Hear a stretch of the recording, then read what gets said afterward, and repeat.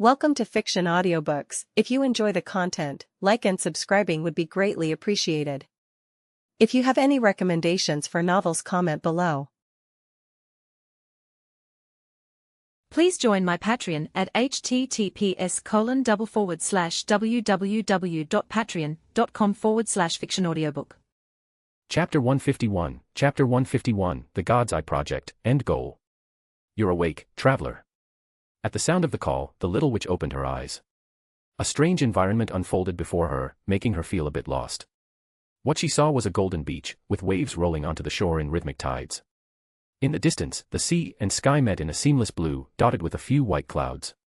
The little witch widened her eyes, taking in the sight of the waves, the beach, and the occasional seagull flying by. Having lived in an orphanage all her life, this scene was unfamiliar and fascinating to her, beautiful and vast. Is this the ocean? I've read about it in books. She spoke excitedly, wanting to share her joy with someone. But when she turned around, she found an adorable floating creature before her. A small, white-haired girl with short legs, wearing a golden crown on her head and a deep blue cape on her back, a miniature version of a girl.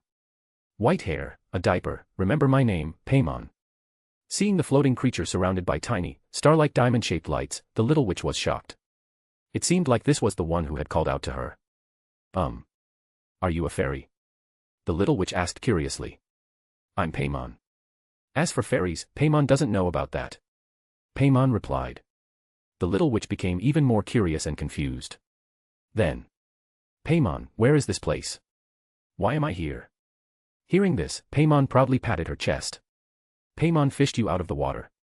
This is the continent of Teyvat. As for how you got here and why you were in the water, Paimon doesn't know.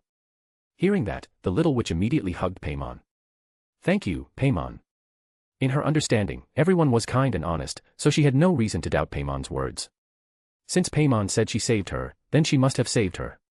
And the only way the little witch knew to express gratitude was through hugs and words of thanks. Being hugged tightly, Paimon scratched her head in embarrassment. Paimon, you called me traveler at first. What does that mean? After letting go, the little witch continued asking curiously. Paimon floated and wagged her finger. In Teyvat, many beings cross the barriers between worlds. They come in different shapes and wear strange clothes, making them look different from the people of Teyvat. But someone like you, cute and able to communicate, is called a traveler. It means a wanderer from another world. Hearing that, the little witch's mouth fell open in shock. Did she actually cross worlds? What is a world? And what does crossing it mean? The little witch began asking about worlds and dimensional travel. Meanwhile, this entire scene was being broadcast live through hidden drones in the sky and concealed cameras on the beach. Inside a monitoring room, numerous Foundation personnel were closely observing the footage and analyzing a massive amount of data. Haruto and Now sat side by side in the back. Are you sure about this script? What if she actually breaks the world barrier? Now asked with concern. Haruto shook his head. There's nothing to worry about. Now was stunned. You mean the little witch, SCP-239, isn't powerful enough to affect the world barrier? From what she knew, the little witch was an extremely strong reality bender. But exactly how strong, she lacked the data to say. To her surprise, Haruto had a completely indifferent attitude. No, the little witch's reality warping abilities are incredibly powerful, with no known upper limit in this world. She can definitely affect the world barrier. The reason I said not to worry is because this world's barrier has already been shattered into pieces, it's beyond repair. Now's mouth twitched. But thinking about it, she had to agree. Every now and then, an anomaly from another world popped up in this world. There were even two people who possessed coordinate power. With all that happening, it would be strange if the world barrier was still intact. Then, something occurred to her. She turned to Haruto, asking in surprise. So, the true purpose of the God's Eye Project is actually about the world barrier? The Foundation wants to use the little witch's, SCP-239, power to try and repair it. Haruto raised an eyebrow in mild surprise before reaching out to ruffle her white hair approvingly. Yes. That is the ultimate goal of the God's Eye Project. Within the Foundation, information about the project was only accessible to personnel with level 3 security clearance or higher. On the surface, the project aimed to use the little witch's, SCP-239, abilities to create special magical organs called God's Eyes. These organs would enhance the Foundation's supernatural capabilities and help form a new kind of mobile task force. However, there was another version of the project, known only to the O5 Council and a select few with level 4 clearance. This version revealed the Foundation's real objective. They planned to educate the little witch, SCP-239, about the world barrier's damage and gradually guide her on a journey. At the journey's end, the final goal was to repair the world barrier and save the world. They intended to use the little witch's, SCP-239, reality-bending powers to truly fix the world barrier. The God's Eyes were merely a byproduct. Director. The internal data of the entity Paimon has changed. A staff member reported at that moment. Haruto stood up and walked over to the data monitoring screen. Of course, the Paimon here wasn't the real Paimon. Where would Haruto even find a supposed Heavenly Principles time demon god? The Paimon the little witch encountered was actually a semi-mechanical biological entity developed by the Foundation. Its intelligence came from the Foundation's latest AI, with several personnel monitoring it in real time and manually correcting any abnormal behavior. Its ability to fly wasn't magic, it was simply using flight engines. The sparkling dust around it was just aesthetic fuel residue. Paimon was designed to be a cute, kind, and caring intelligent being to guide the little witch on her Teyvat journey. At the same time, it served as a monitoring tool to collect data on the little witch's abilities. Inside Paimon, there was a certain amount of psychic-resistant alloy to prevent it from being completely altered by the little witch's powers, ensuring it could complete its mission. Now, Paimon's internal data had changed. Most noticeably, its flight engine. The arc reactor and anti-gravity engines had been massively altered. They had transformed into a mystical-looking organ while still providing energy and flight functions. Additionally, Paimon's AI program was evolving rapidly, developing emotional simulation code and beginning to run it. The Foundation recorded all this data as valuable research material. At the same time, the introductory sequence was nearing its key moment. How are the Mondstadt personnel? Are there any issues? We're about to proceed with the project's next phase. Haruto asked another Foundation staff member. Everything is in place, no issues detected. The agents stationed in Mondstadt have undergone Level A memory modifications and now fully believe they are native inhabitants. The staff member replied. Haruto nodded, then turned to Naotomori. Now, get ready for the first act. Now nodded and left to make preparations. Meanwhile, in the experimental zone. Traveler, I don't know how to return you to your world, but there are gods in Teyvat. The 7 nations each have their own guardian deity. These gods possess knowledge and power beyond the reach of ordinary people. Perhaps they might know something about your situation. Paimon pointed towards the distant forest beyond the beach. If you go through there, you'll reach the first nation, the land of the wind god, Mondstadt. Upon hearing this, the little witch nodded and followed Paimon towards the small forest. The forest wasn't very dense. Even though she was young, the undergrowth didn't hinder her steps. On the way, she spotted a golden treasure chest behind a pile of stones and immediately ran over. Wow, a treasure chest. Many treasures are scattered across the continent of Teyvat, waiting for a fated person to open them. It looks like, traveler, you're one of those fated ones. Paimon exclaimed excitedly, stomping her feet in midair. The little witch happily approached and opened the treasure chest. Inside, she found some Mora coins and a silver-white, bladeless sword. She lifted the sword and swung it twice in the air, much like a child excitedly playing with a new toy. As for primo gems. What primo gems? Holding the bladeless sword, the little witch continued walking forward. Just as she was about to leave the forest, a deep blue, round creature suddenly jumped out from among the trees. The little witch held her bladeless sword and curiously examined the creature before her. Whoa! That's a slime, a strange creature that appeared in Teyvat after crossing the world barrier. Sometimes, they charge at people, so be careful, traveler. Upon hearing this, the little witch immediately became cautious and began swinging her bladeless sword wildly. Seeing this scene, the Foundation members watching the screen all breathed a sigh of relief. As expected, the guidance was effective. If they hadn't given her a bladeless sword and she had no means of fighting the slime, she might have instinctively sought to protect herself, which could trigger her abilities. Now, as long as the bladeless sword lasted, she would most likely refrain from using her powers. This was the result of guiding her habitual thinking. Under the Foundation's careful arrangement, this completely harmless slime fell to the little witch's sword, dissolving into a small puddle of gel and fading light. Just as the little witch was feeling a sense of excitement, Paimon suddenly shouted. Watch out! More slimes are coming. Sure enough, a large number of slimes appeared ahead.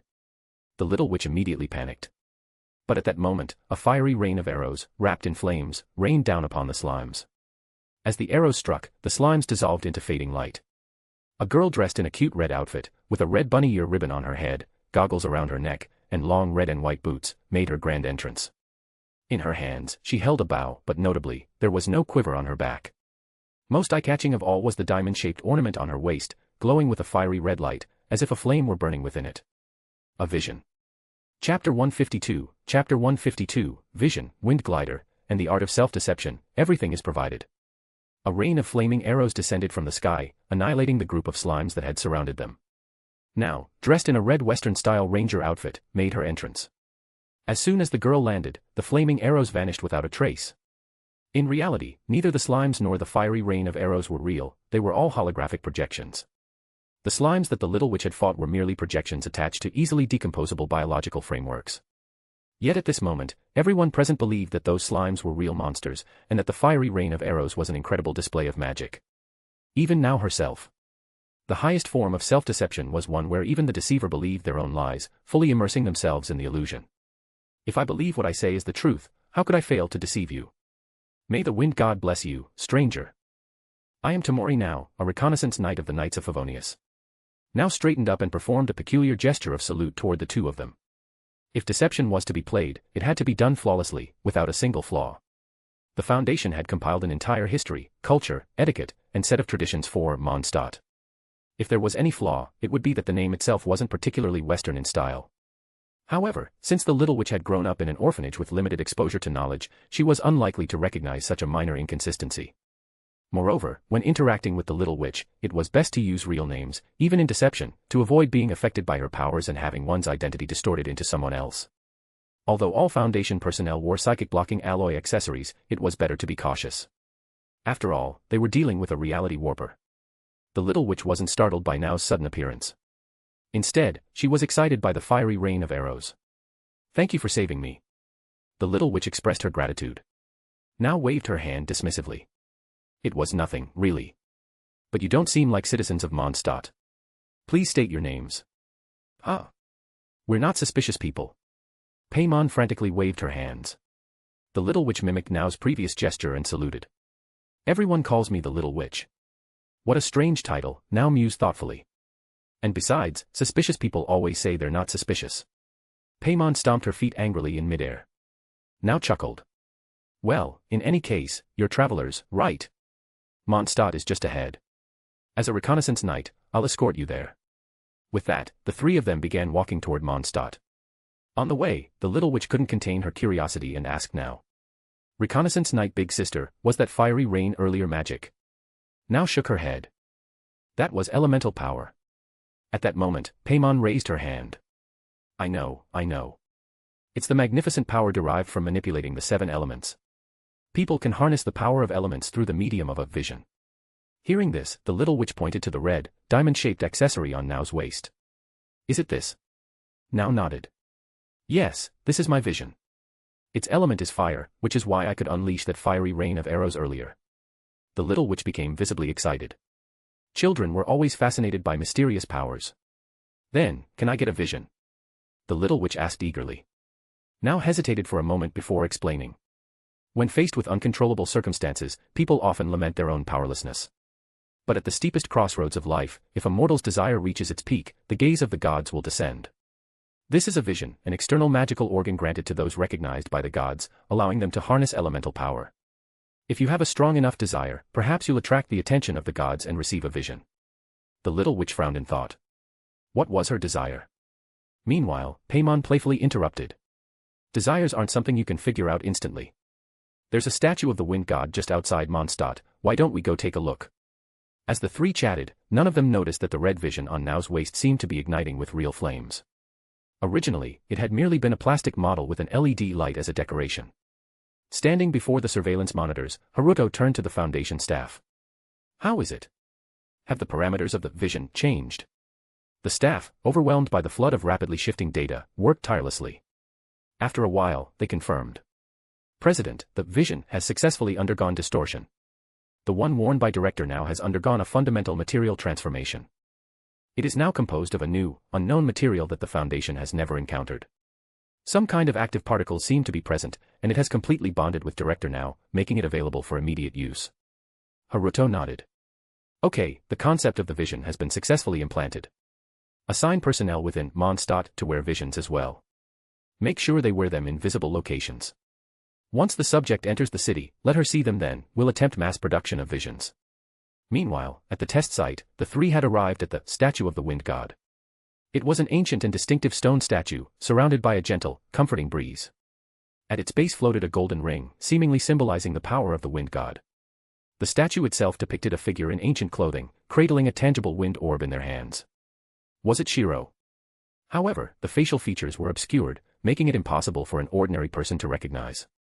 Looking up at the wind god's statue, the little witch gasped in awe. This is the wind god, the deity who blesses Mondstadt and its people. Now, too, gazed up at the statue, speaking reverently. At that moment, a green light emanated from the statue, wrapped in the wind, and flew toward the little witch. She stood frozen in surprise, unsure of what was happening. Meanwhile, both Paimon and Now were completely shocked. Little witch, you've received the wind god's blessing. My goodness, this is the first time I've ever seen the wind god's statue grant a blessing. Now marveled. Paimon, equally excited, exclaimed. Traveler, it looks like the wind god sees you as special. Maybe it's because you're a traveler from another world. Quick, try it. Maybe you can use wind elemental power even without a vision. Encouraged by Paimon and Now, the little witch hesitantly extended her hand forward. The next moment, a powerful gust of wind erupted in the direction of her palm, making the surrounding trees rustle wildly. I can really control elemental power. The little witch cheered. In reality, it was just a wind device installed underground by the Foundation. But since she believed it, the Foundation no longer needed to cover up this lie. That was the beauty of the path of forgetting. When she believed something to be true, it became real without the need for further deception. Paimon clapped happily. It seems like the gods have chosen you. You must be a special existence with a grand mission. It sounded just like, you pulled the village's legendary sword, so you must be the hero destined to defeat the Demon King. But the little witch nodded seriously. She was a kind child who wanted to help others. T/N, I don't mind a reality warper Immortal, can bring my waifus to life. And now, with elemental power pushing her forward, she was even easier to convince. Though you've gained elemental power, you mustn't use it recklessly on ordinary people. Now added a restriction. Just in case. After that, the three of them followed the path leading from the statue of the wind god to Mondstadt. A city overflowing with Western-style fantasy. Seeing such grand architecture for the first time, the little witch's mouth dropped open in awe. All right, the escort mission is complete. I'm heading back to report to the Knights of Favonius. Little witch, Paimon, goodbye. Everyone in Mondstadt is friendly, so don't worry. Oh, and if you want to learn how to use wind gliders, come find me to take the wind glider license exam. With that, Now dashed off and disappeared in an instant. Paimon watched her leave and sighed, what a strange person. The little witch, however, asked curiously, what is a wind glider? Paimon shook her head. Paimon doesn't know either, oh. Grr. At that moment, both the little witch's and Paimon's stomachs rumbled at the same time. Paimon scratched her head in embarrassment. Anyway, let's get something to eat first. Traveler, you found some mora in the treasure chest, right? I heard Mondstadt has a delicious dish called sweet madam. I've wanted to try it for a long time. The little witch nodded and walked into Mondstadt with Paimon. Madam, we'd like 3 servings of sweet madam. Paimon ordered enthusiastically at the Good Hunter restaurant. All right, that'll be 3 mora. The owner greeted them with a warm smile. Since the little witch doesn't have an inventory function, prices have been adjusted accordingly because mora is difficult to carry. The little witch reached into her pocket and pulled out the mora she had found in the treasure chest. She had a total of 10. After handing over 3, the owner brought out 3 steaming hot, fragrant servings of sweet madam. Wow, I won't hold back. Paimon dived into the food immediately. But the little witch looked worried. We only have 10 mora.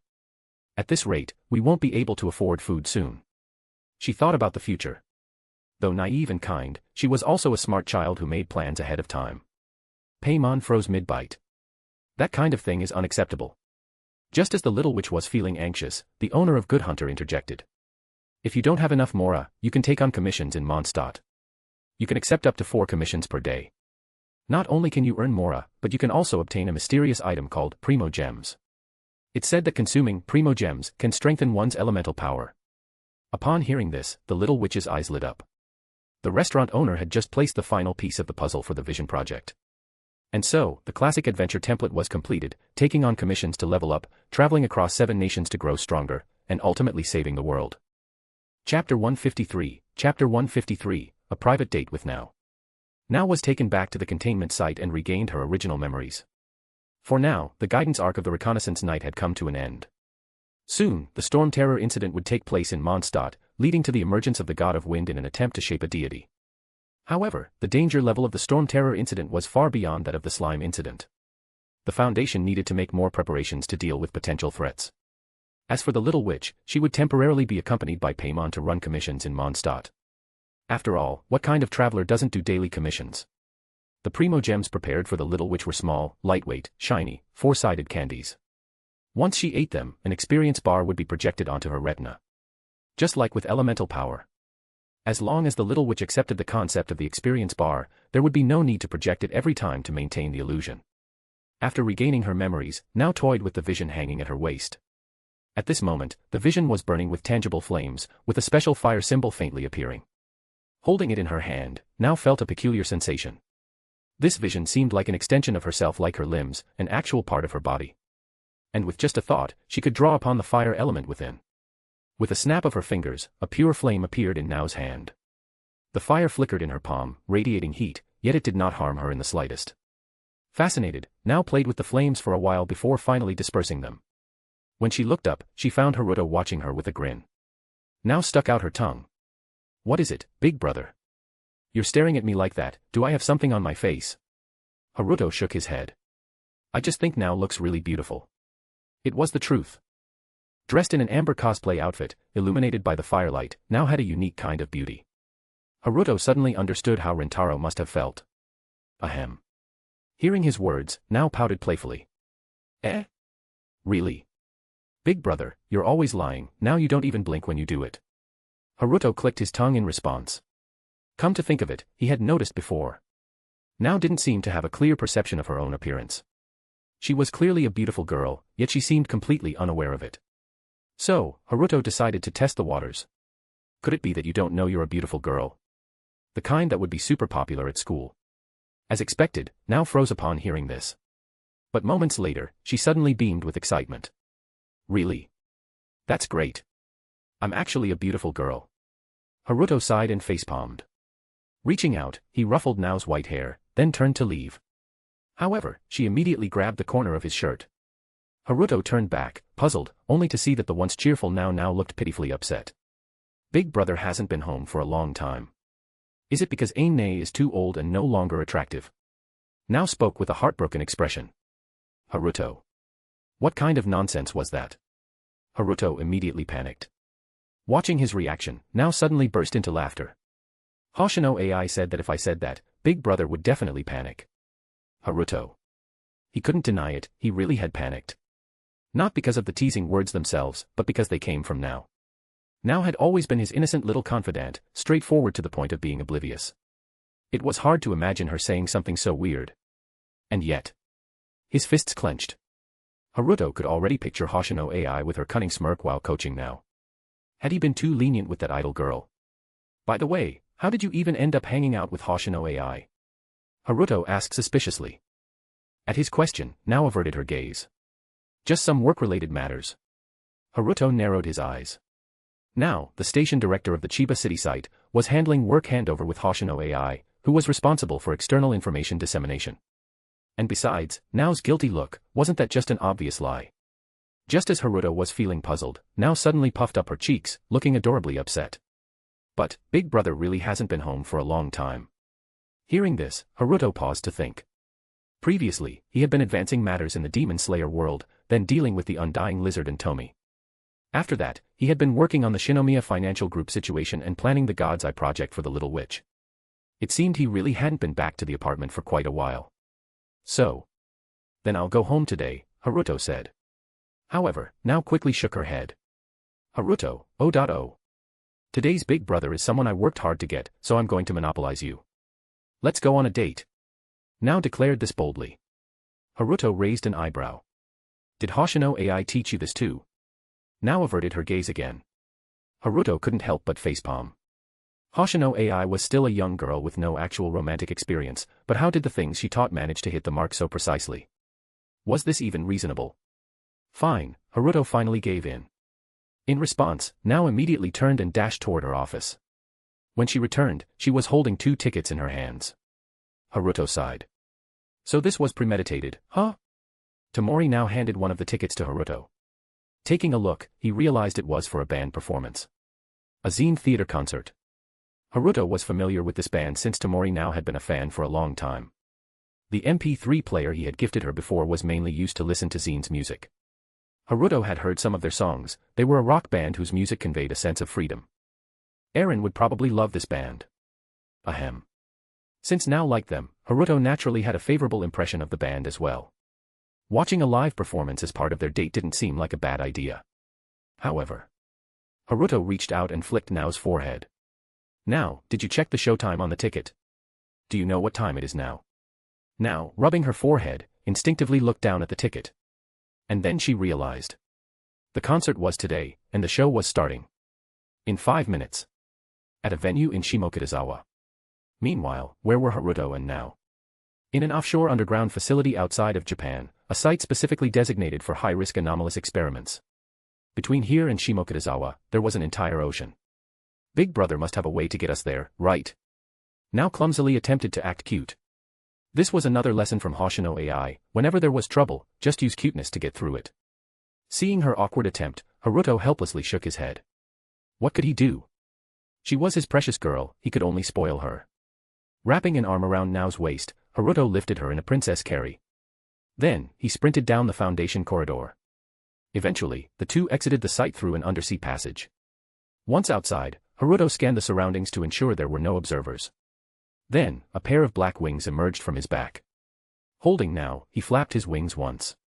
With a sharp sonic boom, they sliced through the air, speeding across the ocean toward Japan. Nao watched as the scenery rushed past, the wind visibly distorting around them like a tangible force. She was amazed. Nestled safely in Haruto's embrace, she couldn't feel the extreme speed at all. Yay! Nao cheered as Japan drew closer. Haruto flicked her forehead again. This is a one-time thing. Anomalous abilities aren't meant to be used just to catch a concert. Nao giggled and nodded in understanding. Finally, they landed in a secluded alley in Shimokitazawa. Just as the last call for ticket scanning was announced, the two hurried into the venue. The theater was actually more like a large bar, selling drinks, snacks, and alcohol. With its design, it felt more like a nightclub, with the stage resembling a dance floor. But this was common in Japan, most concert halls were structured this way. In Japan, the idol and music industry had a massive number of performers.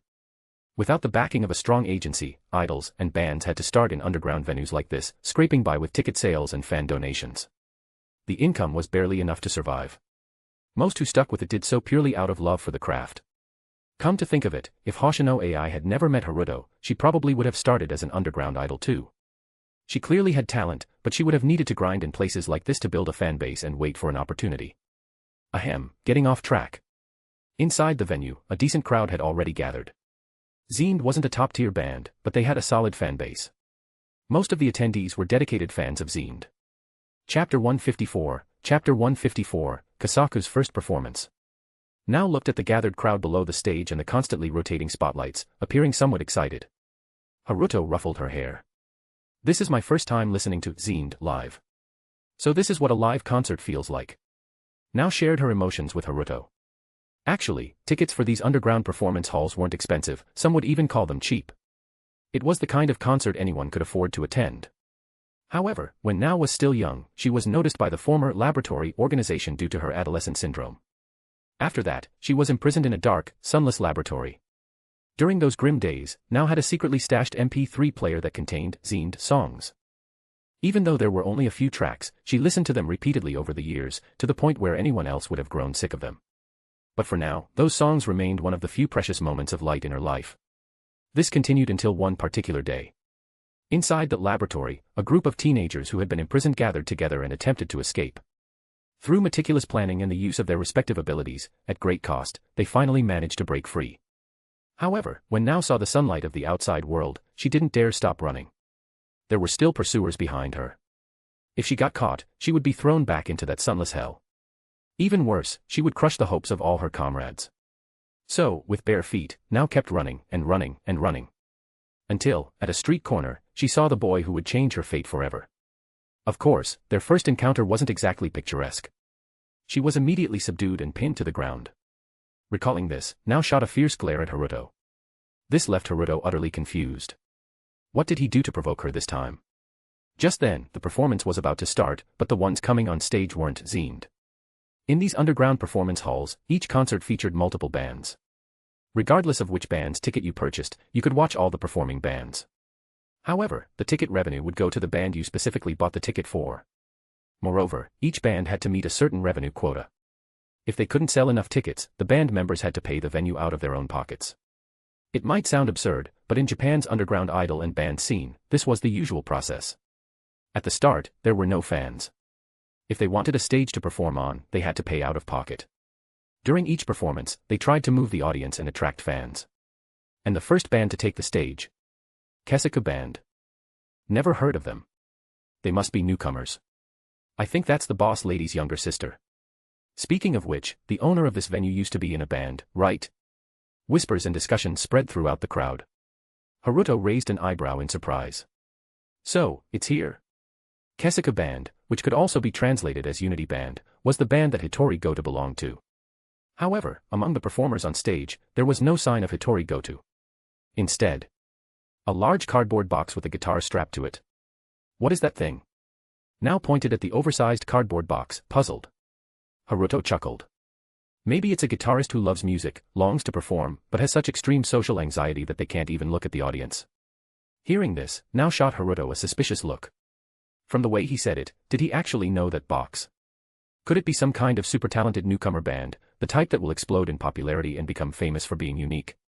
Now speculated. After all, the people Haruto paid attention to in the past were always incredibly gifted. And with what happened in Attack on Titan's world before, now could more or less guess some things. It wasn't strange for the main character to have a fitting story. However, Haruto shook his head. No, don't get your hopes up. They're probably going to be terrible.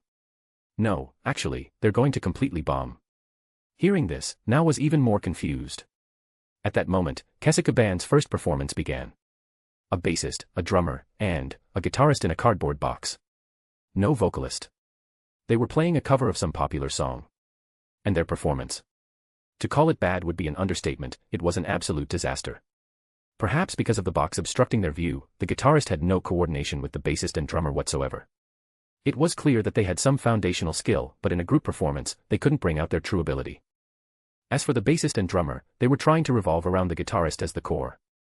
But when the core itself had no coordination and was playing at a limited level, the entire band was doomed to sound. The performance ended with only a sparse and polite round of applause. The bassist and drummer hurriedly lifted up the cardboard box guitarist and fled the stage.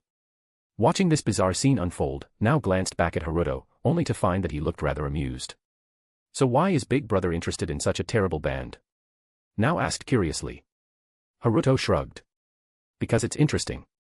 Now didn't ask further. Because she knew all too well, this was probably just her big brother's weird sense of humor acting up again. Meanwhile, backstage, Kesuka Band looked rather dejected. Ahaha, well, at least the performance is over. The blonde drummer tried to laugh it off. Nijika, that was completely unlistenable. The blue-haired bassist didn't hold back and bluntly stated the truth. Inside the cardboard box, Hitori turned completely gray like ash. I'm sorry. It's all my fault. I was too terrible and just dragged you all down. Bocce frantically apologized, her mind already slipping into an abnormal state. Inside the box, Bocce started.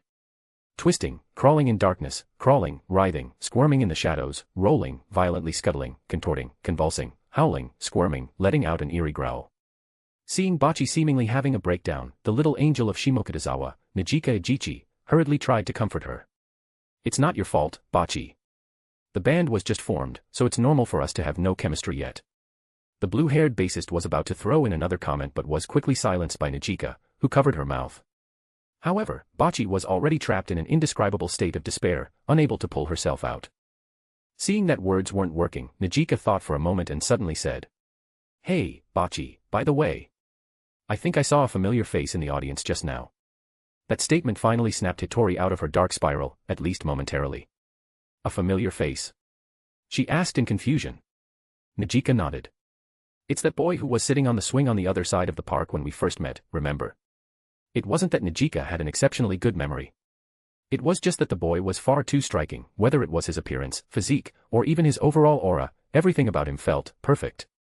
After catching a glimpse of him back then, it was hard to forget. And in a crowd, he naturally stood out, which was why Nijika had noticed him. After hearing Najika's words, Hitori also recalled that boy, someone she once mistook as a fellow social outcast but, in reality, wasn't at all. Back then, she had even been frantically apologizing to him in her mind. Suddenly remembering that embarrassing moment, Bocce's inner despair reached new heights, and she began twisting and writhing even more violently in her dark spiral. You really hit a sore spot. The blue-haired bassist commented mercilessly. Najika was stunned, not knowing what to do. Meanwhile, back on stage. After Kesika Band left, the audience didn't react too strongly. Audiences in Japan were used to these kinds of performances. A few girls with a love for music and big dreams forming a band, paying out of their own pockets just to perform, this was a common sight. Unless they were exceptionally talented, most bands ended up at the same level as Kesika Band. But the audience was tolerant, they wouldn't go out of their way to mock them. After all, they hadn't paid for their tickets. The next few bands that performed had some level of popularity and played decently. Then, when it was finally time for the headlining act, Zine took the stage. A wave of cheers erupted from the crowd. After all, most of the audience had come specifically for Zine. Haruto also listened to their performance seriously. How should he put it? It was pretty good. As for what Now had said about their music carrying a sense of freedom, Haruto didn't hear it at all. Maybe it wasn't that the singer was free, but rather, the girl listening to the song was longing for freedom. Zine played 5 consecutive songs as the final act. When the performance ended and the stage lights dimmed, many audience members stepped forward with bouquets. These bouquets were sold by the venue for 1,000 yen per set, meant as support items. Later, the venue would collect them back, and the bands that received flowers would get a share of the venue's earnings. During the flower-giving process, many people also took photos and asked for autographs. Haruto looked to his side in confusion. Now showed no intention of stepping forward. Aren't you going to ask for a signature or a photo? Haruto asked. Honestly, if she really liked them, signing Zine under his name wasn't impossible. But Now shook her head. I just like their songs, not the people. What would I take a photo for? Haruto chuckled. That was a good habit to have. It was best to separate the creator from the creation. Let's go, big brother. Time for the next stop. Now tugged on Haruto's arm, pulling him along. Haruto, however, was confused. Next stop. At that moment, Now pulled something out of her pocket. Haruto. He recognized that card. It was the room key to Chiba's most luxurious hotel. He had been there a few times before, so of course, he recognized it. But did AI Hoshino teach you this too? Haruto asked, exasperated. Now averted her gaze. Case closed. What? Explain in detail. If this thought crossed your mind, ask yourself, can the details even be aired? T/N. Again, no smut. Goddammit author. Hey yes. Chapter 155, Chapter 155, explain in detail. Then let's explain in detail. T/N, I'ma do it myself. Explain in detail. Then let's explain in detail. As the saying goes, when both the man and woman are willing, things naturally fall into place. The usually straightforward Now seemed a bit absent-minded after opening the door to the room. Her gaze kept wandering, and even her breathing gradually deepened. As she fell onto the soft bed, Now finally realized that she might have been too naive. Flirting and the actual thing were two completely different matters. Moreover, when she felt her big brother's Pablo, its size was vastly different from what the archives had documented. I'll go take a bath first and change clothes. Now attempted to escape at the last moment. At the very least, she needed some time to mentally prepare herself. However, Haruto pulled her back with a firm grip. This is fine as it is. Let's just go with the flow. But there was a hidden double meaning in those words. Escape. Not a chance. Now, seeing Haruto ready to plow all the way, couldn't help but squirm. As Now struggled to break free from Haruto's grasp, her mind raced with thoughts of unholy positions and the beating her little sister's gonna have. The room seemed to spin around her, the dim lighting and the soft music of the hotel room fading into the background as she felt her heart pounding in her chest. Haruto, sensing her unease, chuckled softly and leaned in to whisper in her ear. Don't worry, Now. I'll make it enjoyable. His breath was hot against her skin, sending shivers down her spine as he began to unbutton her dress, his fingers deftly exposing her breasts. While her breast is not on the larger side as she has a petite physique, it did not diminish the allure she excluded, it gives her more youthful energy that only fresh high school students emits. Kohum. T/N, translator Sanfina got corrupted by those janitor uncles. Save Mui. Samsara, what he said, give codes. Wholesome bunch, the more the better. Now felt a flutter in her chest as he took one of her nipples in his mouth, his tongue teasing and sucking it with a skill that left her gasping for air.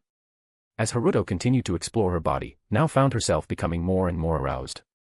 The sensation of his tongue on her skin was unlike anything she had ever experienced before, and she couldn't help but arch her back, begging for more. Seeing her distracted, Haruto slowly inserted his Pablo inside her, momentarily bringing her back to earth. Haruto stopped, then he looked her in the eyes as if asking for permission. Seeing the look Haruto is giving, now could only nod shyly, then gently sucking Haruto's lips, trying to distract herself. Getting a confirmation, he once again thrust Pablo deeper to the virgin cave. He momentarily stopped when he felt some obstruction, then he steadily broke the hymen until the tip of his dick is finally touching the end of her pussy. Arum. Now couldn't help but growl in pain through the kiss. Feeling her hurt, he stopped. Then Haruto's hands roamed her body, his fingers tracing the curves of her waist, her hips, and her thighs, the kiss also intensifying to distract her. Not a moment later, Haruto started moving in a steady manner, earning sweet moans from his sister. Oh. Now felt herself becoming one with him, their bodies moving in perfect harmony. The room around them faded into the background as they lost themselves in the passion. The soft rustling of the silk sheets and the heavy breathing of the two-step siblings were the only sounds that filled the room, and now felt herself becoming completely consumed by the moment. As the climax approached, Haruto's movements became more urgent, his thrusts becoming more intense. Now felt herself becoming overwhelmed by the sensation, her body trembling with the force of her orgasm. Now, I'm coming. Not long after, Haruto followed suit, his own release flooding her cave with cum.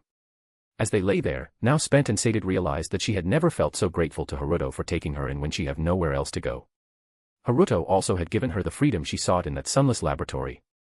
Haruto, thank you, for everything. Now mumbled before she fall into slumber on top of him. Hearing that, Haruto couldn't help but smile, the love and care in his eyes evident as he slowly stroked Nao's hair. Meeting you is one of the most joyful thing that happened to my life. Sleep well, my beloved sister, I love you. T/N, oh whoa, some lovey-dovey smut scene from yours truly. Wish I have a sister. Not that, degenerate. I just want to pet her head. The next day, Haruto leaned against the bed, lost in thought. So, what exactly had Hoshino AI been teaching now? Was this even reasonable? It seemed he needed to have a serious talk with Hoshino AI soon. Clearly, the ideological education for this young girl couldn't be neglected even for a single day. The following morning, as usual, Haruto requested some ingredients from the hotel's front desk and got busy in the kitchen. Now that he thought about it, it had been quite some time since he last cooked. Tasting a small bite of the breakfast he had prepared, Haruto found that the flavor remained just as good as before. Even after so many days without practice, his cooking skills had not declined at all. Well, considering he possessed the blacklight virus and had evolved into a nearly perfect being, his skills weren't something that could deteriorate in the first place. Swallowing the food, Haruto suddenly had the thought of recruiting a personal chef. The food at restaurants in Japan was edible, but it didn't suit his taste. Though he didn't actually need to eat anymore, he still enjoyed the pleasure of fine cuisine. But cooking for himself all the time was too time-consuming. So, where could he find a little chef to bring home? T/N, foreshadowing asterisk. As the sound of someone waking up came from the bedroom, Haruto snapped out of his thoughts. Picking up the breakfast, he walked toward the room.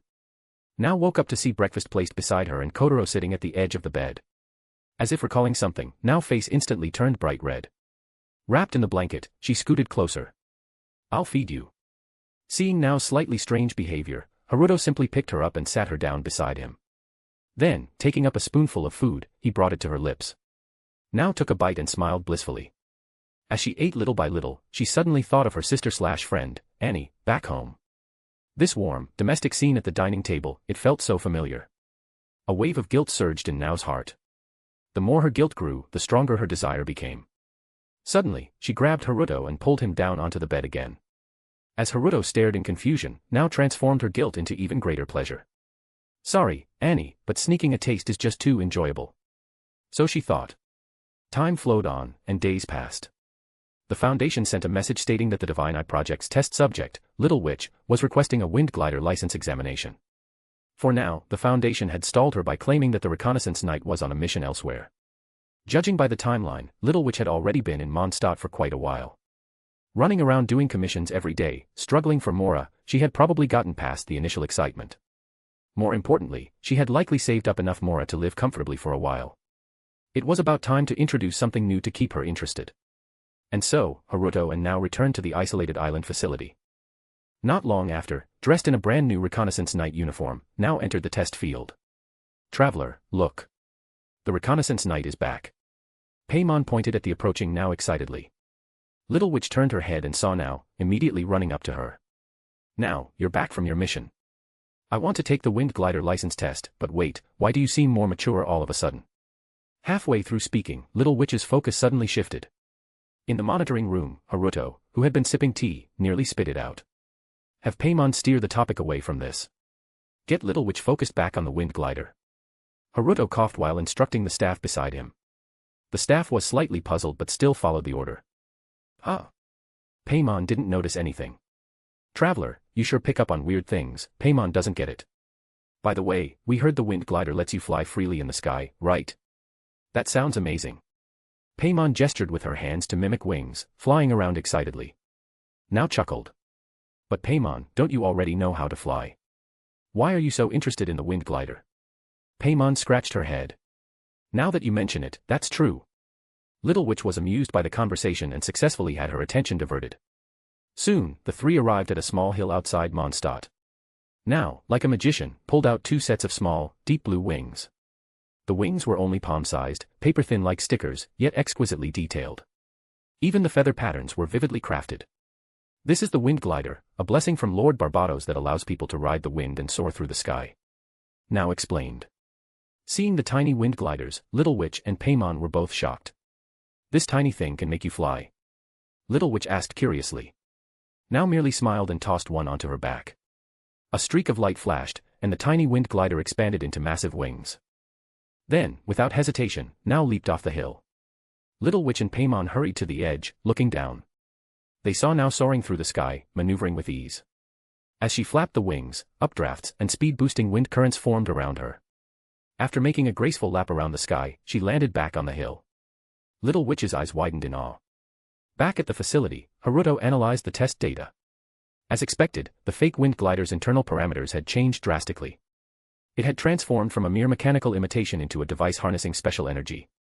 Unlike the original, this new version provided greater aerial flexibility and could create wind currents mid-flight. Meanwhile, in the training area, now handed Little Witch a wind glider user's manual. Little Witch eagerly flipped through the manual. This is the wind glider user manual, along with your wind glider.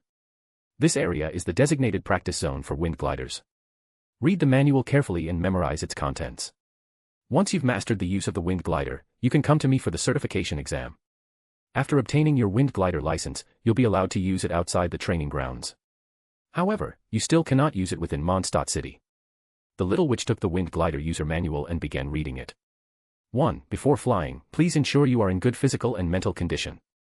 2. When taking off, make use of wind currents or elevated terrain.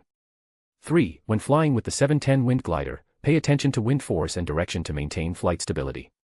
4. Be mindful of aerial traffic conditions and only use the wind glider on the designated dates listed on your license. 5. When landing, maintain balance and retract the wind glider at a safe altitude. 6. Do not use the wind glider while under the influence of alcohol.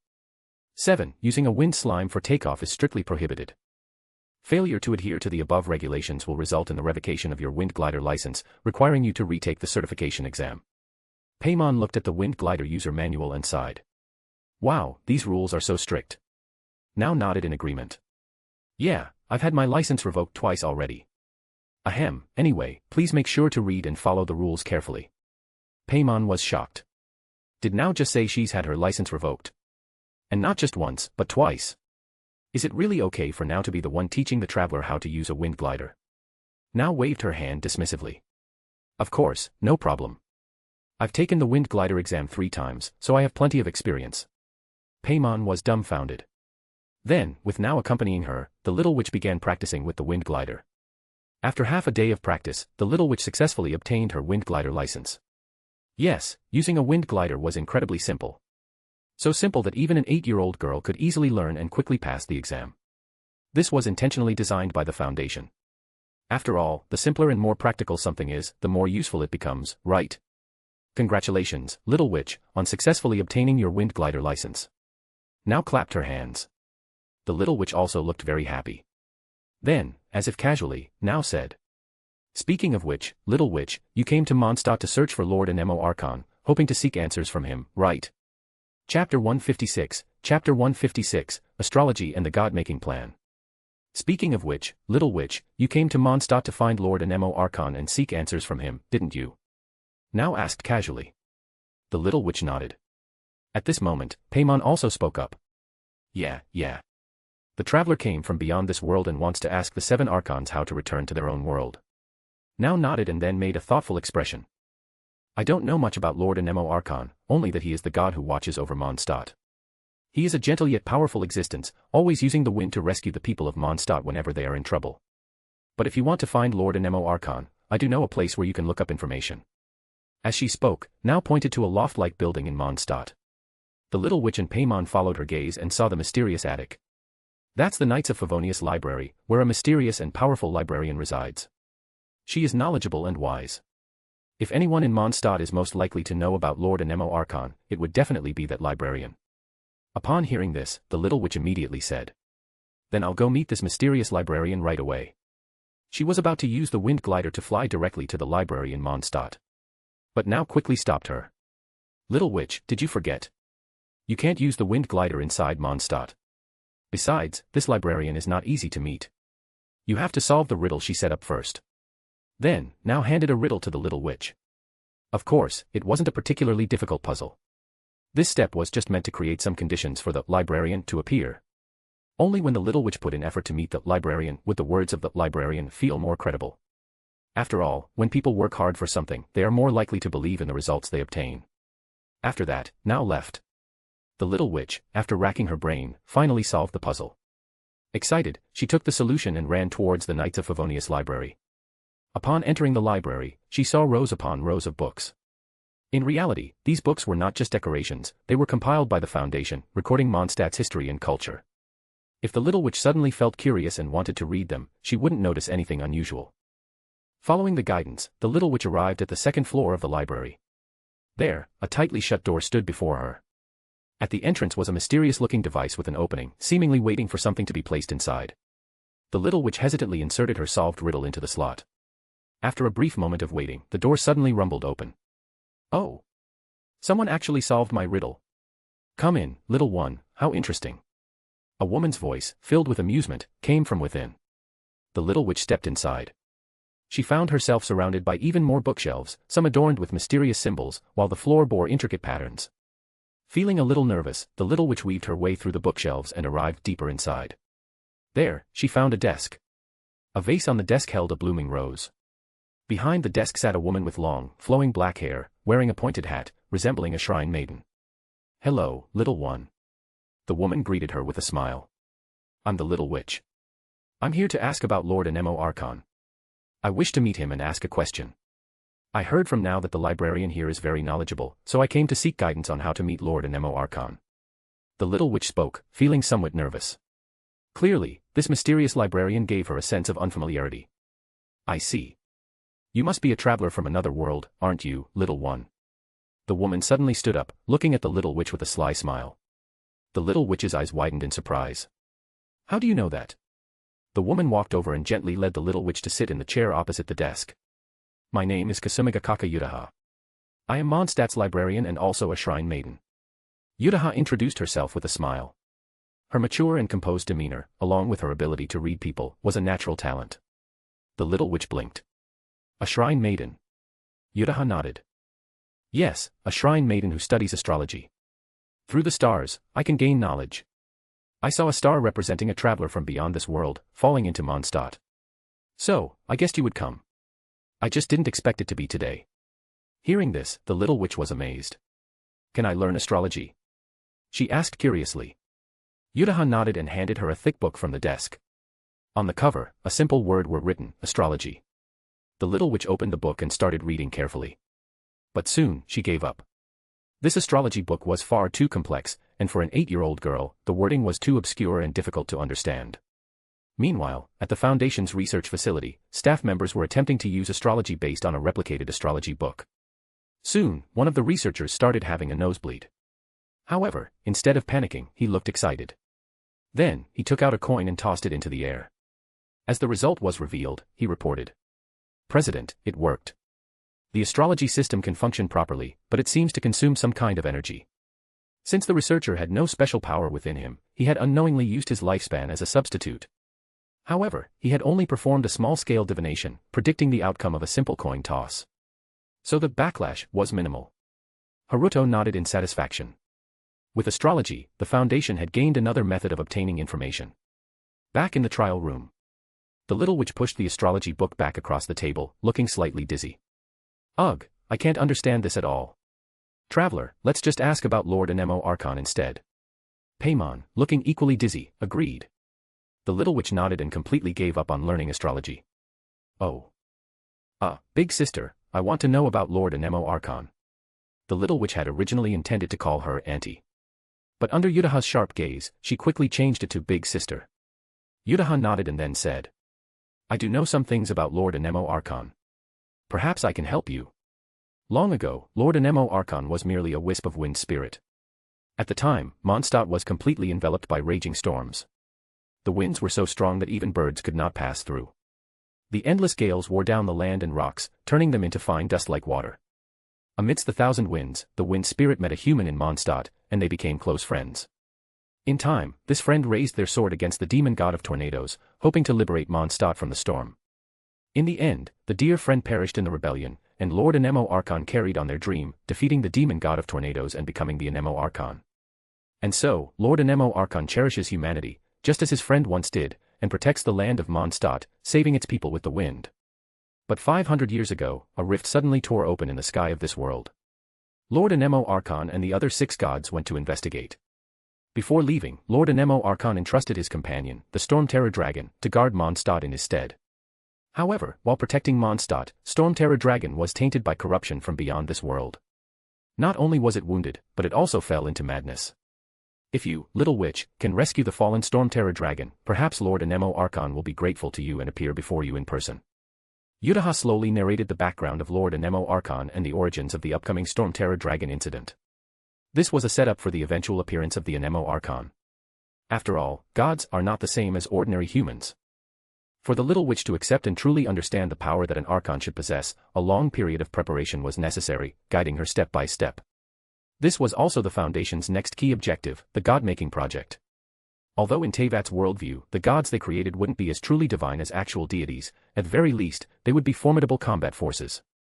As for further enhancing the gods' power, leaving aside whether the little witch's abilities could create even stronger gods, even if she could, she must never be allowed to come into contact with uncontrollable concepts.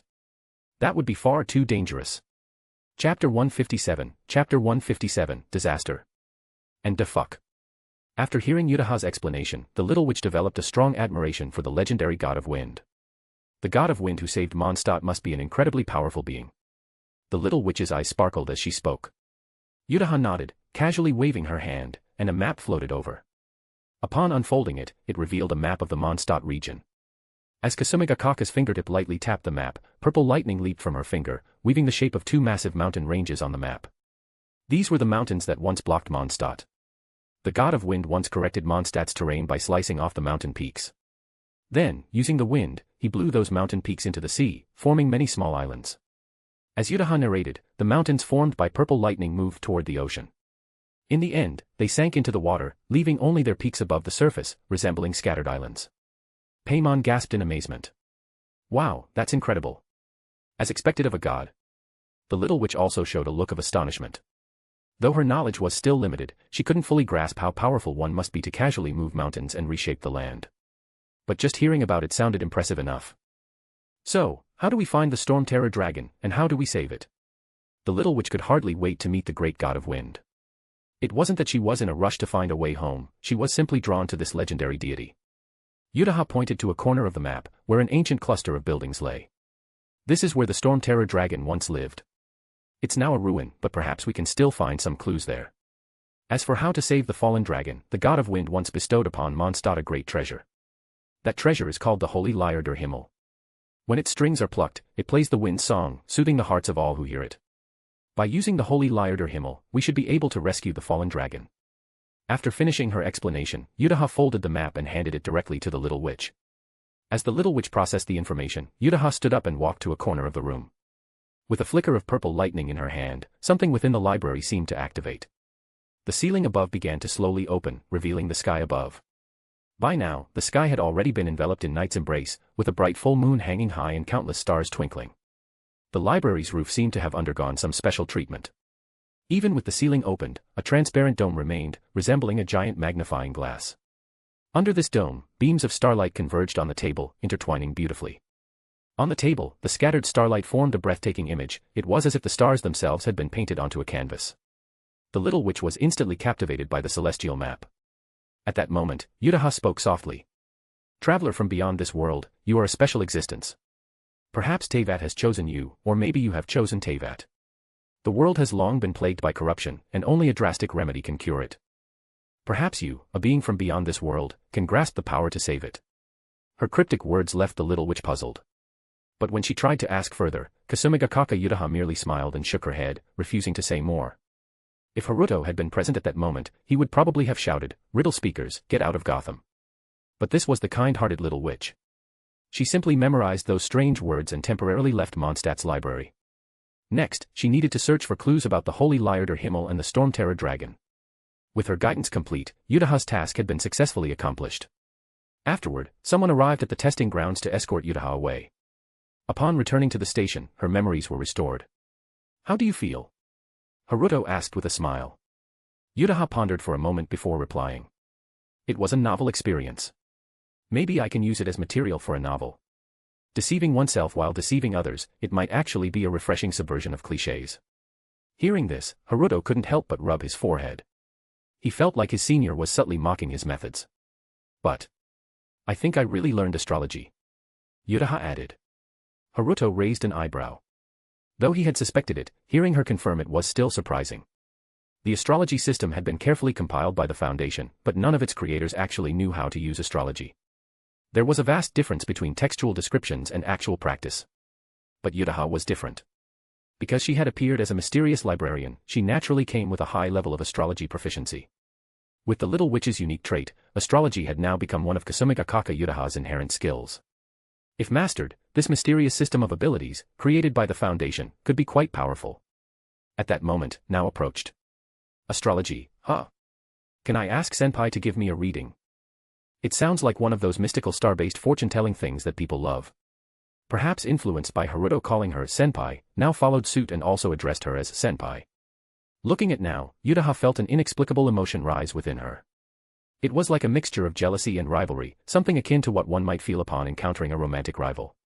Astrologer's intuition. Because of this strange feeling, Yutaha had the urge to retort. "I don't recall ever being your senpai." However, saying that outright would just make her seem petty.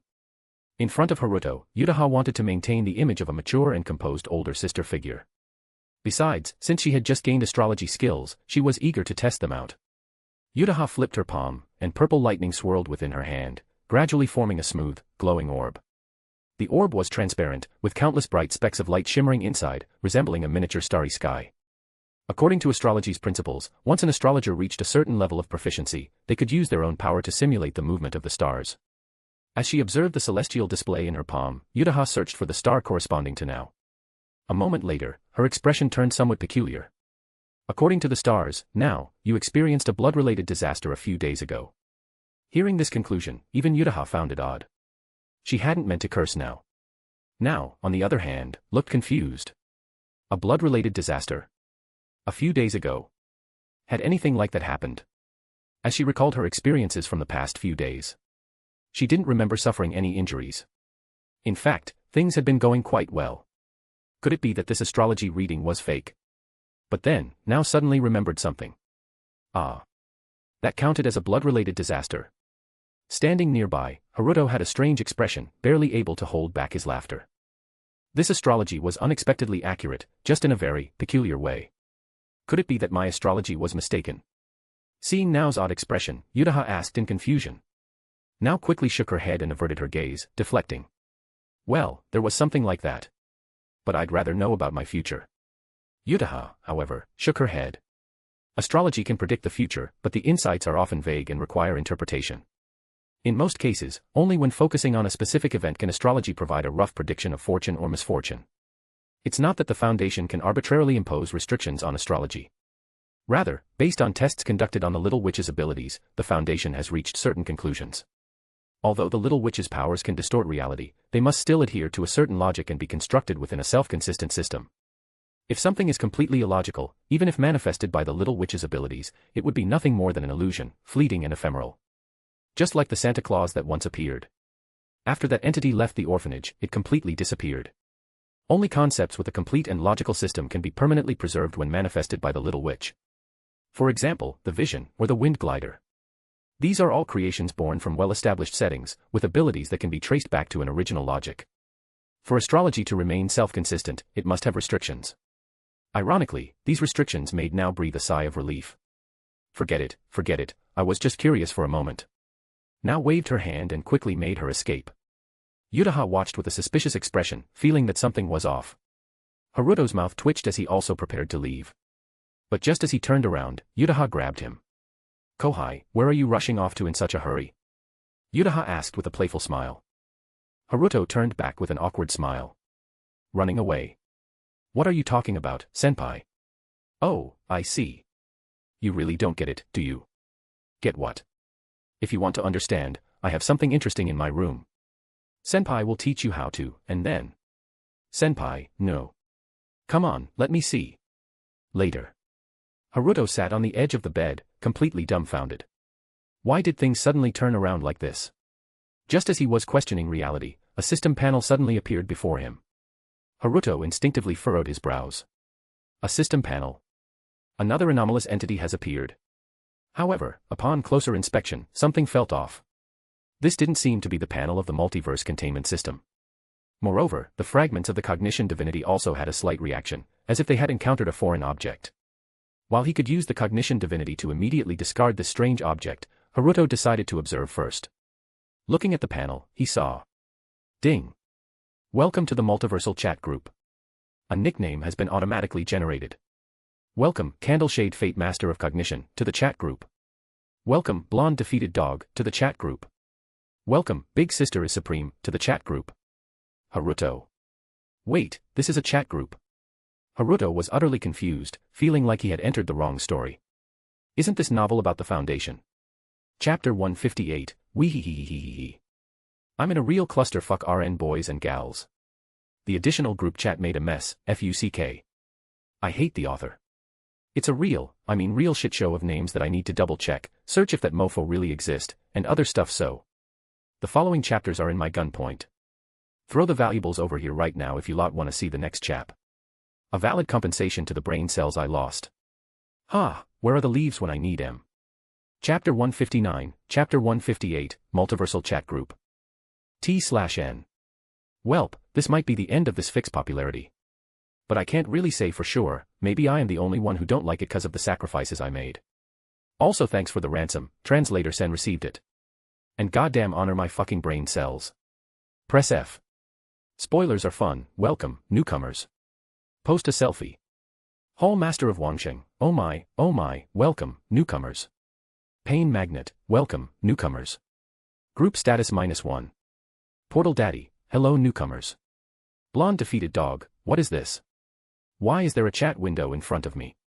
Spoilers are fun, at Blonde Defeated Dog, don't panic, newbie. This is a friendly family. Read the group description. Spoilers are fun, and if I'm not mistaken, you must be Eriri, right? Blonde Defeated Dog, how do you know that? Do you know me? Spoilers are fun, aha. I knew it. Alright, it's time for some spoilers again. Member, Spoilers are fun, has uploaded the file, How to Raise a Boring Girlfriend.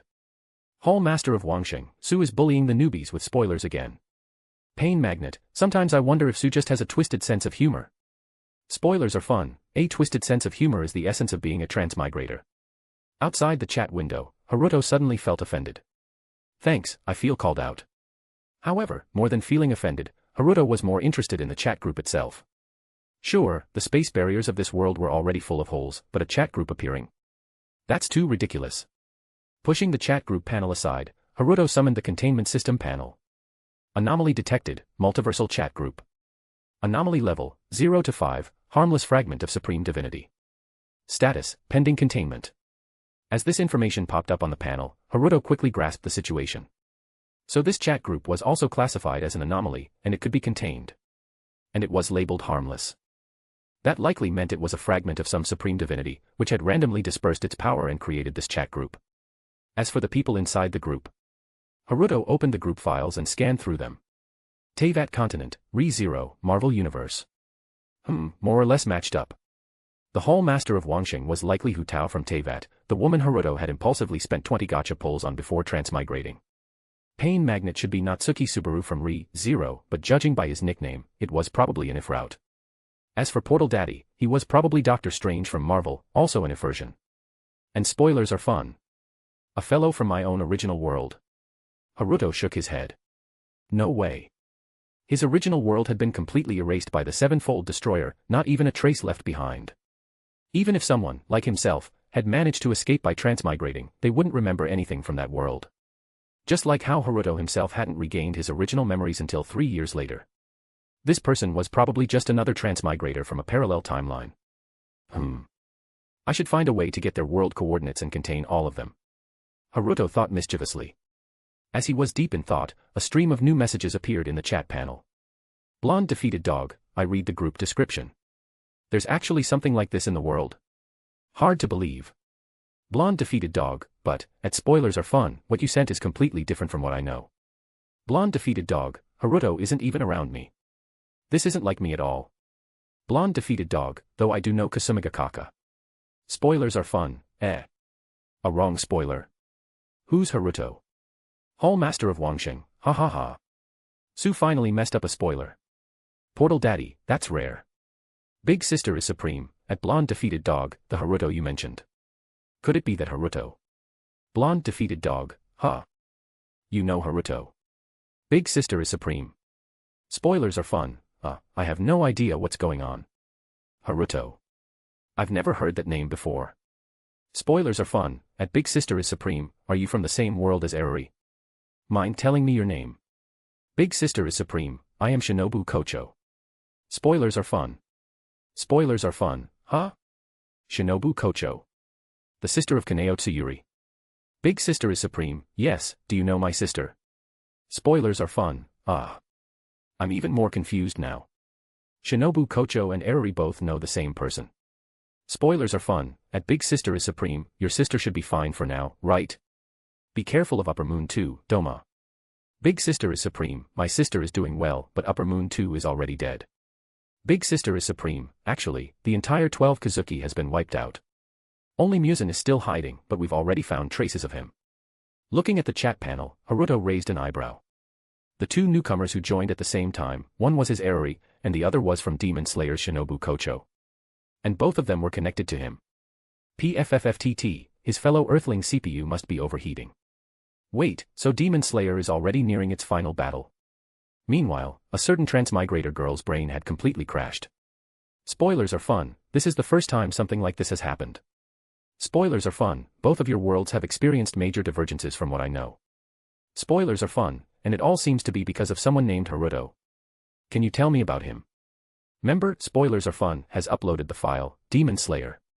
Blonde defeated dog, Haruto is the kindest person in the world. He's the best Haruto ever, my childhood friend. Big Sister is supreme, that Haruto is a twisted, arrogant man with an unbearable ego. Spoilers are fun, are we talking about the same person? Pain Magnet, are we talking about the same person? Portal Daddy, +1. Blonde defeated dog, at Big Sister Supreme, what nonsense are you talking about? Haruto is the best. Big Sister Supreme, at Blonde defeated dog, the one spouting nonsense is you. You've clearly been deceived into a state of mental confusion by that guy. The chat group instantly became filled with gunpowder fumes. As the instigator of all this, the lurking Haruto silently expressed. I love this. Keep it coming. The two continued arguing for quite a while until, at last, Haruto's fellow transmigrator stepped in to put an end to the fight. Spoilers are fun, alright, you two, let's call a temporary truce. Portal Daddy, from both of your statements, I think I've roughly figured out what kind of person this Haruto is. Hall Master of Wangxing, as expected of the doctor, quickly tell us. Pain Magnet, as expected of the doctor, quickly tell us. Portal Daddy, that Haruto should be a transmigrator, just like Sue. Portal Daddy, he travels across multiple worlds, resolving problems and maintaining world peace.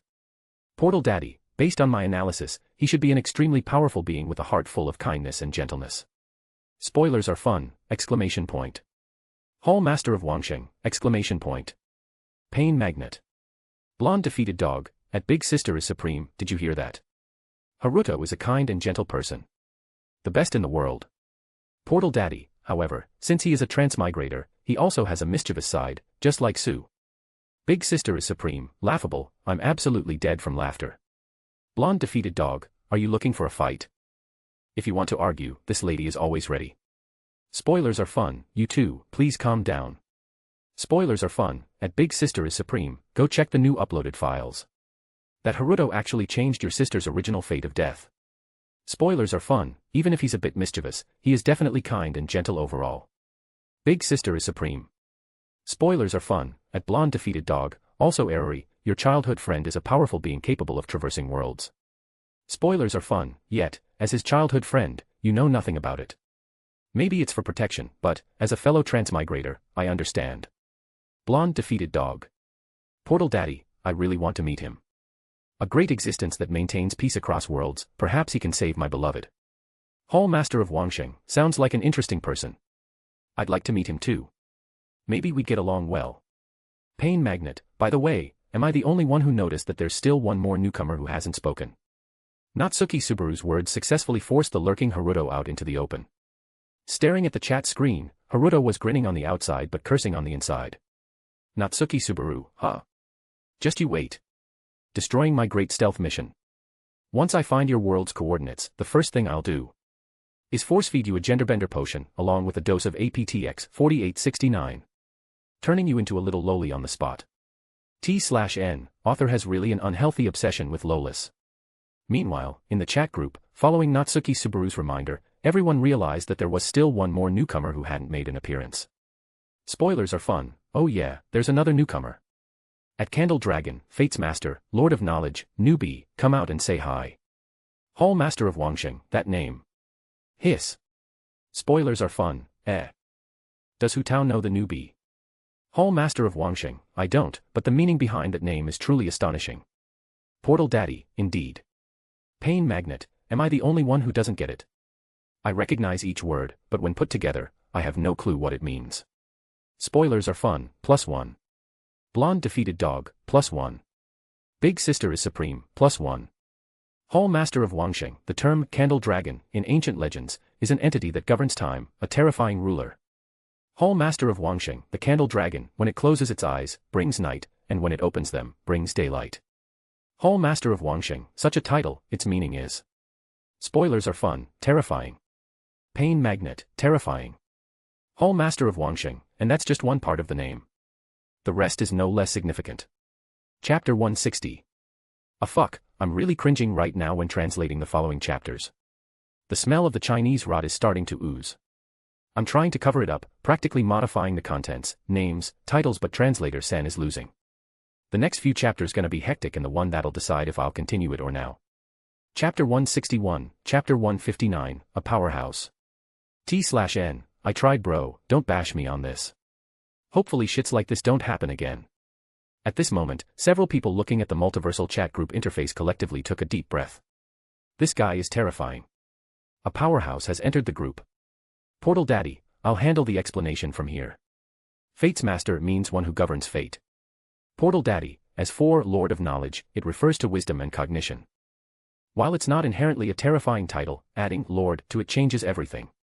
Portal Daddy, to put it simply, the newcomer's name translates to Portal Daddy, a god who governs time, can alter fate at will, and possesses knowledge and wisdom beyond all things. Hall Master of Wangsheng, that's the most accurate interpretation based on the name. Spoilers are fun, respect. Pain Magnet, respect. Blonde defeated dog, respect. Big Sister is supreme, +1. Blonde defeated dog, at Big Sister is supreme, you're not sincere at all. He will smite you for your blasphemy. Big Sister is supreme, at #UN%. Asterisk. Watching the messages in the chat, Haruto sighed. He had only wanted to lurk peacefully, how did he get exposed like this? And honestly, the name the chat group assigned him was strangely accurate. It completely revealed his primary abilities. After all, Haruto truly did hold dominion over time and wisdom. Even if his supreme divinity was only a fragment, his existence far surpassed some deities. If he went a step further, he would be at the level of metaphysical concept clusters beyond the multiverse, like the sevenfold destroyer. T/N, SCP fans, is this facts or just a load of bull? After thinking it over, Haruto decided to reveal himself. Candle Dragon, Fate's Master, Lord of Knowledge, 1. Spoilers are fun, he has appeared. All hail the powerhouse. Big Sister is supreme, all hail the powerhouse. Hall Master of Wangsheng, +1. Pain Magnet, +1. Announcement, member, Candle Dragon, Fate's Master, Lord of Knowledge, has been designated as the multiversal chat group owner. Candle Dragon, Fate's Master, Lord of Knowledge. Spoilers are fun, that's a 6. Big Sister is supreme, that's a 6. Hall Master of Wangsheng, that's a 6. Pain Magnet, that's a 6. Haruto stared at the chat group interface, both confused and speechless. Huh? Why? He only sent a single 1, so why did he suddenly become the group owner? Haruto strongly suspected that this multiversal chat group had a high level of intelligence, capable of detecting his inner thoughts. It probably realized that he planned to round up all the group members including the chat group itself, for containment. So it used the group owner role to bind him. To prevent him from going on a rampage, Haruto felt like he had uncovered the truth. TCH, sometimes Anomalies being too smart isn't a good thing. Now even he felt a little embarrassed. Just then, a message popped up in the chat, addressed to Kotaro.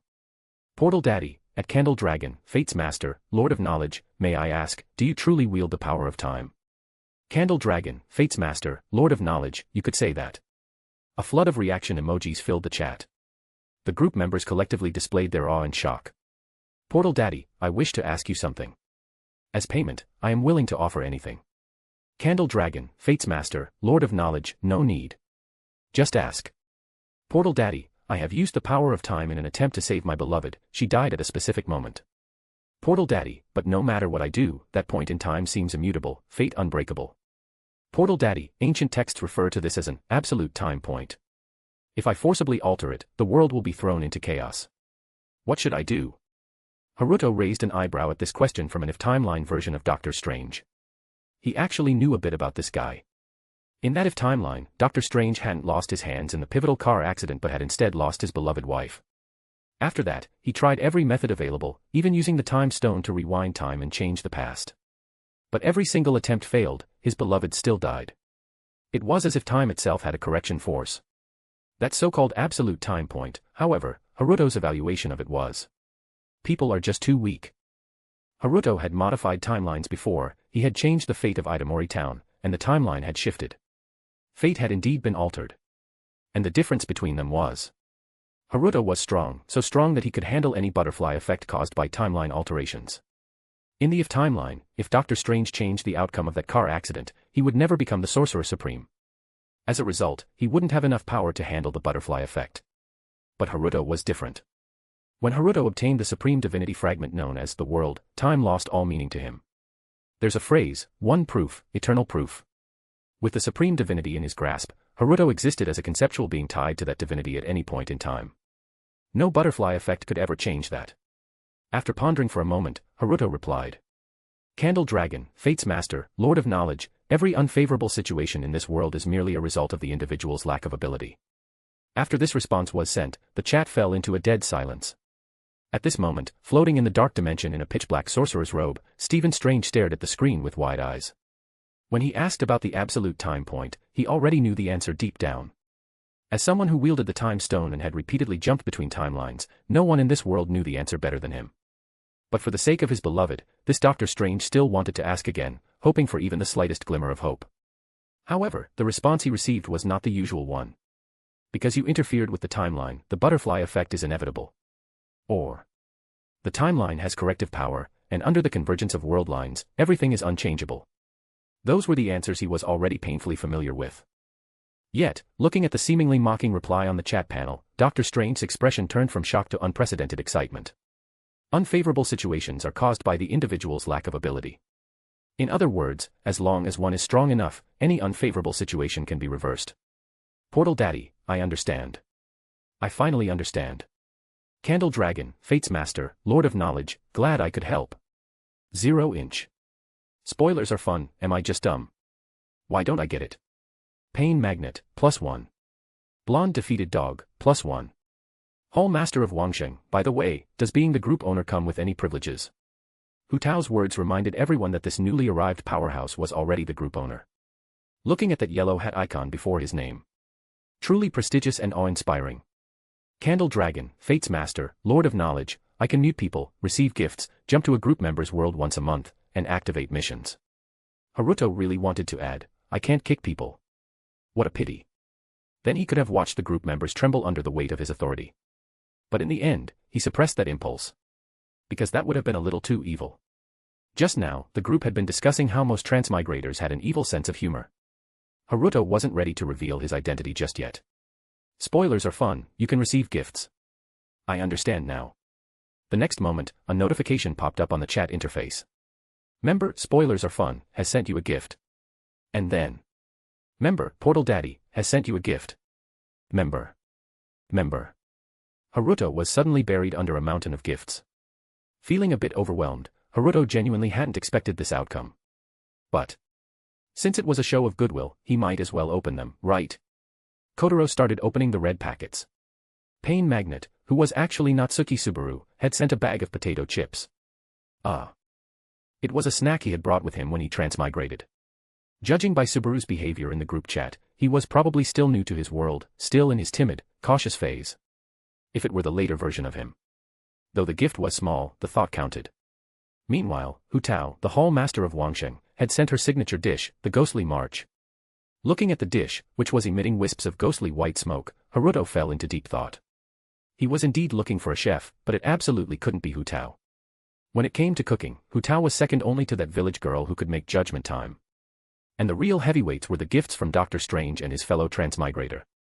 Dr. Strange's red packet contained a dark magic codex. It was a massive, forbidden tome filled with countless forbidden spells. Additionally, alongside the book, there was a large mass of dark energy. It seemed to be dark energy that Dr. Strange had absorbed from the dark dimension. Haruto casually tossed it into his Kamui dimension. Studying dark magic later might not be a bad idea. And from his fellow transmigrator, Su. A full-body black tight suit. Holding up the suit, Haruto raised an eyebrow. The suit had circular rings at the joints, neck, wrists, and muscle points, glowing with a faint blue light. Chapter 162, Chapter 160, Gant's World, Night Parade of 100 Demons, Boss, Nurarihion. Looking at the tight-fitting black suit made of a gel-like material, with faintly glowing blue rings scattered across it, Haruto was slightly surprised. It seemed that his fellow transmigrator's world was far from peaceful. This suit looked familiar. Gant's Killing City. If his guess was correct, this should be part of the Gant series of equipment. This tight suit contained a special protective liquid within its layers, capable of resisting and mitigating physical impact. The glowing blue rings were some kind of electrode devices. When activated, they could enhance the wearer's physical capabilities tenfold. This was high-tech gear produced by Gant's. Haruto put the suit away. Although the technological level of this suit was considered average by the Foundation's standards, it still had its unique qualities and was worth researching. What intrigued Haruto even more was the world his fellow transmigrator came from. Gant's, as a computer-like technological program, existed to protect humanity from both yokai and aliens. Its method of protection was pulling selected individuals into its space, equipping them with specialized gear, and having them fight against extraterrestrial invaders in a game-like system. Through this process, it honed these chosen fighters. This meant that many battle-hardened warriors existed in that world, perfect candidates to be recruited as mobile task forces. Just then, a message popped up in the chat. Spoiler are fun, it's time for another Gant's mission. Good thing there's a powerhouse in the team, so I can just coast along. Pain Magnet, but Sue, didn't you say your team would face a squad wipe crisis later on? Hall Master of Wangsheng, I remember now. Isn't it the fight against the Night Parade of 100 Demons led by Nurarihion? Even that top-tier fighter, Oka Hachira, dies in this mission. Spoiler are fun, come on, it's still too early for that. We should be fine for now. Spoiler are fun, oh no, oh no. The mission this time is against Nurarihion. A series of exclamation marks flooded the chat. As a spoiler fanatic, Sue had long since shared details about her world.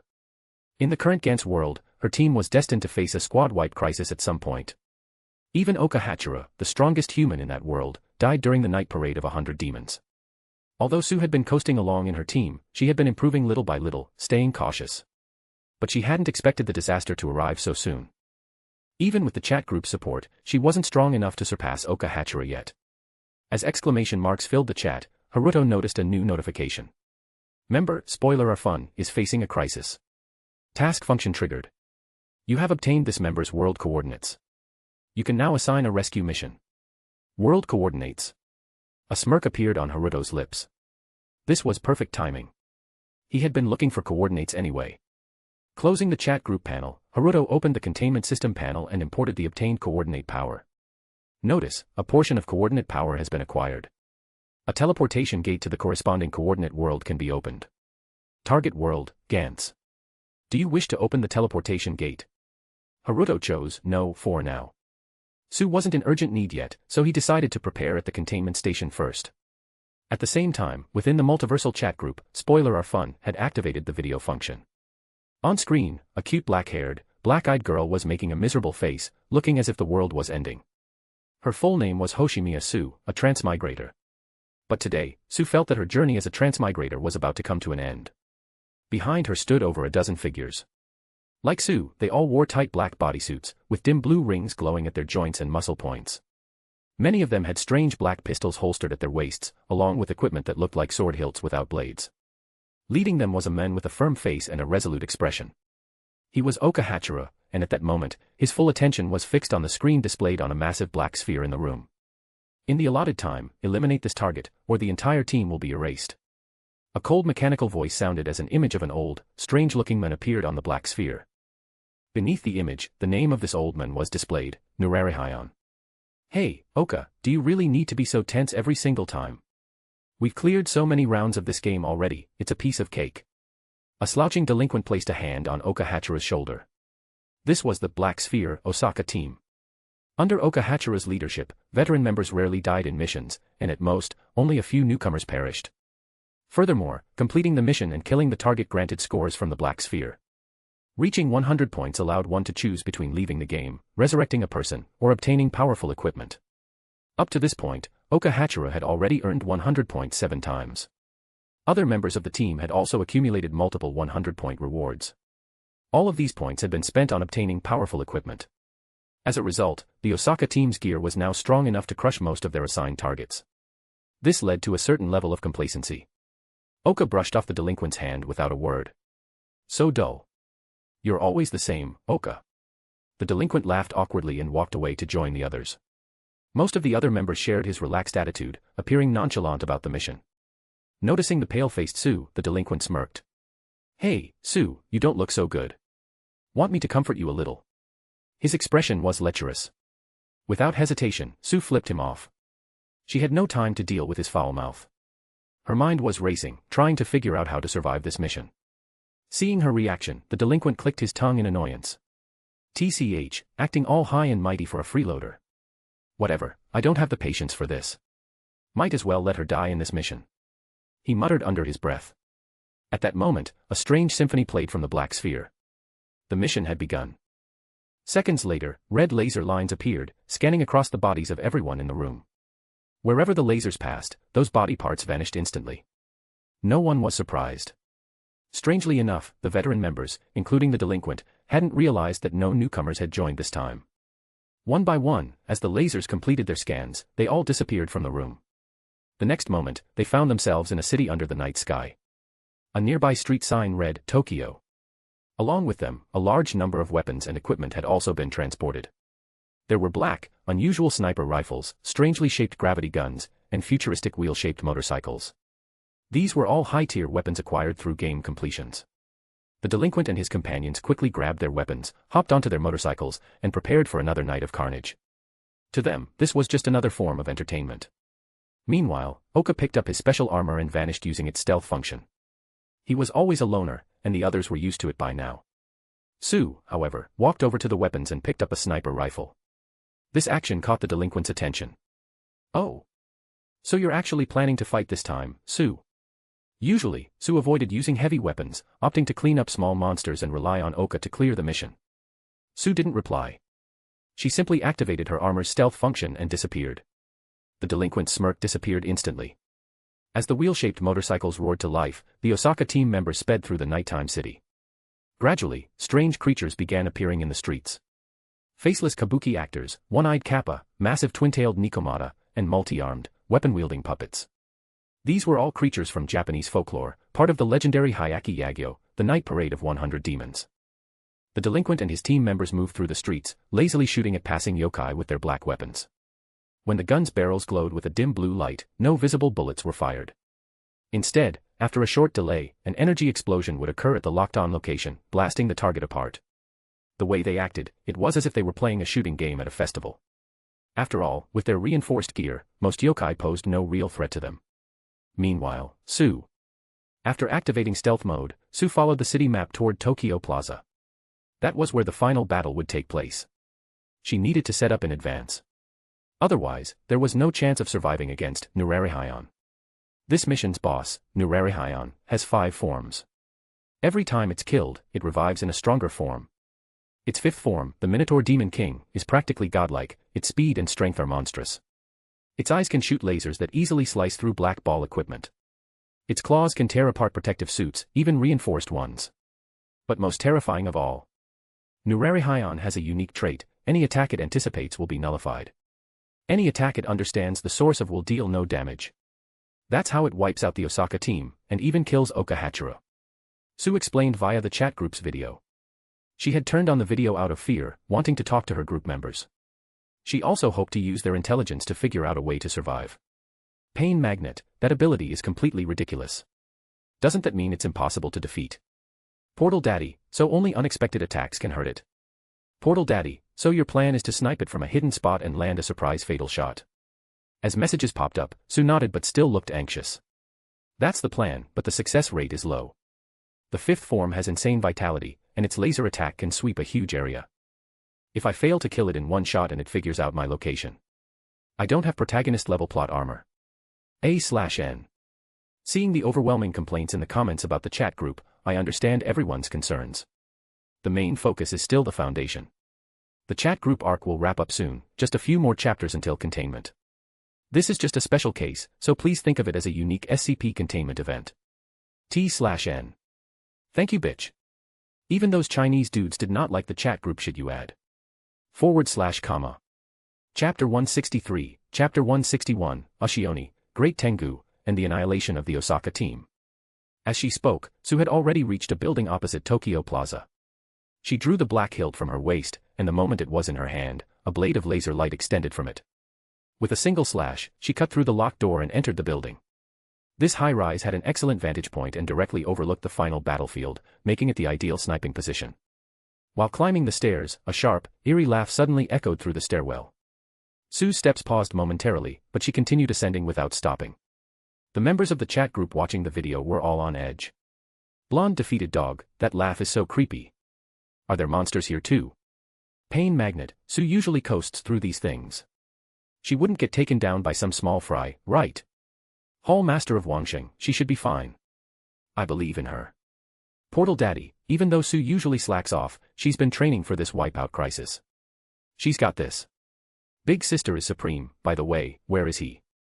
He disappeared right after collecting his gifts. At this moment, Sue had no time to check the chat. With her hand resting on the hilt of her blade, she remained fully alert as she swiftly climbed higher. Just as she reached another flight of stairs, a ghastly white figure suddenly lunged at her from the exit above. The figure appeared to be a woman dressed in all white, but her skin was even paler than her clothing, with black, viscous liquid dripping from her face. Sue ducked swiftly, narrowly avoiding the figure's pounce. A sharp, ear-piercing metallic screech followed. The creature's clawed fingers had effortlessly sliced through the stair railing behind her. And that was solid metal. Without hesitation, Sue executed a smooth backflip, her long blade slicing toward the creature's back. The laser edge met no resistance, effortlessly cutting the monster in half. Black blood splattered everywhere. Without pausing, Sue stepped forward and drove her laser blade straight through the creature's skull. More dark blood sprayed out in torrents. Finishing the job, this was a habit she had cultivated since the beginning of her journey as a transmigrator.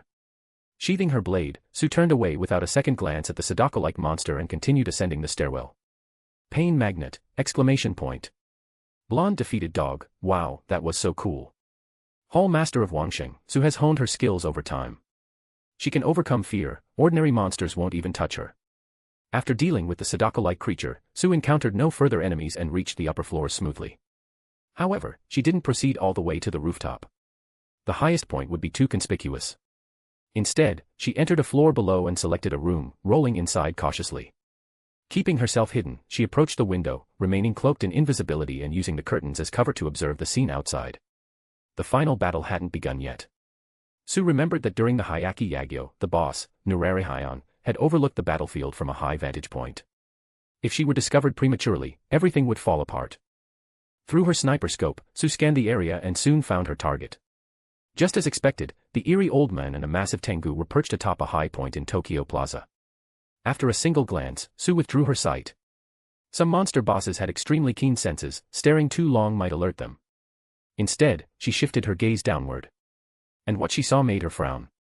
The delinquent leader of the Osaka team had arrived near the plaza on his motorcycle, along with his teammates. And they were sitting on the roadside, eating snacks. This black ball mission was happening in the real Tokyo. This wasn't a simulated space. In other words, countless civilians were still present in the city. Just ahead of the delinquent and his group, a monster was slaughtering innocent people. Yet they paid no mind, continuing to eat and drink. Sue raised her sniper rifle. Portal Daddy, Sue, stay calm. If you fire now, you'll be discovered immediately, and it's all over. Blonde defeated dog, yeah. If you get caught now, you won't be able to kill Nurari Hyon. You'll just die. Pain Magnet, these guys are trash. How can they be so indifferent to human lives? Hall Master of Wangsheng, people who disregard life are disgusting. Big Sister is supreme, sickening, but stay calm. For the sake of saving more people, you have to endure. After taking several deep breaths, Sue managed to suppress her anger and didn't pull the trigger. If she didn't kill Nurari Hyon herself, the story might not follow its original course. In the original events, Nurari Hyon was essentially forced into a plot-driven death. Otherwise, even someone as strong as Oka Hachira had been instantly killed by him. No one in this world should have been able to defeat Nurari Hyon. At that moment, another disturbance erupted on the other side of the Tokyo River. A massive presence stirred the water. A colossal, horned beast, over 100 meters tall, was wading through the river. Compared to it, Tokyo's towering buildings looked minuscule. It was Ushioni, the largest monster in the Hyaki Yagyo. In Black Ball missions, all monsters were assigned point values. The stronger the monster, the higher the points. Even the final bosses of regular missions were typically only worth a few dozen points. But Ushioni was worth a staggering 76 points. And even more terrifying, Ushioni wasn't the final boss of this mission, nor was it even the strongest elite enemy. Ushioni was advancing toward the plaza. With the crowd gathered there, it could easily massacre thousands of civilians. Just then, the air in front of Ushioni twisted violently. From within the distortion, a massive black mech materialized, blocking Ushioni's path. The mech was even larger than Ushioni itself, its entire body wrapped in thick black cables, resembling a Jaeger from Pacific Rim. Oka Hachira was piloting it. In Black Ball, high-level equipment was categorized into different tiers.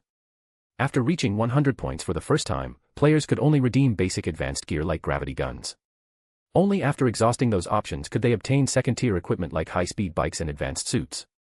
And only after acquiring all those could they finally exchange for a mech like this one. Oka Hachira had reached 100 points 7 times, an utterly monstrous feat now. The mech and Ushioni clashed. A thunderous boom shook the area. Ushioni roared, swinging a massive fist that sent the mech staggering backward.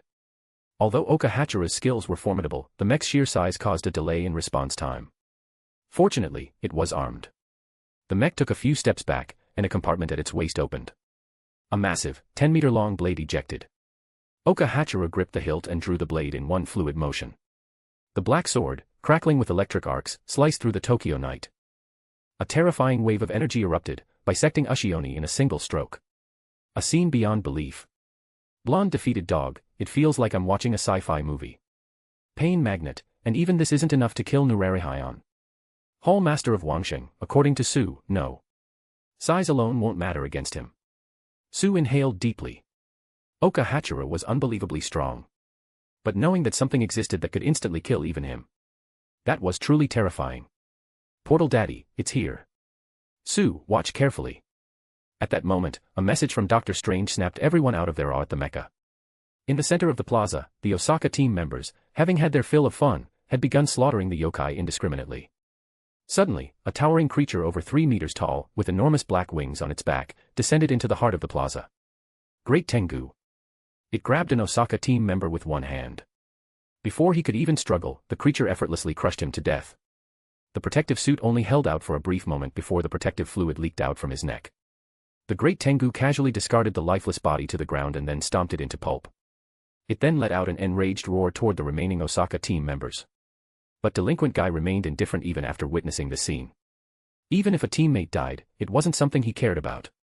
Lifting his gravity gun, Delinquent Guy smirked with disdain. "Ha!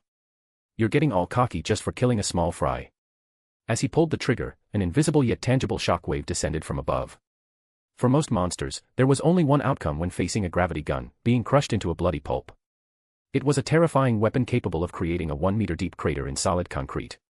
The shockwave landed on the Great Tengu. Blood and flesh splattered everywhere, and a deep pit formed on the ground, filled with blood. Delinquent Guy sneered. Pathetic. He laughed as he walked toward the blood-filled crater. Yet inside that crater, something stirred. The Great Tengu, its wings crushed and its body covered in blood, was slowly climbing out. The sight made Delinquent Guy frown. Still struggling. He aimed the gravity gun at the Great Tengu again and pulled the trigger. Once more, blood splattered. But this time, the Great Tengu merely bent under the pressure, it didn't fall back into the pit.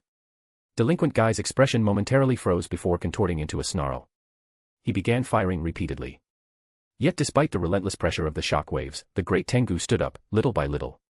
Then, during a brief gap between shots, it grabbed Delinquent Guy. As his terrified screams filled the air, the Great Tengu lifted him high above the ground. "Help me! Somebody help me!" Delinquent Guy screamed in panic. But the other Osaka team members merely watched, as if they were enjoying a show. "Hey bro, quit messing around and finish that thing off. Yeah, if you keep dragging this out, it's gonna get boring. Hurry up and kill it so we can move on to the boss." Their words shattered what little composure Delinquent Guy had left. Chapter 164, Chapter 162, The Help Arrives. T/N. Sorry for the late chapter, a long-ass blackout happened here. After obtaining high-level equipment, they had always maintained a careless attitude toward monsters. Sometimes, they even used the monsters as mere playthings. Now, even as Delinquent Guy found himself in a desperate situation, his teammates still thought he was just messing around. Not only did no one step in to save him, but instead, everyone was shouting at him to stop messing around and hurry up to kill the Great Tengu. However, as the pressure on his body continued to increase, the Delinquent Guy could see protective fluid leaking from his neck. That meant his protective suit was about to fail. Using his last ounce of strength, he pulled out an ordinary gun from his waist, aimed at the Great Tengu's head, and pulled the trigger. Yet, the moment he did, he was crushed to death. Blood splattered, and his body was reduced to pulp. Ordinary guns had a delay. The Delinquent Guy didn't live long enough for the delay to end. After his death, the Great Tengu's head suddenly exploded and fell back into the pool of blood. This scene left the Osaka team staring at each other in disbelief. Even when he died, they still couldn't quite believe it. And at that moment, tap, tap, tap. A crisp sound echoed. Everyone turned around and saw an eerie old man walking toward them in wooden clogs. They all recognized him as it was the final boss, Nurarihion. Immediately, someone rushed forward, drawing the blade from their waist and slashing at the strange old man. However, the old man twisted his body and narrowly dodged the laser blade. The rest of the Osaka team charged in as well, slashing at the old man from all directions. Yet, no matter how dense the barrage of blades, the eerie old man dodged them with ease. As if he was toying with them. At one point, when a member swung his sword, the old man even stepped onto the blade. It was as if he had lost interest. Stepping out of the flurry of attacks, the old man walked toward the blood pool where the Great Tengu had died. Looking at the fallen Great Tengu, the eerie old man shook his head. Several members of the Osaka team, furious, raised their guns and pulled the triggers. After a brief delay, multiple explosions erupted on the old man's body. But strangely, there was no blood, no flesh splattering. As if he were just a balloon being popped. The dismembered old man turned to look at the Osaka team with a twisted grin. The next moment, his body began to expand, spreading outward as if multiplying uncontrollably. Several Osaka team members who failed to escape in time were swallowed up, becoming part of the creature. Nurarihion's second form, Hell of Female Flesh. A massive creature composed of countless human bodies rose from the ground. It had the shape of a human. But upon closer inspection, every part of it was made up of headless women's bodies. A sight straight out of hell. And the moment Hell of Female Flesh emerged, a blade gleaming with electric arc sliced through the air. Just as Nurarihion's second form appeared, it was immediately shredded by the blade, sending flesh and blood flying. At some point, Oka, piloting his mech, had hidden in the square. The moment Hell of Female Flesh appeared, he launched a surprise attack. Seeing this, Su, who had been lying in wait from afar, clenched his fists. I told Oka about Nurarihion's 5 forms and abilities before the mission started. In the original timeline, he figured out Nurarihion's traits through battle. This time, knowing them in advance, he launched a preemptive strike. A small change, but perhaps it will increase our chances of victory.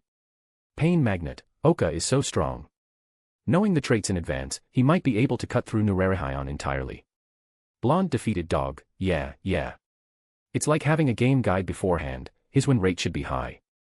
Portal Daddy. I doubt it. At that moment, back in the square, hell of female flesh was shredded into pieces, collapsing into a pile of flesh. But from within that mass of flesh, countless black tentacles emerged, writhing upwards. The tentacles intertwined, forming a goat skull at the top, shaping into a monstrous tentacle-headed goat. This was Nurarihion's 3rd form. Without hesitation, Oka, still piloting his mech, slashed again. A blade of pure electricity tore through the air. In an instant, countless tentacles were severed. But unlike the 2nd form, there was no splatter of blood and flesh. The next moment, the severed tentacles reattached, continuing to shape the goat-headed body. It wasn't that the 3rd form had greater regenerative abilities. It was because Oka was no longer an unseen attacker. His attack was no longer a surprise. So, no matter how strong his strike, it would not deal any damage to Nurarihion. But at that moment, Oka did something shocking. He charged straight toward Nurarihion in his mech. The next second, the mech suddenly disassembled. Cables and mechanical parts rained down like a collapsing building. Seeing this, the multiversal chat group exploded with reactions. Pain Magnet, what's happening? Why is Oka abandoning his mech? Blonde Defeated Dog, isn't he doomed now? Big Sister is supreme, a great swordsman always has their own judgment. Portal Daddy, I see now. Oka is a high IQ fighter. By abandoning and dismantling his mech, he creates chaos, allowing him to hide once again. Only through surprise can he land a fatal strike. And just as Dr. Strange sent his message, within the falling mech debris, a brilliant white light shone. Countless tentacles were instantly obliterated by the white light, shattering into pieces. The goat head, which had just formed, was torn apart, emerging from the wreckage. Oka, now wearing a special combat suit. Using the chaos and cover from the mech's destruction, he had successfully hidden himself and launched a surprise attack. Nurarihion's 3rd form, dead. As the wreckage settled and the dust cleared, 2 figures stood in the smoke. One was Oka, clad in his special combat suit. The other was a towering 2-meter bald brute. This was Nurarihion's 4th form. Though it had lost its massive body, this form was far more terrifying than the previous ones. I see, you seem to know my traits. But why? How do you know? The bald brute spoke, staring at Oka. Oka remained silent. From his suit, 2 blades extended, held at his elbows. You don't want to answer? Fine. It doesn't matter. As long as I kill you, the others are no threat. No matter what you know, it's not enough. With that, the bald brute charged forward, swinging his fist. Oka dodged swiftly. His elbow blade slashed, cutting the brute in half. The brute folded backward. But no blood flowed, the wound instantly healed. And then, the brute's elbows sprouted blades just like Oka. Nurarihion's 4th form, learning. Once again, the 2 rushed toward each other, clashing in battle. This time, the baldman mimicked the very martial technique Oka had just displayed, sweeping his elbow blade in an attack. Oka quickly bent down to evade, barely avoiding the strike. The metallic cables of his specialized protective suit were easily severed by the bald man's blade. In the first round, Oka had the upper hand. In the second round, he fell into a disadvantage. The most terrifying aspect of Nurarihion's 4th form was its horrifyingly fast learning ability. At this rate, Oka might be cut down instantly. For the 3rd time, the 2 charged at each other. However, just before their blades met, Oka's specialized protective suit suddenly released a massive burst of steam. The steam instantly engulfed everything around them. The bald old man swung his elbow blade, slashing straight through what was in front of him, cleaving it cleanly in 2. But upon closer inspection, he realized it was only an empty protective suit. At the same moment Oka had shed his suit, he had already maneuvered behind the bald man. The blade at his waist unsheathed, making a one decisive stroke. The bald man was sliced in half. This time, blood sprayed everywhere. The Nurarihion's 4th form, dead. After slaying the 4th form, Oka suddenly collapsed to the ground. Sue watched this scene with a mix of surprise and confusion. According to the original scenario, Oka, after killing the 4th form, should have immediately fled and attempted to hide once more. However, because the fifth form of the Oka possessed an extremely powerful sense of perception, Oka was eventually found and instantly killed. But at this moment, Osaka team's communicator suddenly crackled to life. Oka's voice came through. Su, just as you said, Nurari Hyon can only be killed by an attack it doesn't anticipate. Next, I will wear the second set of specialized protective gear and face the fifth form of Nurari Hyon. You haven't been detected by Nurari Hyon yet. I'll act as bait, and you will be the one to kill it for good. Oka's voice was incomparably calm, without the slightest hesitation, as if he were merely stating an inevitable fact. Su's eyes widened. She hadn't expected Oka to already know that he stood no chance against the fifth form of Nurari Hyon. He was even willing to use his own life as bait so that she could finish off the creature. And indeed, this was the method with the highest chance of success. Pain magnet, Oka. Big sister is supreme, I see. Truly a swordsman worthy of respect. Hall master of Wangsheng, to have accepted death. A remarkable man. Blonde defeated dog, is this really the only way? As sorrow enveloped everyone. An unexpected change occurred in Tokyo Plaza. The fifth form of Nurari Hyon had yet to appear. But on the other side, a twisted light suddenly emerged, gradually taking the shape of a gateway. T/N, Oka equals Levi of Gansi verse.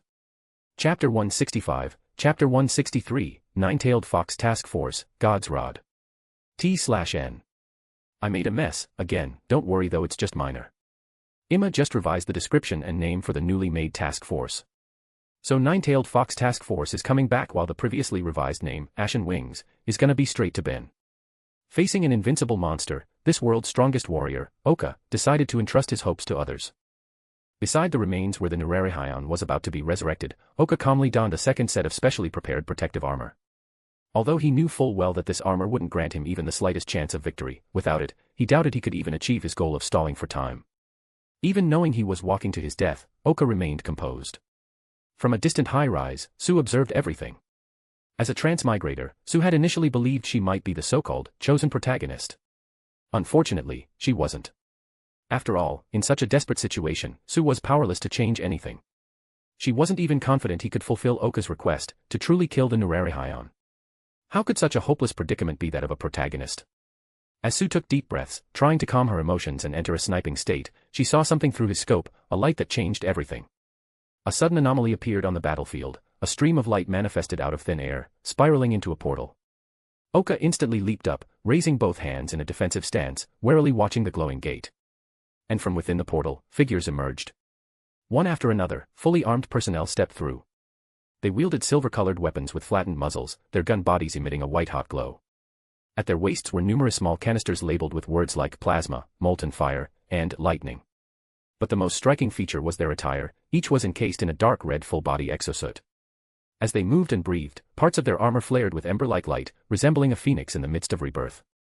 On their backs, 9 blood-red, fox-like tails swayed in a rhythmic motion, as if they were living weapons. After landing, these operatives swiftly raised their weapons and scanned their surroundings before forming ranks.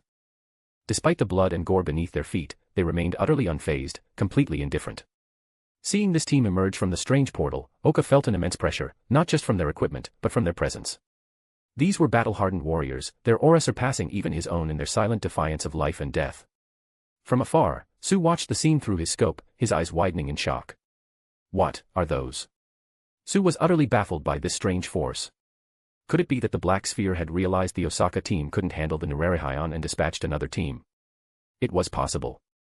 In the original story, the Hyaki Yagyo was handled jointly by the Osaka and Tokyo teams. But these people's equipment, their guns, their armor, they were entirely different from anything produced by the Black Sphere. Logically, as a Black Sphere combatant, Su should have dismissed non-Black Sphere gear as inferior. Yet, looking at the silver-white weapons and the dark red, almost organic exoskeletons, he felt they vastly surpassed the Black Sphere's technology. The multi-dimensional chat group buzzed with discussions over this unexpected turn of events. Pain magnet, who are these people? That armor is insane.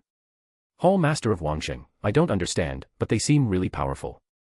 Su, do you recognize them? Portal Daddy, these exosuits. I've seen similar design concepts in Tony Stark's database, but he hasn't realized them yet. Portal Daddy, the weapons they carry, the glowing sections of their guns, those are like mini arc reactor cold fusion cores. Portal Daddy, the level of technology these people possess is far beyond the Black Sphere of Su's world. It even surpasses the so-called Iron Man of my world. Pain magnet, hiss. That terrifying. Blonde defeated dog, are these people allies? Big sister is supreme, wait a minute.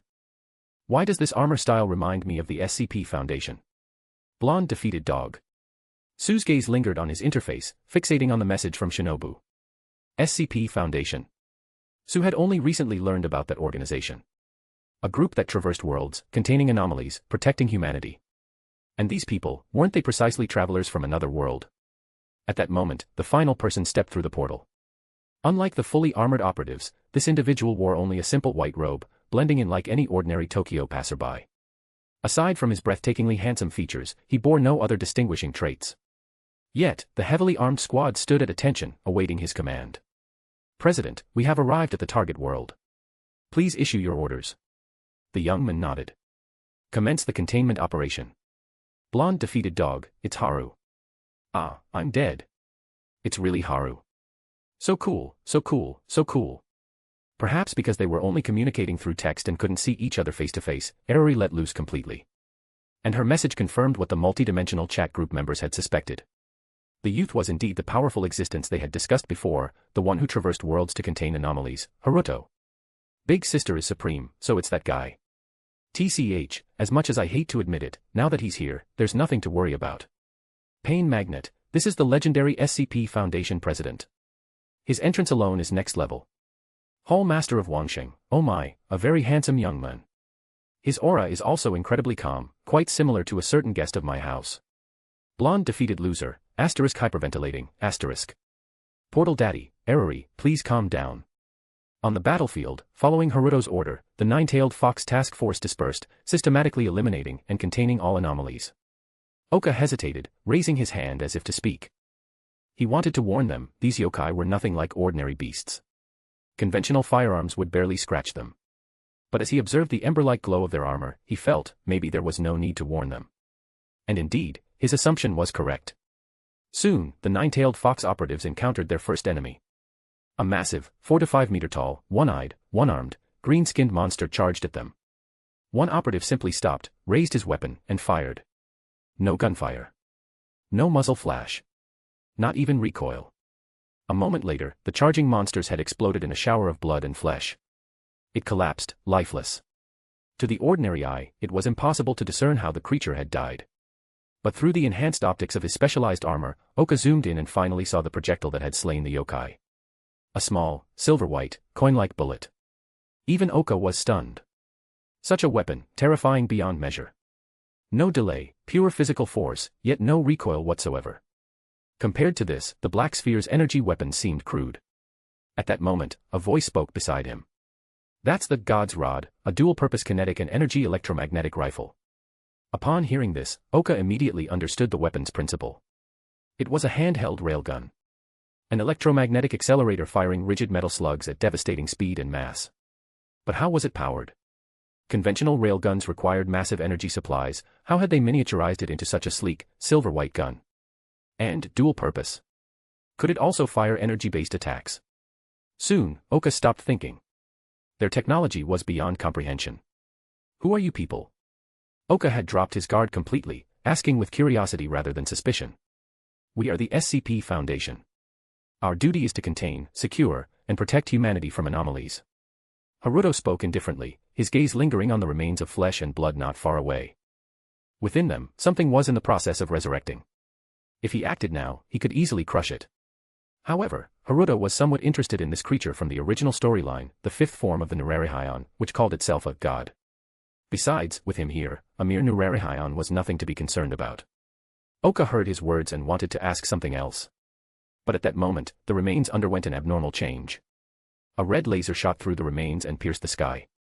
A pair of grayish-white skeletal hands tore apart the flesh and blood.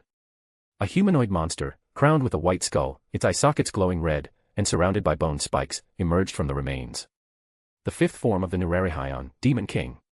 Oka immediately raised his hands, preparing to attack, but Haruto reached out and stopped him. Facing the terrifyingly oppressive skeletal Demon King, Haruto stepped forward, one step at a time.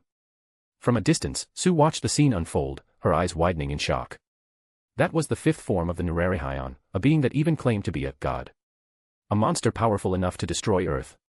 Pain Magnet, at blonde defeated dog, Haruto just walked over like that. Is this really okay? Golden defeated dog, I don't know either. Haruto won't get into trouble, right? Big sister is supreme. I've never seen this guy fight, but according to Wings of Freedom, even a so-called god is nothing more than a containment object to him. Portal Daddy, just from the footage, it's hard to tell.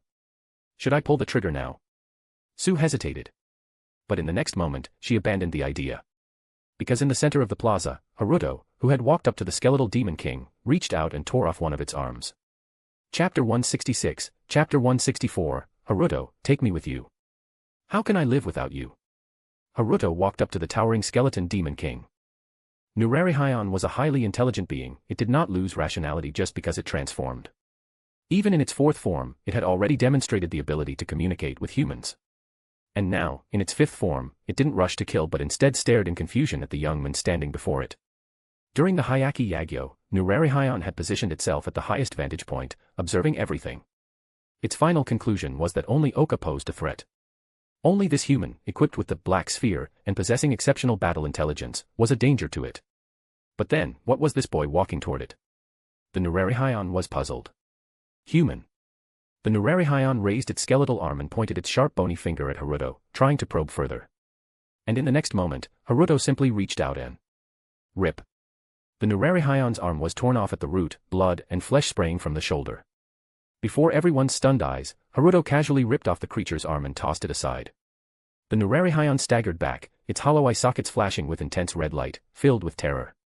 It couldn't comprehend, how could this human, standing right in front of it, rip off its arm and actually hurt it? Sue, witnessing this scene, completely abandoned the idea of launching a preemptive attack. Her mind, 743, even began forming some ridiculous thoughts. For some reason, in front of this young man, the Nurari Hyon actually seemed weak. Even kind of pitiful. Multiversal chat group. Pain magnet, what just happened? How did Haruto ignore the Nurari Hyon's traits? Blonde defeated dog, Haruto is the strongest.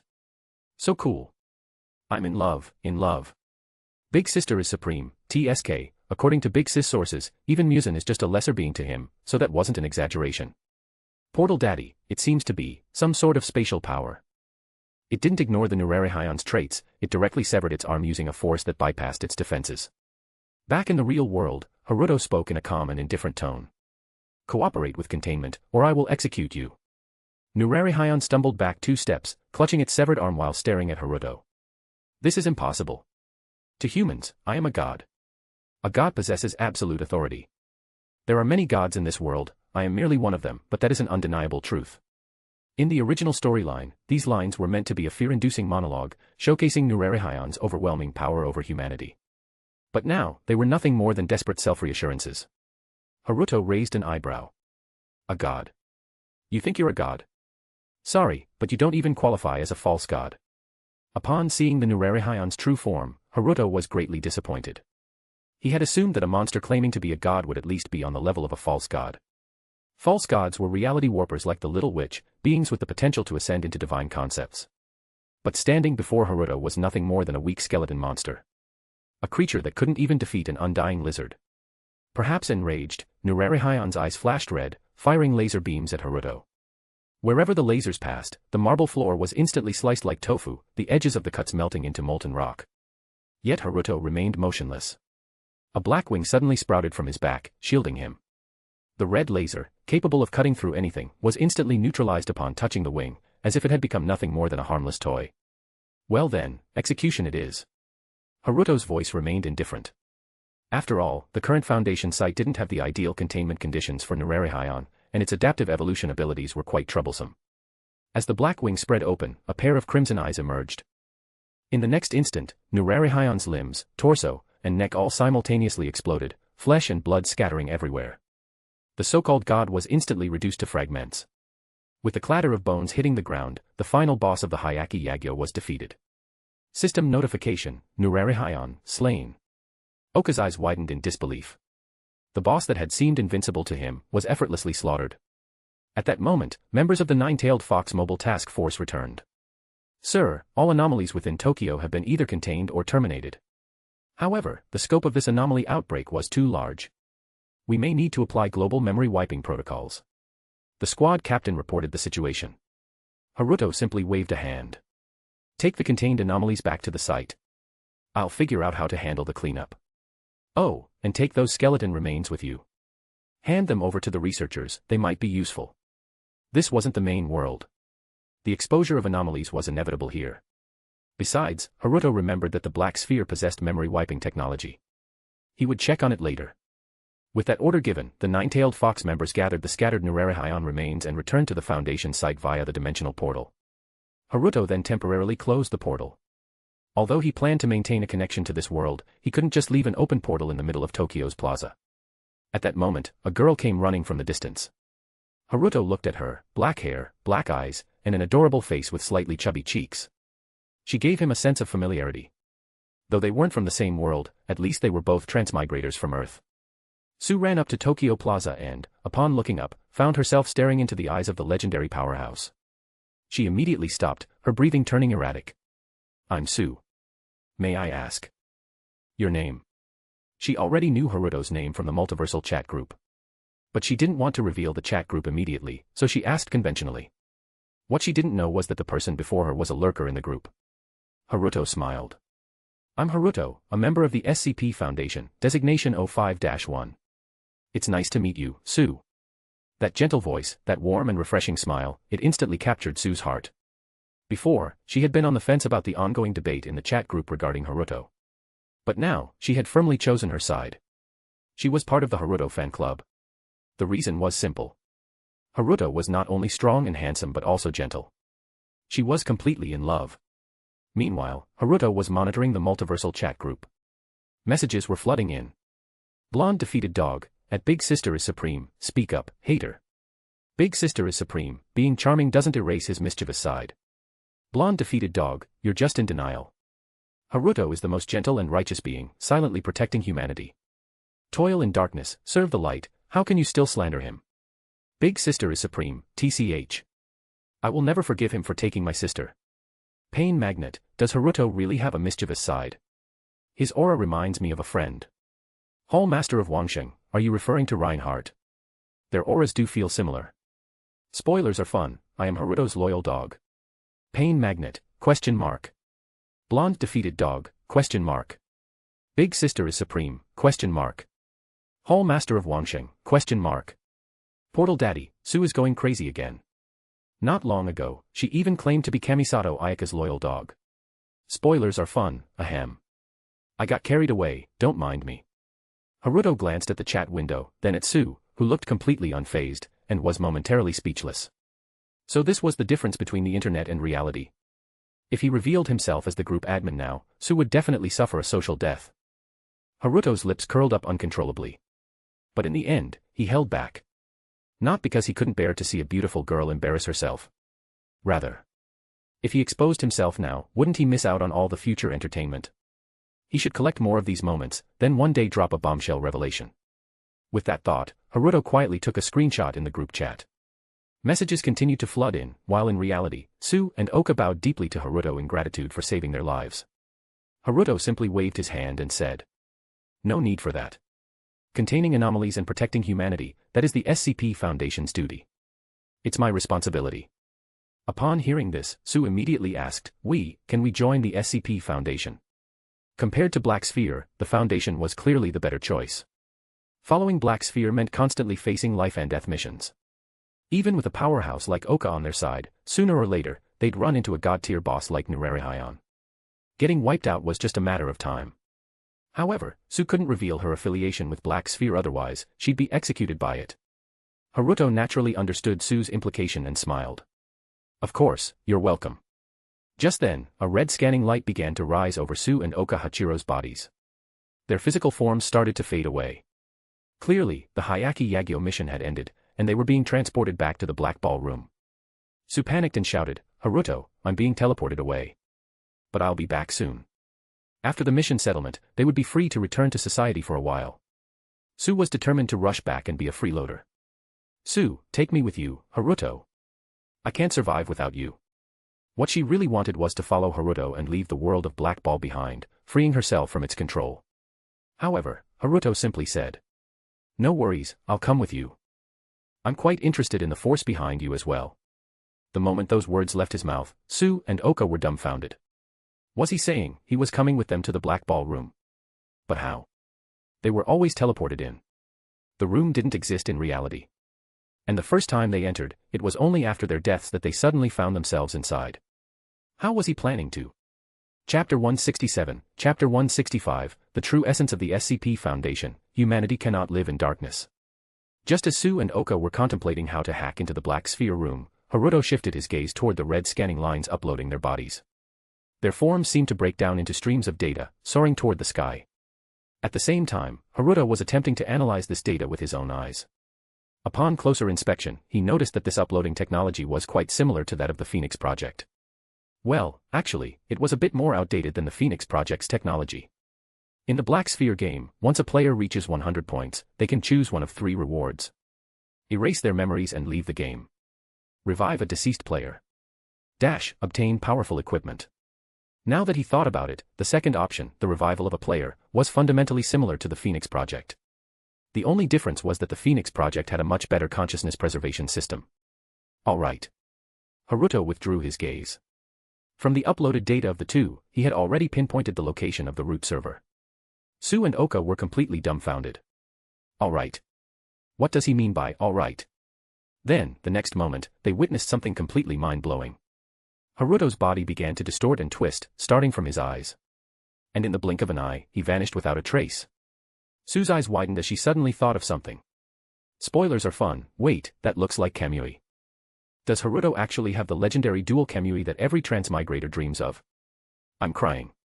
Member Spoilers are fun has uploaded the file, Konoha. Pain Magnet, Kamui. Is this a power from another world? It can warp space, that's so strong.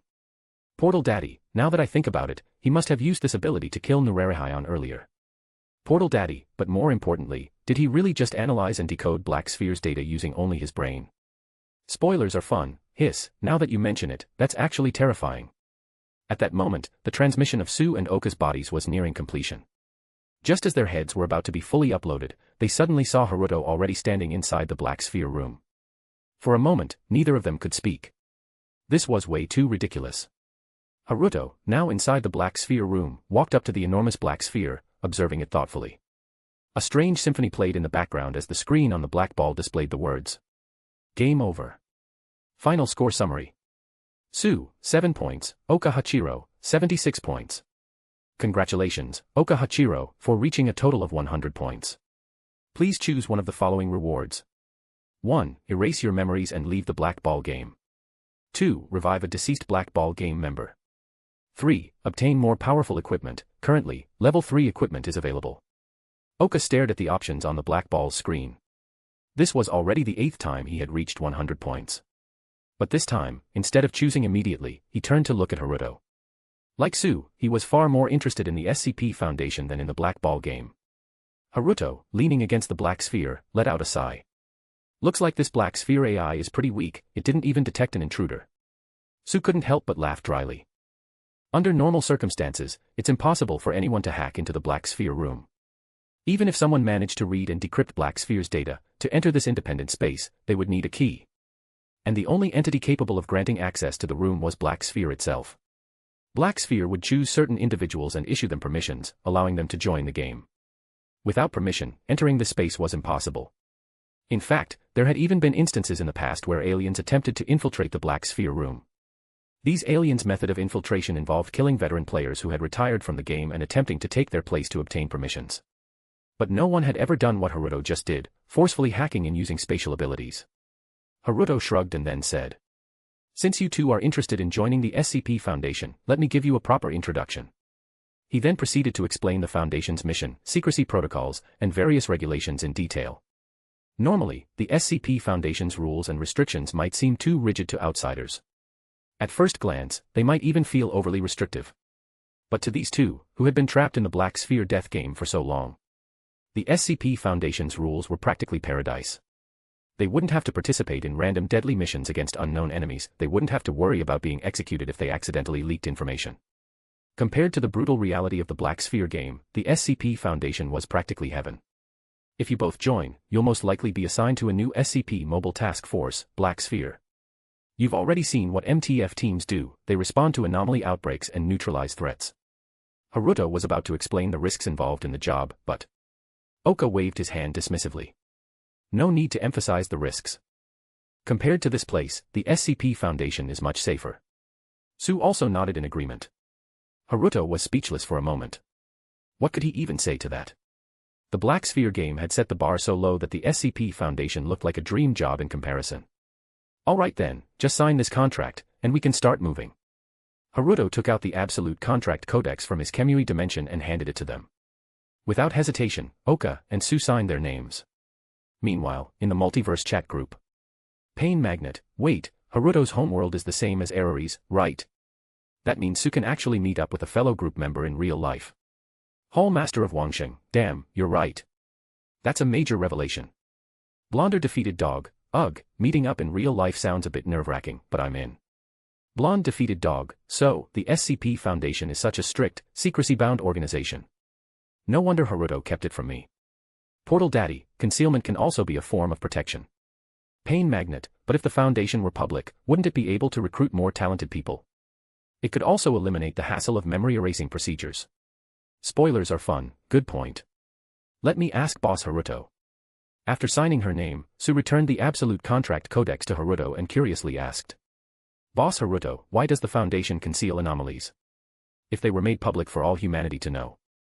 Not only could it recruit talent more broadly, but it could also eliminate some of the trouble of cleaning up after incidents, right? Haruto took back the Absolute Contract Codex but shook his head. Humanity has existed for nearly 1,000,000 years, yet only the last 4,000 years have been meaningful. So, what were we doing for nearly 25,000 years? We hid in caves, huddled around small campfires. We criticized things we didn't understand, imaginations of how the sun rises, legends of bird-headed humans. Stories with life. So we called them foolish and superstitious, and sought to erase them from the darkness. Then, as their numbers decreased, ours grew. As we imagined less and less, we began to view the world more coldly. Yet, terrifying things did not vanish. The incomprehensible and enigmatic things we call anomalies still exist. But humanity can no longer live in darkness. Nothing can protect us, we must protect ourselves. While others live under the sunlight, we must fight in the shadows against an unfair world, preventing these things from being exposed to the public. Only this way can others live in a rational and comprehensible world. For this, we contain, we secure, we protect. This is the SCP Foundation. After finishing his words, Haruto smiled, snapped the Absolute Contract Codex shut with a bang, and tossed it into his Divine Might space. It took Su a long time to regain her composure. Haruto's words finally made her understand why the SCP Foundation existed. It was a group of people who sacrificed themselves to protect many more. A part of humanity willing to die to keep the rest from falling into darkness and confusion. The more she understood the SCP Foundation, the more amazed she became. Could humanity truly create such an organization? In fact, the Foundation and the Black Sphere had similar purposes. Both sought to protect humanity from the unknown and the anomalous. But the Black Sphere forcibly selected individuals, using their lives as leverage to make them fight. Whereas the Foundation laid out all the reasons and responsibilities before people. If one was unwilling to face death, they could choose memory erasure and return to the light. Yet, there were still those who, upon understanding these responsibilities, willingly stepped into the darkness, to die for all of humanity. That was why the SCP Foundation's very existence was an inconceivable thing. If you regret this, there's still time to back out, and you don't have to worry about the Black Sphere. Haruto patted the massive Black Sphere beside him. In a little while, the Foundation will contain this thing. The responsibility of protecting this world will be taken over by the SCP Foundation. So even if you don't join the Foundation, you two no longer have to participate in the brutal battles of the Black Sphere game. Haruto said with a smile. Su and Oka exchanged glances before turning back to Haruto. After all that, if we back out now, you'd definitely look down on us, right, Boss Haruto? Su chuckled. Oka, however, spoke seriously. I'd be honored to join the SCP Foundation. I've already spent a long time in the dark, continuing on is fine by me. Chapter 168, Chapter 166, The Memory Eraser and the Capture of Muzan. Haruto snapped his fingers. In an instant, a stream of light shot out, swirling within the room before stabilizing into a portal.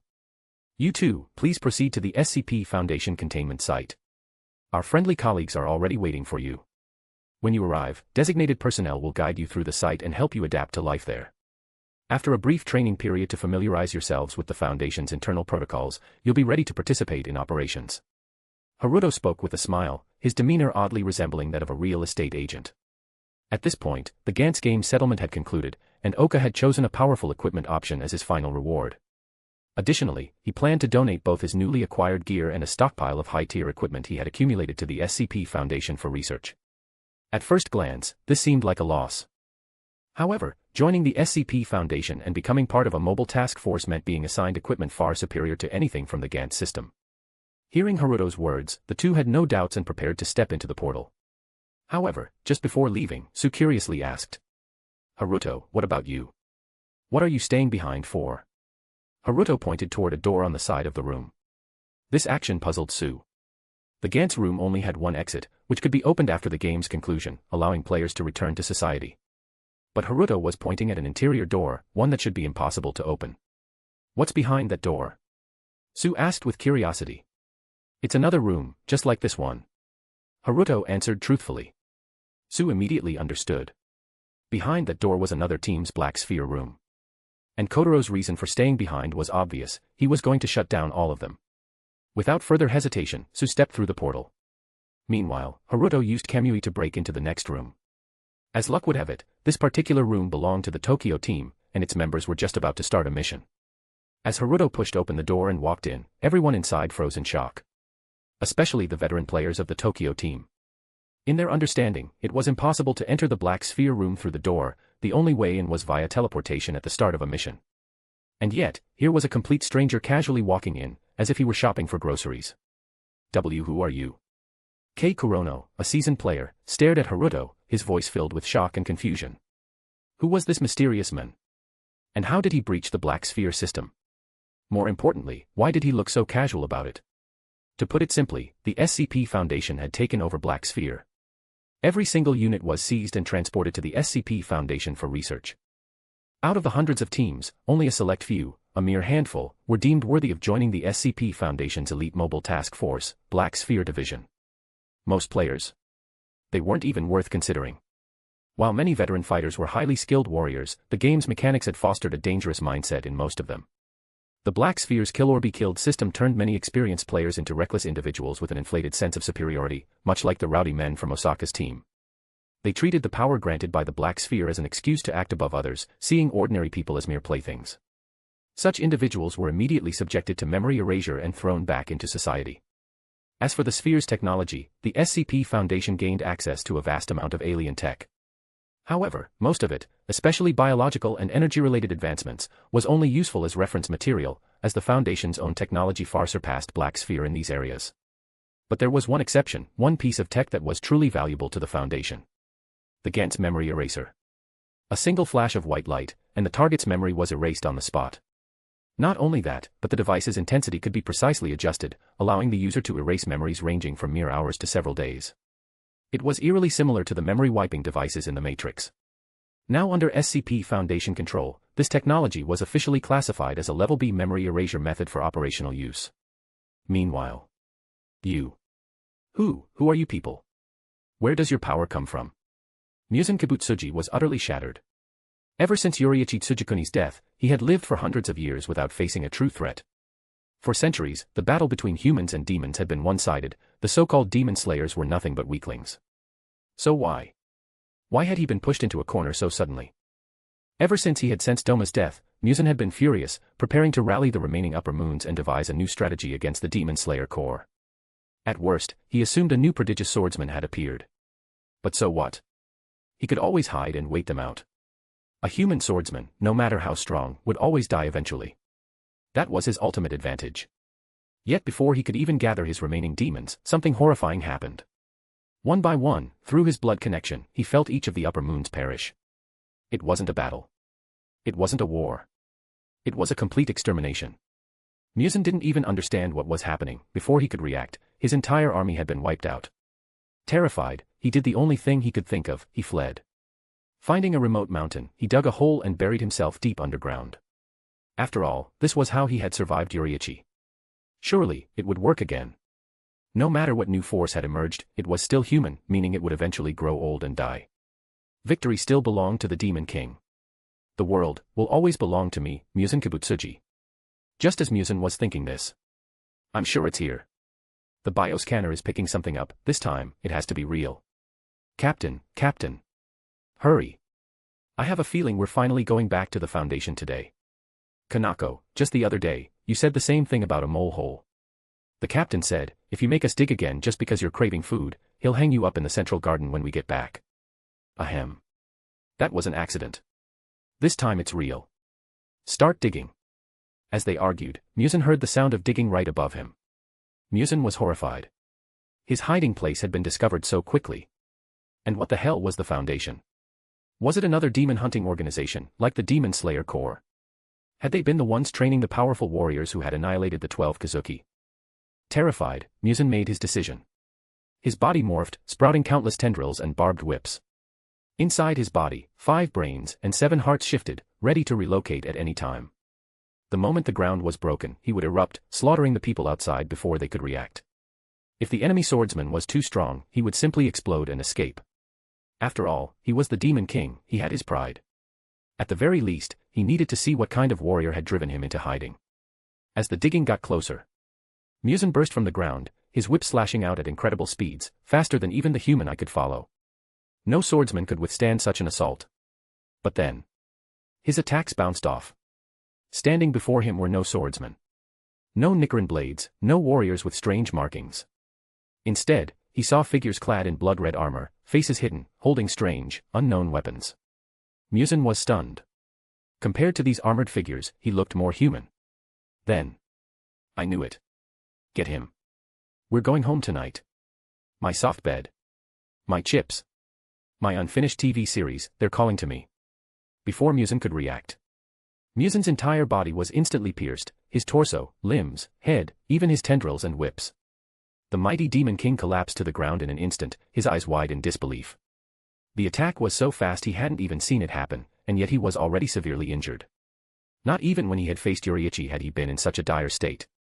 Even more terrifying, when Muzan attempted to trigger his regeneration, he realized he couldn't. Looking down at his body, he saw it was riddled with countless eerie red spikes. The previous attack hadn't simply pierced through him, it had remained inside him. These red spikes seemed to have a life of their own, embedding themselves into his flesh and devouring it from within. Now, even his ability to self-destruct and escape was completely sealed. And so, he found himself breaking down in frustration. Who the hell are you people? Where did you get such overwhelming power? This is impossible. I am the perfect being. I am the Demon King. Muzan howled in despair. However, not a single member of Mobile Task Force, Wings of Freedom paid him any attention. 2 of them simply walked over, grabbed Muzan, and tossed him into a specially designed containment box. Mission accomplished. Mission accomplished. So, are we having crayfish tonight? Or maybe hot pot? Hee hee hee hee. Kanako excitedly rubbed her hands together. They had been stuck in this godforsaken place for nearly a month. Sure, the Demon Slayer Corps had been treating them well, but no amount of mountain food could compare to the joy of eating hot pot. At that moment, Levi finally arrived, a little late to the scene. He glanced at the captured Muzan inside the containment box, then at Kanako, who looked like she had already ascended to heaven in pure joy. For some reason, Levi also felt a strange sense of relief. If this mission had dragged on any longer, he might not have been able to resist giving Kanako a good beating. Ever since he became a captain, he had never commanded someone as troublesome as her. A few days ago, she had claimed to have found Muzan, only to end up digging out a couple of moles. At first, Levi thought it was just a mistake. But then, this lunatic grabbed the moles and ran off to roast them. If the rest of Wings of Freedom hadn't stopped him, Levi would have strung her up and beaten her half to death. Chapter 169, Chapter 167, The Demon Slayer Corps submits and the long-awaited lottery. T/N, for those who want to see a character illustration of Kanako. Here. Staring at Muzan inside the containment box, the members of the Demon Slayer Corps were seething with rage. At this moment, all 9 Hashira had gathered. Each of them bore an unrelenting hatred toward this unforgivable demon. Right now, they wished for nothing more than to tear him apart limb by limb. However, as Muzan looked at the demon slayers before him, an inexplicable sense of familiarity and relief surfaced in his heart. Compared to that damned Foundation, the Demon Slayer Corps actually felt comforting. It was like being in a war where both sides were exchanging gunfire, and then suddenly, an antimatter strike obliterated the battlefield. In that moment, didn't your original opponent seem much more lovable compared to an unstoppable, godlike force? Thank you, Foundation, for your assistance. Now that Muzan has been subdued, we can finally die without regrets. As the representative of the Hashira, Kane stepped forward and bowed deeply to Levi and his team. Even though they wanted nothing more than to kill Muzan themselves, the Hashira understood that the Foundation needed him for their experiments. For now, he couldn't be executed. Besides, when they thought about it, being subjected to endless experiments might be a fate far worse than death. Levi simply waved a hand, indicating there was no need for such gratitude. At that moment, Kanako stepped up beside Kane. That damn president told me before we left that once the mission was over, I should invite the Hashira and your master to join the Foundation. Kane was momentarily stunned. Not because of the invitation, but because of Kanako's wording. Damn president. Behind her, Shinobu smirked and muttered under her breath, see. Even his own subordinates call him that. It's not just me who thinks that guy is terrible. As the news of Muzan's capture spread, Shinobu activated the multiversal chat group's video feed. Muzan was the root abnormality of this world, the ultimate enemy of the demon slayers. Now that he had finally been defeated, though in a rather bizarre manner, it was still a moment worth witnessing. Inside the multiversal chat group, the reactions were lively, to say the least. Pain magnet, I can't stop laughing. Why does Haruto have two completely different faces? Blonde defeated dog, that's just workplace gossip. It's normal for employees to complain about their boss, it doesn't mean it's true. Hall Master of Wangsheng, Eriri, you do realize that Haruto can't see your comments here, right? Spoilers are fun. At Hall Master of Wangsheng, if boss Haruto could see them, Eriri probably wouldn't be talking so freely. Big sister is supreme, just another tsundere, that's all. Blonde defeated dog, emotionless girl. Pain magnet, seems like no one actually cares about Muzan, huh? While the chat group descended into harmonious chaos, the leader of the Demon Slayer Corps, Abuyashiki Kaguya, finally arrived. He walked swiftly toward the group and caught sight of the utterly defeated Muzan. Muzan, in turn, also spotted Kaguya. Once, Muzan had racked his brain trying to find a way to kill Abuyashiki, considering him a thorn in his side. But now, upon seeing him, Muzan nearly burst into tears. He struggled to move his body toward the edge of the containment box and looked at Abuyashiki as he spoke. Hey, human. You demon slayers were so desperate to kill me that you resorted to using these devils' power. All I wanted was to become a perfect being. I simply wish to be without flaws. Why must this world be so cruel to me? T/N, do some moonwalk, Michael. Hearing this, Kaguya froze, and the Hashira were equally dumbfounded. Was this bastard seriously playing the victim now? Of all people, Muzan was the least qualified to talk about how cruel the world was. Kaguya's expression flickered with anger for a moment, but he quickly regained his usual calm. Muzan, we did not borrow the power of other beings, we merely received the help of our allies. As for you, you slaughtered the innocent without remorse, seeking evolution at any cost. The fact that you are alone now is nothing more than your just deserts. Upon hearing this, Muzan howled in disbelief. Impossible. Those creatures cannot be human. To him, they were crimson demons, monsters that had crawled up from the depths of hell. Otherwise, how could they possess red armor and effortlessly bring him to his knees? Watching Muzan scream in fear, completely ignorant and powerless, the Demon Slayer Corps, Kaguya, and the Hashiras included, felt an overwhelming sense of satisfaction. Even greater than what they would have felt by killing him. To see that monster, who once slaughtered humans at will, tremble in fear. It was incredibly gratifying. Ignoring Muzan, Kaguya turned to the members of Wings of Freedom. He truly wanted to express his sincere gratitude to these people, to the Foundation. To be honest, the Demon Slayer Corps had been fighting Muzan for centuries. Generations had struggled, yet Kaguya could never see a path to victory. However, the Foundation's arrival was like the rising sun, dispersing all the darkness and doubt. Just as he was about to express his gratitude, Kane approached him. Master, Lord Haruto has invited us to join the Foundation. Kaguya was taken aback for a moment before laughing softly. I was already a man with no future, yet Lord Haruto extended my life and even allowed me to witness a dream I never dared to imagine. Not to mention repaying this debt, if I were to stop now, I wouldn't know what to do with myself. Since Lord Haruto sees value in me, I shall accept the invitation. However, my children, you must decide for yourselves. Muzan is gone, and the world no longer needs the Demon Slayer Corps. Though Kaguya had no hesitation in joining, he wanted the others to think it through. However, the Hashira's thoughts were much the same as his. Without the Foundation's help, they wouldn't have long to live anyway. Besides, having dedicated their lives to the Demon Slayer Corps, they suddenly had no purpose. We will join as well. I will continue fighting for humanity. One after another, the Hashira pledged their loyalty. Kane was about to agree as well until she felt someone tug at her sleeve. Turning around, she saw her younger sister. What's wrong? Kane asked curiously. Sister, don't join the Foundation. Let me go in your place. Shinobu whispered. She was still unwilling to let her sister be taken by Haruto. However, Kane firmly shook her head.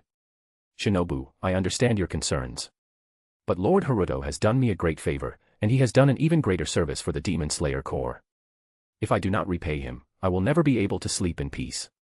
Besides, as she thought about Haruto, an inexplicable sense of admiration filled her heart. Seeing her sister's longing expression, Shinobu lost her mind. That damned president. Pain magnet, forgive me for laughing, but it seems like Shinobu's sister has a thing for Haruto. Blonde defeated dog, humph. It's just that Haruto is too kind, and now he's attracted a butterfly. Spoilers are fun, tisk tsk, from the moment I saw Haruto, I knew he had the aura of a protagonist. Hall Master of Wangsheng, by the way, isn't the group missing 2 people? Where's the doctor and the admin? Portal Daddy, saving the universe. Candle Dragon, Fate's Master, Lord of Knowledge, saving the world. Pain Magnet, exclamation point. While Doctor Strange was presumably busy saving the universe, Haruto was quietly watching the chat. Originally, he had just wanted to check the progress of the Demon Slayer world through the chat group. He hadn't expected to stumble upon gossip about himself again. Indeed, keeping his identity under wraps had been the right move. Otherwise, he wouldn't have been able to enjoy this. At that moment, Wings of Freedom had already begun escorting Muzan through the portal.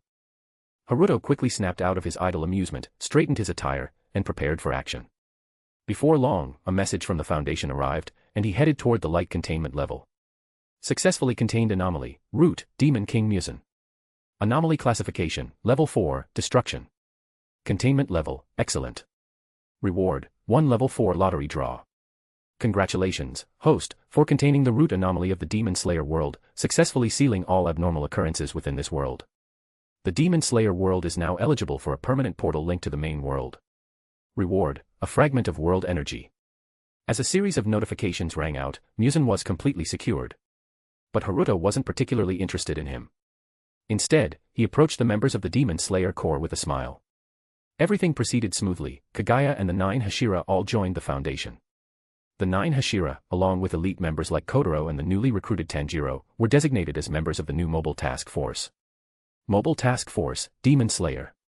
Meanwhile, Kaguya, after extensive training, would become a member of the O5 Council, assuming the role of O5-3, contributing to the Foundation's decision-making process. Like Erwin's strategic brilliance, Kaguya's foresight was invaluable to the Foundation.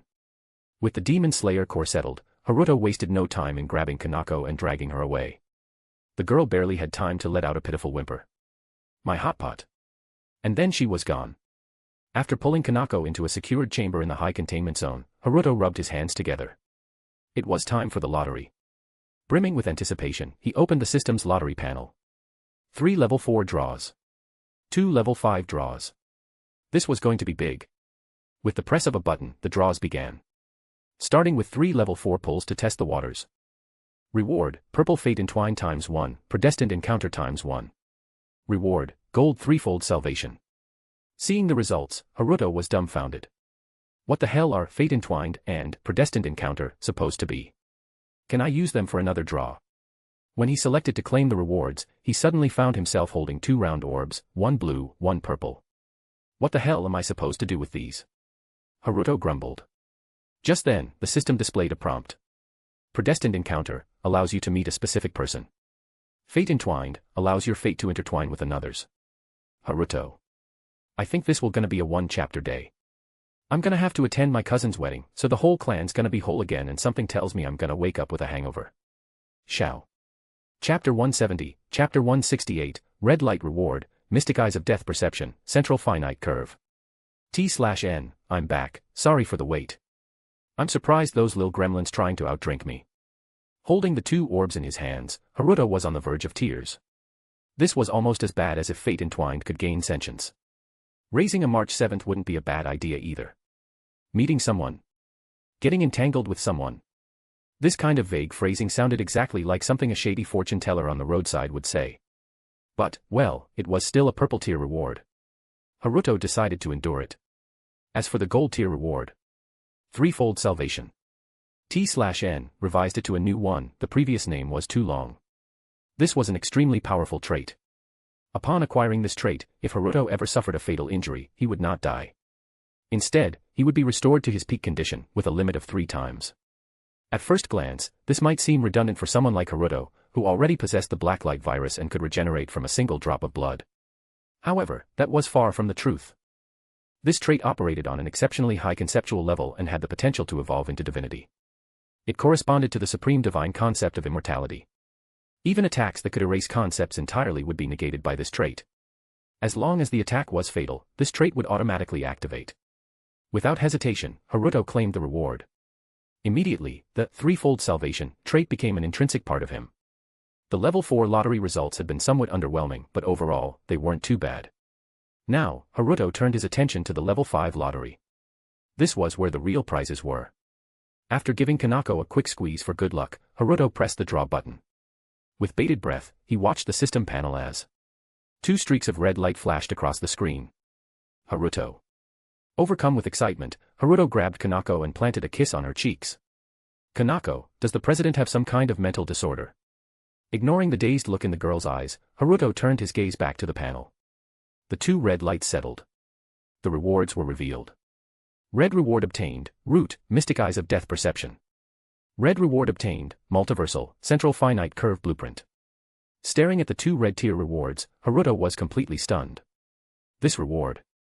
This is practically soaring straight to the top.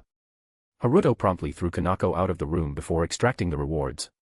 The first extraction, Root, Mystic Eyes of Death Perception. The moment he extracted it, Haruto felt his consciousness violently assaulted by an overwhelming force.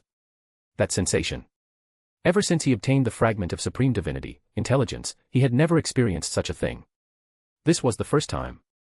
Haruto's consciousness connected with the concept known as death. In the next moment, when he reopened his eyes, his irises shimmered with a rainbow of dazzling colors. Within his field of vision, countless lines and points appeared on everything around him. These were death lines and death points, representing the very concept of death. Haruto reached out and traced a thin line on the table in front of him. The moment his finger passed through the line. Crack. The table collapsed instantly. Not broken, but dead. Haruto immediately summoned the power of the world and attempted to reverse time to restore the table. Yet, even as time rewound, the table remained unchanged. Because it had been killed on a conceptual level, even reversing time could not bring it back. This was the supreme divinity fragment of death, Root, Mystic Eyes of Death Perception. These eyes could perceive the death of everything, even concepts. These eyes were also an absolute causality weapon. As long as he touched the death lines or death points, the corresponding entity would inevitably die. After testing them, Haruto quickly deactivated the Mystic Eyes of Death Perception. His eyes returned to normal, and the countless death lines and death points vanished. Haruto slumped into his chair, breathing heavily. While using these eyes, the concept of death in all things flooded into his awareness. For an ordinary person, such an influx of death-related knowledge would have driven them insane in an instant. Haruto felt grateful that he had obtained the fragment of intelligence beforehand. Even so, he had no intention of keeping the Mystic Eyes of Death Perception active for long periods. The sheer amount of conceptual information flooding his mind was too much to bear. With this, Haruto had obtained his 3rd supreme divinity fragment, corresponding to the concept of death. Then, he turned his attention to his 2nd red tier reward. Multiversal, Central Finite Curve. This wasn't an ability, but a blueprint. Following this blueprint, he could construct a mechanism that would partition an infinite multiverse. By binding select universes onto a finite curve, they would be isolated from the infinite multiverse. Simply put, this blueprint allowed certain worlds to be grouped together, shielded from external influences. Upon obtaining it, Haruto had no hesitation about whether to build it, only when to build it. Once the multiversal, central finite curve was completed, it would provide immense protection for the worlds within it. For example, it could defend against transcendent multiversal threats like the Sevenfold Destroyer. In theory, the Sevenfold Destroyer was unstoppable, capable of infiltrating any multiversal structure. However, if the central finite curve was built, it could effectively counteract it. By isolating finite universes from the infinite multiverse, nothing inside the curve would affect anything outside it. Meaning, even if someone recorded information exceeding the Sevenfold's threshold, it would not attract its attention. The only way for it to notice was if it actively invaded the central finite curve. But, since unnoticed overreach doesn't trigger its response, this led to a logical paradox. Thus, the central finite curve could protect its worlds from supreme multiversal threats. This was why, despite being a blueprint, it was still classified as a red tier reward. First, I need to reinforce the world barriers before constructing the central finite curve. Haruto muttered to himself. Holding this blueprint in his hands, he was even more excited than when he obtained the Mystic Eyes. With it, he still couldn't defeat supreme divine beings, but at least he now had a way to escape them. However, he couldn't build it yet, not until the world barriers were strengthened.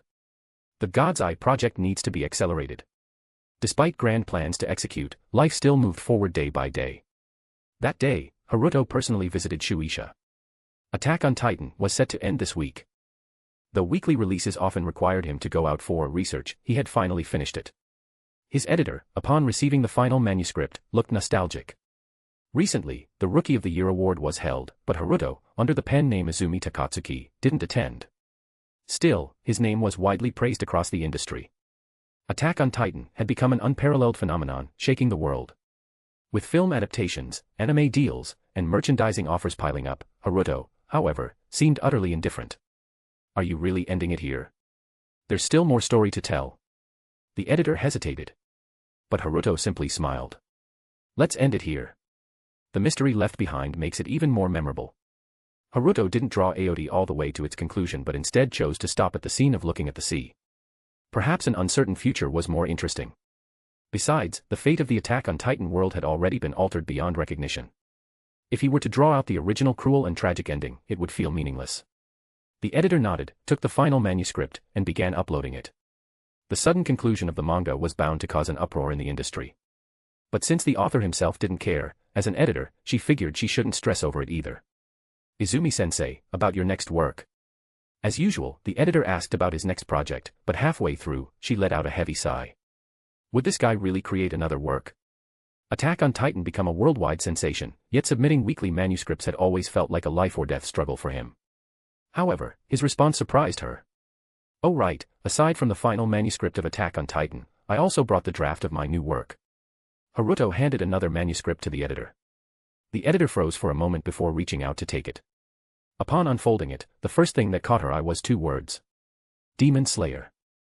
Setting aside the exceptional art quality, just like his previous work, the overall standard of the new work was incredibly high. The editor's eyes widened in shock. Just like before, she eagerly flipped through the pages. This will work. It feels like it can ride the momentum of Attack on Titan and maybe even surpass its glory. As she spoke, even she found it hard to believe. She had thought that after Attack on Titan ended, no other work would be able to follow up on its success. After all, there were too many cases of artists debuting at their peak, only to produce a string of mediocre works afterward. But Demon Slayer had potential. Watching the excited editor, Haruto simply smiled. As long as you're happy. I'll head back now to continue working on the manuscript. With that, Haruto turned and prepared to leave. But before he could take more than 2 steps, the editor suddenly grabbed him in a chokehold. If you dare go on research trips every few days again, I'll hunt you down, Izumi-sensei. And I mean it. Haruto, this. After stepping out of Shueisha, Haruto stretched lazily. Of course, he still had to go on research trips. If an author didn't keep readers waiting, what fun would there be? T/N, should I do that? The weather was nice today, and with nothing urgent to attend to, Haruto decided to take a stroll back to his apartment. As he walked down the street, he passed by Japan's typical sights, JKs, high school girls, maids, cosplayers, and... Wait a minute. Bocce. Haruto suddenly reacted and turned his head toward the roadside, spotting Hitori Goto. At that moment, Hitori was squatting by the roadside, looking utterly drained and lifeless. In her hands, she held 2 tickets. Clearly, Kesuka Band was preparing for a performance. And as part of the deal for performing, each member had a ticket sales quota to meet. While she could have covered the cost herself, Kesuka Band barely had any fans. If they relied entirely on self-purchased tickets, their audience would be non-existent. So, Bocce was out here trying to sell tickets, huh? Chapter 171, Chapter 169, A Technique to Eat a Free Food. Passers-by occasionally cast their gazes toward Bocce. After all, a pink-haired girl carrying a guitar while holding tickets and glow sticks to give away was bound to attract attention. For selling tickets, this kind of visibility was, of course, a good thing. However, for Hitori, it was practically fatal. As a severe social anxiety sufferer, Bocce would instinctively lower her head and avoid eye contact whenever someone looked at her. The panic from being watched, the sense of duty to actively sell tickets, and the guilt after potential buyers walked away gradually drained the color from Bocce's world. Haruto watched this scene with great interest from the side. No matter how you looked at it, little Lonely was just too cute. He wanted to tease her. He wanted to toy with her in the palm of his hand. Just the thought alone brought him joy. Haruto shook his head, clearing the not-so-kind thoughts from his mind. He was, after all, a benevolent neutral god who wandered through multiple worlds, sheltering anomalies across universes and protecting humanity. How could he have such wicked thoughts? At that moment, Bocce happened to lift her head and glance in his direction. Their eyes met. Hitori. Instantly, she lowered her head again. We made eye contact. We made eye contact. Was I being rude? I deeply apologize for daring to look at someone like him. But that boy seemed strangely familiar. Have I met him somewhere before? No, how could I have acquaintances? He's coming over. He's walking this way. It must be because I was too rude when we locked eyes. Bocce screamed internally, her mind flooded with chaotic thoughts. Bocce. Haruto called out softly. I'm very sorry. Bocce immediately apologized the moment he spoke, bowing deeply. A conditioned reflex. It wasn't until she had bowed twice in succession that she finally processed the situation. Do you know me? Bocce pointed at herself in shock. Haruto nodded. Upon receiving confirmation, Bocce's eyes widened in disbelief. For the first time, her bright blue eyes peeked out from beneath her long bangs. Those clear and pure eyes were like untainted jewels. As Bocce stared at him in astonishment, Haruto explained. I've heard you perform before. During the event, your bandmates introduced you that way on stage. At that moment, Bocce finally recalled who the boy in front of her was. He was the one who, according to Nijika, had attended one of their performances once before. Could it be a fan? A previously unseen light shone in Bocce's eyes. Excuse me, are you a fan of Kesuka Band? Did you come specifically to listen to us last time? Faced with the hopeful gaze of such an adorable girl, most people would probably go along with it and tell a sweet little lie. However. No way. They weren't selling Kesuka Band tickets back then, right? I was there for another band and just happened to notice you guys. Haruto ruthlessly shattered Bocce's fantasy. Hitori. In that instant, she nearly burst into tears. I'm very sorry. I assumed you were a fan. That was extremely presumptuous of me. Bocce immediately began apologizing and bowing again.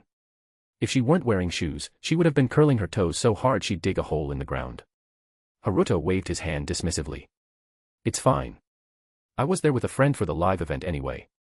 Besides, calling me a fan isn't entirely wrong. That last performance, though it still had some rough edges, your band had a unique style that caught my interest. With just those two sentences, Bocce, whose world had nearly collapsed, suddenly regained her sparkle. Watching her emotional roller coaster, Haruto couldn't help but smile. She was simply too fun to mess with. Pure joy. This was true joy. So, are you selling tickets right now? Is this for Kesuka Band's next performance? Haruto shifted the conversation toward the tickets in her hand. Hearing this, Bocce hurriedly nodded. She had been agonizing over selling tickets for so long. But now, here was someone who had noticed her band, and he was the one bringing up the tickets. Could it be? Could she finally sell her first ticket? Bocce thought excitedly, waiting for Haruto's next words. However. Bocce, you don't seem to be in a hurry right now. Would you mind joining me at that dessert shop over there? Haruto invited her with a casual smile. Hitori. In the end, believing that he might buy a ticket, Bocce nervously followed him into the dessert shop. Haruto glanced at the timid girl trailing behind him, head bowed deeply, and sighed internally. She was way too easy to trick. Just a little bit of obvious bait, and she took it without hesitation. With someone like Bocce, he could get her into bed in a day. Cough cough. After they sat down, Haruto ordered a cappuccino and a slice of cake. As for Bocce, she was too nervous to speak to the waiter, so she didn't order anything. You know, it's actually really impressive, Haruto mused casually. Bocce tilted her head in confusion. I mean your guitar skills. You're still just a high schooler, but your technique is already quite refined. Hitori. Hearing the praise, Bocce nearly melted on the spot. Lowering her head, she giggled foolishly, too flustered to respond. No, I just practiced a lot. Please praise me more.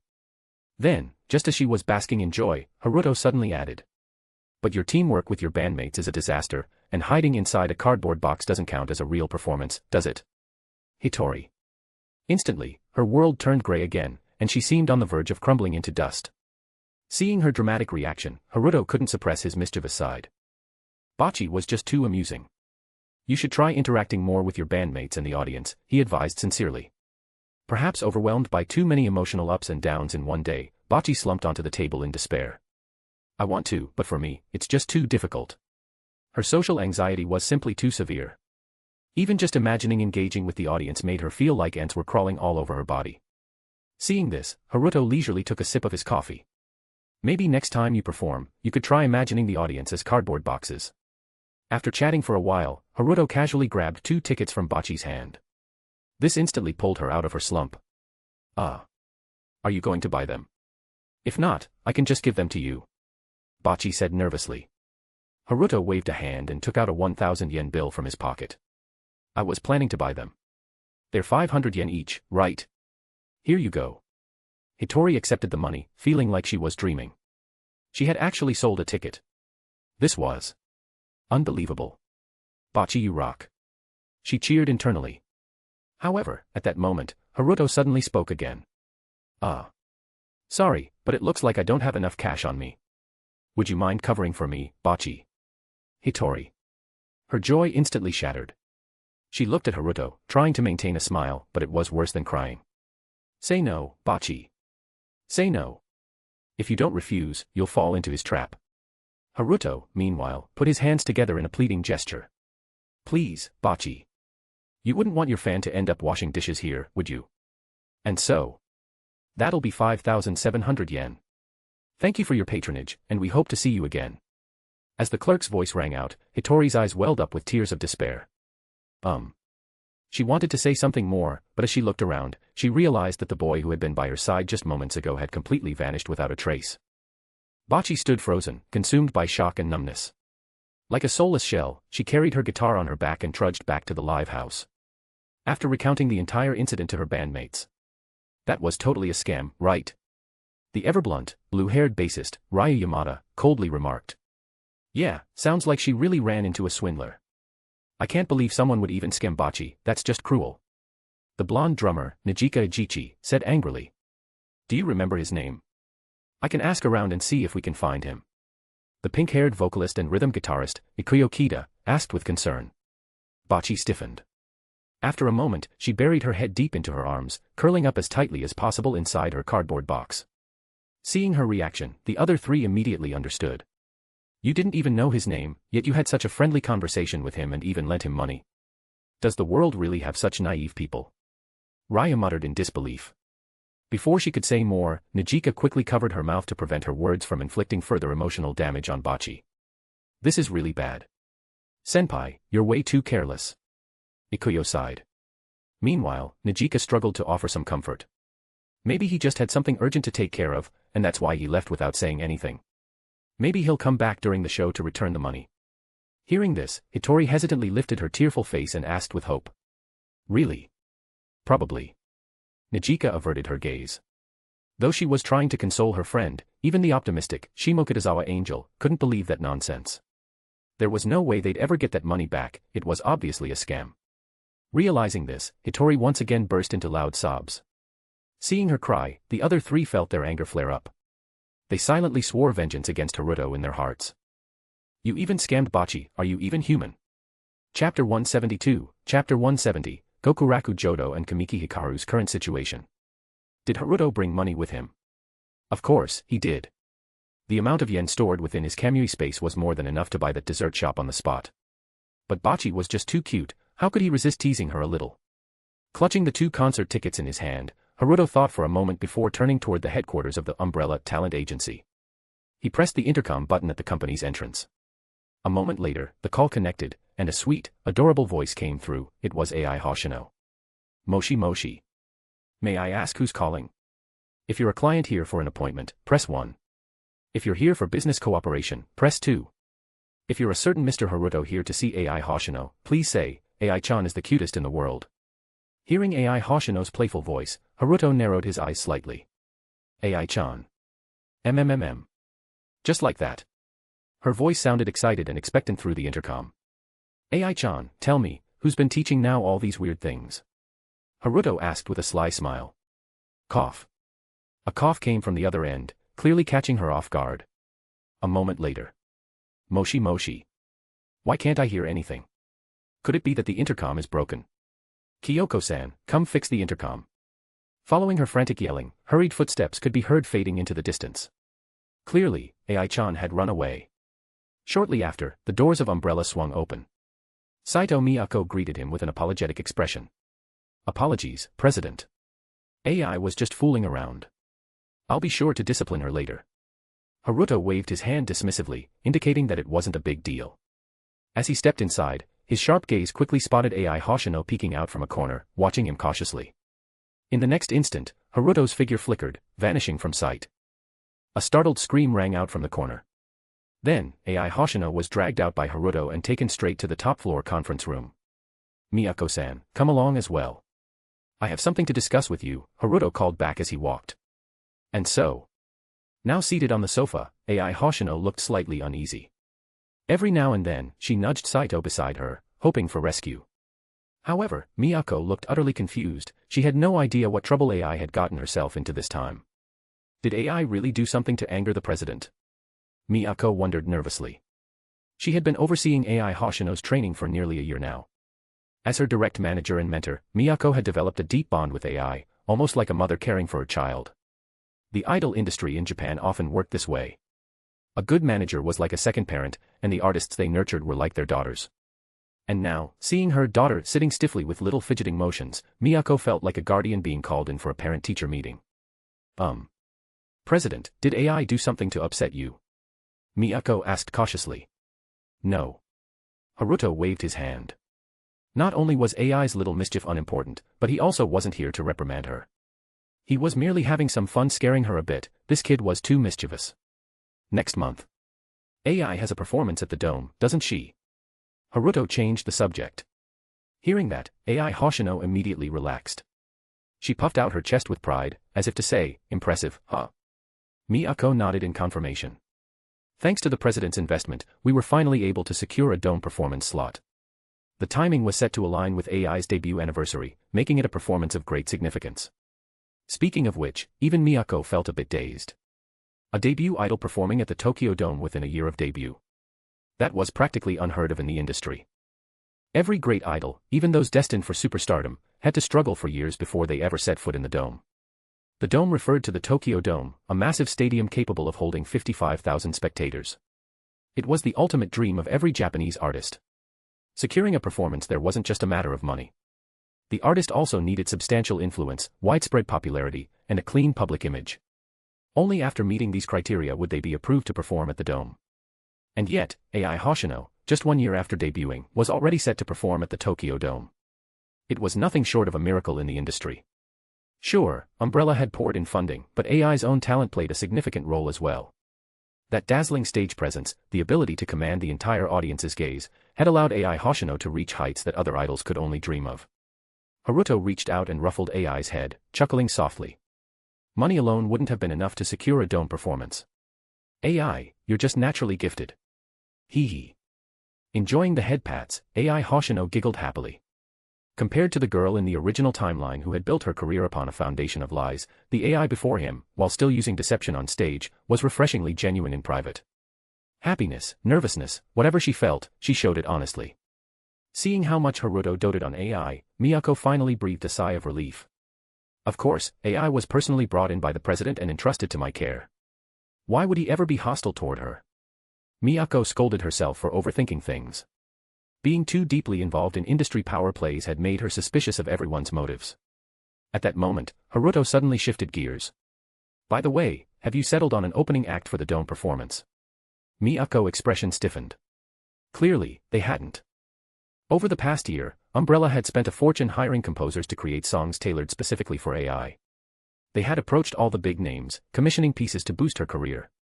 Now, however, they had exhausted their options. Most renowned composers had already written at least one song for her.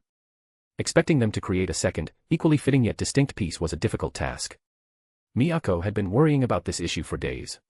She just hadn't expected Haruto to bring it up so suddenly, leaving her feeling utterly embarrassed. Haruto, do you have a good song?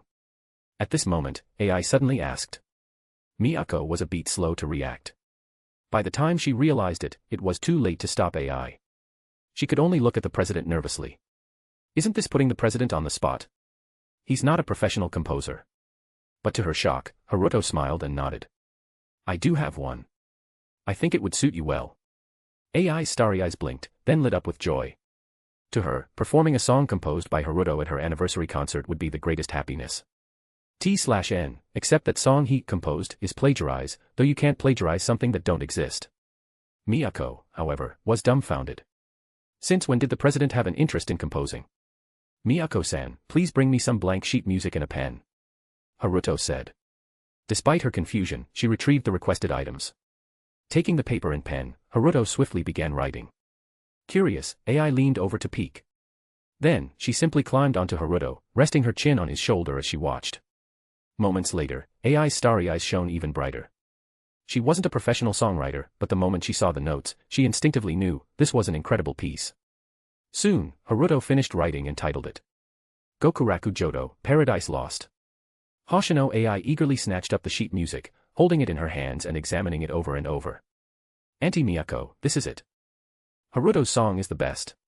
She exclaimed with immense joy. Seeing this, Miyako stood up and bowed deeply to Haruto. Thank you, President, for taking care of AI. Since she wasn't a professional, she decided not to scrutinize the score too much. But since AI liked it so much, it must be an outstanding song. AI's intuition in this area was always spot on. Haruto helped Miyako up and smiled. No need for that. AI is someone I personally brought in, so of course, I should take good care of her. By the way, does AI have a band to accompany her? Miyako was momentarily stunned, then shook her head. AI has always been an independent idol. The instrumentals are recorded in the studio and then played directly on stage. Haruto nodded. For an anniversary stage, live music would definitely have a better effect. Coincidentally, I've noticed a promising band. They have a performance next week. I bought tickets, Miyako-san, come with me to check them out. Maybe we can collaborate with them. Saying that, Haruto took a ticket out of his pocket and directly placed it in her hand. Miyako. Staring at the ticket in her hand, she was stunned. Wasn't this a ticket for an underground band? Was their president really digging through the unknown to find talent? It wasn't that she looked down on underground bands. The issue was that there were so many of them, and the quality varied wildly. Finding the right collaborators among them was basically like playing the lottery. But since the president had already handed her the ticket, she knew she had no choice but to go. Hoshino AI also leaned in excitedly. An underground band.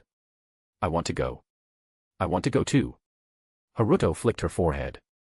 You're not allowed. You're an idol heading for the Tokyo Dome now. Do you even realize the chaos it would cause if you showed up at an underground live house? Hoshino AI pouted upon hearing this. Then, Haruto continued. Besides, we still haven't settled the matter with now. As punishment, stay put at the company. This time, feeling guilty, Hoshino AI had no way to argue back. Seeing her obediently fall in line, Miyako couldn't help but admire Haruto. The president was amazing. As AI's manager, she had exhausted herself trying to keep AI in check. Every day was a battle of wits. As Miyako was lost in thought, Haruto suddenly asked. By the way, how is Kamiki Hikaru doing now? Miyako was momentarily stunned. After thinking for a moment, she replied. Pretty bad. A violent incident broke out on a variety show's live broadcast, and rumors of a death-related scandal surfaced. Although the police later confirmed it was self-defense, the previous case has been reopened for investigation. Because of this, Kamiki Hikaru has been caught in an unprecedented online firestorm, cyberbullying, and is almost completely unable to work. Chapter 173, Chapter 171, Killing Kamiki Hikaru, leading to the reincarnation deity. Come to think of it, Kamiki Hikaru was ultimately destroyed by his own persona. Miyako remarked with a sigh.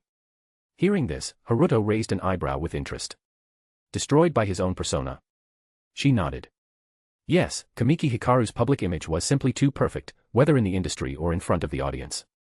He always played the role of a harmonious teammate, a respectful professional towards staff, and a dedicated performer to his fans. Kind, handsome, and easygoing yet incredibly talented, this kind of persona is hard to establish, but once it's solidified, it attracts an immense following. For a long time, Kamiki Hikaru relied on this carefully crafted image to gain loyal fans. But once that image crumbled, those same fans turned on him in an instant. Other artists facing scandals might be able to lay low and make a comeback. But Kamiki Hikaru? There's no way he can recover. His career is completely over. I also heard that the company he established under his name had a business bet with another company. With Kamiki Hikaru's downfall, that agreement ended in complete failure, pushing his company to the brink of bankruptcy and liquidation. Miyako shared everything she knew. Hearing this, Haruto's lips curled into a smirk. Good riddance. Time to pop the champagne. However, despite Kamiki Hikaru's life plunging into ruin, there was still no unexpected twist. Even though Haruto had been busy, he still checked the reports from the Foundation. There had been no updates about Kamiki Hikaru. This meant that even though Kamiki Hikaru had hit rock bottom, with his life now as bleak as a silent film, the reincarnation anomaly behind him remained completely unresponsive. That was why there had been no reports regarding him. From the looks of it, despite having been reincarnated multiple times and dedicating each life to the entertainment industry, his reincarnation had absolutely nothing to do with his career as an artist. In that case, there was only one thing left to try, executing Kamiki Hikaru and observing the anomaly's reaction. With that thought, and since he happened to have time, Haruto pulled up Kamiki Hikaru's file from the Foundation and set out to personally carry out the execution. At that moment, Kamiki Hikaru was holed up in a cramped, dimly lit apartment, his appearance drastically changed. Once, Kamiki Hikaru had been strikingly handsome, his ethereal aura turning heads wherever he went. But now, his eyes were bloodshot, filled with red veins, heavy bags hanging under them, and dark circles so pronounced they looked as if he'd smeared on too much eyeshadow. Clearly, he hadn't had a proper rest in a long time. His disrupted routine and lack of proper nutrition had taken their toll. His complexion was sallow, his body thin and frail, making him look as if he had aged 10 years overnight. In that dimly lit room, Kamiki Hikaru stared intensely at the computer screen, his bloodshot eyes wide open, his teeth clenched. Displayed on the screen was news about Haruto. Attack on Titan concludes, Demon Slayer releases, genius mangaka's talent remains undiminished. Beneath the headline was a striking image of Haruto, likely a screen cap from a dating show, repurposed by a media outlet. A handsome man with the label of a genius mangaka, it was a natural magnet for attention. Kamiki Hikaru lashed out, kicking the desk. But after neglecting exercise for so long, his body was nothing like before. Losing his balance, he tumbled backward, landing flat on his back. His hand snagged on the curtain, and with a loud rip, it came crashing down. Outside, the alley was pitch black. Even without the curtain, no light seeped in. This was a dirt-cheap apartment, and expecting decent sunlight was nothing more than a fantasy. Damn it. It's all because of you. You destroyed everything I had. Kamiki Hikaru lay on the floor, screaming in rage. He had always been on top because he had never faced any real setbacks. But the moment he suffered a crushing defeat, he fell apart, his lofty attitude as a reincarnator vanishing completely. Now, he was no better than an ordinary person, no, even worse. He was just another pathetic figure, curled up in the darkness, howling in frustration. Oh. All thanks to me, huh? I'm honored. Mind if I interview you on how it feels to have your life ruined? A sudden voice echoed through the room. Kamiki Hikaru's eyes widened in shock. In an instant, he scrambled like a frightened animal, scurrying to a corner of the cramped room, clutching his head in terror. What more do you want? You've already taken everything from me. He screamed in panic. Haruto's voice had been burned into his mind. Just hearing it triggered an overwhelming, instinctive fear. Unlike his earlier rage, the moment he saw the real deal, Hikaru shrank into a cowering mess, desperate to beg for mercy. Watching the pitiful sight before him, Haruto's smirk faded. He casually opened the window and leaped inside. This is just disappointing. You're a reincarnator, aren't you? What's with the coward act? Didn't you ever think about gathering intelligence? Or using your life to get revenge? You can reincarnate, can't you? At least act like a proper villain. Otherwise, the girls you killed will have died for nothing. Haruto felt nothing but disgust and disappointment. A reincarnator. Twisted mind or not, evil or not, at the very least, act the part of a true villain. If he could reincarnate, why not use that ability to gather information and set traps? Or reincarnate, bide his time, and build up power to take revenge. Hell, he could even try using his own life to take Haruto down with him and then just reincarnate again. But no, he just curled up in a corner, sniveling like a beaten dog. What about the girls he had killed? Would their deaths be completely meaningless? Exposed for what he truly was, Hikaru's terror turned into madness. No. How could you know? How could you possibly know I'm a reincarnator? This is impossible. An illusion. This is all an illusion. Ha ha ha. Right. I'm a reincarnator. How could I ever fail? Watching him descend into madness, Haruto felt a wave of nausea. Truly revolting. He was so disgusted that he nearly gagged. This kind of garbage didn't even deserve to be called a villain. It was best to just remove him from the picture. With a casual flick of his finger, Haruto sent a droplet of blood mist straight into Hikaru's forehead. Instantly, the unrestricted black light virus began multiplying and spreading inside him. Within a blink, it devoured Hikaru's brain cells, rapidly expanding throughout his body. With a dull thud, Hikaru collapsed. But he wasn't dead yet. Even with his brain cells consumed by the virus, traces of his consciousness remained. He could clearly feel the horrifying changes taking place in his body. He could even sense something new growing in his mind, gnawing away at his remaining awareness. This process would continue until the blacklight virus completely reconstructed him and erupted from within. On the ground, Hikaru's body began to bloat and distort. Bone spikes, ghoul-like cocoon, and writhing tentacles sprouted from his form. Then, those grotesque appendages twisted further into indescribable shapes, swelling larger and larger. And the moment it reached its limit, Hikaru's body exploded, bursting into a cloud of blood mist. Haruto casually waved his hand, gathering the scattered mist into a single mass before erasing it. Hikaru, dead. Then, Haruto stood quietly, waiting.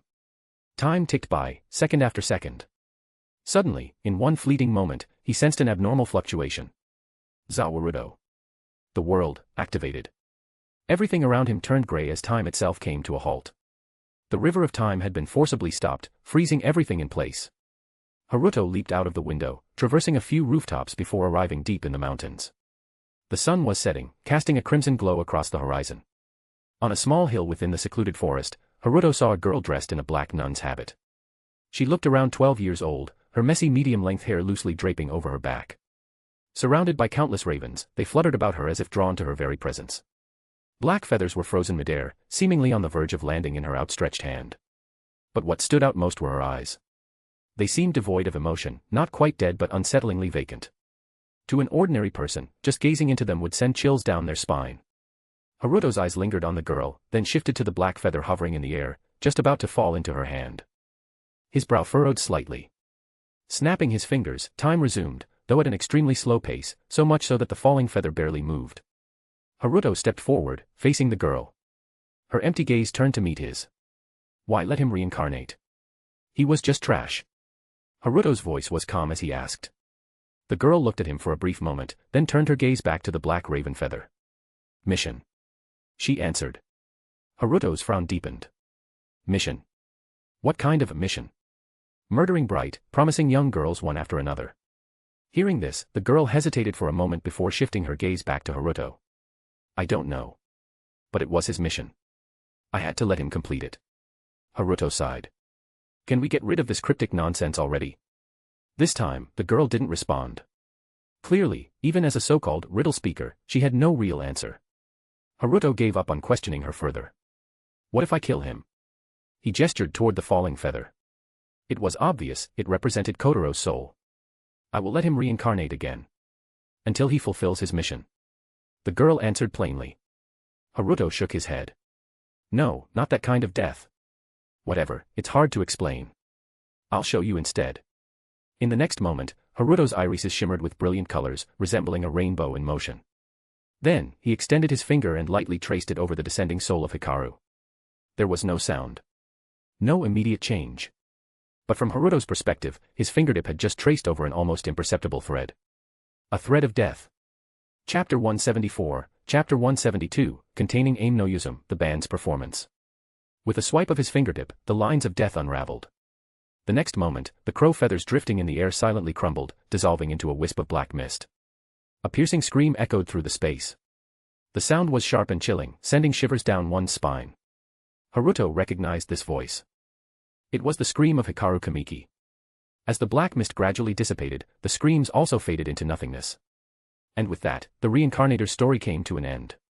The girl surrounded by ravens watched this scene unfold, her eyes showing a rare glimmer of surprise. Now, he shouldn't be able to complete his mission. Haruto spoke calmly. With his mystic eyes of death perception, he had seen Hikaru Kamiki's lines of death. It was the death of his very existence, more thorough than mere physical death, mental death, or even soul death. With a swipe of his fingers, Hikaru Kamiki was erased from the world, completely beyond any possibility of reversal. After that, Haruto simply lifted the restrictions of the world's power. Time returned to its normal flow. Countless ravens once again circled and soared through the air, though they now seemed more agitated than before. Haruto and the girl locked eyes in silence. A multitude of emotions flickered across her innocent gaze before she finally looked at him and spoke. You have to take responsibility. Haruto. Hearing this, Haruto tilted his head in confusion. He had expected that forcefully killing Hikaru Kamiki would make this goddess, who governed reincarnation, either furious or sorrowful. After all, she had kept going on about some mission. But in the end, what she said was that he had to take responsibility. That sounded like he had somehow wronged her. TSK. Seeing Haruto's confusion, the girl added. Now you have to complete the mission. It has to be done. You must take responsibility. Haruto shrugged. So, what exactly is this mission? He didn't really care about the so-called mission. The girl, however, hesitated for a long time without giving an answer. Clearly, just like before, she only had a vague sense that there was a mission, but she had no idea what it actually was. In that case, why don't you come with me for now? Once you figure it out, you can tell me. Otherwise, finding me again later might be difficult. Haruto extended his hand to her. The girl looked at his outstretched palm, hesitating for a moment. But in the end, she reached out and placed her delicate hand in his. The containment process was much smoother than Haruto had expected. After eliminating Hikaru Kamiki, he successfully met the goddess responsible for reincarnation and smoothly brought her back to the Foundation's containment site. By the way, what's your name? Haruto casually asked. The girl, still holding his hand, looked up at the countless ravens swirling in the sky before answering after a brief pause. Aim no Yuzum. Haruto raised an eyebrow in surprise. Aim no Yuzum. He had assumed she was another nameless deity like Kamishigami, but she turned out to be unexpectedly well known. A goddess from Japan's legends. There were many shrines and temples dedicated to Aim no Yuzum. So why was such a famous goddess wasting her time fixating on reincarnating some random scumbag? Thinking about this, Haruto was speechless. He brought Aim no Yuzum to the containment site in Chiba. For her containment room, Haruto specifically arranged for it to be in the high-security containment level, right next to Kamishigami's room. After settling Aim no Yuzum in, Haruto went next door. Inside the adjacent containment chamber stood an ancient and peculiar shrine. As Haruto stepped inside, a vibrant butterfly emerged from the shrine, fluttering toward him. The radiant butterfly circled Haruto a few times before gently landing on his fingertip, rubbing against him. Seeing this, Haruto chuckled. Hello, Kamishigami. Long time no see. Looks like you still remember me. The butterfly on his fingertip flapped its wings twice in response. Haruto's smile deepened, though he couldn't help but feel a little puzzled. Compared to when he first contained Kamishigami, had this butterfly from the River of Time grown smarter? Well, being smarter wasn't a bad thing. Kamishigami, I actually came to ask for your help with something. Haruto gestured toward the neighboring room. There's a delusional little goddess next door, obsessing over a scumbag from the entertainment industry. Her name is Aim no Yuzum. I don't know if you know her, but anyway, help me talk some sense into her. As a goddess, she should be protecting her people, not wasting time on some worthless man. Hearing Haruto's words, Kamishigami's wings paused mid-flap, as if puzzled. Just as Haruto wondered if the butterfly deity hadn't understood, it suddenly took flight and landed near the wall separating the two rooms. Seeing this, Haruto stepped outside and removed the partition between the two containment chambers. Aim no Yuzum curiously looked at the shrine in the adjacent room, as well as the radiant butterfly. Kamishigami flapped its wings and flew toward Aim no Yuzum. The girl extended her delicate fingers and allowed the butterfly to land on them. Then, the two deities seemed to engage in some kind of silent communication. Watching this unfold, Haruto nodded in satisfaction. Now that was more like it. A rebellious young goddess being guided by a wise senior deity to change her mindset and embrace her true responsibilities, this was exactly what needed to happen. As for whether Kamishigami and Aim no Yuzum would conspire together to break out of the containment site, Haruto had full confidence in Kamishigami. This butterfly from the River of Time had been contained at the site for quite a while and had never caused any trouble. In fact, given its nature, if Haruto weren't personally overseeing it, the Foundation wouldn't even have the means to contain Kamishigami properly. Unfortunately, the Foundation still lacked the capability to restrict time-based entities. Kamishigami remained at the site entirely out of its own willingness to cooperate. As for Aim no Yuzum, she was more like a confused little girl and lacked the ability to break out. Successfully contained anomaly, Aim no Yuzum. Anomaly classification, level 5 apocalyptic. Containment status, stable. Reward, 1 level 5 lottery draw. As the system notification popped up, Haruto left the site in satisfaction. Time passed, and soon, the weekend arrived. The scheduled performance date had finally come. Haruto rode in Kyoko Sato's car as they headed to the Shimokitazawa Performance Hall. Unfortunately, the weather was terrible today. Early in the morning, Japan's meteorological office issued a storm warning, advising citizens to stay indoors. The streets were nearly deserted, the only sounds being the howling wind and the rustling of tree branches. Clearly, expecting ticket-holding audience members to brave the storm just for a 500 yen ticket, barely the price of 2 cups of bubble tea, was unrealistic. After entering the nearly empty venue, Miyako frowned. President, I don't mean to question your judgment, but can a decent band really be found in a place like this?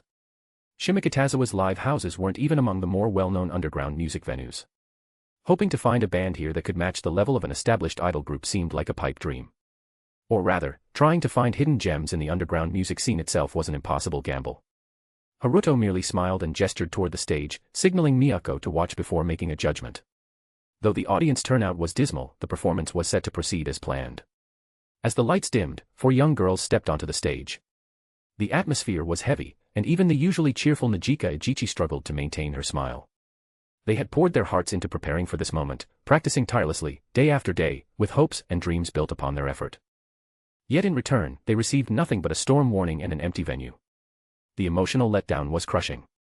In a way, it would have been less painful if no tickets had been sold in the first place, then, at least, they wouldn't have had expectations.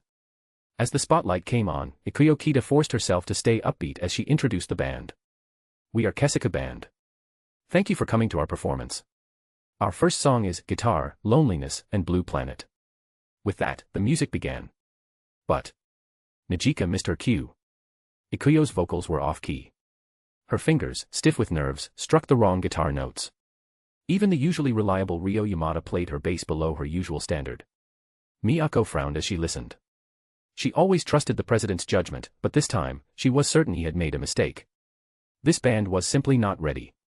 When the song finally ended, the venue was dead silent. Miyako took a deep breath, leaned in close to Haruto, and whispered. President, maybe next time. They still have room to grow. Her words were gentle but firm. But in the next moment, Miyako watched in shock as Haruto raised his hand. You can do it. His voice echoed in the empty live house, bouncing off the walls. The few audience members present were stunned. Even the 4 girls on stage froze. For the first time since stepping onto the stage, Hitori Goto, who had kept her head down the entire time, lifted her gaze. Her teary eyes locked onto Haruto. Then, without hesitation, she clutched her guitar tightly, pressed her pick against the strings, and strummed with all her might. Chapter 175, Chapter 173, Bocce, I'm willing to be deceived by him. The strumming of the guitar echoed through the live house, sending a wave of sound rippling across the venue. The previously lifeless atmosphere seemed to stir in response to that single chord. At the very least, many audience members who had been distracted by their phones now shifted their attention back to the stage. And at the center of it all, Hitori clutched her guitar tightly, her fingers dancing across the strings. A guitar solo rang out. The notes were precise, the melody sharp. It was a performance so skilled that even those unfamiliar with music could tell how impressive it was. The sound of her playing seemed to clear away the heavy atmosphere lingering in the room, leaving behind nothing but the raw, stirring music. The girl who always hid in the shadows, the bocce who never sought attention under the spotlight, she now radiated a brilliance unlike ever before. After a brief moment of shock, the most experienced member, Ryo Yamada, snapped back to her senses and turned toward drummer Najika Ejichi. Their eyes met for a split second and then, with a firm nod, they understood. At just the right moment, the beat of the drums kicked in, seamlessly blending into Hitori's guitar solo. Next came the bass, intertwining perfectly with the rhythm, creating an incredible harmony. Watching bocce play, Yukinoshita's eyes sparkled with admiration. The band, the song they performed. To me, it was like a loud, resounding laughter. To me, it was as piercing as a railway crossing alarm. The song erupted, almost like a shout, yet it was perfectly timed, blending seamlessly with the performance. Miyako, who had been leaning beside Haruto just moments ago, slowly straightened her posture, looking toward the stage in astonishment. It was like a completely different band from the one before. The bass is so heavy, but the reverb is flawless. The 3 instruments are practically showing off their skills. The melody and tone are a bit niche, but the performance is so perfect that even if it's not my taste, I can feel its charm. The most stunning part is the lead guitar. The difficulty of the piece is way above standard, yet it's played flawlessly. It's like witnessing a stage hero in action. Analyzing from a professional standpoint, these conclusions surfaced in her mind. For a moment, she even forgot that she was in an underground band showcase. The stage presence was so strong that it wouldn't be out of place for a rising star in the mainstream music industry. Open your eyes and face the title of loneliness. Accept it in your heart, that lofty impulse. Now, deep in my chest, I confirm the sound of my own heart. I don't want to listen to anything else. Except for the sound of my own voice. Through the song, it felt as if one could hear the cry of a soul. At this moment, it was as if the entire world had been reduced to just the sound of this band. As the song ended, the final guitar solo echoed throughout the venue, leaving a lingering resonance in the hearts of the audience. After what felt like an eternity, the vocalist, realizing she should make an announcement, hurriedly spoke. This was our second song, that band. Thank you all for listening, thank you so much. As they bowed at the end, an enthusiastic round of applause erupted from the audience. Despite the small number of people, the applause was unexpectedly loud.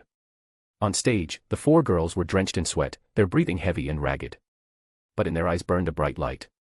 As the band exited backstage, a blonde girl suddenly burst through a side corridor, grabbing Haruto and dragging him toward the back. Haruto smiled and let Eiji Nijika pull him along.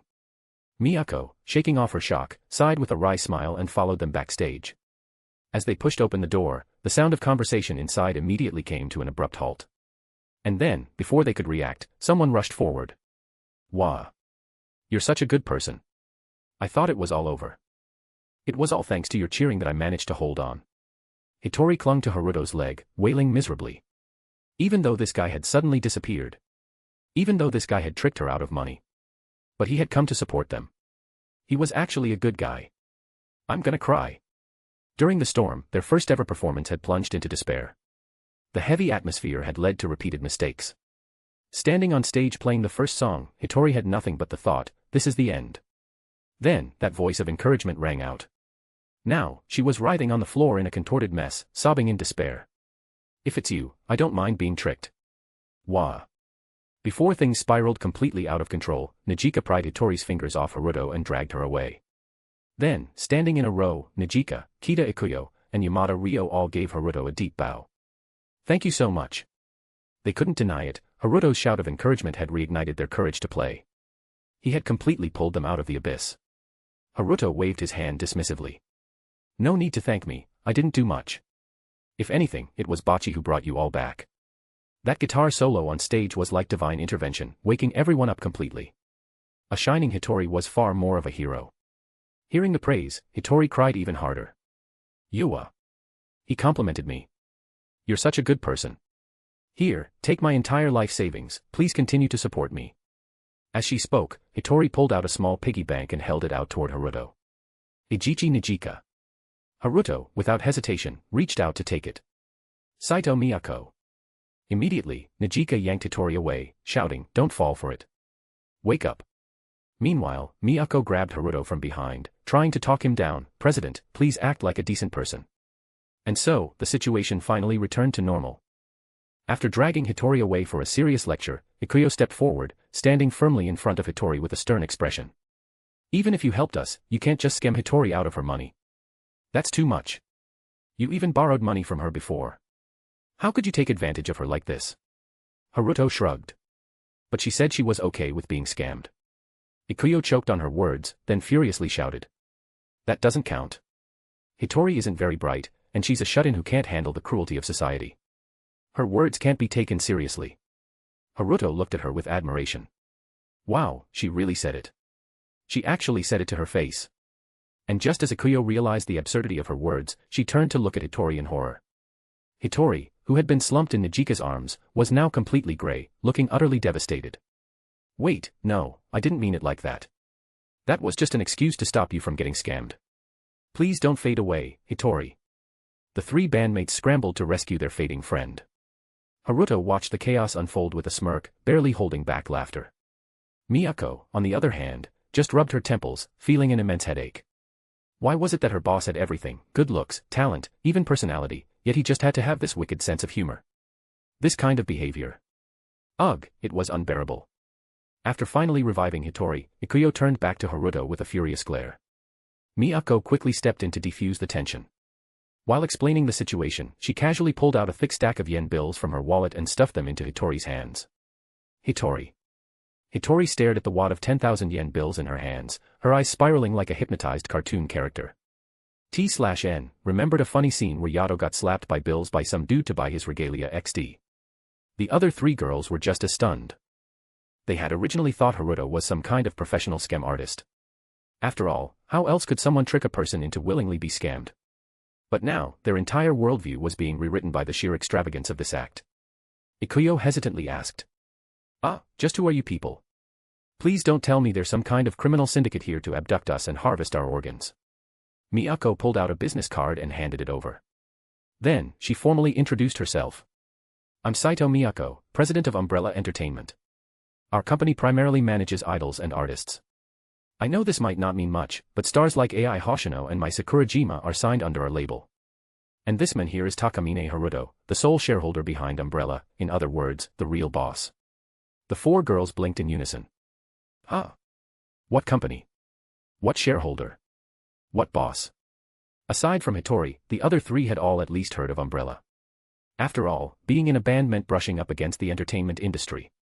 And in today's entertainment world, Umbrella was the most renowned name.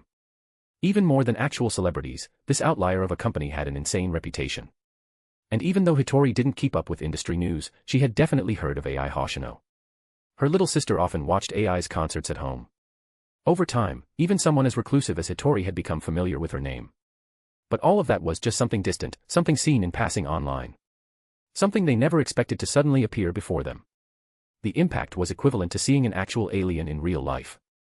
And after a long silence, Ikuyo was the first to break down into a full-blown scream. Umbrella.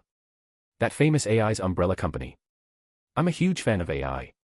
Nijika also spoke excitedly. It's the top company in the industry. A total powerhouse. But why would such big company come to watch our performance? In reality, what she really wanted to ask was, why would such a rich man, young Master XD, trick Hitori out of her lunch money? But after a moment of thought. Clearly, this guy really hadn't had any money on him at the time. That was the only explanation for why he borrowed from Hitori. Otherwise, it wouldn't make any sense. This guy was so rich that they couldn't even begin to imagine the extent of his wealth. There's no way he would go out of his way to scam Hitori out of a few thousand yen, right? Right. People wouldn't, at least, they shouldn't do something like that. Yeah, this had to be some kind of misunderstanding. However, if Haruto had known what was going through Nijika's mind, he would have shamelessly responded. I totally wanted to scam Bachi. Chapter 176, Chapter 174, Collaborating with the National Idol, Hoshino AI. When asked why they had come, Miyako tilted her head and looked at Haruto. Haruto nodded, signaling that it was fine for her to speak openly. So, she spoke directly. It's because the president, that is, our boss Haruto, listened to your performance and thought the stage effects were great. And coincidentally, our company has an upcoming event and is looking for a band to collaborate with. So, the president dragged me here to watch your performance and decide whether to extend an invitation. These words made the four girls widen their eyes in disbelief. They had just completed their debut performance, and they were already getting an invitation to perform. And not just any performance, an offer from the company that nurtured a national idol. Ikuyo reached out and pinched Hitori on the waist. Ow. Hitori yelped. Huh? Why? Hitori asked pitifully, confused as to why her bandmate had just attacked her. Ikuyo coughed lightly. I just wanted to check if this was a dream. Since you felt pain, this must be real, right? Hitori, QAQ. She really wanted to ask, why not pinch yourself instead of pinching her? But because of her personality, she couldn't bring herself to complain. She could only cry silently in her heart. At this moment, Ryo, who had remained calm, asked. So, after watching our performance, what is your decision, Miss Miyako? Only then did the other three react. Oh right, she had only said they came to watch before deciding. She never actually confirmed that they would be invited. Had they gotten ahead of themselves? Miyako took a deep breath before speaking seriously. To be honest, when the president first brought me to an underground band venue like this, I was completely against it. In the entertainment industry, underground bands don't exactly have the best reputation. It's not just about publicity and fame, the bigger issue is talent and professionalism. To put it bluntly, many underground bands lack the skills to operate professionally. Worse, their attitude is often lacking. And when I first listened to your performance, my opinion didn't change. In fact, it only reinforced my doubts. Her words made the four girls lower their heads instinctively. Not just because of the pressure of facing a superior figure. More importantly, because she was right, their attitude had been a problem at the start of the performance. Yes, the storm had reduced their audience to a pitiful number. But there were still people in the audience. People who had paid money to see them. Yet, because their first performance didn't go as expected, all four of them had been emotionally shaken. The result? A performance that was nowhere near acceptable. Forget stage presence, it was worse than their regular practice sessions. With such an attitude, they had no right to complain about criticism. They couldn't even argue against it, they could only lower their heads in guilt. However, at this moment, Miyako's tone shifted. But, the second half of your performance completely shocked me. Not just a pleasant surprise, a revelation. A flawless performance, an immersive stage presence that even I, with years in the industry, couldn't find a single flaw. It was incredibly moving. You used a niche style and, through sheer talent, forced the audience to love it. Something I have rarely seen in my life. As a token of appreciation for such a perfect auditory and visual experience, I believe it's only right to extend this invitation. At the very least, it's my recognition of your talent. Her words made the four girls raise their heads once more, their eyes gradually filling with light. After a brief moment of silence, the four exchanged glances, then broke into smiles. Thank you very much for your recognition. Led by Ajichi Nijika, the four bowed deeply in unison. Miyako waved her hand with a smile, then glanced toward Haruto. And when she saw Haruto smile slightly, she understood exactly what he meant. To be honest, if not for the president, Miyako might have considered signing the band. But she never would have invited them to collaborate with Hoshino AI. A single perfect performance. That wasn't enough to prove their overall level was flawless. After all, even a broken clock is right twice a day. Not to mention, for every brilliant moment, there was often a stumble beforehand. Pairing an unproven underground band with their top idol was simply too risky. She might take a chance on offering them a contract, but not on such a high-profile collaboration. But, if it was what the president wanted, then so be it. So, what do you think? Here's the collaboration contract. And, of course, the contract to officially join our company. You can review the terms and decide at your own pace. Even if you refuse, there may still be opportunities to collaborate in the future. Saito pulled out 2 contracts from her bag. She had prepared these in advance. She had assumed they would be useless at an underground band event. Yet, here they were, being used for real. One contract was the collaboration with Hoshino AI. The other was an artist contract under the Umbrella Company. Even though it was a rookie contract, the terms were so generous that even established artists would be envious. And there were no hidden traps. After all, Umbrella Entertainment wasn't created just for profit. Ajichi Nijika took the contract, while Ryo and Ikuyo immediately leaned in to read. Hitori also wanted to look, but the three mercilessly shoved her aside. Contracts should be reviewed by calm, rational minds. And given that Hitori was the kind of person who could say, I'm willing to be scammed by him, they figured it was best not to let her near such important paperwork. Despite their usual camaraderie, for the sake of Hitori's future, they decided. She could cry on the sidelines for now. Hitori, now banished, looked lost. And somehow, she ended up falling into Haruto's arms. A moment later, she realized what had happened and quickly scrambled away. Thank you. Hitori lowered her head slightly, her bangs covering her eyes as she mumbled. Haruto didn't respond with words, he simply reached into his kamui space and pulled out 2 hair clips, then gently adjusted her bangs. Aren't your bangs a little too long? They're covering your eyes. Doesn't that make daily life inconvenient?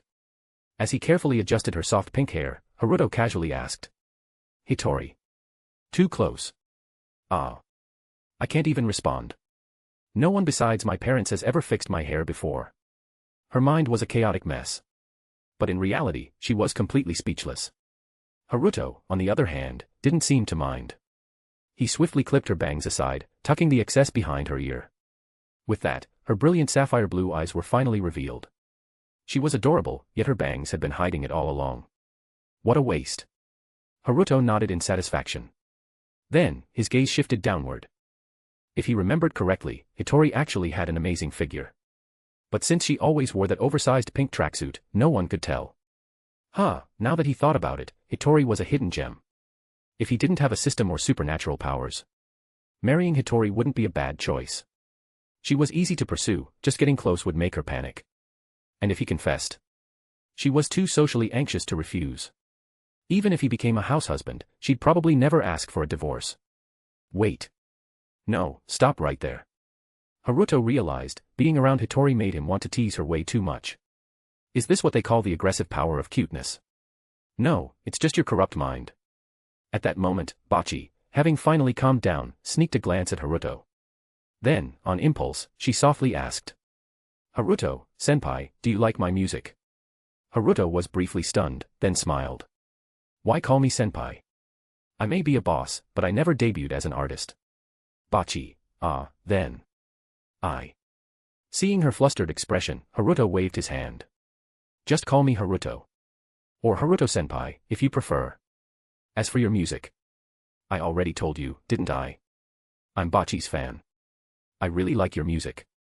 That song, Loneliness, Guitar, and the Blue Planet, though tonight's performance was, let's just say complicated, but I really love it. Hearing this, Bocce, who had been panicking, finally calmed down. A bright light shone in her blue eyes. Thank you. I'll keep working hard, she said softly. Haruto smiled and ruffled her pink hair. Meanwhile, the other three, having finished reading the contract, were not pleased. She totally fell for it. I can see Bocce's entire future already. Yeah, not letting Bocce see the contract was the right move, but at this rate, she's doomed anyway. Feels like she's about to be carried off to bed. For the record, the last line came from Rio. And because their whispers were so loud, Hitori heard everything. In an instant, her pupils quaked, her face turned crimson, and steam started rising from her head. Boom. Hitori exploded. Ahem, figuratively. After this, the four signed the collaboration contract. However, they did not sign the umbrella contract just yet. Perhaps they still weren't sure about fully going pro. By the way, who exactly are we collaborating with?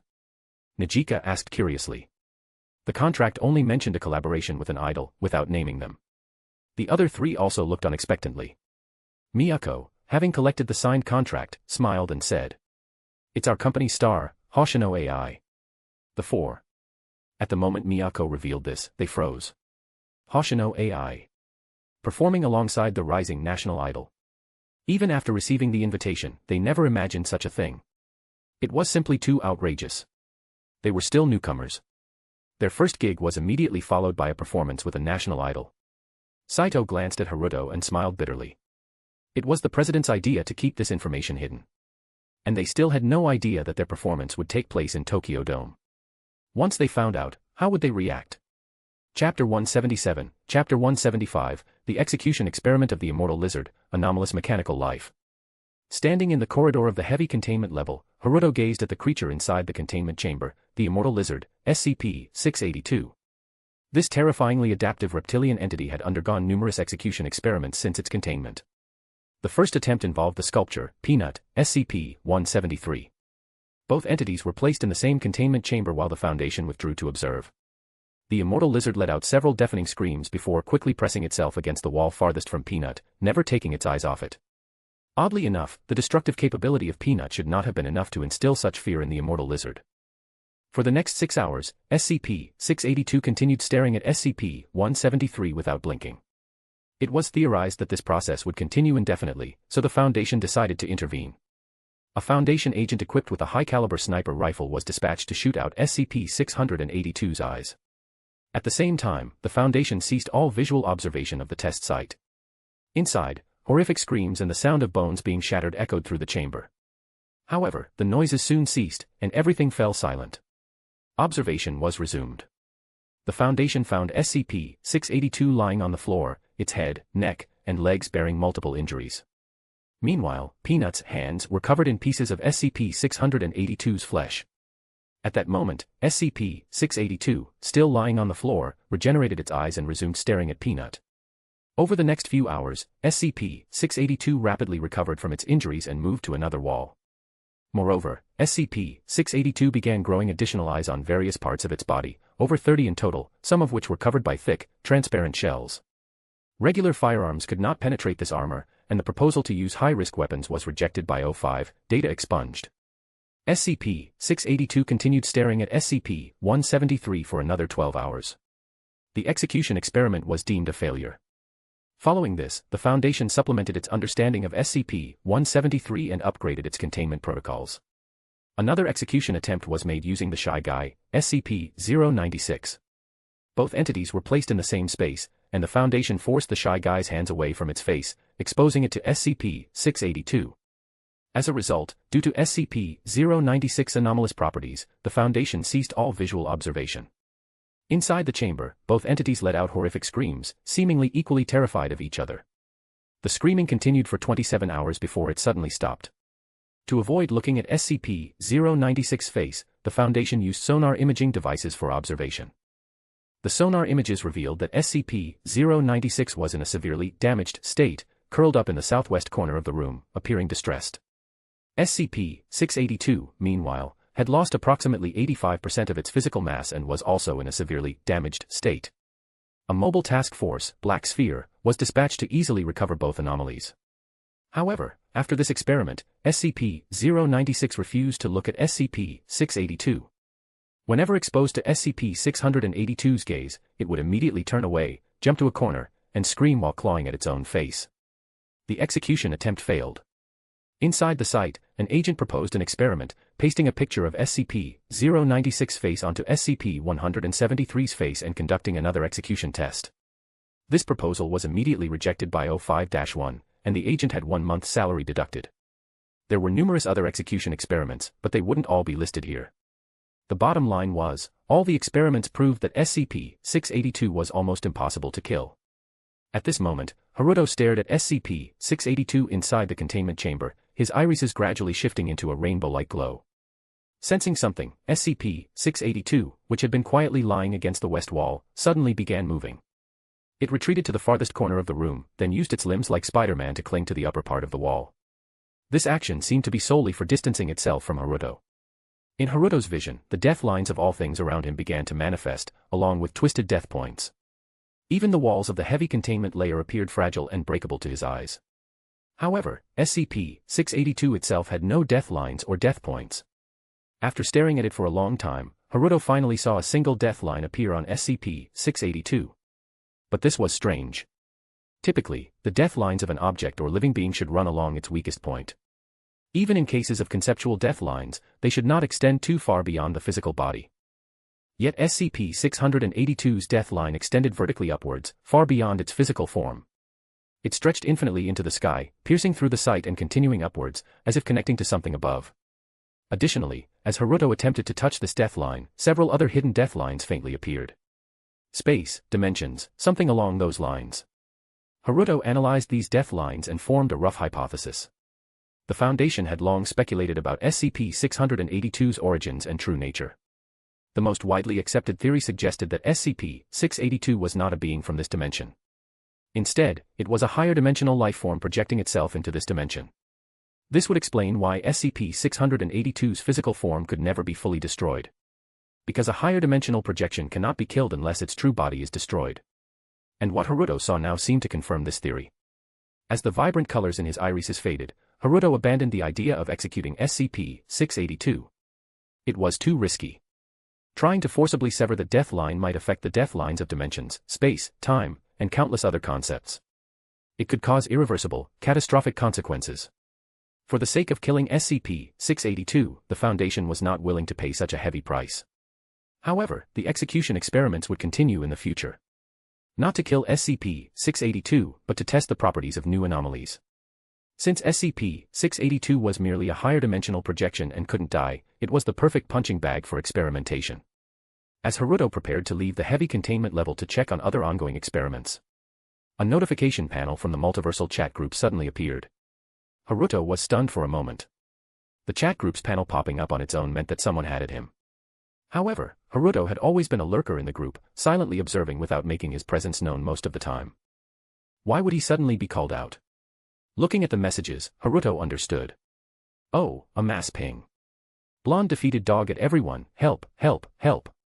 Spoilers are fun, huh? What happened? Pain magnet, why is Eriri so panicked? Big sister is supreme, making a fuss over nothing, just a blonde loser. Portal daddy, Miss Shinobu, don't say that. The group should be about mutual support and harmony. Blonde defeated dog, doctor, have you finished saving the world? Blonde defeated dog, wait, no, this is serious. I'm in big trouble. Blonde defeated dog, strange character image.jpg. Pain magnet, what is this? A classmate of yours, Eriri. Wait. This. Spoilers are fun, looks like an anomaly. Big sister is supreme, let me call in the troops, the Foundation is on the way. Haruto clicked on the image Eriri had sent. The picture showed a classroom scene and a female classmate sitting next to Eriri. With just a glance, Haruto recognized it as Eriri's high school classroom.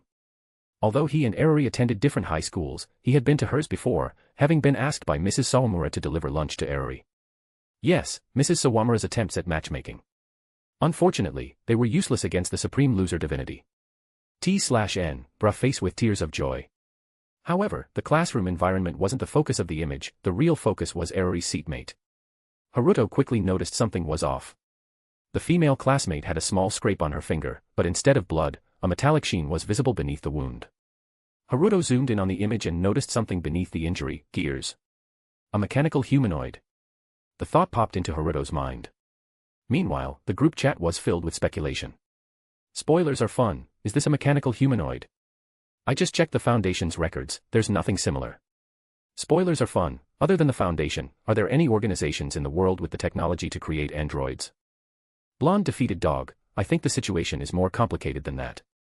At the start of the semester, during the sports festival, she fell and got hurt. Blonde defeated dog. Back then, her knee was scraped badly, there was blood everywhere, and I even helped her back to the classroom. Blonde defeated dog. Even now, you can still see some scars on her knee. It doesn't look like she was replaced in between. Blonde defeated dog. About a month ago, she started complaining about feeling more tired and sluggish, but I didn't think much of it at the time. Blonde defeated dog. Looking back now, ever since she mentioned that, I started hearing faint metallic clicking sounds when she moved. Hall Master of Wangsheng. Pain magnet. I just got chills.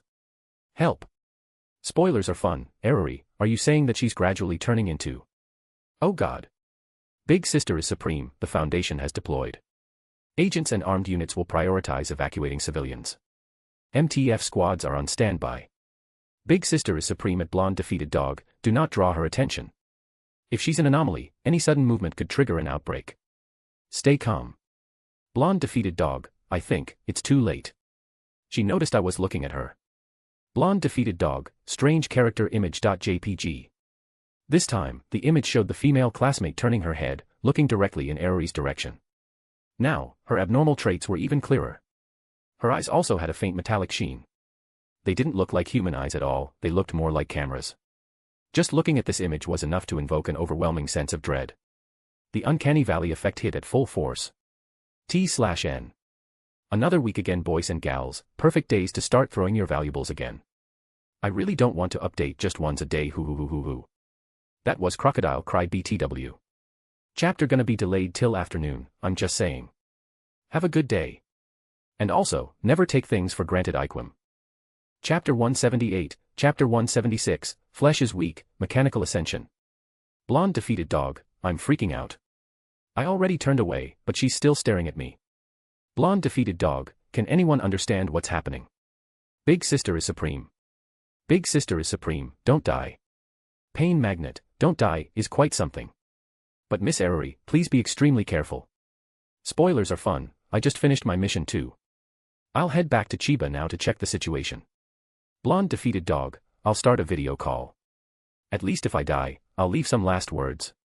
Eriri then started a group video call.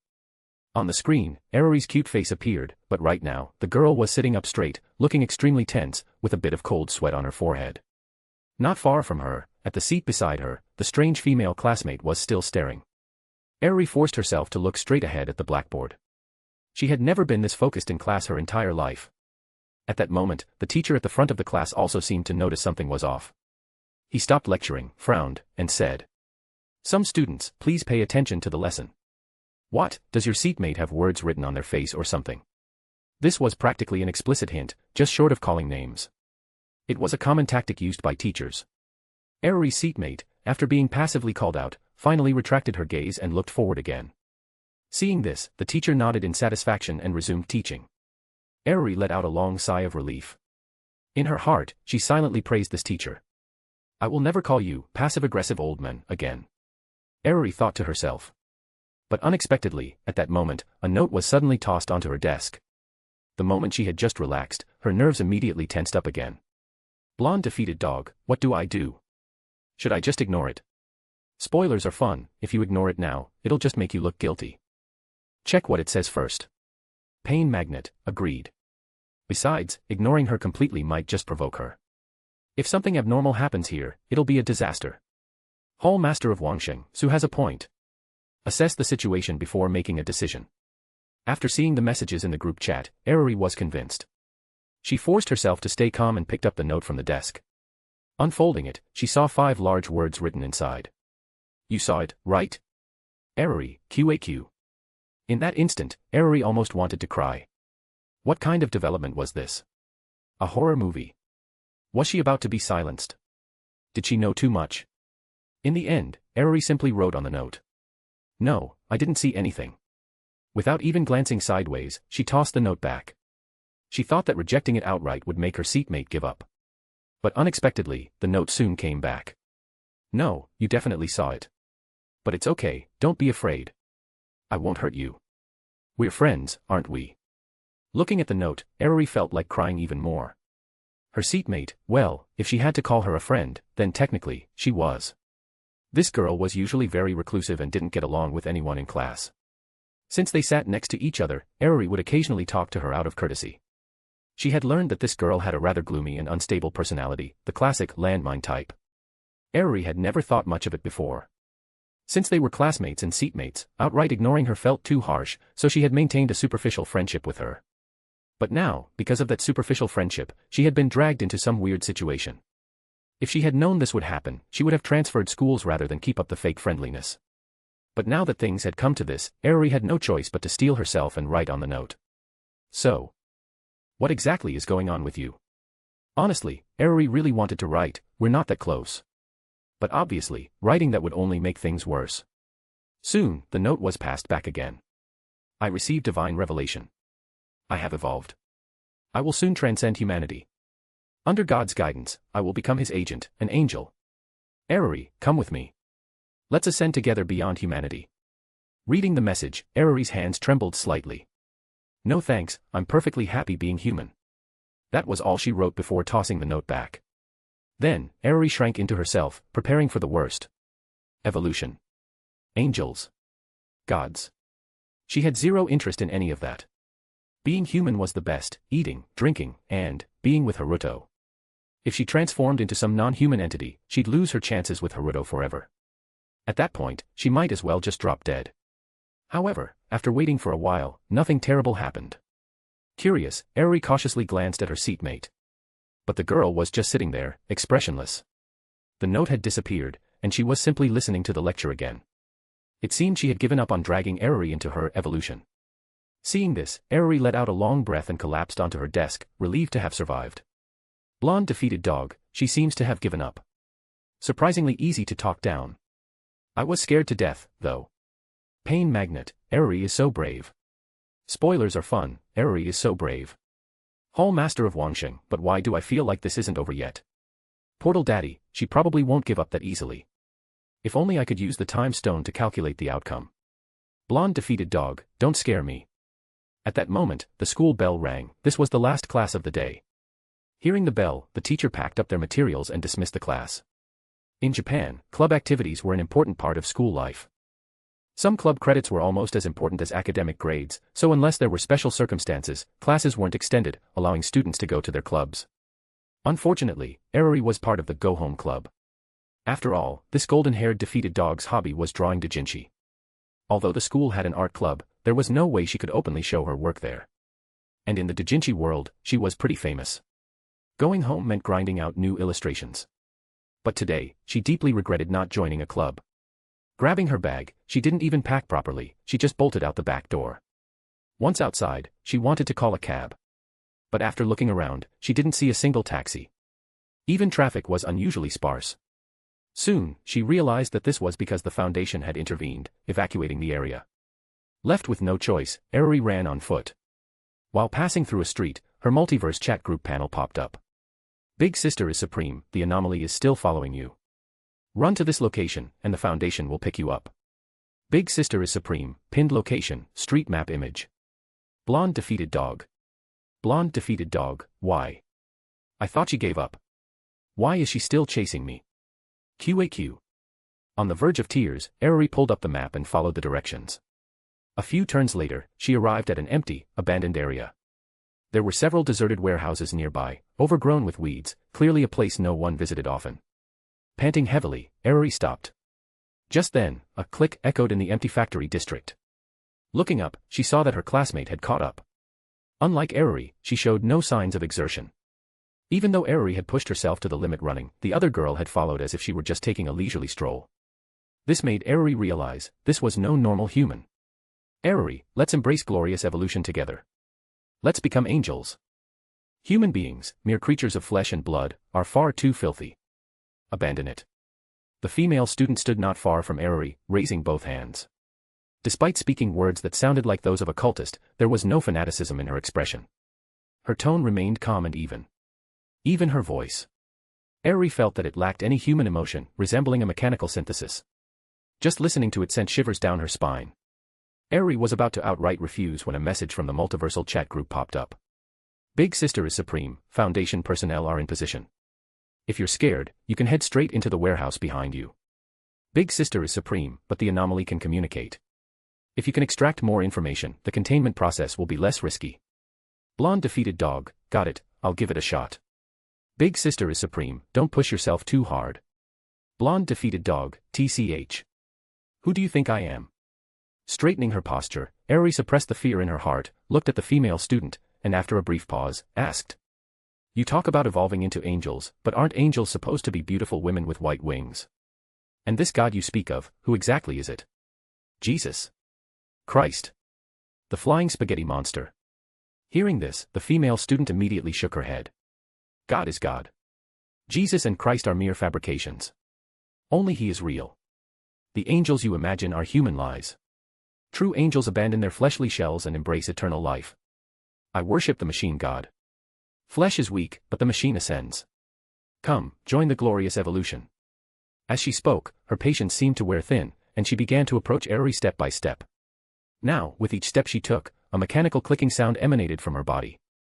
It was as if beneath her fleshly exterior, countless gears were turning. Eriri retreated step by step, eyes widening. She saw that the woman closing in on her no longer had human eyes, her eye sockets were now entirely replaced by glowing red cameras. Her eyeballs had disappeared, replaced by intricate mechanical structures. The wound on her hand was also splitting apart from the inside, revealing large swathes of exposed metal, gleaming with an eerie sheen. Machine God.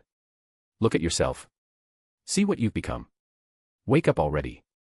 Gathering the last of her courage, Eriri shouted, then pulled a small mirror from her backpack and threw it. Crack. A crisp shattering sound echoed. The small mirror struck the female student but shattered upon impact, as if hitting solid metal. Fragments of the mirror scattered across the ground. The female student halted, lowering her gaze toward the ground. In the broken mirror, she saw her reflection. A monstrous, inhuman reflection. The next moment, she let out a piercing screech, the sound resembling the distorted whine of a system error. T/N. I'm sorry for the late update, I was arguing with some stupid-ass faggot. Speaking of gods, check out chapter 44 in my translator note of Bigangai. Y'all be the judge if I was right. Or if I was correct. Frankly, I'm getting tired of that shit. Shao. Chapter 179, Chapter 177, The Clockwork Virus, SCP-217. A sharp, piercing screech echoed through the air. It was almost impossible to imagine that such a sound could come from a human throat. The next moment, it began tearing at its own skin. The flesh peeled away like a thin membrane, effortlessly stripped and shredded into fragments. There was no blood. Only more metal, exposed to the air. This is evolution. The machine is eternal and immortal. Join the evolution. Join the evolution. The mechanical synthesized voice rang out like a broadcast, devoid of any emotion. Eriri could no longer withstand the pressure. She turned and rushed into the abandoned warehouse. And it attempted to follow. Just then, a deep gunshot resounded. A large caliber bullet struck it precisely in the forehead, right above the eye sockets. A bullet of this caliber should have caused flesh and blood to splatter, leaving a gaping hole in an ordinary human body. However, when it hit this creature, it merely bent its upper body backward by more than 150 degrees. Click-clack. The sound of gears turning could be heard. Then, with a motion that defied human anatomy, it straightened itself upright once again. The bullet embedded in its forehead was lodged in metal, unable to penetrate further. The next second, the bullet melted into its head, assimilating, becoming part of it. Obstruction of evolution detected. Terminate. The mechanical voice rang out again.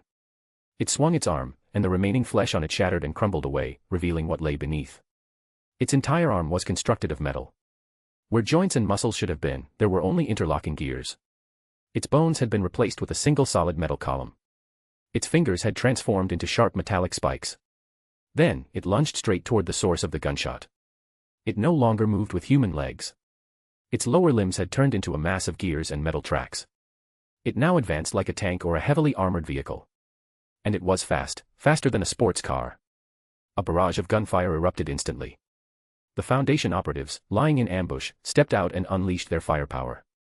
Bullets rained down like a storm of steel, engulfing the mechanized entity. The sheer kinetic force hindered its movement, even forcing it to a temporary stop. But the bullets failed to deal any lethal damage. Instead, they were swiftly assimilated into its body, becoming part of it. Its frame grew larger. Its height increased. From its back, razor-sharp metallic wings sprouted. Cease fire. Full retreat. This site is now under the jurisdiction of Mobile Task Force, Black Sphere. Suddenly, a commanding voice rang out across the battlefield. The steel storm came to an abrupt halt. The Foundation's armed personnel began an orderly withdrawal.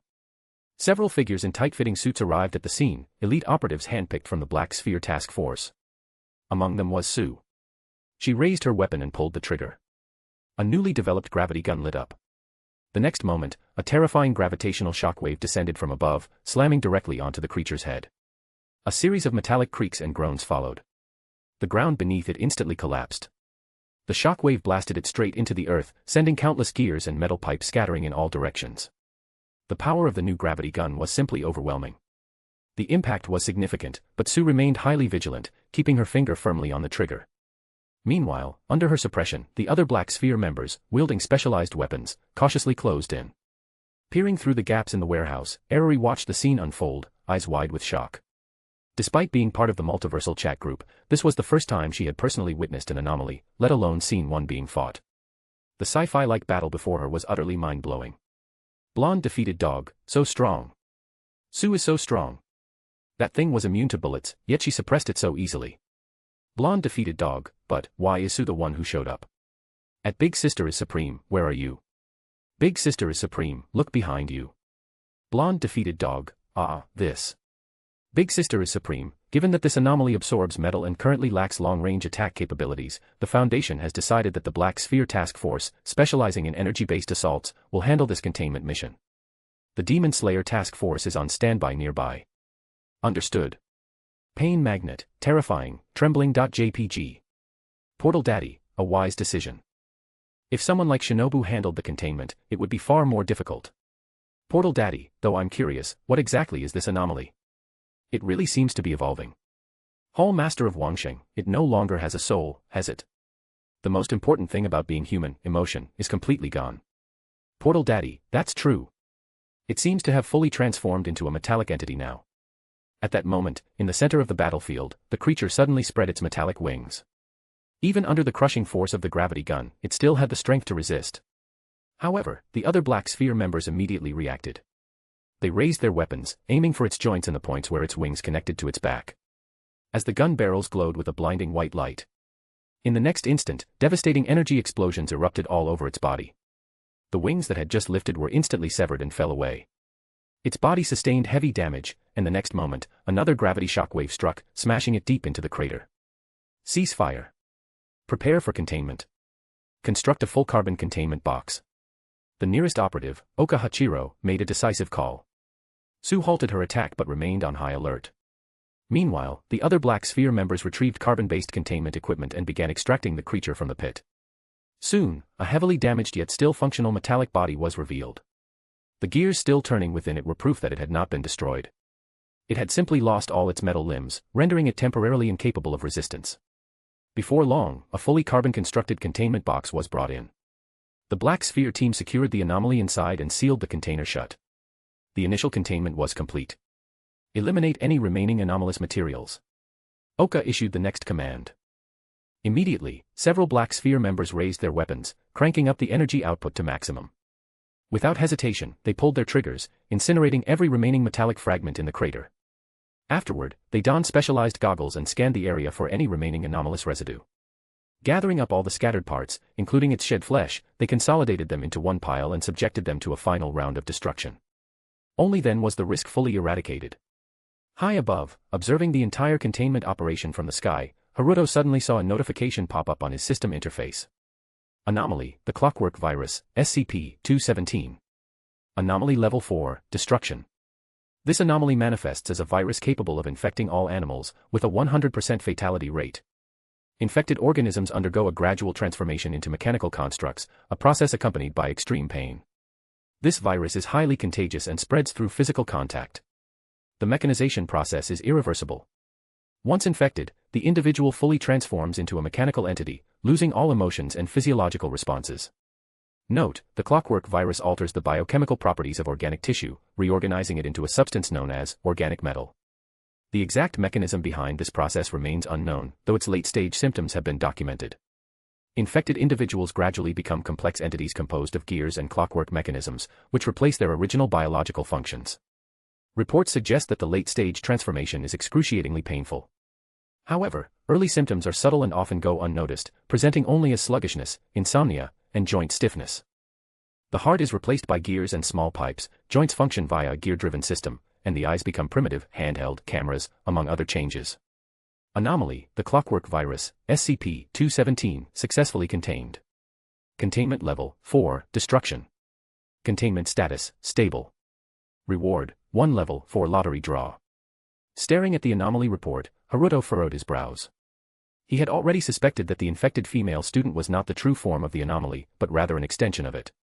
However, this virus was far more dangerous than he had anticipated. It spread through simple contact, had a 100% infection rate, and affected all living organisms. Moreover, the transformation was irreversible. Come to think of it, this aligned perfectly with what the infected girl had claimed. She had evolved into it, and since her body had been converted into machinery, she was indeed immortal. Freed from the limitations of biological life, she had become stronger and more resilient than humans, one could even call it a form of evolution. So, was the god she spoke of real after all? Haruto made a mental note to conduct extensive experiments on the clockwork virus, SCP-217, in the future to test this hypothesis. But for now, he immediately issued a directive to all Foundation personnel. Under no circumstances were they to make direct contact with the anomaly. With that done, he descended from the sky. From the moment Eriri joined the multiversal chat group, Haruto had known that she would eventually learn about anomalies. He just hadn't expected it to happen so soon. Meanwhile, Su had already departed with the containment convoy. Shinobu Kocho, seemingly sensing what was coming, had made an early exit as well. By the time Haruto landed, only Eriri and the Foundation's cleanup crew remained. I don't want my memory erased. Can I join the SCP Foundation? Eriri was adamantly arguing her case. The Foundation personnel looked troubled. He wasn't in charge of recruitment and had no authority to approve such requests. Moreover, the SCP Foundation had a rigorous selection process. Just then, the staff member's gaze shifted past Eriri, and his tense expression relaxed. Noticing this, Eriri immediately turned around. Only to find Haruto standing right behind her. President, this lady refuses memory erasure and wishes to join the SCP Foundation. I'll leave this to you. Having said his piece, the staff member turned and swiftly made his escape. Eriri, now facing Haruto, put on a look of exaggerated shock. Unfortunately, her acting was utterly terrible. Chapter 180, Chapter 178, Mrs. Sawamura's Assist and Sleeping Tea. Inside the multiversal chat group, everyone watched the video feed with great interest.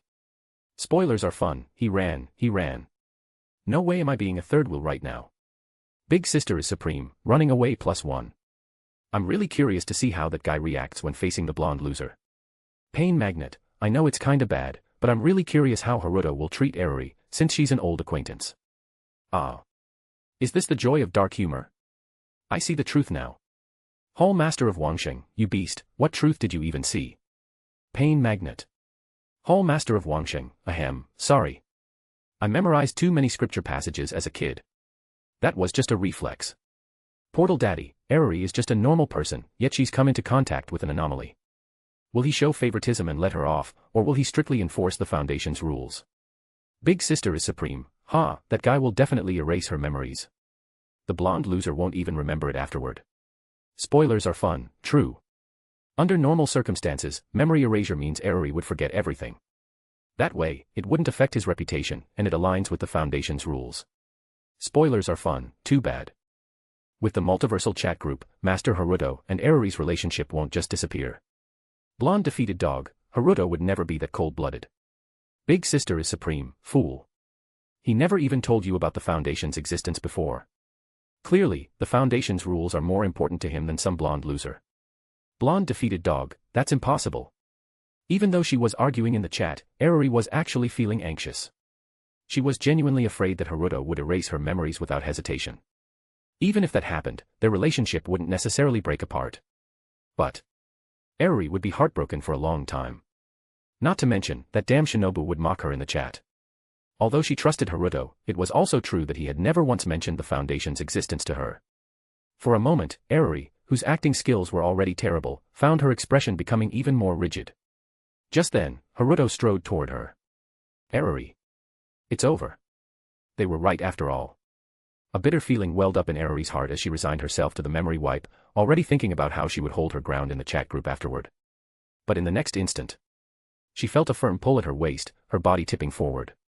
And then, she fell into a warm embrace. You're okay, that's such a relief. I was really worried. A deep voice echoed in Eriri's ears, instantly washing away all the emotions she had just been feeling. Being held like this, Eriri stood there in a daze. She could feel the warmth of the embrace and hear that slightly hoarse voice. The bitterness that had been weighing on her heart vanished in an instant, and even the lingering fear from encountering an anomaly melted away like a dream. A sweet sensation of being cherished blossomed in her chest and quickly spread through her entire body. Haruto really is the best in the world. Eriri closed her eyes slightly, and this was the only thought left in her mind. Meanwhile, in the multiversal chat group. Big Sister is supreme, TCH. Spoilers are fun, tearing up over here, folks. No questions about the anomaly, no explanation of his identity. Spoilers are fun, the first thing he said when he saw her was just pure concern. Is this what sweet love looks like? Hall Master of Wangsheng, wow, I never expected Haruto to have this side to him. This is both surprising and impressive. Portal Daddy, this scene reminds me of her. Ugh, the pain is too much. Pain Magnet, the cold and powerful president of the Foundation, has a side like this too. At that moment, Haruto glanced at the flood of messages in the chat and once again felt grateful for his decision to keep a low profile and hide his true identity. Otherwise, how else could he have witnessed a scene like this? Everyone in the chat thought he was playing at level 1. But in reality, he was in the stratosphere. After a long moment of warmth, Eriri gently pulled away from the embrace, lifting her head slightly as she said. What are you doing? Haruto, you're acting like such a kid. Of course I'm fine. Spoilers are fun, there it is. The textbook Tsundere response. Miss Eriri has chosen the most popular attack style. Pain Magnet, hiss. Tsundere creatures are truly terrifying. Hall Master of Wangsheng, your tenderness is strong, sure, but if, and I'm just saying if, I were to pull out the Tsundere card, and pair it with golden twin tails, how would you handle that? Portal Daddy, I'm too old for this. Can't bear to watch. Off to save the universe. Big Sister is supreme, dropping a solid 6. While everyone in the chat was eagerly waiting to see how Haruto would respond to Eriri's Tsundere act. Eriri, this is for your own protection. Now, sleep peacefully. There will be no more anomalies in your dreams. With that, Haruto reached out and lightly tapped Eriri's forehead. Eriri. Before she could even protest, her body went limp, and she collapsed forward.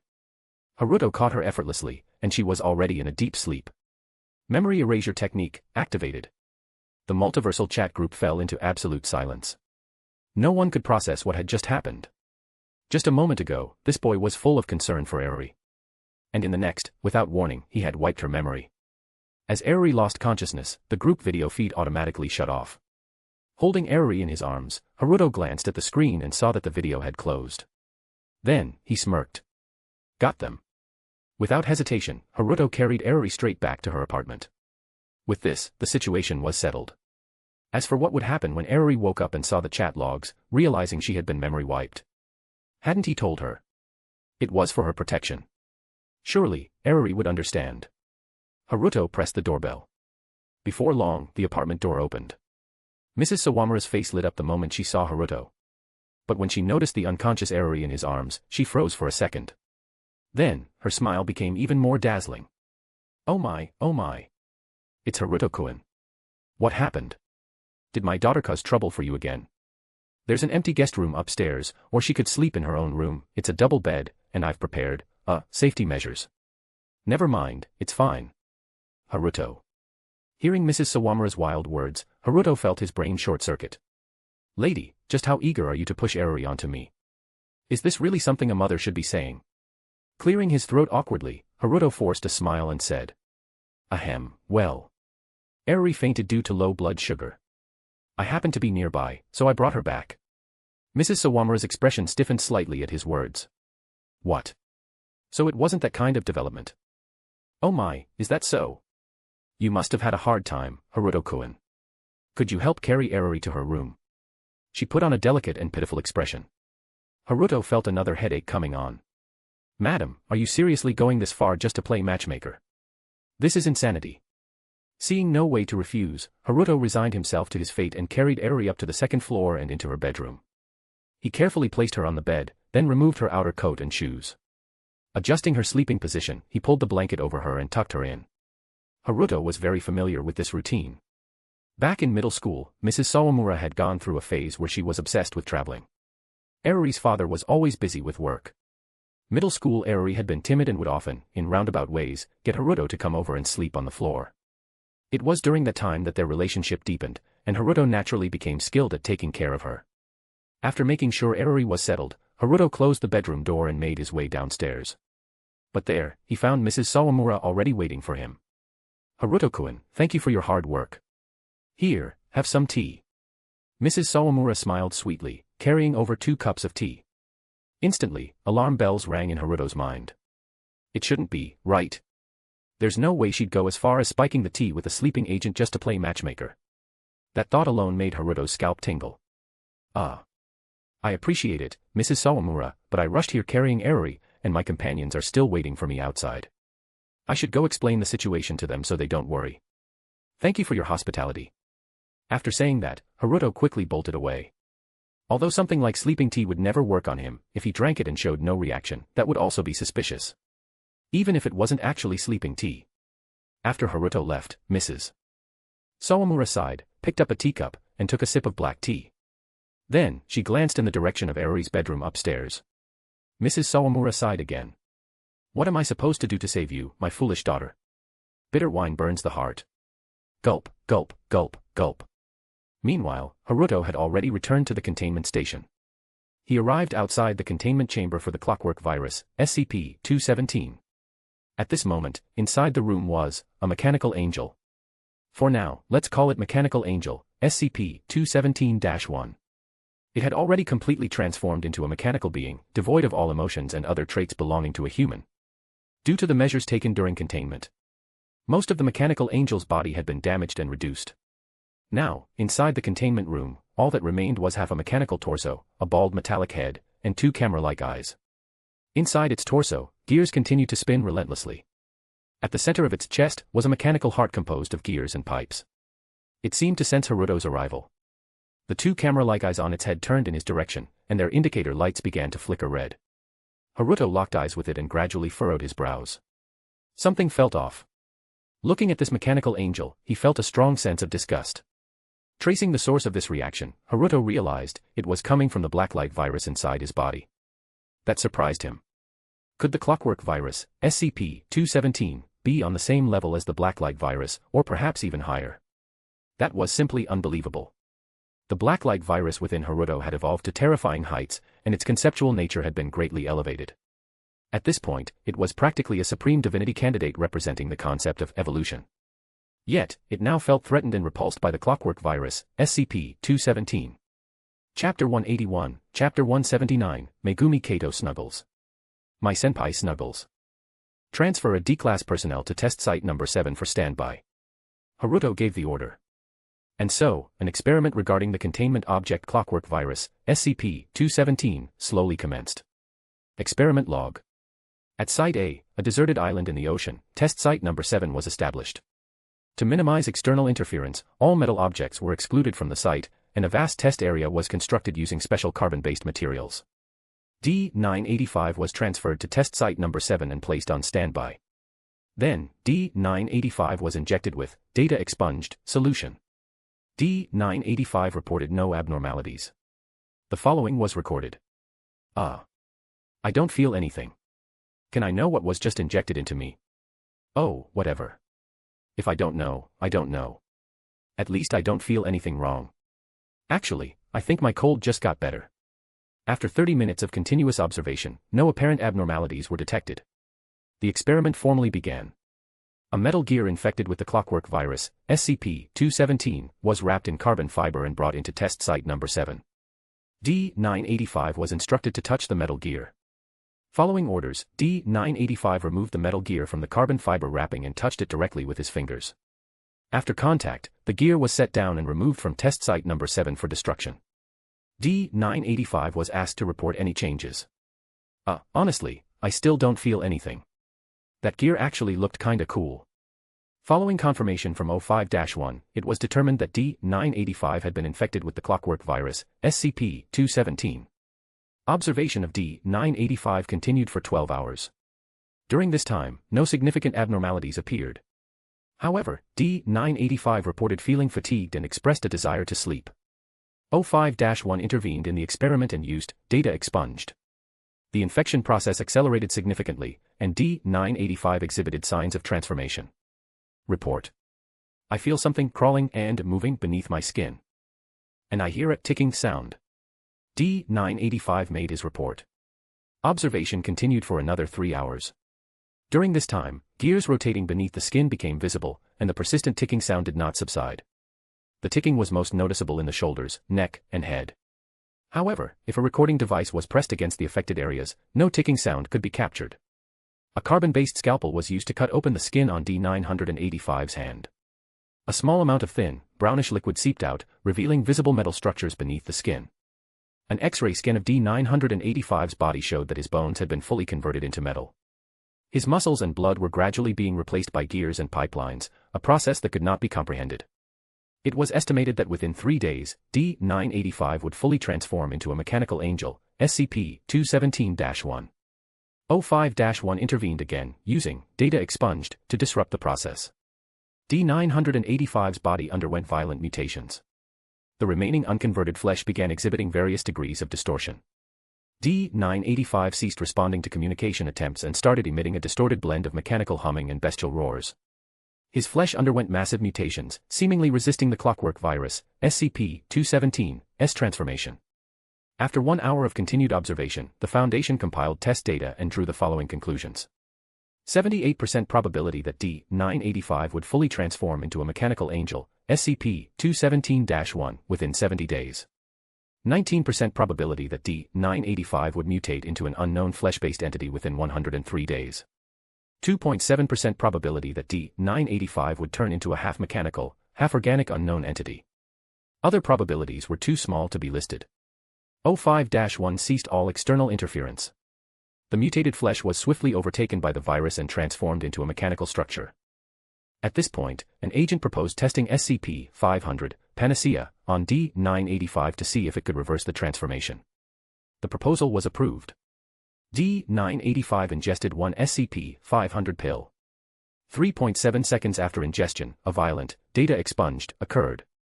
O5-1 immediately intervened and terminated D-985. End of experiment log. Which dumbass suggested using SCP-500 for a cure test? Go to HR and collect a 3-month penalty. And while you're at it, go clean Peanut's containment chamber for a week. Haruto roared in frustration. After being infected by the clockwork virus, SCP-217, D-985 had ingested SCP-500. And, well, the results were indescribable. To put it simply, it was something Haruto never wanted to witness again. Before the situation spiraled into complete disaster, Haruto decisively invoked the power of the world en route, mystic eyes of death perception, terminating D-985 on the spot. With that, the experiment came to an end. Haruto fell into deep thought. Judging from the results, the virus transformation surpassed even the blacklight virus evolution.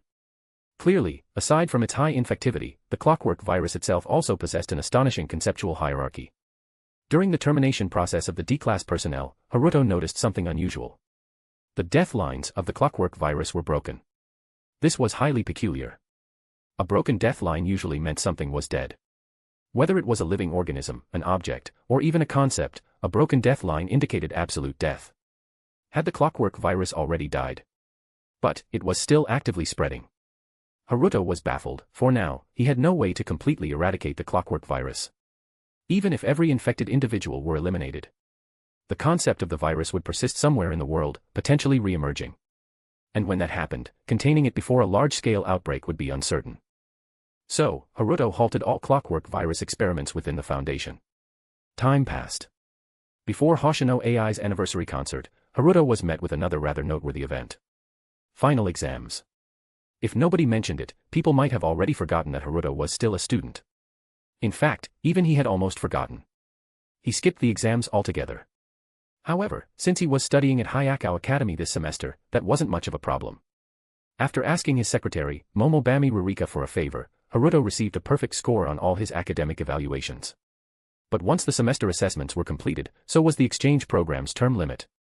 Thus, Haruto had no choice but to reluctantly return to Sobu High. Oh. Judging by that look on your face, it seems you're not too happy about returning to my class. Hiratsuka Shizuka narrowed her eyes, looking particularly dangerous. Haruto quickly waved his hands in denial. Of course not. I'm thrilled to be back. Hiratsuka-sensei, banzai. Satisfied with the response, Hiratsuka nodded. But as she turned away, her expression shifted to one of contemplation. She had always kept an eye on this genius student of hers. When Haruto transferred, she even used her connections to keep tabs on the situation within Hayakao Academy. Originally, she had planned to wait until Haruto inevitably hit a wall, then she would reach out, extend a helping hand, and bring him back. But then, through her sources, she learned of something utterly outrageous. The new transfer student had dominated the entire academy. He had even seemingly suppressed the student council president from the Momobami clan. It was absurd. And just now, upon seeing Haruto's gloomy expression upon returning, she could guess what was going through his head. After overpowering the student council president, the entire academy had basically become his personal playground. Stepping out of such a comfort zone to return to Sobu High, no wonder he looked so miserable. But, this is ridiculous. Just how much of a genius was he? Just how powerful was he, to be able to achieve that in such a short period? Hiratsuka Shizuka shook her head, realizing she'd never find a satisfactory answer, and simply decided to drop the matter. As soon as she left, the class swarmed around Haruto. A transfer student. One who had left Hayakao Academy unscathed. Everyone was treating him like some extraterrestrial being. Haruto, for his part, found it exhausting to deal with. Meanwhile, his desk neighbor, Yukino, was outright ignored. She, too, found it rather exasperating. Not that she particularly wanted the attention. But she was a transfer student too, wasn't she? She had returned from Shuchiin Academy. And yet, the difference in treatment was like heaven and earth. After finally shaking off his overly enthusiastic classmates, Haruto turned to the seat behind him. Welcome back, Haruto. Megumi greeted him with a gentle smile. In response, Haruto leaned over the desk and hugged her. A faint blush quickly spread across Megumi's cheeks. Haruto, there are people watching. Even I would feel embarrassed. Haruto, however, remained unfazed. Megumi-chan, come on, no one's even paying attention. It's been too long. Let's stick together. Haruto almost blurted out that her anti-mimetic properties made it so that nobody would notice what was happening here. But a soft cough came from the doorway. Haruto glanced over. And there, standing at the entrance with a dark expression, was Sakurajima Mai. Haruto. Oh, crap. He had completely forgotten. He had dragged Sakurajima Mai along and even transferred her school records to Sobu High. And since she also possessed a pseudo-antimimetic ability and was part of the Memetics division, she regularly took W-class memory enhancement drugs. Which meant she had resistance to mimetic and antimimetic influences. And that resistance was kicking in right now. Haruto quickly let go of Megumi and walked toward Mai, arms wide open. Long time no see, my senpai. For once, he took the initiative to address her respectfully. But my senpai, my foot. Haruto froze in place. Mai had stepped forward and planted her foot firmly onto his own. With a cold smile, she spoke. Oh. Something wrong with my foot. Ah, being stepped on by my senpai is an honor. Haruto chose survival. T/N. I've been wondering, why was I trying so hard to translate this shit? I get nothing for doing this, absolutely nothing except some small self-satisfaction I guess. So it's decided. I ain't doing shits anymore more than 3 chapters a day or something. I fucking can't keep up. I realized I still have some life outside the net, so I'm doing that. HAAA, FML. Chapter 182, Chapter 180, A Non-Existent Person. Summer vacation begins. I originally heard that you came back, so I specially came over. But now it seems like I've ruined your fun, huh? Mai angrily pinched the soft flesh on Haruto's waist.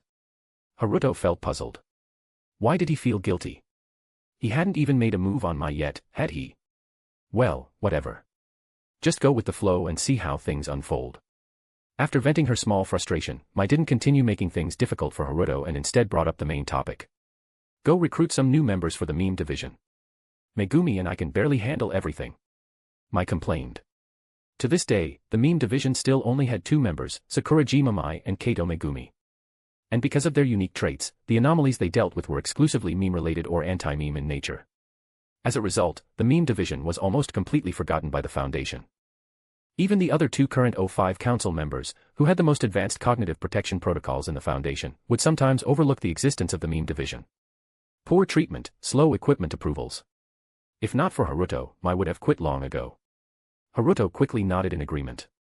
I'll make sure to recruit new personnel for the meme division as soon as possible.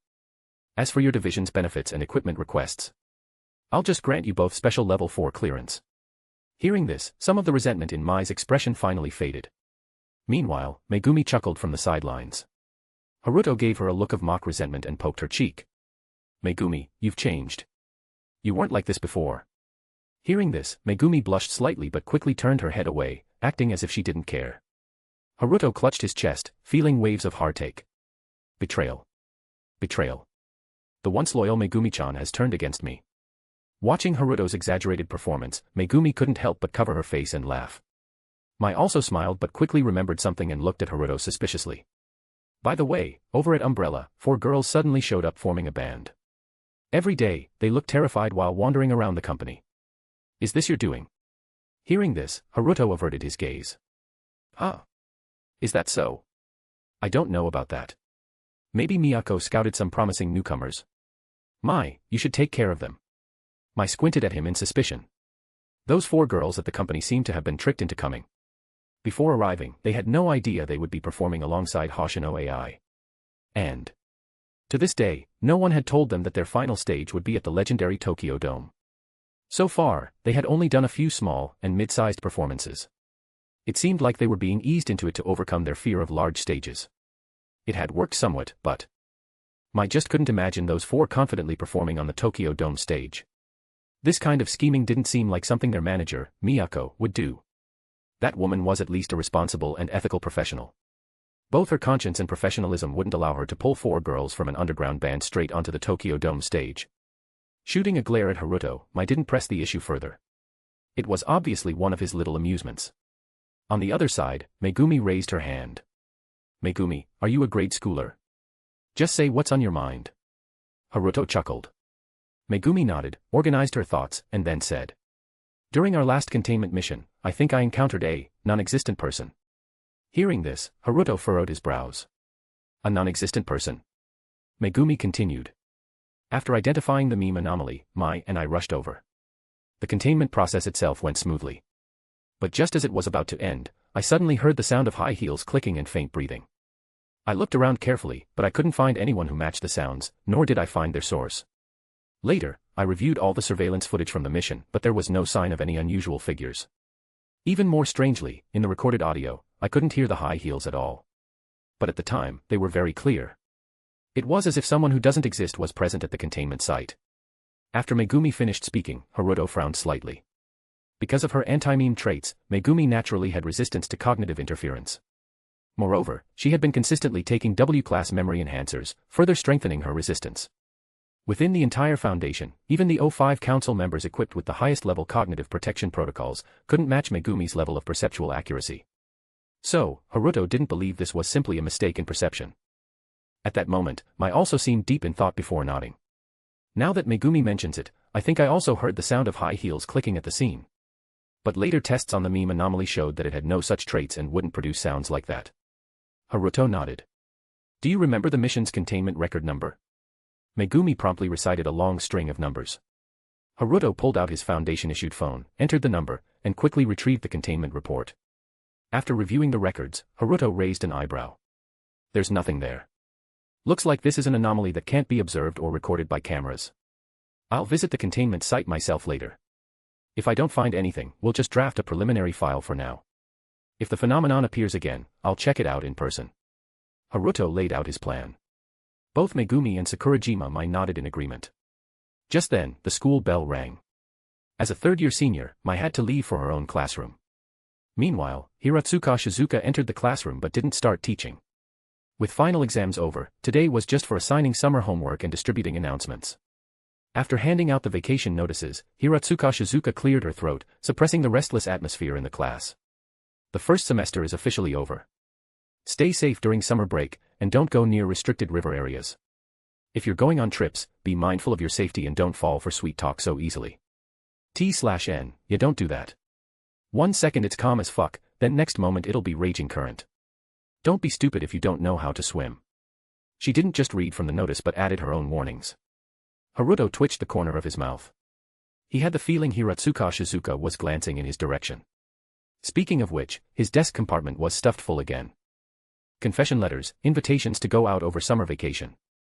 No wonder Hiratsuka Shizuka was glaring at him. If he accepted every invitation, even with daily outings, the whole summer wouldn't be enough.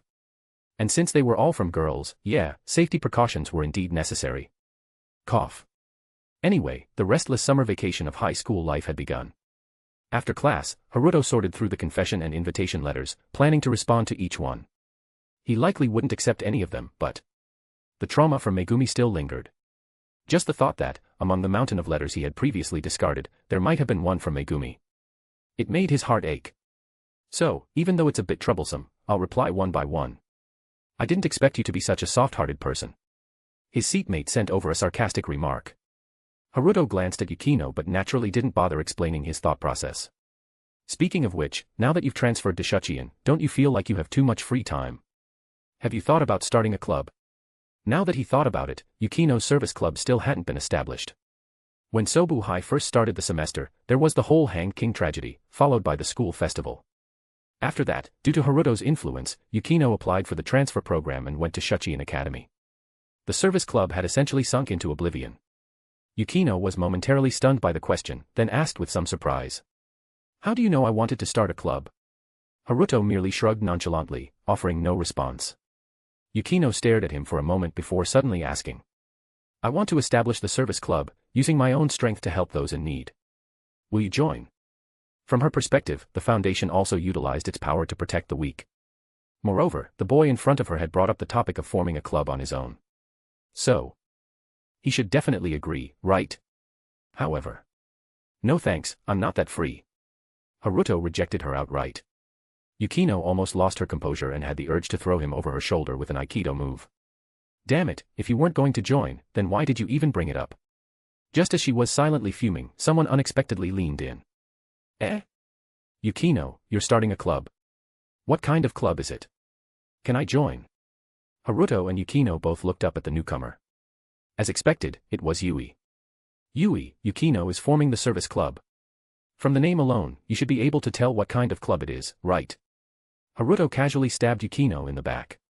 Chapter 183, Chapter 181, A Bad Composition, SCP-012, from 3 years ago. The service club. Judging by Yui's shocked expression, it was clear that she had misunderstood. Yukino shot a glare at Haruto. How mean? She immediately interrupted Yui's strange assumptions and explained. The service club isn't some shady club. It's about those who possess kindness offering it to those in need. In other words, we're volunteers. Reaching out to help those in difficult situations is what the service club is about. Upon hearing this, Yui finally snapped out of her strange imagination. So that's what it is, phew. She let out a relieved sigh, seemingly happy that her classmate hadn't gone down the wrong path. And with that sigh, combined with her nickname, one could truly feel the weight of a dango. Yukino, normally expressionless, twitched the corner of her eye twice in response. At that moment, however, Haruto had already packed up his things, slung his backpack over his shoulder, and said, All right, you two can take your time discussing the club. I'm heading out first. I just got back from Hyakao, I have other matters to handle. With that, he climbed over the desk and made a swift escape. Hey! Yukino tried to stop him, but in the blink of an eye, Haruto had already disappeared through the classroom door. Taking a deep breath, Yukino calmed herself and turned back to Yui. Only to find that Yui was also in a posture ready to run away. In that instant, Yukino's mental state nearly collapsed. So Yui had only come looking for that insufferable guy. Yugahama-san, would you like to join the service club? Yui's fleeing movements halted, and she flashed an awkward smile. Under normal circumstances, Yukino wouldn't have pressed further upon seeing this and would have let the girl off the hook. But, perhaps she had picked up some bad habits from Haruto. Yukino forced herself to put on an expectant expression, gazing at Yui with hopeful eyes. And Yui had one fatal weakness. She wasn't good at expressing her own opinions and was the type to go with the flow.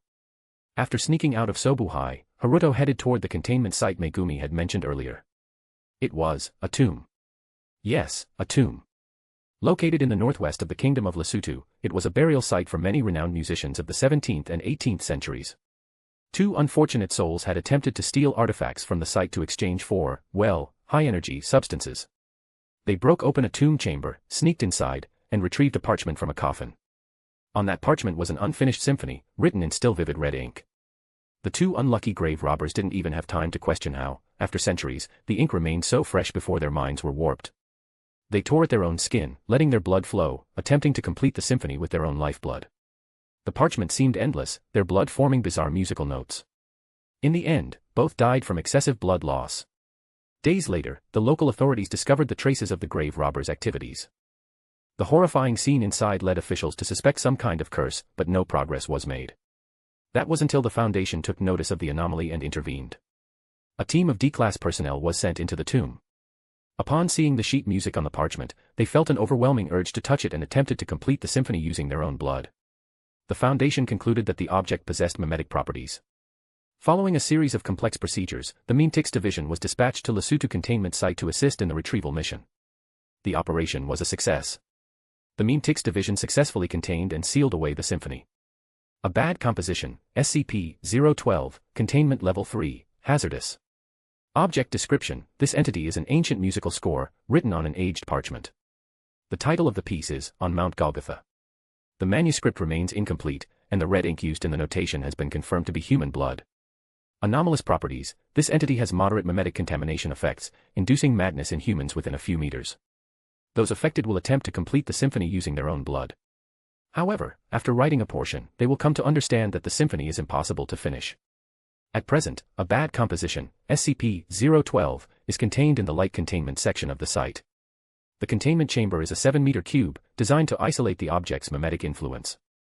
SCP-012 is sealed in an iron box, suspended in the chamber to prevent any contact. The room is dimly lit with only a single emergency warning light to discourage attempts at reading the music. When Haruto arrived at the tomb, it had already been completely cleared out. The Foundation was always meticulous in its cleanup. Blood, bodies, and any items that could have been affected by the anomaly. All of it had been collected and destroyed. At this moment, the tomb was as empty as a barren desert. Haruto scanned the surroundings and quickly realized that he had likely made a wasted trip. The non-existent entity was clearly no longer here. If it were present, there was no way Haruto wouldn't be able to detect it. Whether it be sound, temperature, shadows, physical presence, or even the very concept of existence. Haruto would have sensed it all. Yet, even when activating his mystic eyes of death perception, he found no anomalies. Clearly, the non-existent entity had already left. Haruto frowned, deep in thought. If it was able to leave, then it most likely wasn't originally inside the tomb. Megumi had mentioned hearing the sound of high heels. So, it came from outside. Why would it come to this tomb? Because of the Foundation, or because of the anomaly? Most likely for the SCP. An anomaly collecting anomalies. That's not funny at all. Haruto recorded the incident in the Foundation's archives. Going forward, he added a new task to the Foundation's global operations. A purge of all anomalous forces around the world. Afterward, Haruto took another look at the tomb. At this moment, if he forcefully invoked the power of the world to rewind time, he might be able to track down the non-existent entity. However, Haruto's world was bound to the supreme concept of frozen time. Reversing time was possible, but it wouldn't be perfect. In the process, he might nudge the timeline, potentially triggering other anomalous events. After a brief contemplation, Haruto temporarily abandoned the idea. Risking the world for an entity whose danger level remained unknown was simply irresponsible. Leaving the site, Haruto prepared to return to his apartment. However, he was stopped right outside. Looking at the two girls before him, Haruto felt momentarily dazed. As promised, we've come to find you, Haruto. You still remember our names, don't you? Mitsuha stared at him nervously. It was the kind of tension that suggested she might just bite him if he said he didn't remember. However, that nervousness instantly vanished the moment her gaze lowered. Mitsuha noticed the bright orange-red hair tie wrapped around Haruto's wrist. The hair tie was wrapped twice around his wrist, tied into a neat bow, and stood out conspicuously against the boy's skin. After a brief moment of daze, Haruto smiled and said, "Of course, Mitsuha, Suzum, I'm very happy to see you again." When Mitsuha heard her name, she smiled in satisfaction. Meanwhile, Suzum was staring intently at Haruto's wrist, puzzled about when these two had secretly added another thread of connection between them. Meow. A soft meowing sound caught Haruto's attention.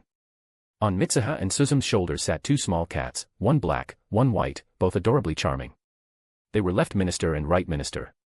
Since Haruto had freed them from their duty of guarding the passage to the afterlife, the two cats had chosen to stay by Mitsuha and Suzum's side instead, becoming their guardians. Haruto beckoned with a hand, and the two cats immediately leaped onto his arm. Geez, after raising them for 3 years, why is it that Haruto can still steal them away with just a wave of his hand? Mitsuha puffed out her cheeks, looking adorably frustrated. As Haruto petted the cats, he chuckled and said, "It's already been 3 years." 3 years had passed. The two young girls he had met back then had now fully matured, no longer the same naive and inexperienced individuals. To them, it had been 3 years. But for Haruto, it hadn't felt that long. "Suzum and I got into Chiba University, so we'll be staying in Chiba for the time being. That means we're now your seniors, Haruto," Suzum said with a smile. Mitsuha also realized this and broke into a grin. That miraculous experience from 3 years ago still felt vivid in their minds. Back then, they had been young and inexperienced, growing step by step under Haruto's guidance. Even though Haruto had borrowed Mitsuha's body at the time, he had still given them the reliable presence of an older brother. And now, that big brother had become their junior. This unexpected contrast filled the two girls with amusement. Haruto's lips twitched. Why did everyone enjoy being his senior so much? Was being a senior really that great? Could it be that hearing someone call them senpai was just that irresistible? Speaking of which, that money you gave us back then helped us a lot. We managed to save up a portion ourselves, so we wanted to personally visit and express our gratitude. Haruto, could you introduce us to the person who helped? Mitsuha suddenly said. Haruto was momentarily stunned before quickly realizing what Mitsuha was referring to, the piggy bank that Eriri had been tricked into giving away. Clearing his throat, Haruto gave a sheepish smile and said, "Another time. She's been in a bad mood lately, so I'll introduce you later." Recently, Eriri had been sulking over the memory erasure incident, and it was something she couldn't even talk about. As a result, she hadn't been showing Haruto any kindness either. So, for now, it was best not to provoke her. Mitsuha and Suzum exchanged confused looks. Not in a good mood lately. Could it be that time of the month? Yeah, maybe it really wasn't a good time to disturb her. At that moment, Suzum suddenly smacked her forehead and tugged on Mitsuha's sleeve. "Mitsuha, didn't your little sister also come to Chiba? Weren't we supposed to meet up with her?" Mitsuha's eyes widened in realization. Oh no. She had been so focused on romance that she forgot about her sister. Yatsuha Miyamizu, prioritizing romance over family. I'm in tears, everyone. Chapter 184, Chapter 182, Long-Lost Distant Relative. Yatsuha is in Chiba too. Haruto was a bit surprised. 3 years had passed. That little rascal Yatsuha should be in middle school by now, a proper young girl.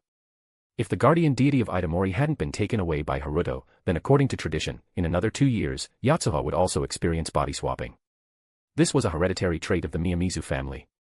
Mitsuha's mother and grandmother had both experienced body swapping, though their memories were erased afterward. It was only due to Haruto's interference that Mitsuha retained her memories. So, why had the shrine maiden in training come all the way to Chiba? Did she sense something and come looking for the guardian deity? As Mitsuha typed on her phone, messaging her sister, she explained. Half a year ago, there was a large-scale blindness incident in Itamori, but after 7 days, the resident sight was automatically restored. Later, this event was hyped up online as divine guidance, attracting many travelers and worshippers to Itamori. Our family has been serving as shrine maidens for generations, so we made a little money from it. To avoid affecting Yatsuha, we sent her to study outside of Itamori. Recently, Yatsuha's school organized a summer training camp, and their destination happened to be Chiba, so we planned to meet up, but I completely forgot. As Mitsuha spoke, Haruto felt numb. Divine guidance, my ass. Absolutely absurd. At this moment, Haruto deeply felt the butterfly effect caused by timeline changes. However, it wasn't necessarily a bad thing. Besides, calling it divine guidance wasn't exactly wrong. From a hierarchical standpoint, Haruto was far beyond a conventional deity. And that blindness incident? It was indeed a form of guidance, meant to prevent an anomalous outbreak. Seeing Haruto's strange expression, Suzum had a hunch and curiously asked. That town-wide blindness event? Don't tell me you were the one behind it, Haruto. Having witnessed the anomalies of the other world and Haruto's immense power, Suzum had no doubt that he was capable of blinding an entire town. Hearing this, Haruto simply nodded, not bothering to hide it. After all, both Mitsuha and Suzume were aware of the existence of anomalies, there was no harm in telling them. Originally, Haruto had tricked them into coming here with the intention of erasing their memories. But now, he realized they had serious potential as investigators. That blindness event was to prevent an anomaly from erupting and to stop Itamori from being erased. Now that I think about it, the guardian deity of Itamori bringing me back 3 years ago to meet you too, maybe it was all to prevent that disaster. Mitsuha and Suzume were momentarily stunned, but after a brief pause, they accepted it. I need to go meet up with my sister first. Haruto, let's go on a trip together in a few days. Mitsuha said, grabbing Suzume's hand, ready to make a run for it. She couldn't let her best friend sneak away alone. However, Haruto waved his hand and said, perfect timing. I don't have anything going on, so I'll come with you. Yatsuha doesn't know me yet, after all. Hearing this, Mitsuha and Suzume readily agreed. So, Haruto arranged for a car and drove to the location of Yatsuha's school training camp. In Japan, school training camps were usually organized by clubs. They were mostly for skill training, competition preparation, or simply to strengthen club bonds. Yatsuha's camp was the latter. It was more like a summer retreat than serious training. There were only a few official club lessons, with most of the time dedicated to travel and play. Arriving outside a hot spring inn in Chiba, Haruto parked the car. 2 figures stood quietly near the entrance, waiting.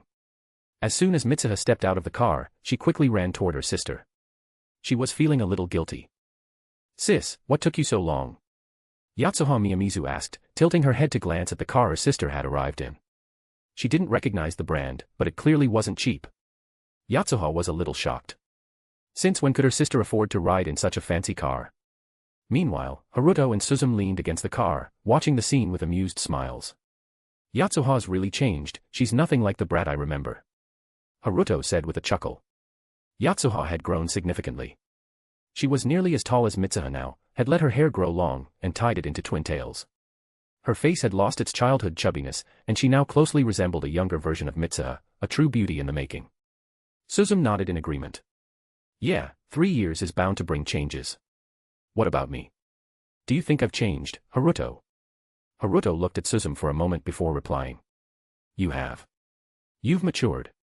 Hearing this, Suzume beamed with happiness. Meanwhile, on the other side, things weren't going as smoothly. Mitsuha looked a little awkward. She couldn't exactly tell her sister that she had been so focused on a handsome guy that she forgot about her. There was a bit of trouble on the way, so I got delayed. Mitsuha finally settled on this vague excuse. Yatsuha narrowed her eyes. Was her sister up to something weird? She suddenly recalled how 3 years ago, Mitsuha had suddenly run away from home and then returned with a huge sum of money. Could it be? Having reached middle school and entered adolescence, Yatsuha had learned a lot about the world. Cough cough. And who is this? Sensing the mood getting awkward, Mitsuha quickly changed the subject. Yatsuha wasn't someone with a long attention span, so she was immediately distracted. This is Amano Hina, my best friend from elementary school who moved up to middle school with me. Mitsuha suddenly understood and smiled. Hina, huh? My sister talks about you all the time, you two are really close. Being mentioned, Hina quickly smiled and responded. Not far away, Haruto froze for a moment. Hina? Could it be that Hina? Suzume looked at him curiously. What's wrong? Haruto shook his head and turned his gaze toward Hina. Just ran into a familiar face, what a coincidence. The girl had black medium-length hair tied into 2 sections draping over her shoulders. She wore a pink dress with a white sleeveless hoodie over it. Around her neck hung a very distinctive pendant. Her appearance gradually matched Haruto's memories. This had to be the sunshine girl, Amano Hina. Haruto pulled Suzume closer, confusing her. Then, he took out his phone and snapped a photo. Nice, all 3 main heroines in one shot. Haruto, Suzume, come on. Mitsuha waved at them. Haruto and Suzume walked over. This is Iwato Suzume, you've met her before. And this is Haruto, he's a friend I met 3 years ago in Chiba. Mitsuha introduced them. Suzume ne. Yatsuha greeted Suzume politely. In the past 3 years, Yatsuha had met Suzume many times and knew she was her sister's close friend, even running away from home together. As for Haruto, Yatsuha looked at him warily. So this was the guy who used sweet words and money to charm her sister. Very dangerous. Must be careful. Nice to meet you, senpai. Hina bowed politely. Haruto smiled and nodded back in response. Then, he reached out and ruffled Yatsuha's hair. Hey, Yatsuha, you've grown so much. I remember carrying you when you were little. Miyamizu Yatsuha. Yatsuha was stunned. What the heck do you mean you carried me when I was little? Who even are you, some long-lost distant relative? She turned to her sister in disbelief, silently asking if this was true. As a result, Mitsuha pondered for a moment before nodding. It seems like that did happen. Upon hearing this, Yatsuha was completely shocked. That really happened. Meanwhile, Mitsuha was thinking that although it had been her body, Haruto's statement wasn't exactly wrong either. After that, as Yatsuha remained bewildered, the group entered the hot spring inn. The environment here is really nice. As expected of a middle school in a big city, getting to have training camp in a place like this. Mitsuha looked around and sighed in admiration. Come to think of it, during that trip, we traveled all over, but we never did experience a hot spring. Suzume commented while nudging Haruto with her elbow. The hint was obvious.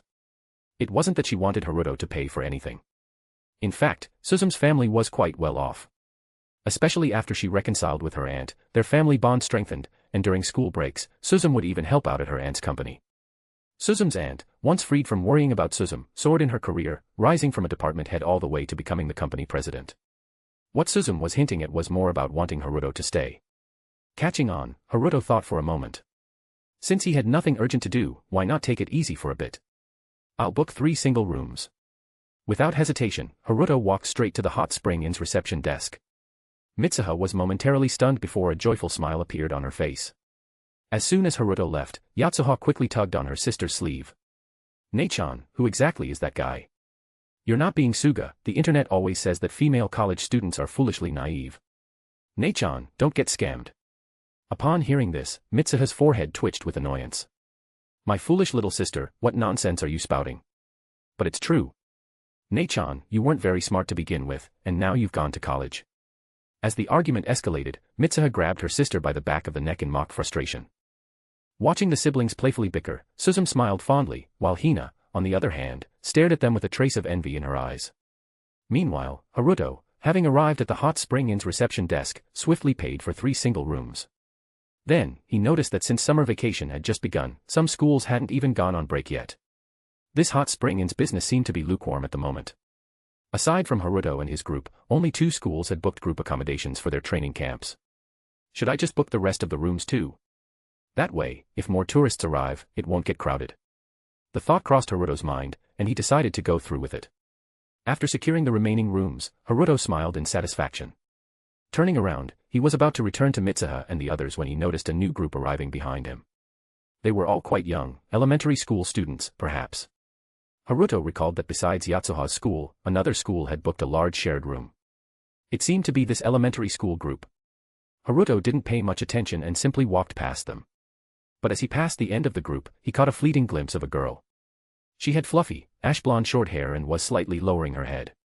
Through the strands of her hair, something resembling a hearing device could be seen on her ears. Haruto paused slightly, taking a second look at the girl. Could it be Shoko? T/N. I've seen a few suggesting a pat, but I have this particular hobby of saying. Daga Kotowaru. Translator-san is an upright and righteous person. He will not make profit of other people's work even if it kills him. Translator-san is Translator-san. Cap. He just don't want another workload. Translator-san doesn't need money at the moment. Shao.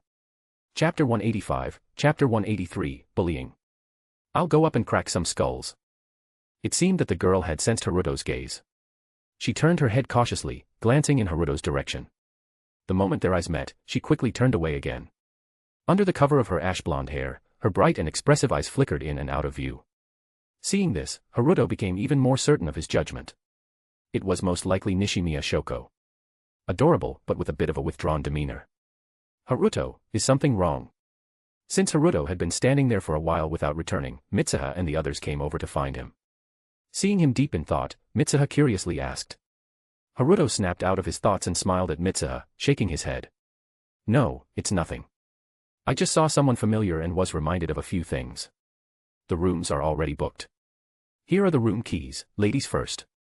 Enjoy your hot spring trip to the fullest. Saying that, Haruto handed over 3 room keys for the inn. Suzume casually took one and then, feeling a bit embarrassed, said. Even though I was the one who suggested this, Haruto ended up paying.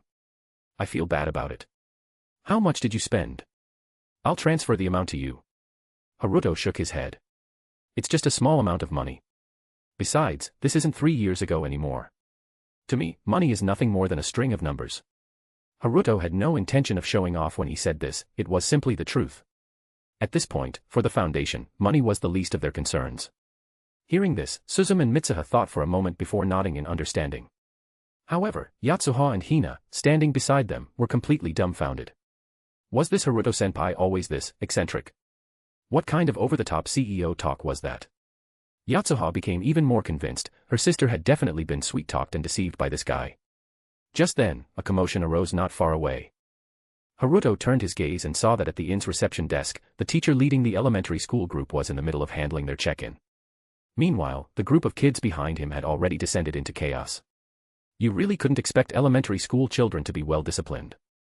Well-behaved, considerate kids, like something out of a fairy tale, were a rare sight. What the world had in abundance were rowdy, uncontrollable brats. T/N, a knock on the head and a smack on the ass will fix em. Or let em fucking kneel on salt in front of your house while apologizing to what they've done. Seen that, laughed at it, and did it.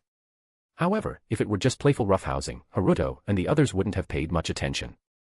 But the content of the noise made all of them frown. Led by a boy, a group of children had surrounded the ash-blonde-haired girl, mocking and provoking her. Children's voices, especially before their voices matured, were naturally sharp. When they laughed and shrieked, it could be piercing to the ears. Right now, Haruto found the sound not just irritating, but deeply repulsive. Many people might excuse such behavior, saying children are too young to understand right from wrong.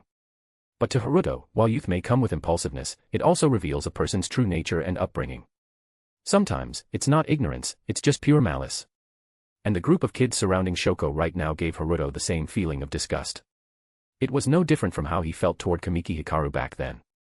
Since these kids were brought here by the same teacher for a summer camp, they were likely from the same class. If they spent every day together, why did some of them feel the need to bully an innocent, adorable girl? Had she done something wrong? Haruto recalled that brief moment when he first saw Shoko, the timid way she met his eyes before hurriedly looking away in panic. He highly doubted that a girl like her could have done anything to justify such isolation and bullying. You kids, quiet down. The male teacher handling the check-in turned back and scolded them, but he completely ignored Shoko's predicament. The group of rowdy kids fell silent for a moment before resuming their bullying, this time even more aggressively. The ringleader boy even reached out to grab the device on Shoko's ear. That must be a hearing aid. Seeing this, Haruto let out a cold chuckle. Haruto, this looks really bad. We should. Suzume tugged at Haruto's sleeve, ready to step in and stop the kids. Mitsuha, on the other hand, was even more direct, she strode straight toward the group. However, before she could take more than 2 steps, Haruto grabbed her arm, stopping her. Mitsuha turned around, confused as to why Haruto was stopping her. But Haruto didn't look at Mitsuha. Instead, he turned to Yatsuha, crouched down slightly, and smiled. Yatsuha, can I ask you for a favor? Hearing Haruto call her name, Yatsuha snapped out of watching the bullying unfold and instinctively nodded. Haruto casually pointed behind him. Can you go over there and beat up those brats one by one? No need to hold back, breaking a few teeth is totally fine. At those words, Yatsuha's eyes widened in shock. She hadn't expected Haruto to say something like that. Mitsuha's eyes also widened in disbelief. This. But if I injure those kids, I might get arrested, and we'd have to pay a huge fine, Yatsuha frowned. She had seen it happen before, students who got into fights at school ended up being taken away, and their families had to pay hefty compensation. Haruto waved his hand dismissively. That won't happen. Your brother Haruto has quite a few connections in the Chiba Police Department. As for the money, like I said before, money is just a number to me. Hearing this, Yatsuha immediately rolled up her sleeves and turned to her older sister, waiting for her approval. Mitsuha was stunned for a moment before hesitantly nodding. With that, Yatsuha strode forward with large steps. She had always been straightforward and unfiltered, similar to Mitsuha but even more blunt. Even as a child, she would often say outrageous things to her sister. And when it came to bullying, Yatsuha absolutely couldn't stand it. While Haruto's request was extreme, it was something she could accept. The group of children surrounding Shuko hadn't noticed the hot-tempered twin-tailed girl quickly approaching. Shuko had her head lowered, hands covering her head, shoulders hunched as she endured the surrounding malice. Even with her hearing aids, she could only barely make out the sounds around her. She couldn't understand why everyone treated her so cruelly. She only wanted to be friends with them. Amid the noisy world, a sudden thud rang out. It was abrupt and jarring. The surrounding hostility instantly dissipated. Shuko hesitantly lifted her head, as if testing the waters. And what she saw was an older girl grabbing one of her male classmates and punching him in the face, sending him stumbling back onto the ground. Elementary and middle school were the peak of physical development. Even with a small age gap, there was a noticeable difference in body size and strength. Yatsuha, not holding back in the slightest, unleashed a brutal beatdown. She was like a berserker, starting with a skull-crushing blow, following up with a charged punch, and finishing with awe-inspiring dominance. In just moments, several boys were sprawled on the ground, their faces bruised and swollen. A group of girls nearby trembled in fear. When Yatsuha's gaze swept over them, they instantly fell silent, as if their voices had been stolen. Shuko widened her eyes in shock. Meanwhile, the male teacher handling the check-in process finally sensed that something was wrong. When he turned around, he was completely stunned. Seeing his students lying all over the ground, faces clearly injured, the teacher's expression darkened immediately. "Hey! What do you think you're doing? Why are you hurting my students?" The male teacher scolded Yatsuha angrily, striding forward as if to grab her. Yet, he completely ignored the boys lying on the ground, battered and bruised. It was clear he wasn't angry because his students got hurt. He was only upset because their injuries meant he would have to take responsibility. When Yatsuha saw the towering teacher approaching, she immediately backed off and turned to flee. Yatsuha wasn't the type to take unnecessary risks. The teacher quickened his pace, attempting to catch her. But just then, he suddenly felt a gaze land on him. A bone-chilling, deathly cold gaze. It was as if death had wrapped around his throat. The teacher froze on the spot, unable to move a single muscle. Haruto stared at him coldly, and for a brief moment, his irises shimmered with dazzling colors. But in the next instant, they faded away, vanishing entirely. Yatsuha quickly ran back to Haruto, hiding behind him. In her mind, since Haruto had told her to do it, he should be the one to handle the consequences. The male teacher was drenched in cold sweat, his shirt clinging to his back. It felt like he had just brushed past death itself. Only now did he snap out of his trance, still trembling. He turned to look at Haruto, fear flickering in his eyes. He couldn't understand what had just happened. Was it a hallucination? After taking a few deep breaths, the teacher hesitated before finally walking toward them. "Why did you attack my students?" I'm going to report this to the police." His voice wavered slightly. Yatsuha, still hiding behind Haruto, raised a middle finger at him. She could see things clearly now. This teacher was scum. If he weren't, he wouldn't have turned a blind eye to the bullying of the short-haired girl. Meanwhile, Haruto simply sneered at the men. "Wow, aren't you being a little too petty? She's just a child." The teacher froze. Wait, wasn't that his line? The teacher knew why Yatsuha had acted. It was obviously because she couldn't stand the bullying happening in his class. He had planned to dismiss it by saying, "They're just kids. It's just harmless roughhousing." Then, he would use the police as a threat to force them to submit. But why was this kid even more shameless than him? You. The teacher stammered, unable to form a coherent sentence. Just then, he saw Haruto pull out his phone and dial a number. The call was placed on speaker. After 2 rings, it connected. The teacher was baffled. Was this boy calling the Yakuza? Was he bringing in backup? If that were the case, then he really needed to call the police immediately. And then, Haruto spoke. "Hello, Inspector Megier." Male teacher. From the other end of the line, a deep and hearty voice immediately responded. "Ah, Haruto, it's me. What made you suddenly think of calling me? Are you in some kind of trouble?"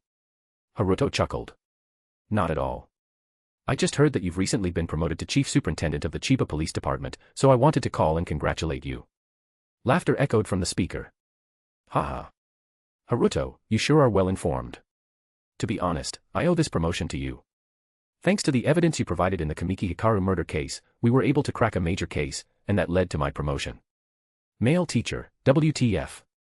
Hearing the conversation between the young man before him and the person on the other end of the line, the male teacher's legs began to tremble. How the hell was he supposed to report this to the police now? The freaking chief superintendent of the Chiba Police Department was calling this boy brother. If he reported this, wouldn't he just be handing himself over on a silver platter? The more he thought about it, the more terrified he became. His legs gave out, and with a thud, he dropped to his knees. Chapter 186, Chapter 184, Yatsuha will never be a slave. Unless there's free food and lodging. The male teacher knelt beside them in fear, at a loss for what to do. Meanwhile, the boys who had been knocked down were slowly getting back on their feet. Yatsuha hadn't used her full strength, she had held back. This was merely a harsh lesson for them. Compared to the physical pain, the mental shock was likely far greater. Some of the boys were seething with resentment, while others clutched their aching bodies with pained expressions. They were, of course, unhappy about being beaten and wanted to take revenge. But when they turned to look at Yatsuha and then at Haruto, who stood before her, they all fell silent, not daring to make a sound. At a young age, intuition was sharper, allowing one to vaguely perceive a person's aura. And when they looked at Haruto, they didn't see an ordinary adult. He felt more like a monster. Haruto patted the male teacher's cheek and said with a smile, "I don't expect all teachers to have the heart of a saint. But since you're taking a salary, at least do your job properly. These kids fell down on their own. The aftermath is your responsibility, it's what you're paid for." The male teacher's lips trembled as if he wanted to say something. But in the end, he remained silent. Having struggled through society for years, he understood one thing: the young man before him was someone he would never cross paths with in his lifetime. His methods, his abilities are far beyond his comprehension. Compared to facing this young man's wrath, dealing with the student's parents suddenly seemed like the lesser evil. But Haruto ignored him, stepping past him and approaching the group of boys. They stood frozen, their heads hanging low, unable to meet Haruto's gaze. "Do you know why you feel pain?" Haruto asked with a smile. No one answered. Finally, the leader of the boys forced himself to look up, his expression full of resentment. "Because that girl hit us. She's older than us, what gives her the right to bully us like this?" Haruto snapped his fingers. "And why shouldn't she?" The boy was momentarily stunned, clearly not expecting that response. That girl was obviously older, stronger, and the power imbalance was unfair. Of course, she shouldn't be allowed to bully them. Because she's taller, stronger, and the power is imbalanced, so she shouldn't bully you. Is that it? Haruto voiced their thoughts. The boy was speechless again. That is a fair argument. But the premise of following that rule is that you abide by it as well. Haruto pointed at Shuko, who stood alone in the corner. Her strength isn't equal to yours either. The only difference is age and her 5 senses. If you took the lead in ignoring the rules, then you deserve to be crushed by someone else who disregards them. Haruto's tone turned cold, his smile fading. The boys trembled, their bodies swaying involuntarily. The pressure from Haruto was too much to bear. But he simply locked eyes with Shuko. At that moment, she somehow found the courage to raise her head and stare back at him. To everyone else, Haruto seemed like a predator ready to devour them. But to Shuko, he felt warmer than anything she had ever known. As they held each other's gaze, Haruto smiled again. Shuko was stunned, wanting to etch that smile into her memory. A rare and precious miracle amid all the malice. Returning to the others, Haruto waved his hand. "Let's go." It's settled. Time to enjoy the hot springs. Mitsuha and the others finally snapped out of their daze. On the way, Yatsuha kept sneaking glances at Haruto, clicking her tongue in amazement. "Whoa, you're like a supervillain, the legendary mastermind type." Mitsuha hurriedly covered her sister's mouth. Haruto, however, just waved it off indifferently. "A mastermind? Fair enough." Suzum, curious, asked. "After this, do you think those kids, and that teacher, will change?" Haruto pondered for a moment before shaking his head. "Hard to say. Some people learn from their mistakes and correct their behavior. But some never change. The former are rare. The latter are the norm. Maybe 1 or 2 will change." Hearing this, everyone widened their eyes in surprise. "Isn't that terrible? Won't that kid be bullied again?" Mitsuha anxiously looked back in Shuko's direction. "It's fine," Haruto waved his hand dismissively. "For now, they'll behave." Whether it was the boys or the male teacher, after the deliberate mental pressure Haruto had exerted, they would probably have PTSD for at least 6 months. But Mitsuha and the others caught a key phrase. "For now." Seeing their puzzled expressions, Haruto continued nonchalantly. "That male teacher will be fired soon for negligence and will be permanently blacklisted from the education sector. And those bullies, this incident will be recorded in their files and will be publicized when they advance to middle school. As I said, unfair oppression is unreasonable. But rules exist to protect those who uphold them." Everyone fell silent. It was easy to imagine the male teacher's fate, losing his job, being banned from the education sector, struggling to survive. As for the bullies, once they entered middle school, their history of bullying would be revealed. They would likely be ostracized. Maybe even bullied in turn.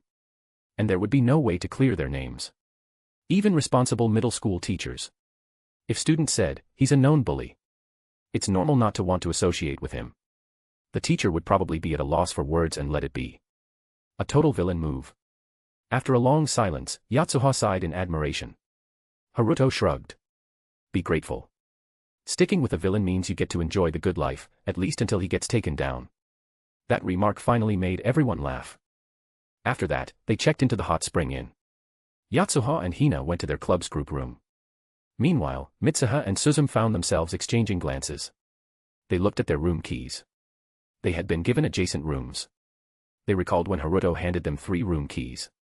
But because of what had happened with Shuko, they hadn't paid attention to the room numbers. Logically, all 3 rooms should be next to each other. So, was Haruto's room on the left or the right? Of course, they were curious about this for completely innocent reasons. Absolutely innocent. Haruto returned with towels and other amenities, looking puzzled at the 2 still standing at the door. Did your keycard stop working? Why aren't you going in? Hearing his voice, Mitsuha and Suzum jolted in panic before turning around with awkward smiles. Haha, we were just talking about that kid's situation and waiting for you to come back. Yeah. We'll take the towels, go ahead and rest, Haruto. Dinner soon. Haruto, listening to their flustered explanation, was bewildered. Whatever. Women's thoughts were as deep as the ocean, impossible to understand. Handing over the towels, he pulled out his keycard and opened the left side room, stepping inside. Mitsuha and Suzum watched him enter, then glanced at each other. Don't sneak in without me, they both whispered simultaneously before entering their own rooms. T/N, ah fuck, I don't have enough imagination to write a threesome. Dinner at the hot spring inn was extravagant. At least, for Haruto and the girls, it was. Premium Arctic surf clams, bluefin tuna sashimi, luxurious soups, and beautifully plated sushi. But Haruto looked at the meal and sighed. He just couldn't get used to it. Raw fish. Humans mastered fire for a reason, why not cook the food? Noticing his expression, Mitsuha pondered for a moment before speaking. Haruto, you're from China, right? I heard some people there don't like Japanese cuisine. Haruto chuckled. It's not that I dislike it. It's tasty in small amounts, but for daily meals, let's just say I prefer other culinaries more. Mitsuha nodded thoughtfully. Opportunity. The way to a man's heart was through his stomach. Suzum had the same idea. Meanwhile, Haruto reached into thin air, retrieving 2 small orbs, one pink, one blue. A fateful encounter and a random encounter. Might as well release these later. Hopefully, I'll draw a cute little chef. Just then, the door creaked open. Yatsuha peeked in, eyes sparkling with envy at the food. Yatsuha, don't disturb the senpais, came Hina's soft protest. But Yatsuha ignored her. This is totally different from our meal. That villain definitely used money to get this. Hina will regret missing out. Mitsuha covered her face in embarrassment while Haruto and Suzum chuckled. Finally, Hina was dragged inside. Haruto, with no appetite, pushed the feast toward them. But before that. Yatsuha, call me Oni-chan. Or else, hee. Since he was already branded a villain, he might as well play the part. Yatsuha was filled with indignation. She, Yatsuha, would never submit for mere food. But when Haruto lifted a plump, glistening Arctic surf clam. Haruto Oni-chan. Yatsuha would never be a slave. Unless there was free food and lodging. Chapter 187, Chapter 185, Confessions. Night slowly descended. When it comes to an onsen ryokan, the highlight is naturally the hot spring bath after dinner. Come to think of it, this was actually Haruto's first time visiting a hot spring in Japan. Before, he had been busy with his studies, securing his spot as the top student. After that, he had been constantly on the move due to Anomalies, occupied with establishing the Foundation. At heart, Haruto was a laid-back person who loved a simple daily life and enjoyed taking it easy. But he had been forced to work hard. Truly, a sad story. Now, however, he finally had some time to relax and enjoy himself. Click. Haruto looked at the hot spring and clicked his tongue. Behind him, Mitsuha, carrying a wooden bucket, was a bit confused. Haruto, is something wrong? Hearing Mitsuha's voice, Haruto quickly adjusted his expression. Nothing, my throat just feels a little uncomfortable. It definitely wasn't because there was no mixed bathing here that he clicked his tongue. Definitely not. Stepping into the hot spring, Haruto walked towards the water source, allowing the warmth to envelop him. Even though his highly evolved body meant that different water temperatures didn't make much of a difference to him. At this moment, he still felt a hint of comfort. Just beyond a thin wooden wall, the sound of girls chatting and laughing could be heard. That made it even better. This was the kind of everyday life he wanted. All those days of running around, there must have been a mistake somewhere. Once I recruit more people and establish the central finite curve completely, I'll retire. Haruto thought to himself. At the same time, he casually took out 2 spheres, one pink, one blue, and tossed them into the air. The intertwined fate and the encounter fate. As soon as they left his hand, they transformed into 2 streaks of light, shooting toward the sky. Then, 2 meteors streaked across the night sky, dazzling and brilliant. Wow. Mitsuha, look. A shooting star. It really is a shooting star. Quick, take a picture. Damn, my phone's outside, I won't make it in time. The amazed voices of the 2 girls came from the other side of the wall. Watching the meteors fade into the distance, Haruto clasped his hands together. I vow to eat a balanced diet for life, please let me summon a little chef. The shooting stars disappeared, leaving only faint trails in the sky. Haruto didn't dwell on it further. The fate ties didn't take effect immediately, they required the passage of time and the right moment to arrive. As for whether he'd really summon a little chef, that was just a hopeful wish, with a very slim chance. After soaking in the hot spring for a while longer, Haruto stepped out of the water and shook himself, instantly evaporating all the moisture from his body. A little application of the blacklight virus. After putting on a yukata, Haruto left the bathhouse. At the same time, Mitsuha and Suzume also stepped out together. The 2 girls were chatting and laughing, but when they saw Haruto, they both froze for a moment, their cheeks flushing slightly. Late at night. Haruto had a vague feeling that tonight was not meant for sleep. So he left his room and went to the hot spring courtyard to admire the moon. However, he had barely taken a few steps when he heard the faint sound of a door opening behind him. Turning around, he saw Mitsuha carefully peeking out from her room, scanning the surroundings as if checking for something. Then, her gaze met Haruto's. In an instant, her face turned completely red, as if dusted with a layer of bright rouge, truly a stunning sight. However, whether it was due to maturity brought by age or the longing from 3 years of separation, Mitsuha didn't flee in panic like a shy schoolgirl. Instead, she boldly tiptoed out of her room and ran toward Haruto. Then, even more daringly, she hugged his arm. As the saying goes, undressed and ready to sleep, the moonlight entered my room. Delighted, I rose, no one to share it with. So I sought out Haruto next door. He was also awake, and together, we strolled through the courtyard. Under the moonlight, the only sound in the garden was the soft steps of the 2. Before coming out, Mitsuha had so many things she wanted to say. After all, it had been 3 years, they must have accumulated countless words unspoken. Yet now, as they walked together, Mitsuha fell silent instead, forgetting everything she had planned to say. Tonight's moon was bright and full, hanging high in the sky like a perfect treasure. Step by step, Mitsuha's gaze gradually became dazed. The moon is beautiful tonight. Haruto suddenly spoke. Mitsuha's body trembled slightly but quickly returned to normal. In Japanese, the pronunciation of moonlight and like was nearly identical, only a tiny difference between Suki and Suki. That's why, in many youth novels, authors use the moon and love as themes to depict the unspoken feelings between the protagonists. Over time, the moon is beautiful tonight became a poetic way to express affection. However, Mitsuha had clearly heard Haruto's words, so there was no room for misunderstanding. Yet, when she looked up, she saw that Haruto wasn't gazing at the moon. Instead, he was looking directly at her. Mitsuha.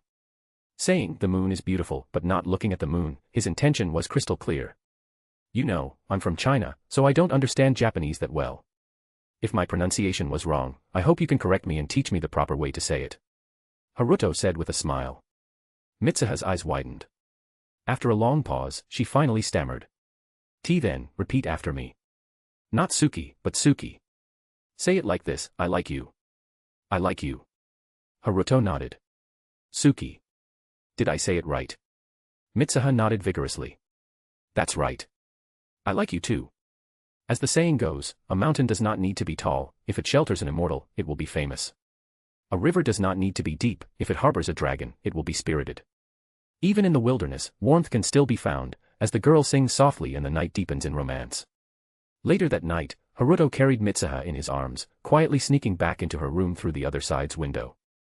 Placing the already fast-asleep girl onto her bed, he gently covered her with a thin blanket. Before leaving, he softly kissed Mitsuha's forehead. Perhaps from exhaustion, Mitsuha's brows were slightly furrowed. But as Haruto kissed her, they slowly smoothed out. Activating the blacklight virus within her body at a low-power state, Haruto allowed it to repair her body. After making sure everything was in order, Haruto walked toward the door. This time, it was his turn to tiptoe, opening the door cautiously and scanning the surroundings. Thankfully, the hallway was empty, shrouded in the night silence. With a quiet chuckle, Haruto walked toward his own room. With his level of perception, there was no way he'd get caught. However, Just as he placed his hand on the doorknob, he suddenly froze. Inside his room, he could hear soft footsteps. Realizing something, Haruto gently turned the knob and pushed the door open. Sure enough, inside his room, a girl sat on the tatami, staring at him with burning eyes. Haruto stepped inside and closed the door behind him. Looking at Suzume, Haruto smiled sheepishly. So, why is Suzume in my room in the middle of the night? Suzume, at this moment, had a face full of suspicion. Rather than worrying about trivial matters, why were you sneaking out in the middle of the night, Haruto? Could it be that you went to ambush some girl? Haruto cleared his throat and waved his hand with a righteous expression. Absolutely impossible. I am an upstanding person, how could I ever do such a thing? After all, they had just happened to meet outside, how could that be considered an ambush? Suzume, however, didn't seem convinced. But after staring at Haruto for a while, she gave up on pursuing the matter. She stood up, walked to the door, and pulled Haruto to sit down beside her. The two leaned against the wall, without turning on the lights, sitting in the darkness of the room, illuminated only by the moonlight streaming through the window. 3 years ago, I wanted to sit with you like this and properly thank you. Suzume looked at the patches of moonlight scattered on the floor and spoke softly. Haruto was taken aback, a little puzzled. Thank me? For what? Suzume took a deep breath, then smiled and said. Because of you, Haruto, I was finally able to reconcile with my past and understand my aunt. In my life before, I was always trapped in the disaster of my childhood, unable to accept my mother's passing. Hearing this, Haruto immediately understood. He gently wrapped his arm around Suzume's shoulders and said softly. We can't always be stuck in the past. We have to look forward and keep moving ahead. Suzume nodded. She had come to understand this 3 years ago, during that journey. If she kept dwelling on past suffering, she would only continue to bring trouble to herself and those who cared about her. After realizing this, Suzume felt both relieved and frightened. If she had never figured it out and kept enclosing herself in the thorny shell of her past, then what would have happened to her aunt? She would have been utterly exhausted, wouldn't she? Luckily, she realized it in time. There was still plenty of time to embrace the aunt who loved her and to step toward the future. And in this relief, a thought emerged, I'm glad I met Haruto. Leaning against Haruto's shoulder, Suzume felt lucky and at peace. Then, after their heartfelt conversation, Suzume suddenly pounced on Haruto, pinning him down beneath her. Haruto. Suzume, don't mistake gratitude for other emotions. Listen carefully to your own heart, or you'll regret it, Haruto advised seriously. However, my heart tells me. Suzume smirked, deliberately leaving her sentence unfinished. She was never the obedient type. Now that she had resolved her inner conflicts, Suzume could hear her true feelings more clearly. And she was also someone who followed her heart more than anyone else. So, Haruto ended up getting smothered by her embrace. T/N, no smut, fuck that. Chapter 188, Chapter 186, A Talking Monkey. The morning sunlight poured into the room. Haruto stared at the dazzling sunlight, momentarily lost in thought. Does this even make sense? Last night, it was probably like the relationship between a refrigerator and an ice pop. What? You're asking what kind of relationship? Well, it's like this. On a scorching summer day, with temperatures running high, the ice pop was melting quickly outside, so it went to find the refrigerator. The refrigerator opened its door and said to the ice pop, "Come in and freeze yourself." Cough, cough. Sensing that things weren't quite right, Haruto made his escape first, heading off to prepare breakfast for the two girls. It was the perfect excuse to borrow the kitchen. 1. To suit their tastes. 2. To genuinely take care of them. 3. To avoid facing the aftermath of the situation. After Haruto left, the two girls gradually woke up. Thanks to the blacklight virus, they had no trouble moving, and their bodies felt completely fine. Coincidentally, both of them walked out of their rooms at the same time. The atmosphere instantly turned awkward. The two exchanged a glance but quickly averted their eyes. They both felt a little guilty. They had clearly agreed not to sneak off. And yet, a best friend is supposed to share your heart, not scheme behind your back. Thankfully, due to their guilty consciences, neither of them noticed any strange details. Later, Haruto arrived with the breakfast he had personally prepared. At the dining table, the atmosphere was unbearably awkward. Cold sweat trickled down Haruto's back. Just then, Yatsuha pulled Hina along as they ran over. The moment he saw Yatsuha, Haruto felt a wave of relief. "Yatsuha, come on, try the food I made." Welcoming her enthusiastically, Haruto gestured for her to sit. Yatsuha, looking confused, took a seat at the table. Yesterday, they had made things difficult for her, and now, suddenly, she was being treated as an honored guest. She didn't quite understand. However, her attention was quickly drawn to the feast laid out on the table. Thanks to Yatsuha's arrival, breakfast passed peacefully. Time moved forward. By noon, they once again spotted the elementary school group. Shuko was still trailing at the back, looking utterly alone. Seeing this, Yatsuha grew angry. Those people are still isolating her. Haruto reached out and flicked Yatsuha on the forehead. After what happened yesterday, you can't expect those kids to suddenly start treating her nicely. At least she's not being bullied anymore. Elementary school is almost over, eventually, she'll meet the right friends. Hearing this, Yatsuha rubbed her forehead and let out a small "oh," dropping the matter. Haruto looked at Shuko and sighed. If he forcibly arranged friends for her, she probably wouldn't be able to adapt anyway. For now, all he could do was make sure she wasn't bullied. What happened next would depend on luck. Eventually, she would meet good people like Miyoko in the future. As Haruto was lost in thought, Shuko suddenly turned her head. Their eyes met once again. Haruto was slightly surprised. This girl seemed to have incredibly sharp senses. Maybe it was because she couldn't hear.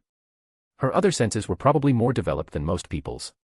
Or maybe Shuko had always been a naturally sensitive girl. She could keenly sense when someone was watching her. In response, Haruto simply smiled again. After several encounters like this, Shuko no longer seemed afraid of Haruto. Instead of timidly looking away, she even attempted to respond with a smile of her own. Seeing this, Haruto felt like he was looking at a little angel. Such a kind-hearted girl. How could anyone ever bring themselves to hurt her? Soon after, the elementary school group gradually disappeared from sight. Suzum watched in their direction, a bit curious. Where are they going? Just then, a staff member from the hot spring inn happened to pass by. Hearing Suzum's question, they explained. Our hot spring inn is located in the mountains, near a natural spring. There are also a few small streams flowing through the area. Some of our guests like to explore the natural scenery, and the small streams and forests over there are quite picturesque. The elementary school kids are probably heading over there for their summer camp activities. Many schools organize trips like that. Hearing this, Suzum nodded in understanding. Yatsuha, is your school club also going there to enjoy the scenery? Mitsuha asked curiously. Yatsuha shook her head. No, our club is holding a study session inside the inn. We're not going anywhere. Right now, they should be reading. Mitsuha. Then why are you out here? Mitsuha grabbed her younger sister and put her in a headlock. Haruto twitched at the sight. He finally understood why. Earlier in the morning, when Yatsuha had dragged Hina along, Hina had a look of, this doesn't seem like a good idea. So Yatsuha had actually skipped her club's study session. Under Mitsuha's stern orders, Yatsuha had no choice but to return to her club along with Hina. Hina, on the other hand, looked relieved. After sending her sister away, Mitsuha pointed toward the depths of the forest. Let's go check the place out too. Suzum, however, was a bit puzzled. Come to think of it, the area around Itamori is also surrounded by dense forests, mountains, and small streams. Are you really that interested in this place? Mitsuha nodded.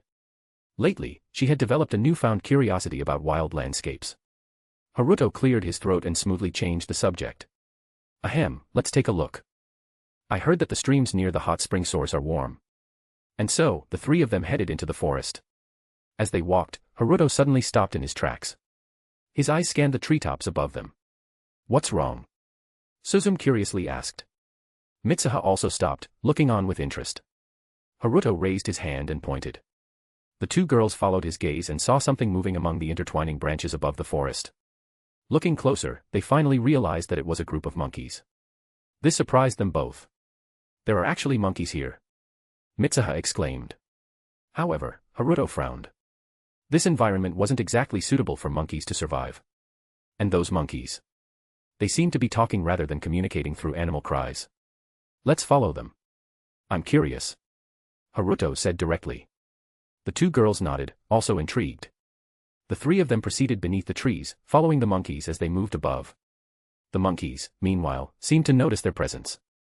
One of them exchanged a few words with its companions before suddenly speeding up, attempting to shake them off. At that moment, Haruto was certain. Those monkeys were definitely communicating in a structured language, not just animalistic growls. So, he sped up, chasing after them. Suzum and Mitsuha, seeing this, immediately summoned Left Minister and Right Minister. The two cats leaped out, and the moment they landed, their bodies expanded to the size of leopards. The girls mounted them and gave chase. The monkeys swung rapidly through the trees but soon realized they couldn't shake off their pursuers.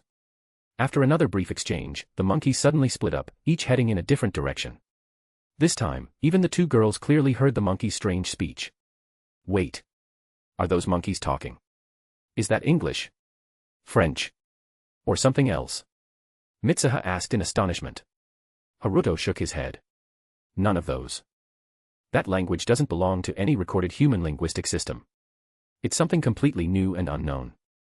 Hearing this, the two girls widened their eyes. These monkeys evolved. They actually developed their own language. At that moment, Haruto flicked his wrist. Several black feathers shot out, precisely striking the monkeys at the back of their necks. The monkeys instantly froze, falling from the branches. But before they could hit the ground, the black feathers morphed, carrying the monkeys back toward Haruto. Haruto casually pulled out one of the black feathers and began reading the monkey's memories. Fragmented images began to surface. An animal's brain wasn't as complex as a human's, so their memories were often short-term and disjointed. Haruto carefully analyzed the images. Soon, he saw something unusual. Inside a certain mountain cave, there was a rectangular gray metal block, about 20 centimeters tall, with a base measuring 5 centimeters on each side. Originally, these monkeys hadn't been able to speak, communicating only through basic calls and growls. But when they came near that rectangular gray metal block, it was as if they had been granted language. A completely new linguistic system formed in their minds, allowing them to communicate. Stimulated by this language, the monkeys experienced an accelerated evolutionary leap. They even adapted to this environment, enabling them to survive in the area. Chapter 189, Chapter 187, The Broken Tongue and Shoko, who's considerate to a heartbreaking degree. From the fragmented memories, Haruto caught sight of that strange, rectangular gray metal. Clearly, it was some kind of anomaly. Was it enlightenment, or something else? Haruto pondered over the true purpose of that gray metal block. From what he could tell, it had granted these monkeys an entirely new linguistic system, indirectly triggering a miniature rise of the planet of the apes.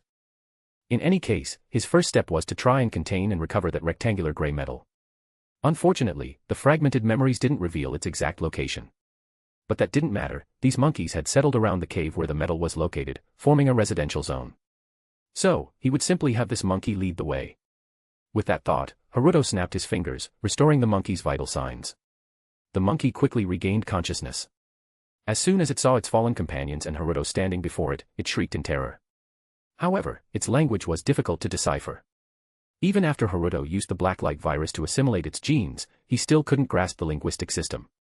Clearly, this wasn't a simple learned language, it was more like an external force imposed upon them.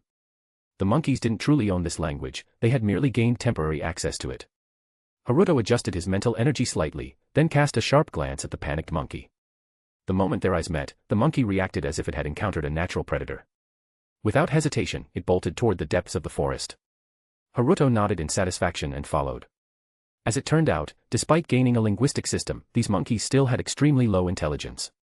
A minor scare was enough to make this one flee straight toward its dwelling. Without even considering whether it was leading a potential disaster right to its own tribe. Before long, with the monkey leading the way, Haruto, Mitsuha, and Suzume arrived at the monkey settlement. Even before they got close, the fleeing monkey screeched something loudly. Immediately, a wave of agitation spread through the forest. The next moment, rocks rained down like a storm, hurtling toward the three of them.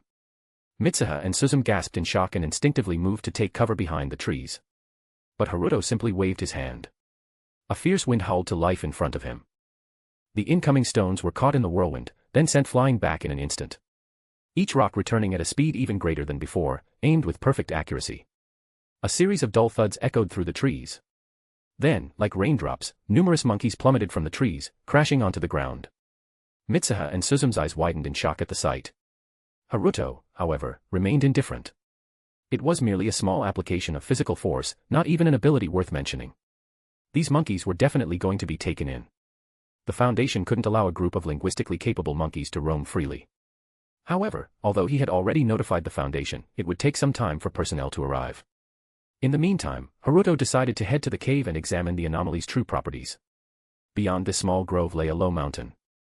Following the images from the monkey's memories, he quickly spotted the location of the cave. What surprised him, however, was the mess of scattered branches and twigs at the cave's entrance. It was a crude attempt at camouflage, something the monkey tribe had used to hide the cave. Simple as it was, it had been enough to deter most of the creatures in this forest. Yet now, the disguise lay in disarray. Clearly, something, or someone, had already entered the cave. Because of the unknown effects within the range of that gray metal block, Haruto had Mitsuha and Suzume wait outside. Alone, he stepped into the darkness of the cave. His heightened senses immediately picked up the sounds of movement inside. A heartbeat, asterisk footsteps, asterisk breathing, asterisk. It seemed to be a human. Haruto raised an eyebrow and quickened his pace.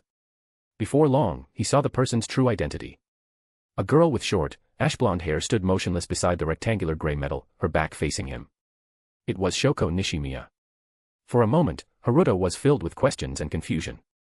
Why was Shoko here? Just then, as if finally realizing something, Shoko turned around. And upon seeing Haruto, her expression immediately tensed with guilt. She bowed deeply and began signing with her hands, "I'm sorry." Haruto let out a deep sigh in his heart. This girl was simply too timid and soft. The situation hadn't even been clarified, yet she instinctively blamed herself. It was painful to watch. However, the next moment, Haruto's expression turned serious. Perhaps realizing that not everyone understood sign language, Shoko hesitated. Then attempted to apologize out loud. Normally, she would struggle to pronounce the words correctly, but she would still stammer out a shaky gomen. Due to her hearing impairment, Shoko's speech was naturally imprecise, making it difficult for her to speak. Yet, at this moment, she fluently uttered a strange language. Although Haruto had yet to fully grasp its intricate structure, he could still recognize that the language she spoke was the very same anomalous one.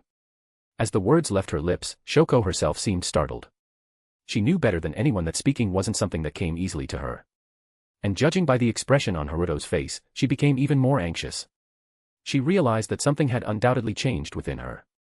And perhaps, it wasn't something good. For a moment, Shoko was so overwhelmed with worry that she was on the verge of tears. Not for herself, but out of fear that she had somehow caused trouble for the big brother in front of her. Seeing this, Haruto adjusted his expression and signed. "Don't cry. Don't be afraid." Shoko's eyes widened. It was rare for her to meet someone who could communicate with sign language. Aside from her mother, the only other people she had seen using sign language were at her school for the hearing impaired. "Did I cause trouble for you? I'm sorry. I didn't mean to." She hurriedly signed, bowing deeply once more. Haruto shook his head. "It's not your fault. You don't have to apologize, Shoko." Such a gentle response left Shoko stunned, her eyes turning red with emotion. Haruto hadn't expected such a small reassurance to move her so deeply. After soothing her emotions, he turned his attention to the rectangular gray metal. As he approached, a system panel popped up, revealing the anomaly's properties. Anomaly, the broken tongue, SCP-1139. Anomaly level, Class 1 hazardous. This object manifests as a rectangular gray metal that affects all individuals within a certain radius through unknown means. Anyone within this radius will begin speaking and writing in a completely new language, despite believing they are using their native tongue. The object exhibits extreme cognitive contamination. All individuals within its radius will undergo a forced cognitive distortion, fundamentally altering their linguistic framework. Affected individuals will lose the ability to understand any known language. Reading the panel, Haruto let out a sigh of relief. However, his gaze lingered on the phrase, extreme cognitive contamination. Extreme. Normally, the system categorized anomaly severity into 6 levels: weak, lesser, moderate, greater, strong, and extreme. For comparison, the cognitive contamination from the entity Cthulhu was rated as weak. Even the infamous Hanged King's Lament only had a strong cognitive contamination rating. Yet, this was the first time Haruto had ever encountered an extreme-level cognitive contamination. But from what he could see, the only effect was replacing one's language system. It wasn't deadly. It had no special means of spreading. So why was it considered extreme? As he pondered this, his gaze landed on Shoko. She blinked in confusion as Haruto reached out and gently tapped her forehead. Blacklight virus infection. Initiating Class A memory erasure. Shoko's body instantly went limp, and she collapsed backward, only to be caught in Haruto's arms. Carrying her, he stepped away from the anomaly's range of influence. A moment later, Shoko's eyes fluttered open. The first thing she saw was Haruto's face, mere inches away. Her face turned bright red in an instant. T/N, that's an Elm schooler bro. Seeing that she had awakened, Haruto set her down. Shoko looked around in confusion, unable to remember why she was inside a cave. Haruto then signed. "Can you try speaking? Say, 1, 2, 3. 3, 2, 1. Ah. Shoko was briefly stunned before her eyes lit up. Without questioning why, she obediently attempted to speak. A string of unintelligible words left her lips. Shoko immediately covered her mouth, shocked at how smoothly she had spoken. Haruto, on the other hand, frowned deeply. Class A memory erasure had failed. Now, he understood why the cognitive contamination was rated as extreme. Normally, memetic or cognito-hazardous anomalies could be neutralized by erasing related memories. Once the affected person forgot, they would typically return to normal. However, even after losing all memories related to Tongue of Ruin, Shoko remained affected. This was troublesome. Seeing Haruto's furrowed brows, Shoko hesitated, then reached out with her small hand. Hovering uncertainly in the air. She seemed to want to smooth out the creases on his forehead, but her height wasn't enough to reach. After a brief pause, she signed. I'm sorry. Did I cause trouble for you? Haruto didn't explain anything. Instead, he crouched down and gently pulled her into a hug. The warmth of his embrace left Shoko momentarily frozen. Then, she finally broke down, sobbing uncontrollably. Waking up in an unfamiliar cave, experiencing an inexplicable change in her body. For a girl her age, these things were terrifying enough to make her scream and panic. She had remained composed all this time, not because she was mentally strong, but simply because she didn't want to be a burden to Haruto. Now, wrapped in his arms, she no longer held back. She let out all her fear and anxiety in tears. This child was so considerate that it was heartbreaking. Chapter 190, Chapter 188, Performing Surgery on Shoko and the Broken God. Foundation personnel arrived at the scene. The monkeys scattered outside were gradually being recovered. Due to the memetic properties of this anomaly, 2 specialists from the memetics division had also been dispatched. However, like the rest of the Foundation staff, Megumi and Mai were temporarily ordered to wait outside the cave. Haruto only escorted Shoko out, leaving her in the care of Mitsuha and Suzume. Gone for 2 days, and now you've got a daughter. Mai exclaimed in shock. Haruto flicked her forehead with his finger, his expression exasperated. Did you even think before saying that? Megumi, standing beside them, nodded thoughtfully. With the Foundation's technology, it's not impossible to conceive and fully grow a child in 2 days. And just like that, Megumi also received a flick to the forehead. Don't go along with Mai's nonsense. She's a victim of this anomaly. She'll be taken back to the Foundation for treatment and research. Haruto said irritably. Mai, however, furrowed her brows and asked. Isn't this anomaly classified as memetic? Why aren't we from the memetics division allowed to intervene? Is it too dangerous? Should we consider evacuating the area and neutralizing the threat outright? Hearing these concerned questions, Haruto chuckled and shook his head. It's not an extremely dangerous anomaly, just highly infectious. You and Megumi may not be immune. I'll be fine, of course, my cognition cannot be altered. Once I've dealt with it, you'll be able to see for yourselves. Hearing Haruto's explanation, Mai finally breathed a sigh of relief. With that, Haruto turned and re-entered the cave. Meanwhile, Mai and Megumi shifted their attention toward Mitsuha and Suzume. The two were doing their best to comfort Shoko. However, after being separated from Haruto, Shoko still appeared uneasy. She was forcing herself to stay calm, not wanting to trouble the two of them. Unfortunately, neither Mitsuha nor Suzume understood sign language. Seeing Haruto's reaction earlier, Shoko vaguely guessed something and chose to remain silent. Inside the cave. Back inside the cave, Haruto found himself troubled over how to contain the broken tongue. Psychic nullifying alloy. Haruto considered the method and immediately called for a set of psychic nullifying alloy along with a team of Class D personnel. However, after testing, the alloy showed no significant containment effect on the broken tongue. Haruto frowned. Might as well destroy it altogether. As he thought this, his irises gleamed with a brilliant glow. The world around him revealed countless lines of death. Once again, in Haruto's eyes, the world appeared fragile, like a block of tofu ready to crumble.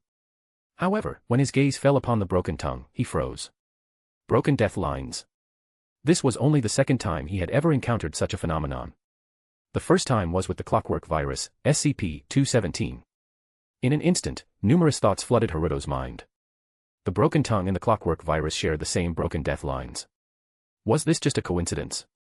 Haruto didn't think so. What did these two anomalies have in common? As he pondered, he suddenly recalled the first mechanized angel affected by the virus. That mechanized angel, SCP-217-1, had once spoken words, akin to those of a god. If there truly existed a god linked to both the clockwork virus and the broken tongue, then the clockwork virus would be its cells, while the broken tongue would be its language. With this thought in mind, Haruto immediately pulled up all experimental records on the clockwork virus. If both anomalies originated from the same source, then some of their properties should match. Among the records, the clockwork virus displayed special reactions to electricity. Acting swiftly, Haruto ordered another batch of electrical equipment and Class D personnel for further testing.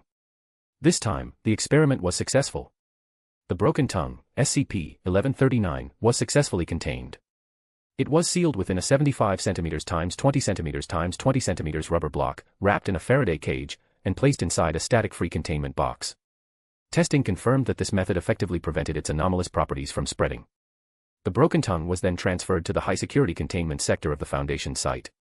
Its containment chamber was constructed from rebar-free concrete, minimum thickness 3 meters, and carbon fiber, with humidity maintained at 70% to 80% at all times. The chamber door was made of non-conductive, high-impact ceramic material. Additionally, 3 layers of doors were installed. The outermost door was metal, with a grounded threshold to prevent discharge. Thus, the broken tongue, SCP-1139, was successfully secured. Yet, despite this success, Haruto found no reason to celebrate. Experiments confirmed that the broken tongue and the clockwork virus shared several traits. Both reacted to electric currents. Both exhibited metal assimilation properties. When completely isolated from metal and electricity, both became dormant. Combined with their broken death lines. A god.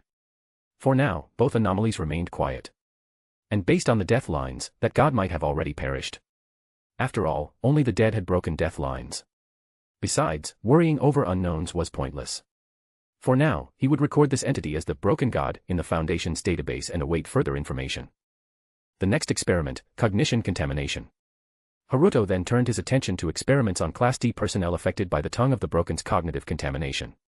Testing confirmed that W-class memory enhancers were ineffective. Killing and reviving them via the Phoenix protocol was ineffective.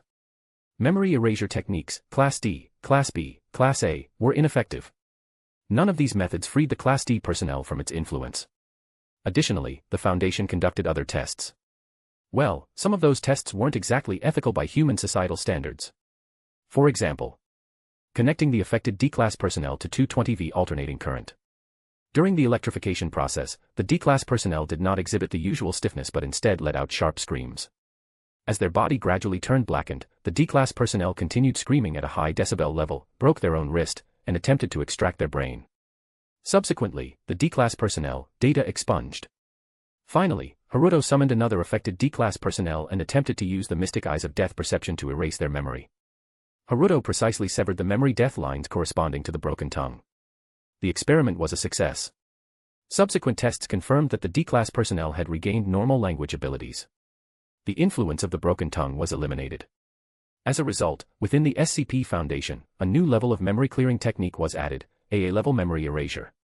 Inside a fully equipped and warmly decorated containment room, Haruto once again met Shoko. Despite the room containing a variety of entertainment facilities that could attract children to teenagers, Shoko showed no interest. She simply sat quietly on the bed, seemingly deep in thought. It wasn't until Haruto arrived that Shoko broke away from her thoughts and attempted to make him believe that she was engrossed in the plush bear beside her. Upon entering the containment room, Haruto did not expose Shoko's considerate act. Instead, he walked up to her and gently ruffled her hair. Her soft, flaxen short hair had an unexpectedly pleasant texture. Shoko silently enjoyed the affectionate head pat, her expression somewhat nervous yet content.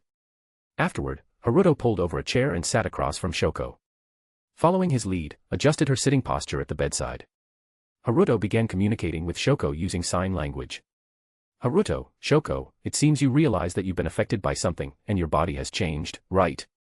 Nishimiya Shoko, yes, I originally couldn't speak fluently, but now I can. And I can clearly hear myself speaking. Haruto, was it congenital? Nishimiya Shoko, yes, I've had hearing impairment since birth. But don't worry, I've already gotten used to it. Haruto, Shoko, you're too considerate of others.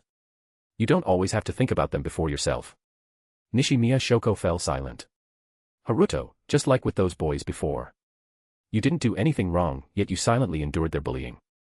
You don't have to put up with that. Nishimiya Shoko, I'm sorry. Haruto, why are you apologizing? You're a wonderful person. Your hearing impairment isn't your fault. The fact that you've accepted it and still treat others with kindness is truly amazing. Shoko kept wiping away her tears, not wanting her vision to blur and miss Haruto's hand signs. For the first time in her life, someone had told her she was amazing. Even though she didn't want to cry, her tears still flowed uncontrollably. Haruto gently pulled her into his embrace, offering his shoulder for her to cry on. After a long while, Shoko finally calmed down, her face flushed as she patted Haruto's shoulder. Haruto released her and saw that Shoko's gaze was slightly evasive, yet brighter than ever before. Seeing this, Haruto smiled. Haruto, I'm going to perform surgery on you to remove the special influence affecting you. There's also a chance your hearing will be restored, but the process might be a bit frightening.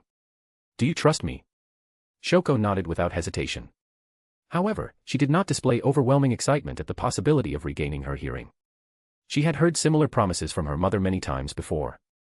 At first, Shoko had been filled with hope. But after repeated failures, she noticed that her mother was even more heartbroken than she was. So, even when she held expectations, she would suppress them and act as if she didn't care. That way, at least her mother wouldn't have to worry about her emotions. Now was no different. Haruto, on the other hand, flipped his hand and pulled out a sharp scalpel. Then, using sign language, he reassured her. If you're scared, you can close your eyes. Shoko shook her head. Though her lips turned slightly pale, she firmly signed back. I'm not afraid.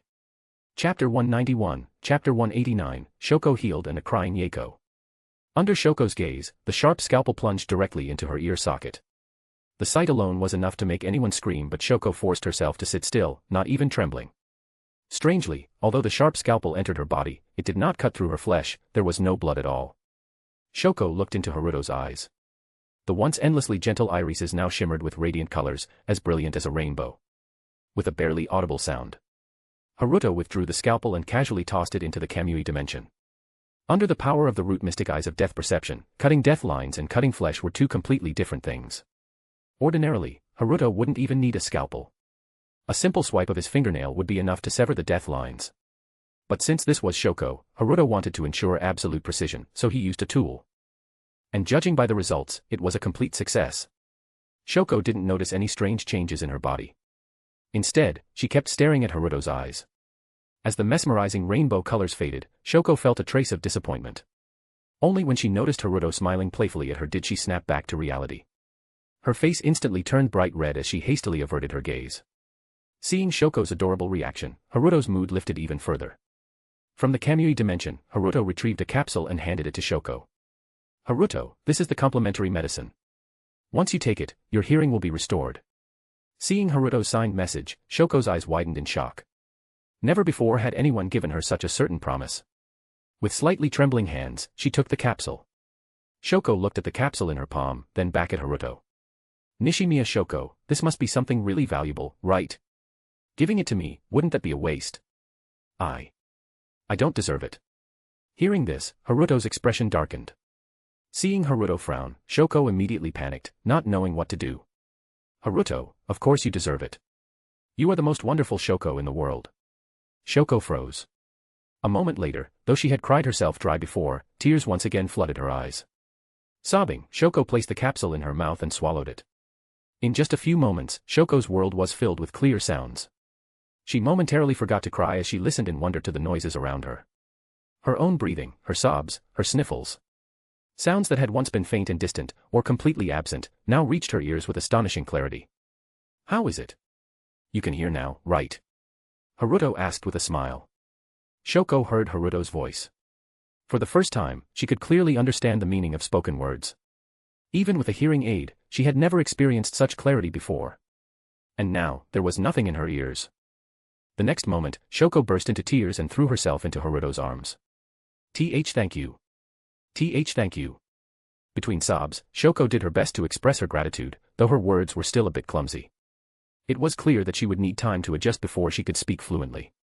After all, simply gaining hearing didn't mean she could immediately perfect her speech. That would take time and practice. But one thing was certain, before long, Shoko would return to normal. She would be able to speak properly and communicate freely with others. The scars on her body had been healed. And the wounds in her heart, far deeper than any physical ailment, were slowly being erased in the warmth of Haruto's embrace. Hearing Shoko's heartfelt gratitude, Haruto thought to himself. For something as trivial as a universal cure-all, SCP-500, this was more than worth it.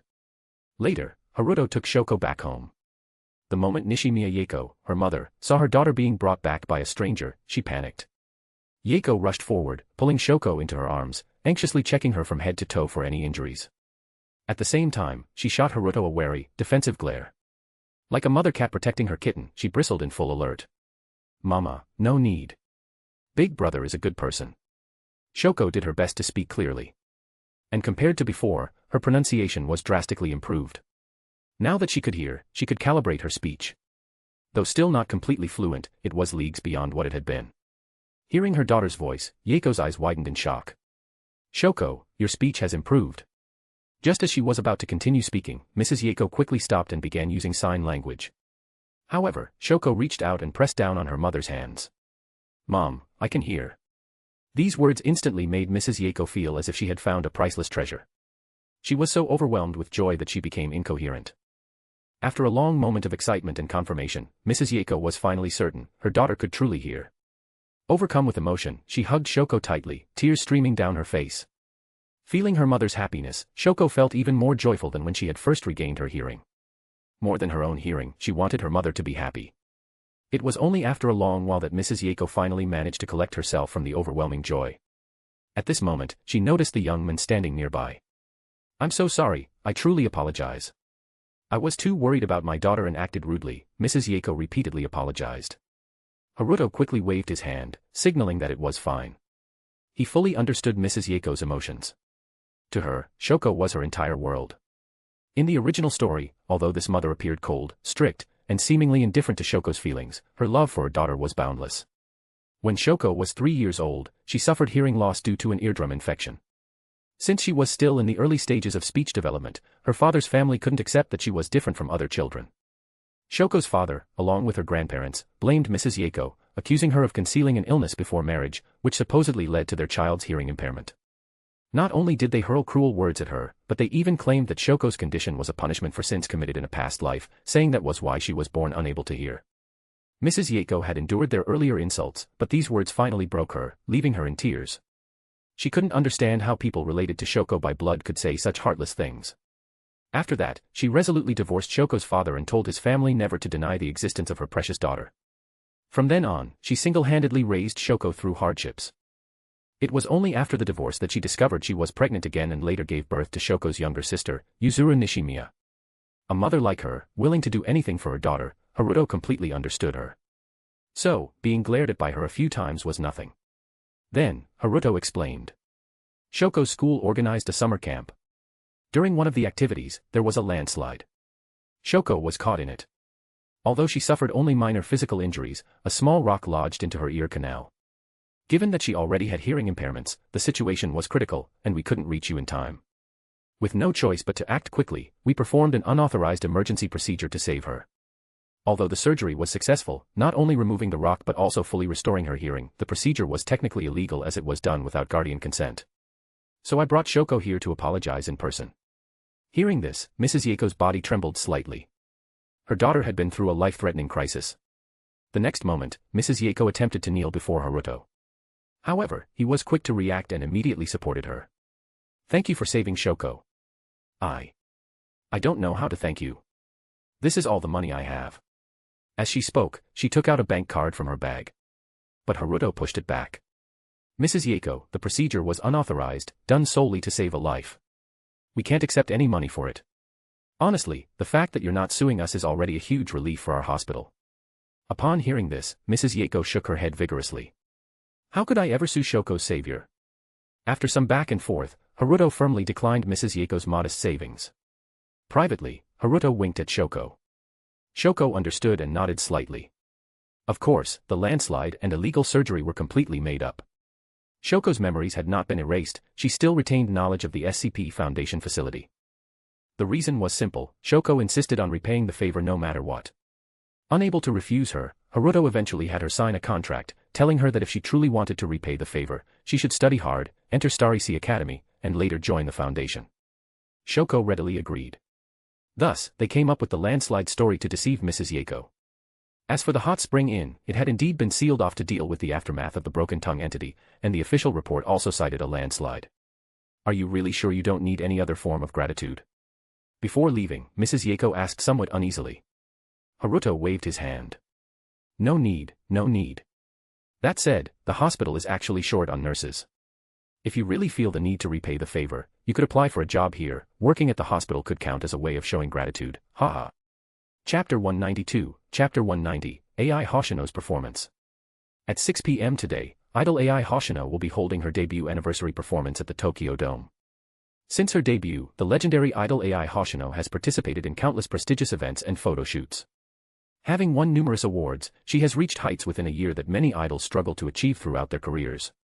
And behind her stands multiple TV stations were broadcasting news about today's Tokyo Dome performance. As usual, the promotional materials for the performer were filled with grand praise. And rightfully so, since her debut, Ai Hoshino had excelled in the idol industry, acting, and various other fields. Listing all her awards and achievements was nearly endless. It was hard to imagine that all of this had been accomplished within just 1 year. One could only say that Ai Hoshino's talent was truly extraordinary. Just standing there, she could capture the attention of everyone around her. At the same time, Ai Hoshino worked incredibly hard. To maintain her image, she diligently learned new skills and explored her talents. She had barely taken any breaks throughout the entire year. She spent all her time either performing on stage or studying behind the scenes. Watching the news quietly, Haruto had a thoughtful expression. Just then, the door suddenly swung open. As Haruto turned his head, he was immediately tackled onto the couch. "Haruto!" Ai Hoshino called out joyfully. Haruto looked at her with a hint of helplessness. "Ai, shouldn't you be backstage preparing right now?" Ai Hoshino stuck out her tongue. "It's fine. I don't need to prepare at all. Just by standing on stage, I am already the perfect idol." That was what she said, but it seemed that others didn't share the same opinion. "Ai Hoshino. Please don't run off randomly. Your makeup isn't finished yet." "Ai Hoshino, that performance gown must not be sat on. It will affect the stage appearance." "Ai. What are you doing here?" "Ah. President." Her makeup artist, stylist, and manager, Miyako, had all come rushing in. When they saw Ai Hoshino casually throwing herself onto someone, they looked utterly shocked, like they had seen a ghost. Ai Hoshino attempted to brush it off with cuteness. But before she could escape, Haruto effortlessly picked her up like a cat and carried her back toward the staff. "Come on, back to the dressing room." Haruto sighed in mild exasperation. This was the backstage area of the Tokyo Dome. Ordinarily, access was restricted, only Ai Hoshino and the staff were allowed in. But, of course, Haruto was an exception. Outside the Tokyo Dome, tens of thousands of people were lining up, waiting for their tickets to be checked. Haruto didn't like the chaos of waiting, so he had simply taken a backdoor route to get inside. Then Ai Hoshino had called him, urging him to come quickly and not miss her anniversary performance. When he told her that he was already backstage, the scene just now had unfolded. "My apologies for the trouble," Haruto added politely. Miyako quickly shook her head. "Not at all, it's just that Ai is being too reckless." "You haven't done anything wrong, President." The makeup artist and stylist also nodded in agreement. They were E-rank personnel from the Foundation, temporary workers, essentially. They had some idea of just how powerful and influential the young man before them was. After handing Ai Hoshino back to the staff, Haruto asked curiously. "By the way, how are those kids doing?" Miyako's expression became somewhat complicated, as if she didn't know how to explain. Ai Hoshino, however, responded brightly. "They're really easy to get along with. Especially Ichiji, she never refuses any of my requests. She's actually really nice." Haruto rubbed his forehead. Poor little Bachi. She had only just escaped from his grasp, only to now be at the mercy of Ai Hoshino. At that moment, Miyako added. "Those four are indeed good kids, but they don't have much experience with big stages. We've taken them to a few public performances over the past month. But they've never been able to recreate the same stage presence as before. During private rehearsals, their performances are excellent. However, if anything unexpected happens during the show, we have pre-recorded audio tracks ready as a backup. Since this is AI's main stage, even if those girls struggle, it won't lead to a stage disaster." Miyako had prepared a safety net well in advance. For a large-scale event like this, a milestone performance, there was no room for stage accidents. Haruto understood the situation immediately. "Take me to see those four." Miyako nodded and led Haruto to their dressing room. Before leaving, Haruto playfully poked Ai Hoshino's cheek. "Do your best. I'll be in the audience, looking forward to your performance." Ai Hoshino immediately nodded, her entire demeanor lighting up with excitement and determination. Meanwhile, Haruto pushed open the band's dressing room door. As soon as he did, an oppressive atmosphere poured out like a heavy fog. It was almost suffocating. Haruto cleared his throat awkwardly. Had he rushed things too much? Seeing him enter, Yukinoshita was the first to react, rushing at him. "You! What the heck have you done?" Haruto raised a hand, placing it against Kita's forehead to keep her at bay. "Ahem. Why do you all seem so down?" Hearing that obvious question, Kita practically screamed. It's the Tokyo Dome. 55,000 spectators. The ultimate performance venue. How are we supposed to stay calm? Why didn't you tell us from the start? Haruto averted his gaze. If I had told you from the beginning, you probably would have refused the offer. Kida.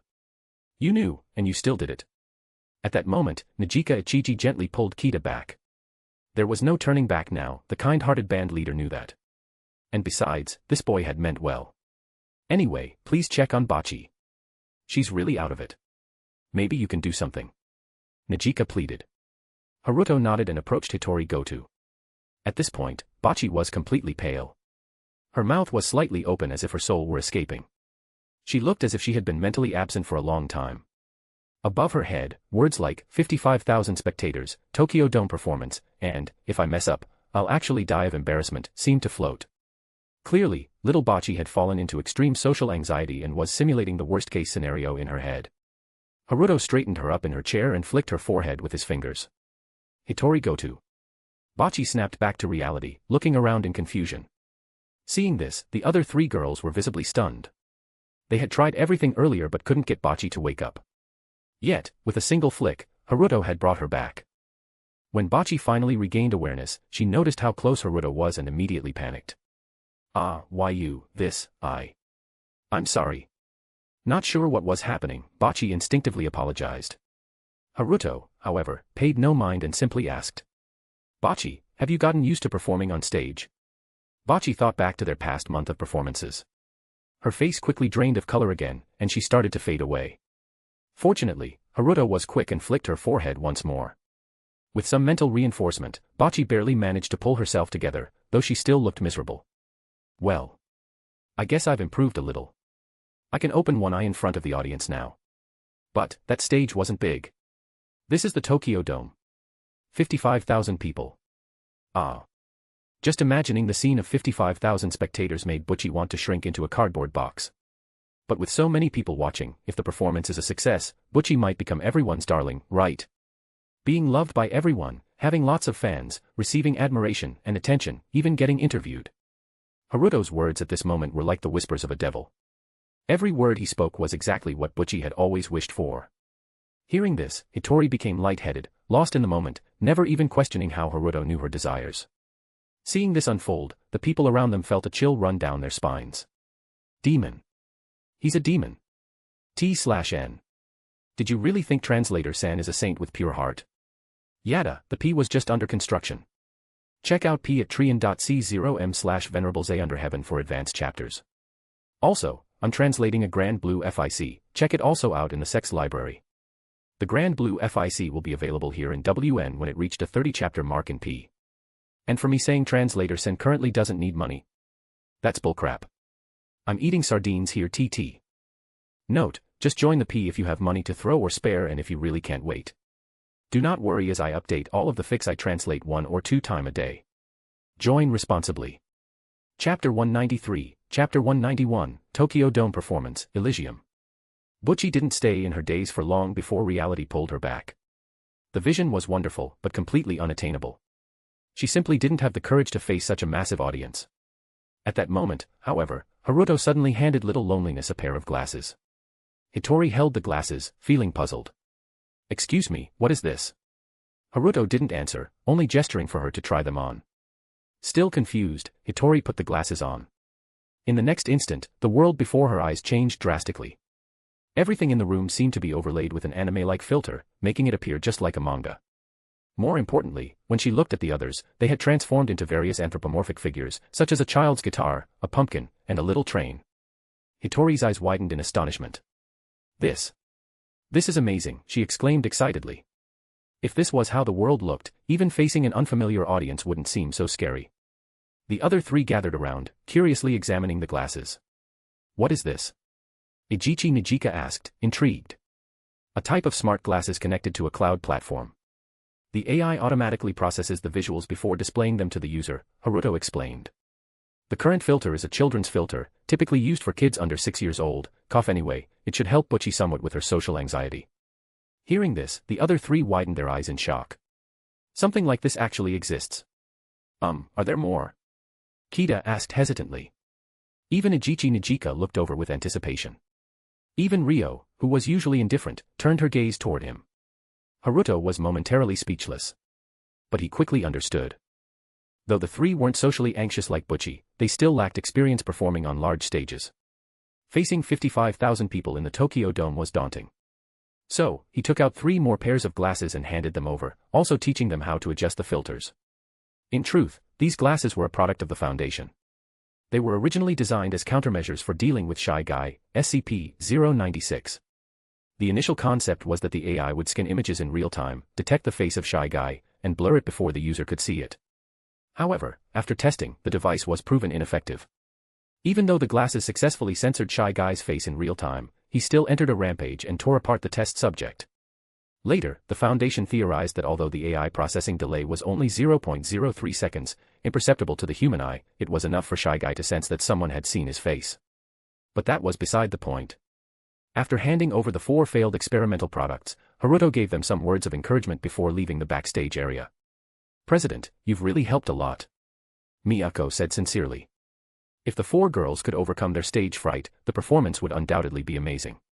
"Well, I was the one who caused this trouble in the first place," Haruto said with a smile, waving his hand casually before saying goodbye to Saito Kyoko and heading to the audience seats.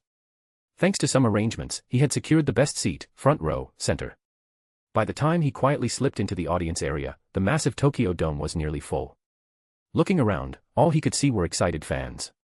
These were all Hoshino AI supporters. Many idols and stars had performed at the Tokyo Dome, but few could completely sell out the venue.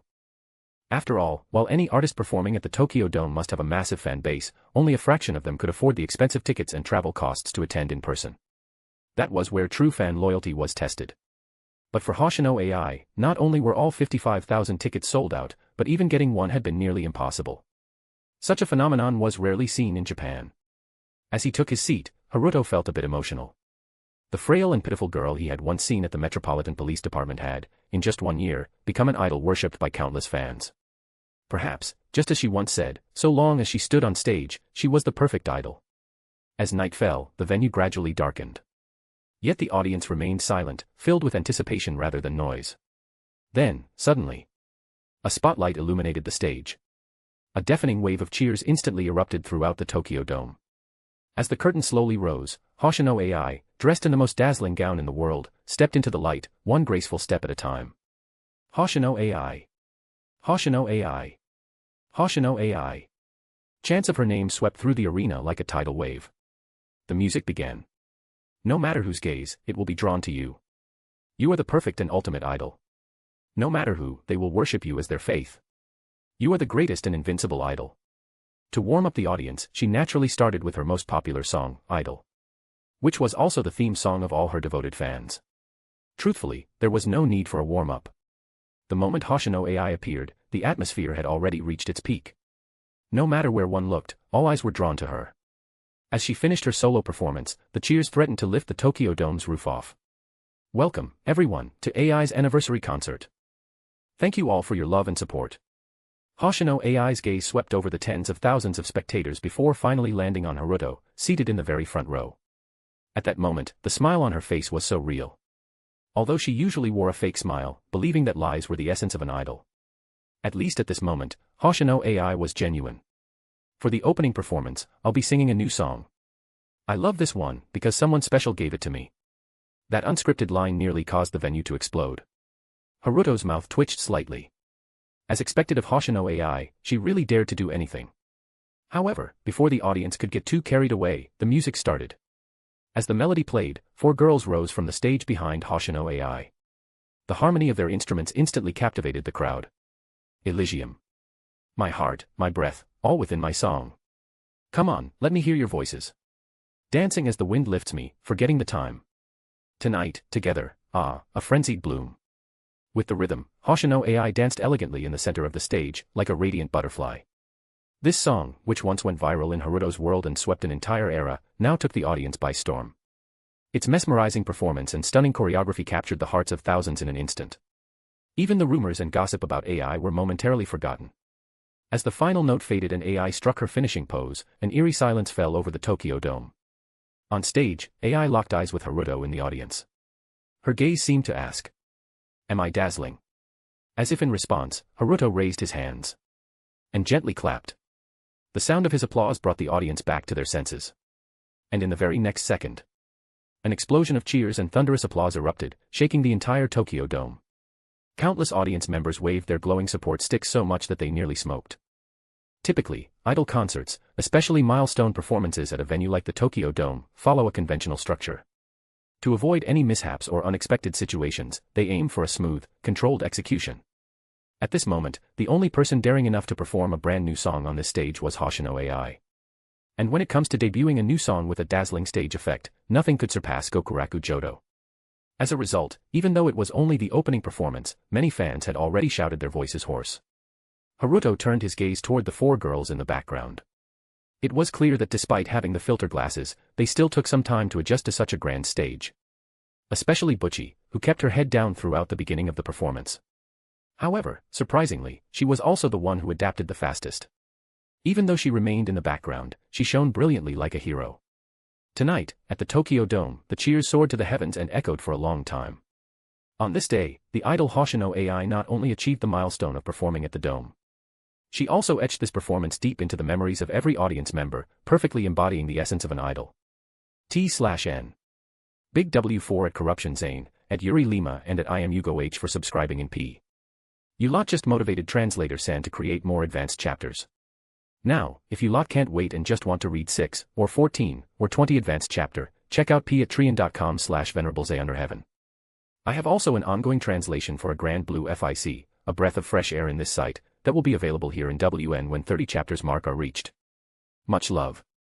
Shao. Join responsibly. Chapter 194, Chapter 192, Encountering a Dragon Through the Bonds of Fate. Great job out there.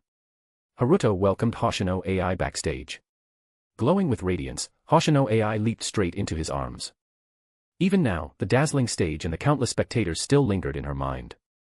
The deafening cheers and the lingering applause echoed in her ears. These were things Hoshino AI had never even dared to dream of before. She was a child who craved love more than anything, and yet, until now, she had never been able to obtain it, believing she was unworthy of love. But now, the love from countless fans rained down on her like a sky full of candy, sweet and surreal. But more importantly, the love from the boy before her. Something she once couldn't even touch in her dreams was now right in front of her, and she felt as if her heart might just melt. Haruto. Let's have a baby. Hoshino AI suddenly blurted out. Her words left not only the 4 girls who had just come off stage but also Miyako, who had rushed over to congratulate her, completely stunned.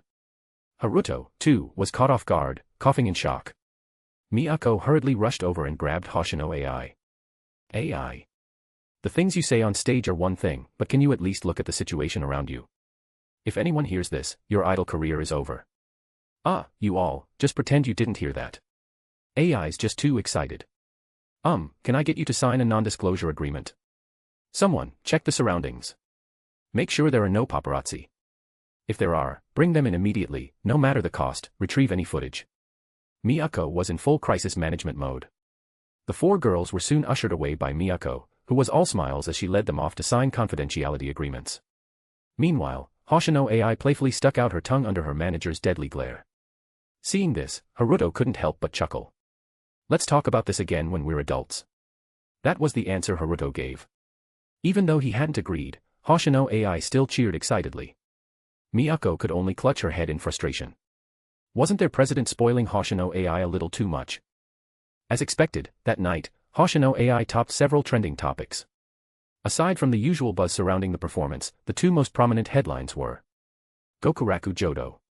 A musical wave sweeping the world. Shocking. Who is that someone Hoshino AI spoke of? Haruto could only feel helpless about it. After leaving the Tokyo Dome, he didn't immediately return to Chiba. Instead, he decided to wander around Tokyo for a bit, following a sudden feeling. Previously, the final destination of Suzume no Tajimari had been in Tokyo. Following his memory, Haruto once again arrived at the largest gate to the netherworld. It was a massive gate buried deep within the mountains, resembling the red torii gates used in Shinto shrine rituals.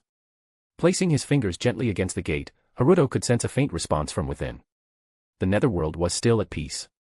The keystone he had placed there was far superior to the original, which had required a human soul as its core. 3 years had passed, and there was almost no sign of wear or degradation. His previous estimation of several thousand years of stability had been too conservative.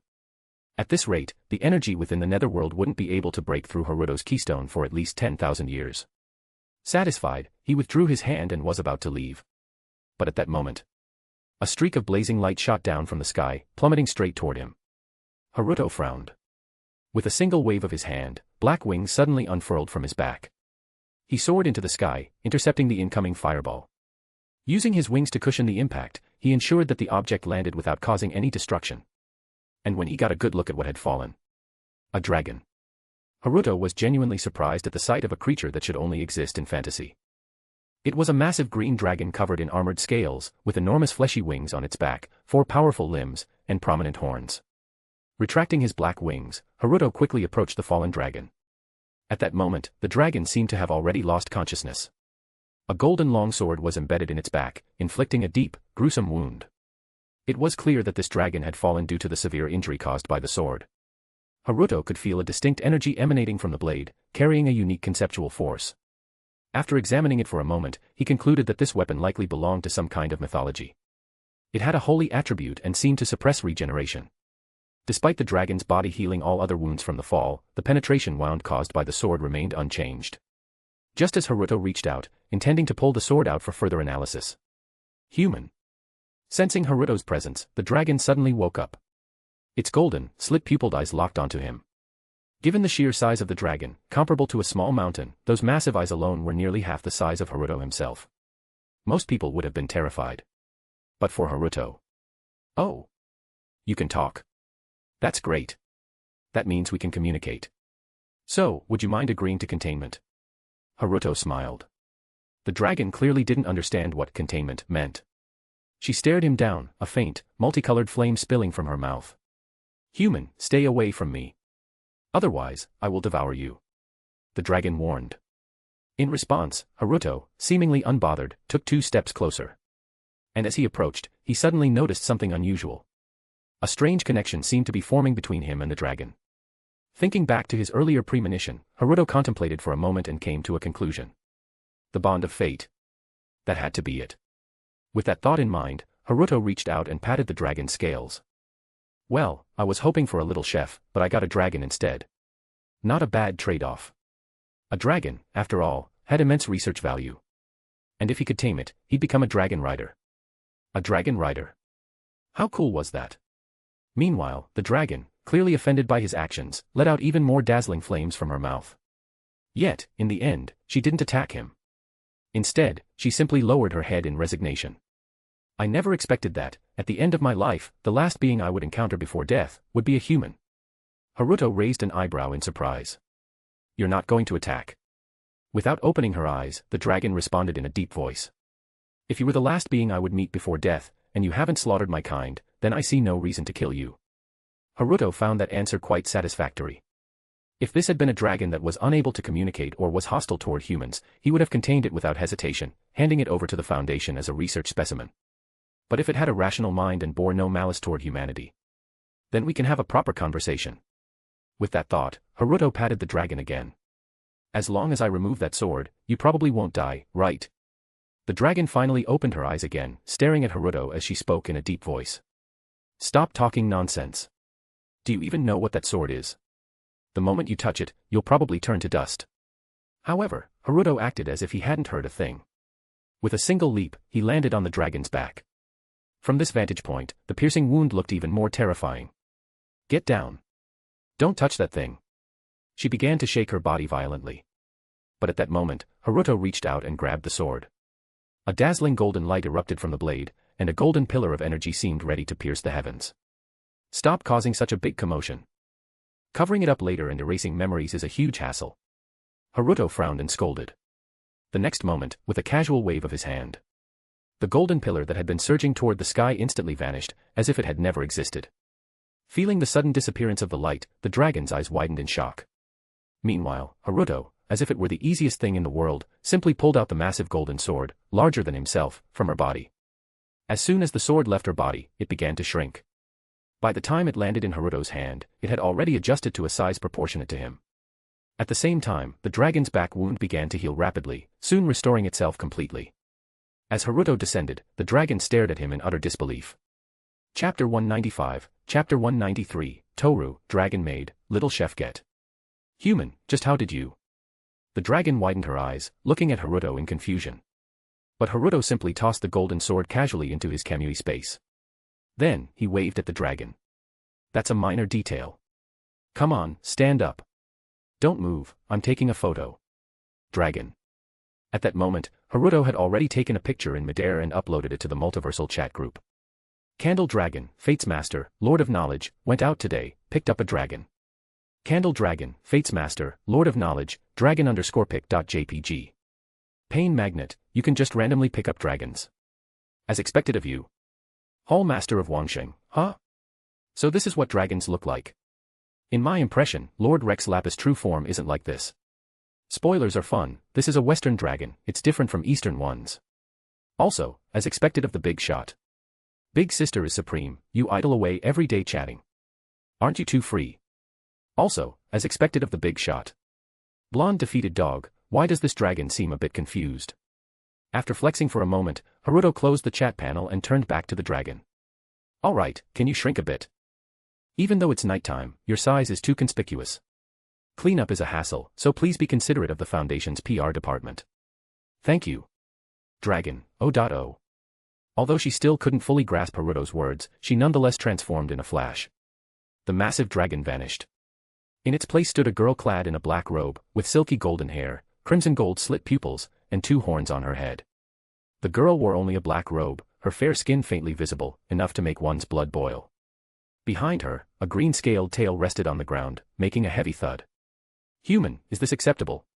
She asked. Haruto, however, had been utterly stunned the moment she transformed. Seeing that he didn't respond, she grew puzzled but, considering he had saved her life, she began recounting her story. I lost in a battle against the gods. At the moment of my defeat, I tore open space and fled to this human world. I don't know how you did it, but human, you saved me. I can grant you 3 requests to repay this debt. After she finished speaking, she quietly gazed at Haruto. In response, Haruto simply stepped forward, grabbed her arm, and declared. Little chef, get. This action made the dragon girl flustered. Human, what do you mean? Haruto instead asked. What's your name? Toru, she replied. I belong to the Chaos Dragon clan. Upon hearing this, Haruto was now completely sure of his thoughts. He had drawn a wild little chef. T/N, frankly did not expect that. Anyway, how about a drink first? Haruto casually retrieved a bottle of alcohol from his Kamui space. However, faced with Haruto's eager gaze, Toru sensed something was off and promptly refused the offer. Haruto reluctantly put the bottle away. Human, 3 requests. Toru emphasized again. Haruto just shook his head. After I make my 3 requests, where will you go? Back to your world. At his words, Toru fell silent, her crimson gold eyes dimming slightly. The vast world seemed to have no place for her. If she returned, she would have to continue the endless war against the gods, that was the fate of the Chaos Dragon clan. Winning wouldn't mean anything. Losing, like this time, would mean barely escaping death. Next time, she might not be so lucky. Haruto snapped his fingers, pulling Toru's attention back. If you have nowhere to go, why not stay with me? At that moment, Toru's heart wavered. But she couldn't shake the feeling that this human had ulterior motives. Human, what exactly are you after? I am a chaos dragon, a being that easily brings calamity. From her understanding, humans feared dragons deeply. Yet Haruto simply waved his hand dismissively. Dragons or whatever don't matter. I think you'd make a great little chef. So, come stay with me. If you agree to be my little chef, I'll grant you 3 wishes, so long as they don't involve world destruction or human lives. Toru.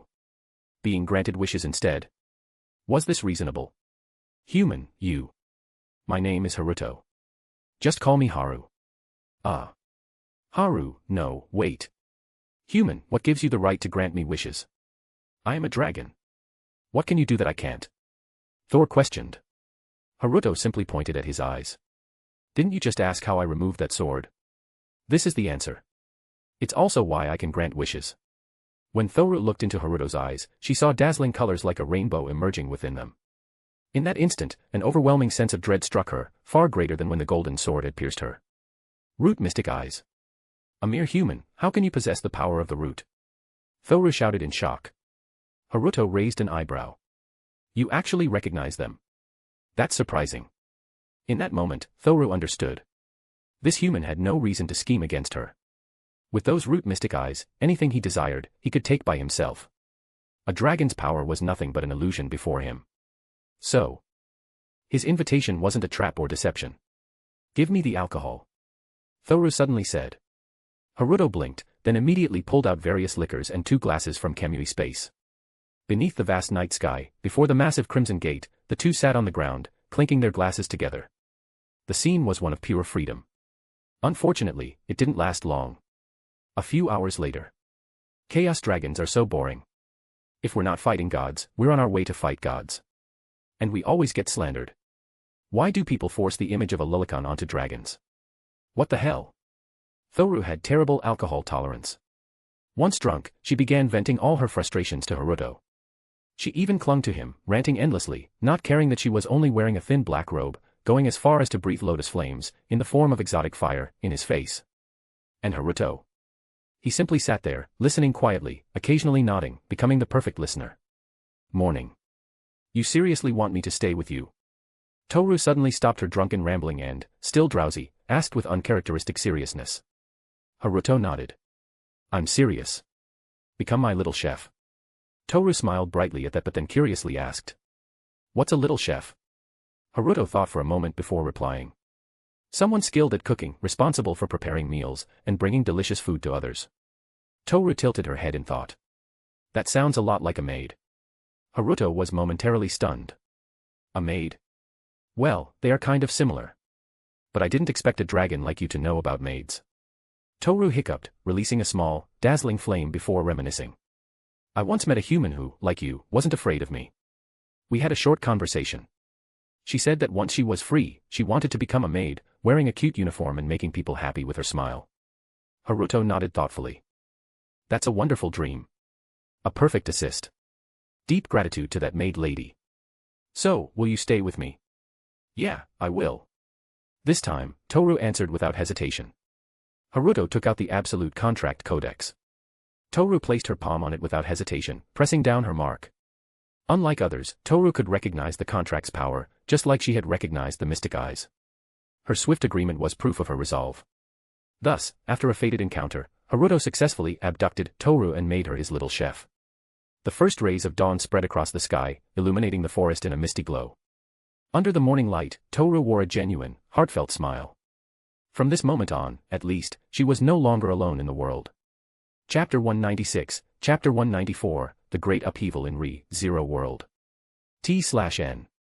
We got some juicy discount of 40%, all tiers, to our pat. Check it out as it's only available for 1 week, March 18th to 25th, 2025. Xiao. Early in the morning, Now woke up, stretched lazily, and sat up in bed. The Star Sea Academy project at Chiba Station A had been completed flawlessly. After relocating her former comrades to the vast Star Sea Academy, Now finally felt a weight lifted off her shoulders. At the same time, as the station director, she finally had some free time. There were no urgent matters requiring her attention at the station. Dangerous and highly breach-prone anomalies weren't housed in the Chiba City Station, so there weren't many experiments to approve. Now was finally able to return to her apartment and get a good night's sleep. After taking out a pleated skirt and a white blouse from the wardrobe and putting them on, Now walked toward the door, ready to prepare breakfast. However, the moment she opened the door, a fragrant aroma drifted in from downstairs. For a moment, Now was taken aback. Was there someone in the house who could cook? She sniffed again, finding the scent somewhat familiar. Unable to hold back her curiosity, she rushed downstairs. Upon reaching the kitchen, she indeed saw a familiar figure. Big brother. You're back. Whoa, a tail. Now had been about to leap forward but suddenly froze when she noticed someone else behind Haruto. Moreover, that person had a long, green, scaly tail, making them impossible to ignore. Haruto chuckled at Now Tomori's reaction and greeted her. Morning, Now. Now nodded absent-mindedly, but her gaze was already locked onto the swaying dragon tail. Noticing her staring, Haruto explained. Now, this is Toru. From now on, she'll be part of our family. I invited her to be our little chef. Hearing this, Now felt a jolt in her heart. Little chef. Since when was Haruto into this sort of thing? All this time, because of Haruto's exceptional cooking skills, Now had never considered this aspect. If I had known, I would have worked on my own cooking skills.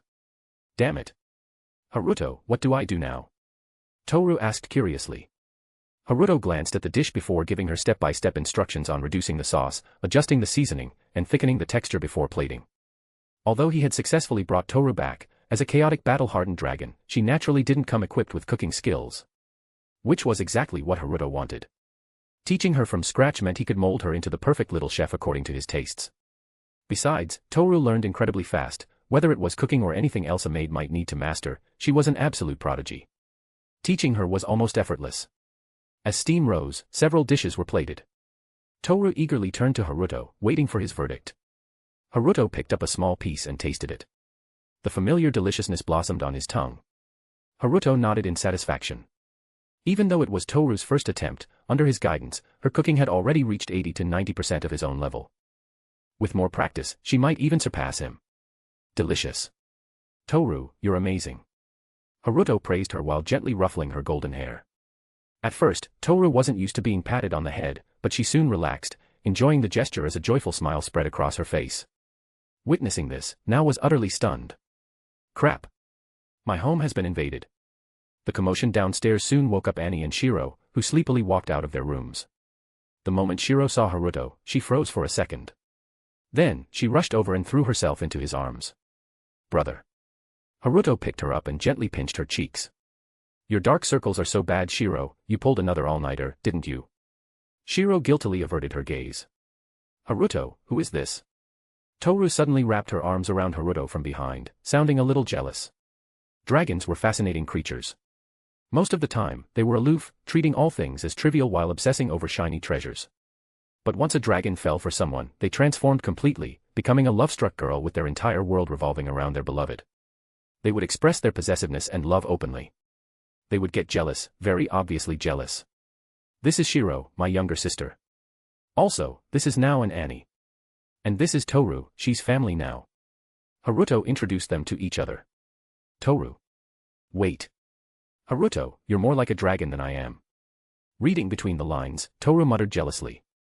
After all, dragons were powerful beings that often had many mates. Cough. However, the others didn't seem to catch the meaning behind her words. Instead, they were focused on something else entirely. Miss Toru. You're a dragon? Nao asked in amazement. Toru puffed out her chest proudly and nodded. I am a true dragon, endowed with eternal life and immense power. As she spoke, her chest bounced slightly, causing waves to ripple. Because she was a dragon, she has a very well-developed D-cups. At this moment, Toru was wearing a classic black and white maid outfit, which perfectly highlighted her figure. However, Haruto simply flicked her forehead. When we're outside or when guests visit, do not reveal your dragon traits. You must follow the secrecy rules. And your strength, unless you're hurt or a family member asks for help, do not use it. Toru immediately deflated. Nao and Annie exchanged serious glances, both sensing trouble ahead. A strange new rival had appeared. Soon after, breakfast was served. Haruto picked up a golden shrimp ball, tossing it into his mouth as a satisfied expression spread across his face. Next time, I'll teach Toru how to make classic crab boil, it's almost crab season after all. Or maybe spicy boiled fish with shrimp, that'd be amazing. Not having to cook and still getting to eat delicious food. Just imagining it filled Haruto with endless anticipation for the future. Meanwhile, at the multiversal chat group. Just as Haruto was daydreaming about his perfect future, his interface panel suddenly popped up. Haruto glanced at it and saw that it was from the multiversal chat group. Pain magnet at everyone, something's wrong with my world. Spoilers are fun, something's wrong. What do you mean? Explain. Blonde defeated dog, you should have just finished the Elsa the Bowel Hunter arc, right? Did something happen to your relationship with Amelia? Pain magnet, what relationship? QAQ. According to Sue's advice, I never intended to get involved in the main storyline. The main story is too dangerous, even with my return by death ability, I don't want to keep dying. But now, everything's messed up. Important characters like Rem and Ram have disappeared. And now, unknown powerful beings are wreaking havoc. Unknown entities. Outside of any known plot. That could only mean they are invaders from beyond this world. Chapter 197, Chapter 195, The Cosmic Disrupting Foreign Locusts and Funding Natsuki Subaru. Pain magnet, could it be the Foundation that's arrived? Spoilers are fun, impossible. The Foundation has strict regulations. We're an ironclad organization, how could we recklessly plunder other worlds? Big Sister is supreme. The Foundation's purpose is to contain anomalies and protect humanity and cognition. Even if we did something in a world, no one would be aware of it. Portal Daddy, maybe it's another world-crossing organization. I was once asked to rescue a universe destroyed by outsiders. Hall Master of the Wangsheng, whoa, seriously. Doc, you really went to save a universe before. Portal Daddy, what else would I have done? Seeing the messages roll in, Haruto raised an eyebrow. Another world-traveling organization. He had originally thought that this Dr. Strange had gone to fight a 6 Infinity Stone Ultron. But now it seemed that wasn't the case at all. Candle Dragon, Fate's Master, Lord of Knowledge, Doctor, can you elaborate on these outsiders? Portal Daddy, sure. I found it strange before, so I recorded a backup video. I'll upload it now. Member Portal Daddy has uploaded a recorded video, recording.avi. Haruto opened the video. The first thing in sight was a vast void. A middle-aged man with a cold yet wise expression sat cross-legged in the emptiness. He wore a black robe, and a pendant shaped like an eye hung around his neck, faintly glowing green. In his hands was a special orb, seemingly containing an entire universe, endlessly replaying a certain battle. This was Dark Doctor Strange, Stephen Strange, Portal Daddy. At that moment, a peculiar being, humanoid yet not quite, dressed in an unfamiliar uniform, approached Doctor Strange. A layer of glass-like separation existed between them. It was the world barrier. I believe I must ask for your help once again. There is a bizarre existence disrupting the entire multiverse, it requested. Doctor Strange slowly opened his eyes, descended into the void, and seemed somewhat surprised by its plea. However, he didn't refuse, he simply nodded. After all, I have time, almost infinite time.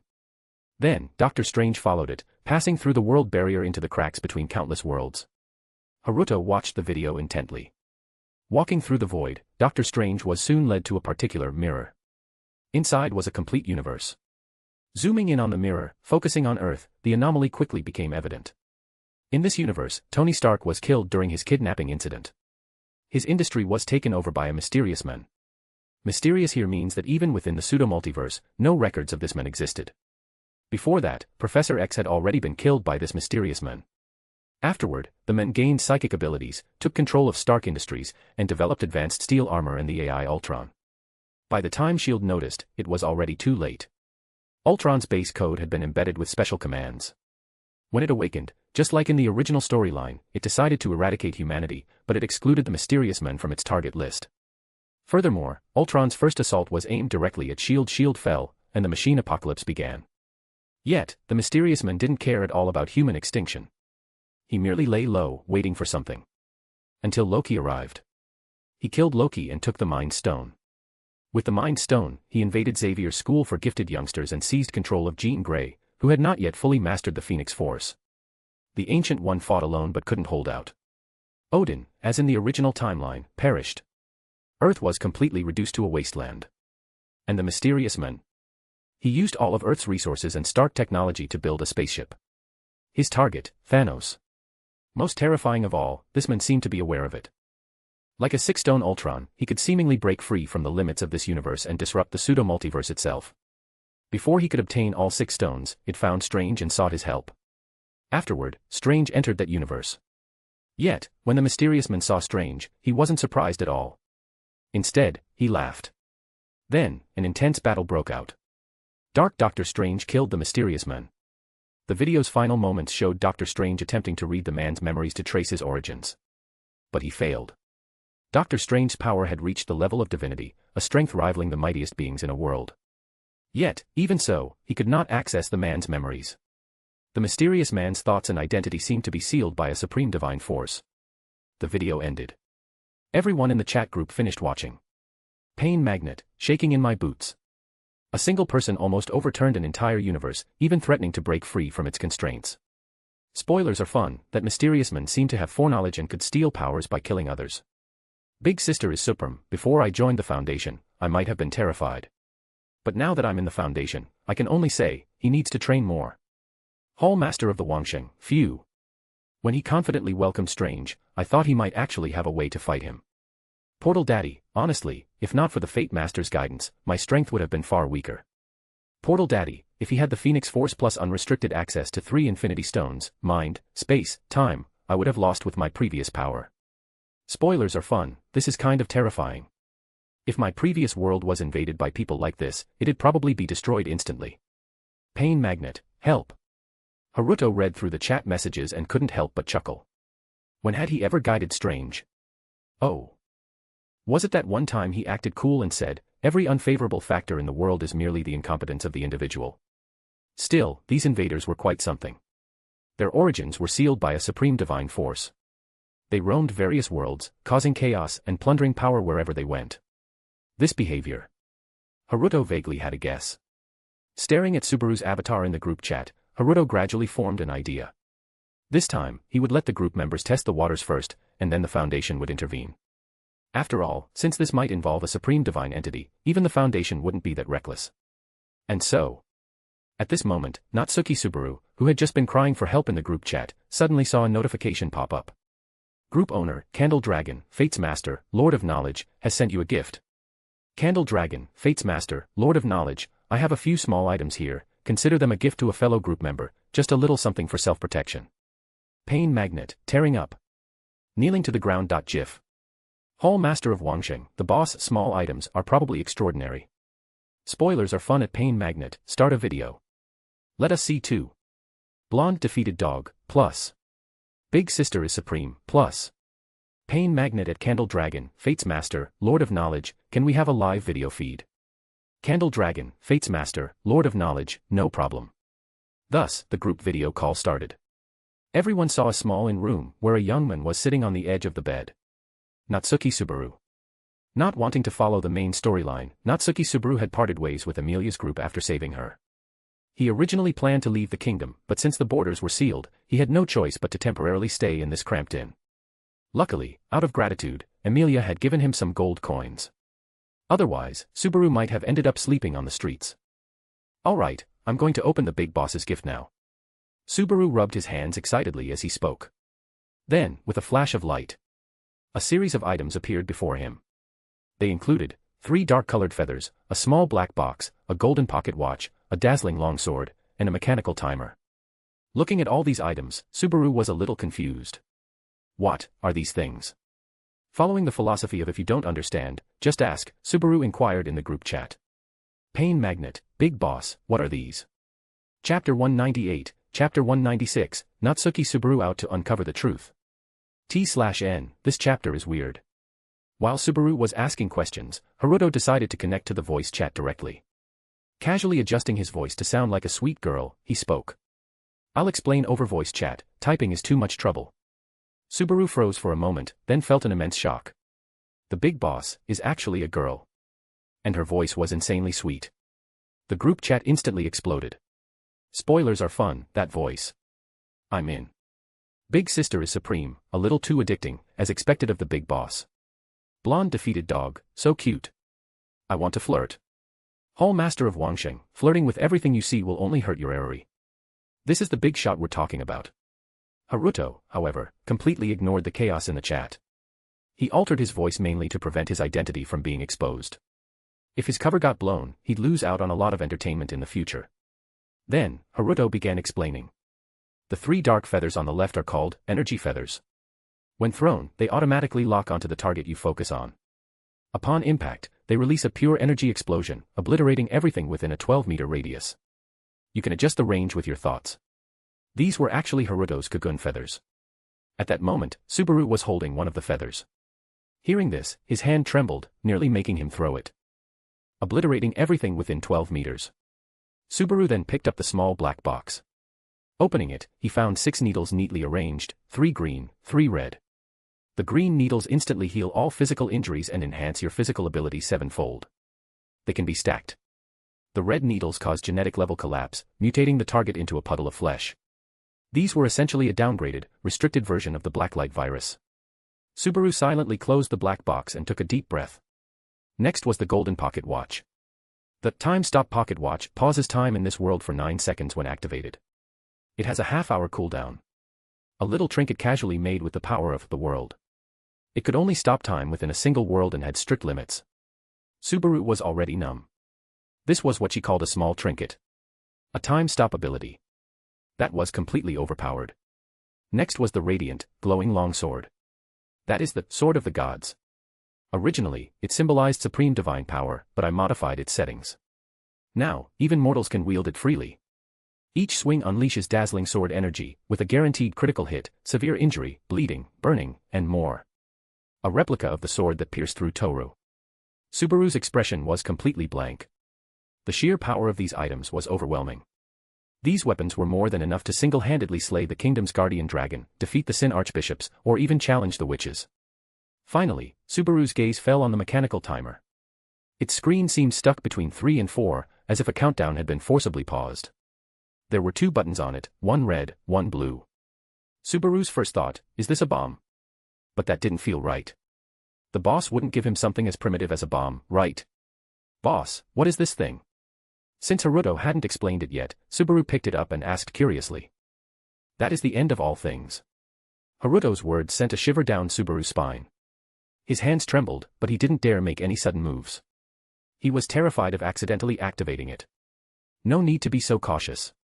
The buttons cannot be pressed by accident. They only work if you truly intend to press them. The red button will annihilate everything. It's your last resort. If there's no way out, you can take your enemies down with you. Normally, this item won't be necessary. Once everything is over, press the green button, and the device will self-destruct without any consequences. Feel free to guess what this is. Hearing this, Subaru finally let out a sigh of relief. That was way too terrifying. He carefully stored all the items, placing the mechanical timer close to his body. Since it couldn't be triggered accidentally, he only needed to make sure he didn't lose it. Boss, I feel so powerful right now. Those invaders from beyond this world, I will eliminate them myself. Subaru declared, as if swearing an oath. Ah, did you forget that you're also from beyond this world? Haruto quipped. Subaru froze as if struck by an invisible arrow. Right, he was a transmigrator too. Anyway, good luck. I'll be watching. Haruto offered a casual word of encouragement and ended the voice chat. Listening to the clear, bell-like voice, Subaru felt a fire ignite within him. For the boss. T/N, yo. Meanwhile, in the group chat. Spoilers are fun, LMAO, Subaru, aren't you a transmigrator too? Blonde defeated dog, I'm not usually a schadenfreude kind of guy, but this is hilarious. Big sister is supreme, am I the only one who thinks those items are completely broken? Whole master of Wangsheng, since they're from the boss, they make perfect sense. Back in the video call, Subaru, now hyped up, also felt a bit lost. Speaking of which, how am I supposed to find those guys? Even the kingdom hasn't been able to locate them. Spoilers are fun, I think you should head back to the royal capital. If the invaders in your world are the same as the ones from the doctor's world. Spoilers are fun, then their greatest advantage is knowing the plot ahead of time. The main storyline locations should be the best places to catch them. Taking this advice, Subaru immediately had a direction. Stepping out of the cramped-in room, he set off toward the royal capital. This was a border city of the Lugnica kingdom, and night had already fallen. Unlike Earth, the nights in this world were pitch black, and with the kingdom plagued by bandit attacks, the streets were completely deserted. Following the map, Subaru walked along the street in the direction of the royal capital. Before dawn, there was no way to rent a carriage. He had to travel on foot until he reached the outskirts, where he could rent an earth dragon. Earth dragons were a common mode of transportation in Re-Zero's world. More durable than horses, faster in a sprint, and more intelligent, they were excellent domesticated creatures. It seemed the kingdom's lockdown order was in effect, the city gates were tightly shut. But since this was a remote border town, the guards were lax, and there was no one stationed at night. Looking at the heavy gates and the large lock on the latch, Subaru thought for a moment and pulled out the black box from his pocket. He took out a green needle. Taking a deep breath, Subaru stabbed it into his wrist. The needle instantly sank into his skin and disappeared. Immediately, his entire body felt like it was burning. His bones creaked, his muscles throbbed. The next moment, Subaru jumped. Despite not exerting much force, he shot into the air like a cannonball. He had jumped over 7 meters. Panicking, he grabbed onto the wall's bricks to avoid falling. Swallowing hard, he used the wall to propel himself upward again. With 2 consecutive jumps, he scaled the city's towering walls using only his body. Spoilers are fun, insane.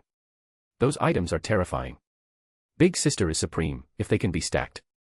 What would 3 needles do? Blonde defeated dog, if he can use more, wouldn't he be invincible?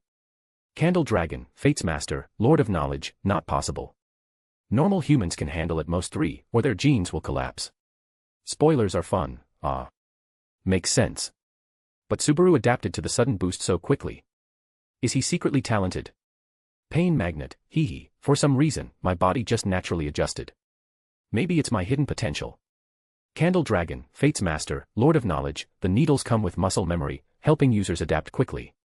Pain magnet, never mind, then. Blonde defeated dog, ha ha ha ha ha ha. Pain magnet, enough. Eriri, your laughter is hurting my eyes. Chapter 199, Chapter 197, Plotting the Seizure of the Sword Saint. After scaling the city wall, Natsuki Subaru attempted to descend quickly by clinging to the cracks in the stone. And then, he fell. A cloud of dust rose from the ground. Fortunately, thanks to his enhanced physique, he was merely disheveled rather than injured. Climbing up from the ground, Subaru patted the dust off his clothes, feeling slightly embarrassed. Just as he was about to speak, he suddenly heard hushed voices coming from a distance in the darkness. Hey, did you hear something over there? Subaru stiffened in alarm. On instinct, he moved to the side and hid. The voices weren't too close, if not for his enhanced body, he wouldn't have been able to hear them at all. Footsteps echoed in the distance. Before long, 3 figures arrived at the spot where Subaru had just landed. Thanks to the dimensional chat group's function, Subaru magnified his vision and finally got a clear look at the people. 3 individuals, dressed in blood-red robes and wearing strange masks that concealed their entire faces. One wore a rabbit mask and examined the area before frowning. Are you messing with us? You must be really bored. The one in the gray mask scowled in response. Do I look like an idiot? Wasting my time playing pranks? If I had free time, I'd rather spend it with a demi-human girl. The one in the wolf mask raised a hand, silencing their argument. Enough. Since there's no actual disturbance, let's proceed with the plan. Once we succeed, the rewards will keep us living lavishly for a long time. The rabbit and gray mask stopped their bickering, nodded, and began returning to their original positions. As they walked, the gray-masked one spoke up. Wolf, what exactly does HQ mean by this? Deploying so many people for such a pointless mission. If we have the manpower, wouldn't it be better to just snatch some women? This world, huh? I've had my eyes on Ram and Rem for ages. Hearing that, the wolf-masked figure looked like he was about to reprimand him but instead glanced around warily. After confirming they were alone, he lowered his voice and said. This isn't something you should know, but there's no harm in telling you. You'll find out eventually anyway. Let me be straight with you, this time, a true powerhouse has arrived to orchestrate things in this world. Obviously, they wouldn't be after trivial things like women or gear. Hearing that, both the rabbit and gray-masked figures froze in shock. A powerhouse. The rabbit mask sounded surprised. You mean someone ranked in the top 100? The wolf mask let out a cold chuckle. Top 100. If I told you, you'd be scared to death, it's a top 10 powerhouse. As soon as he said that, the other two sharply inhaled. Top 10. Aren't those the ones who can shake worlds? Their innate abilities are all SSS grade, right? The gray mask, clearly the type to fawn over power, immediately began massaging the wolf mask's shoulders. Obviously, this kind of information was beyond his usual reach. Just knowing a little about it filled him with awe. The wolf-masked figure, evidently pleased with the flattery, spoke with even more arrogance. That's right. The difference between the top 10 and top 100 is immeasurable. This time, the powerhouse who came holds an SSS-grade ability, a true monster. He sneered, basking in his own sense of superiority. Let me spell it out, I've had some minor dealings with that being. That's the only reason I got you two in on this operation. If this were any other time, you'd have zero chance of getting involved. Yet here you are, doing some easy work and reaping massive rewards. It's like free gold falling from the sky. The rabbit and gray masks nodded fervently. The gray mask, seemingly the curious type, cautiously asked. Wolf, what rank is this powerhouse? And what's their goal in this world? I'm dying to know. Are they after the Witch of Greed? But the wolf mask shut his mouth at that. Clearly, the matter was too sensitive, even he had his limits. However, he couldn't resist their relentless probing. Eventually, he caved and whispered. I don't know the exact details of the powerhouse's plan, but the target is obvious, the Sword Saint, Reinhard van Astria. The powerhouse's ability is SSS-grade necromantic control, allowing them to command any life they kill. This time, the goal is to take control of the Sword Saint. As soon as those words left his mouth, the other two were visibly shaken. Take down the Sword Saint. That monster is unkillable, isn't he? Wolf, you gotta be joking. The Sword Saint, Reinhard van Astria. In the world of Re-Zero, he was the strongest force of the Lugnica kingdom. The undisputed pinnacle of this world. A beloved existence favored by the world itself. Aside from magic, swordplay, and other fantasy world powers, Re-Zero had a unique system of abilities, divine protections. These were gifts from the world, granting individuals special powers beyond normal human limits. A single divine protection could make someone far stronger than an average human. And Reinhard? He possessed more than 40 divine protections. Every one of his abilities had been pushed beyond all reason. With his dragon sword, unsheathed at full power, he could potentially cleave an entire world apart. Moreover, Reinhard was the only person who could acquire divine protections post-birth. The world would create any power he desired, essentially giving him infinite customization of his own abilities. It was as if he had mod access, able to rewrite his own strengths at will. And the reason he was said to be unkillable. One of his divine protections, the Phoenix's Blessing. It was a simple ability. If Reinhard died, he would resurrect, gaining an improved version of the Phoenix's Blessing. In other words, killing him only made him stronger. That was why the other two masked figures were so dumbfounded at the idea of targeting him. The wolf mask, however, smacked both of them on the head. Humph. Just because you think it's impossible doesn't mean it is. For that being, this is just a bit of a challenge. Besides, even in Re-Zero's original story, there were methods to kill Reinhard. Enough talking. Focus on the mission, sealing off this area and cutting off transportation. Once we're done, we can loot to our heart's content. The demi-human girls in this world fetch a good price. Hearing that, although the rabbit and gray mask still had doubts, they didn't argue further. They headed towards the land dragon rental station. Their goal? Kill the land dragons to halt transportation. Even though Re-Zero's world had magic, Lugnika's main mode of long-distance travel relied on land dragons. Only a handful of people could use teleportation or sustained flight magic. But just as the three of them moved, a sharp wind howled behind them. The wolf-masked figure reacted the fastest, turning around just in time to see a dark feather streaking toward them from the shadows. Though it was just a feather, he didn't dare underestimate it. Realizing he couldn't dodge, he rapidly formed hand signs, then spewed out crimson flames from his mouth. A massive fireball erupted, illuminating the entire night sky above the city outskirts. However, the ink-colored feather seemed completely unaffected by the fireball, effortlessly piercing through it. It didn't suffer any damage, nor did its speed decrease in the slightest. Seeing this, the expression beneath Wolfmask's face twisted in shock. He lifted his blood-colored robe, seemingly trying to retrieve something to defend himself. But it was already too late. The ink-colored feather shot directly into Wolfmask's mask. The next moment, pure energy, like azure-blue liquid, overflowed from the ink feather and spread outward. Everything it touched was instantly dissolved into nothingness. The three of them didn't even have time to scream before they were completely consumed by the pure energy strike, dying instantly. A long while later, Natsuki Subaru revealed himself from the darkness and approached the site of the energy strike. At this point, a circular crater had formed in the ground. Whether it was soil, stones, weeds, or trees, everything had been erased cleanly, leaving a smooth cross-section as if they had been excavated. The energy strike came swiftly and dissipated just as quickly, leaving no residual energy behind. After searching for a while, Subaru finally found 3 strange crimson rings in the pit, as well as a small shield that had been melted beyond recognition by the energy. Pain magnet, phew, it seems like they're dead. Spoilers are fun, what a brazen organization, daring to set their sights on that sword saint. Big Sister is supreme. Just from their conversation, this organization must be quite massive, roaming across different worlds and plundering everything with their foresight. Blonde defeated dog, treating women as merchandise. These people truly deserve death. Portal Daddy, the one I killed didn't leave behind a crimson ring, though. Strange. Candle Dragon, Fate's Master, Lord of Knowledge, send me the rings so I can study them. Pain Magnet, got it, boss. Chapter 200, Chapter 198, First Confrontation with Supreme Divinity. Haruto toyed with the rings, faintly sensing spatial fluctuations and some vague connections within them. It was as if thin, invisible threads were pulling towards the void. Anomaly detected, insufficient data, anomaly level 6, Supreme Divinity, status, awaiting containment. The containment system panel popped up, displaying this information. As expected, behind these people stood a Supreme Divinity. After confirming this, Haruto didn't feel any fear. Instead, he was rather intrigued. This could be his first direct confrontation with a Supreme Divinity, and he could vaguely see the possibility of containing it. First, judging from its actions, this Supreme Divinity had its own consciousness and was capable of self-preservation.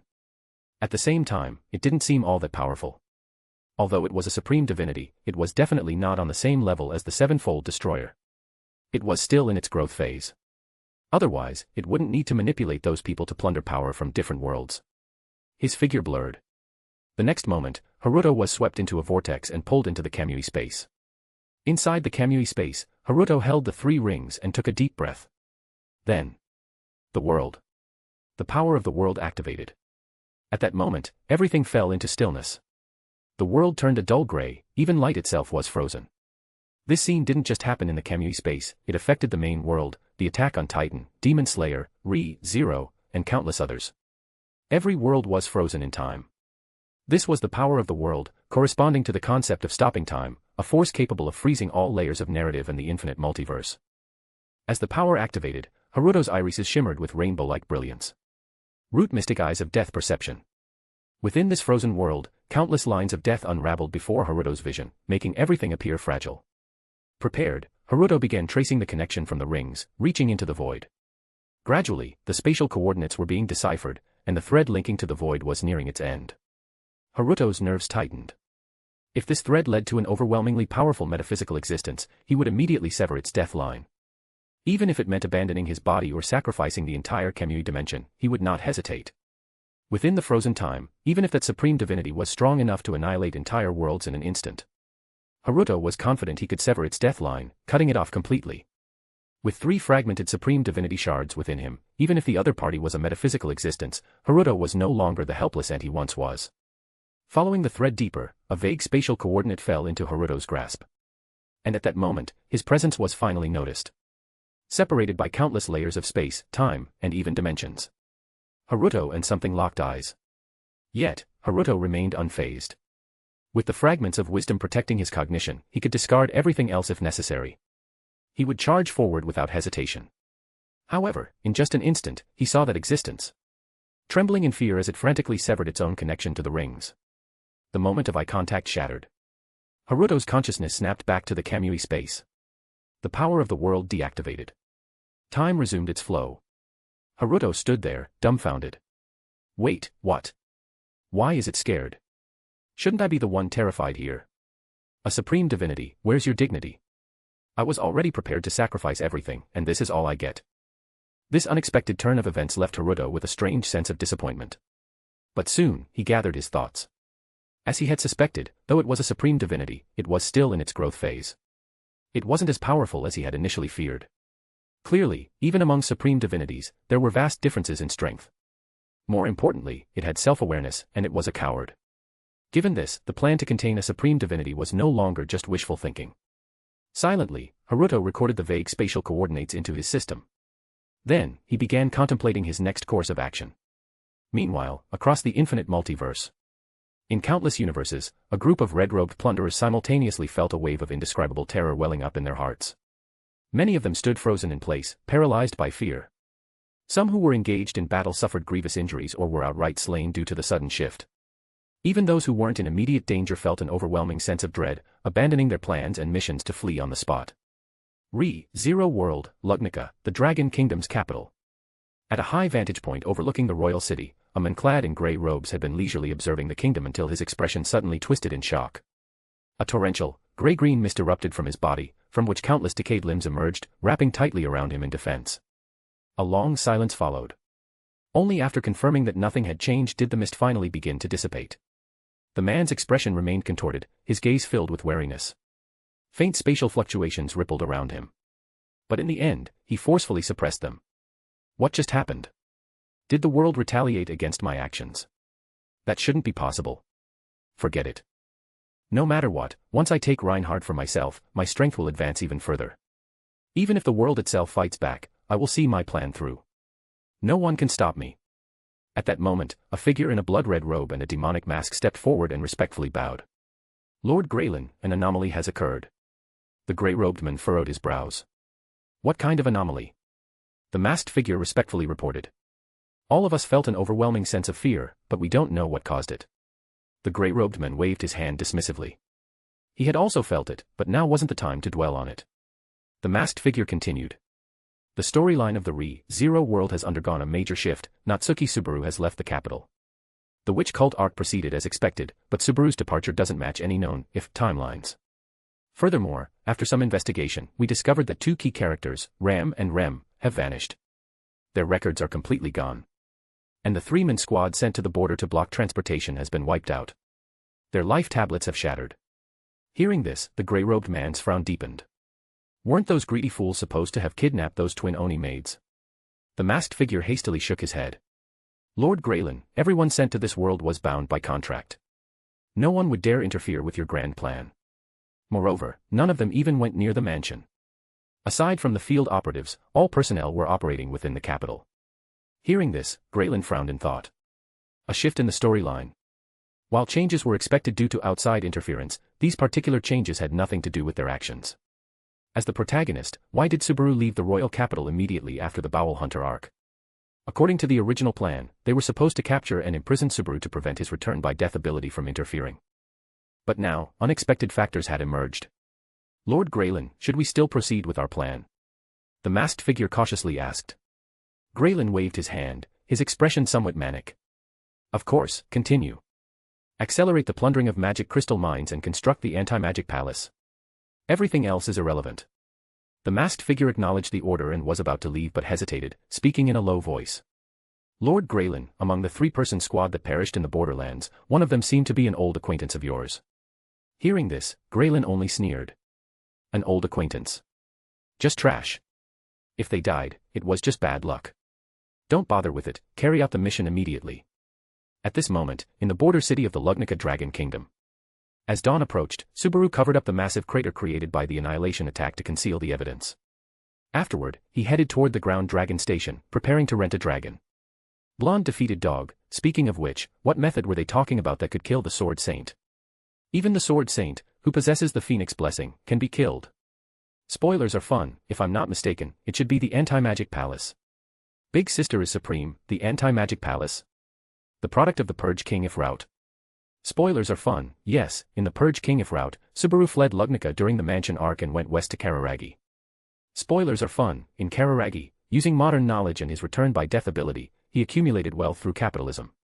Spoilers are fun, with a massive fortune, he established an independent organization outside of the four nations called the Subaru Star Group, and hired the strongest warriors. Spoilers are fun, at the same time, to avoid assassination, besides recruiting warriors, Purge King Subaru also spent enormous sums to build a palace called the Anti-Magic Palace. Spoilers are fun, the palace's foundation is made of high-purity magic crystals, layered with countless magic formations, which can suppress the power of blessings. Spoilers are fun, this is the only known method to kill the Sword Saint, Reinhard, through normal means. Chapter 201, Chapter 199, Re, 0 World Coordinates.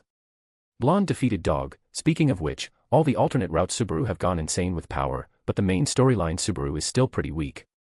Pain Magnet, hey, I'm strong now too. Big Sister is supreme, no offense, but if not for the gear given by the boss, you'd still be weak. Pain Magnet, QAQ.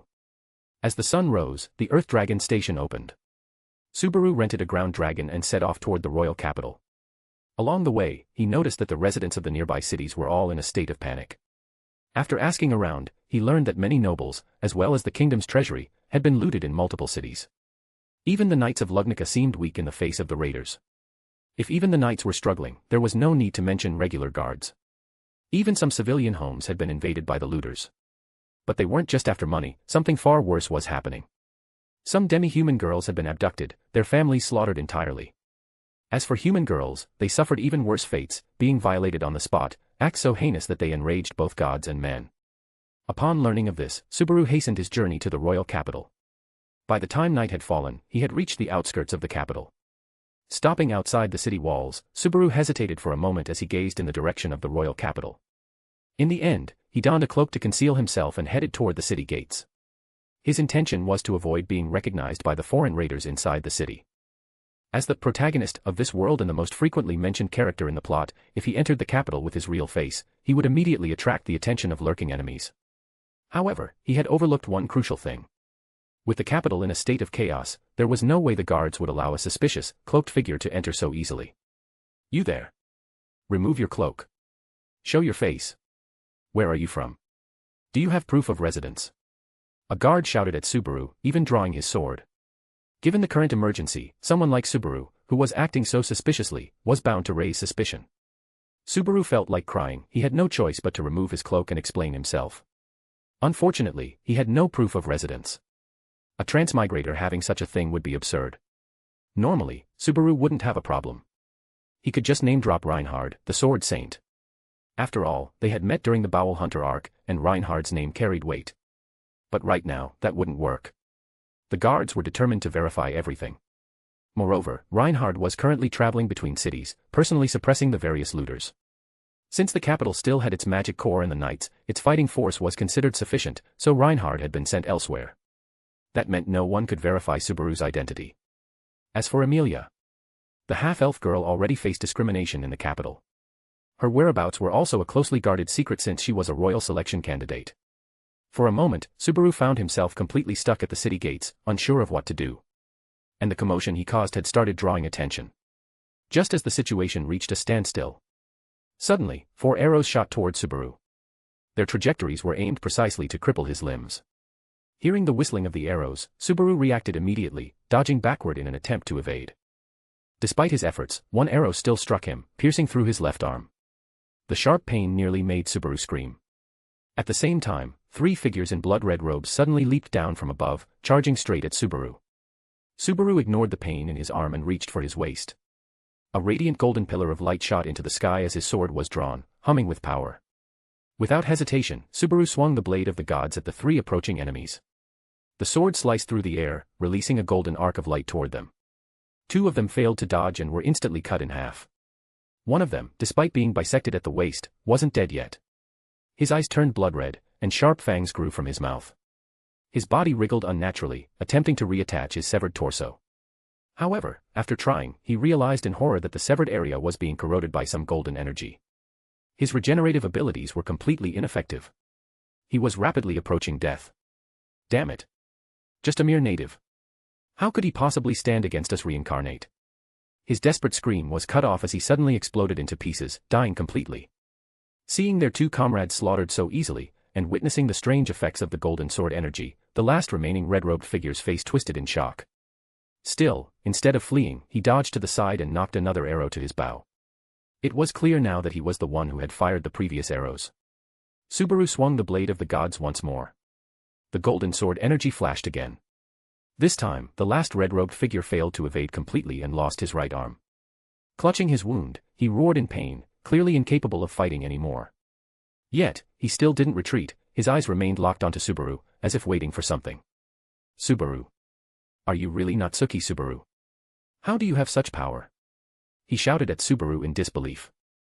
Something felt off to Subaru. Why wasn't this guy running away? Then, the world suddenly started spinning. Subaru's eyes widened in shock. The arrow was poisoned. No wonder the last attacker, despite losing his combat ability, still hadn't fled. With his fading consciousness, Subaru gritted his teeth and yanked the arrow out of his arm. Blood splattered everywhere. The arrowhead had barbs. A large chunk of flesh was ripped from his arm. Subaru screamed in agony. But the pain actually jolted his mind back to partial clarity. He fumbled for a small black box and injected himself with the green syringe inside. The surviving red-robed figure immediately realized the danger and lunged at him, trying to stop him. But it was too late, the green serum had already entered Subaru's body. In an instant, his torn arm healed completely. The poison inside his body was neutralized. His physical stats increased 7-fold once more. Subaru's eyes turned blood-red, and he threw a punch at the incoming enemy. The punch directly crushed the man's head, splattering red and white matter everywhere. With all 3 enemies dead, Subaru panted heavily, barely holding back the urge to vomit. If not for the Bowel Hunter arc toughening him up, he probably would have needed half a day to recover mentally, even with his enhanced physique. But there was no time for recovery now. Just as the royal capital guards started approaching to check on the situation, a gray-green mist suddenly spread around the city gates. From within the mist, countless rotting creatures crawled out. A decayed Tyrannosaurus Rex bit a guard in half before lunging at Subaru. Terrified, Subaru swung the sword of the gods again. The golden slash split the dinosaur in 2. But even more rotten creatures poured out. Among them were even non-living beings, such as towering robots. That thing looked a lot like Optimus Prime. In desperation, Subaru pulled out the golden pocket watch and pressed the button. With a click, time stopped. In the next 9 seconds, he threw out his remaining 2 feathers of energy and turned to flee. With 14 times the normal human speed, Subaru dashed like a race car, covering dozens of meters in a single step. 9 seconds passed. Time resumed. The 2 feathers of energy landed in the mist, bursting into radiant blue light. Everything was consumed. Even the eerie mist was utterly dispersed. Countless rotten creatures melted away. Even the rusted Optimus Prime was obliterated, leaving behind only a scrap of metal outside the blast radius. With the crisis averted, Subaru fled. Behind the mist, Graylin stared in shock at the spot where Subaru had just stood. Lord Graylin. Demon Mask rushed over. Seeing Graylin still alive, he sighed in relief, only to shudder in fear the next moment. Subaru Natsuki, where did he get such power? What's going on with this world? Graylin growled. Demon Mask was equally baffled and dared not answer, trembling in silence. They both wondered. Since when was Subaru this broken? Meanwhile, in the chat. Pain Magnet, help. That thing was terrifying. Big Sister is supreme, TSK, your fighting spirit is weak. You could have won that fight. Spoilers are fun, whatever, Subaru is just a regular otaku. Actually, I have an idea. Subaru, send me your world coordinates. Pain Magnet, huh? Why? Spoilers are fun, I'm uploading it to the Foundation. T/N. Grand Blue fanfic published. Check it out. Chapter 202, Chapter 200, Haruto intervenes in the Re-Zero world. Not long after, a world coordinate information file was uploaded to the O5 Council. Access was restricted to Level 5 security clearance. It didn't cause much of a stir and was soon retrieved by Haruto, who dismissed it as unimportant. Notice, you have obtained a portion of coordinate power. A portal to the corresponding world can now be opened. Target world, Re-Zero. Would you like to open the portal? Receiving the system feedback, Haruto nodded in satisfaction. He had originally planned to step into the Re-Zero world's events, but before he could request the coordinates, Su had already done so ahead of him. With this, he no longer needed to find an excuse.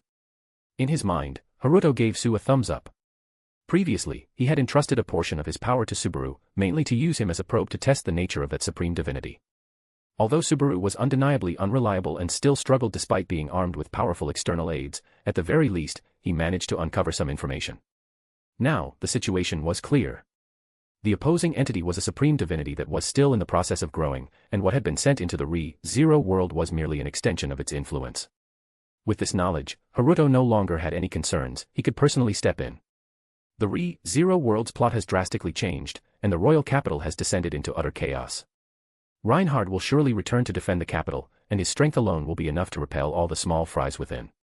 Losing the capital, losing the advantage of foresight, and even witnessing the changes in Subaru Natsuki.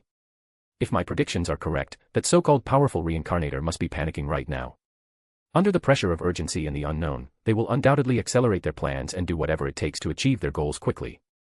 Simply plundering high-purity magic crystals is too slow.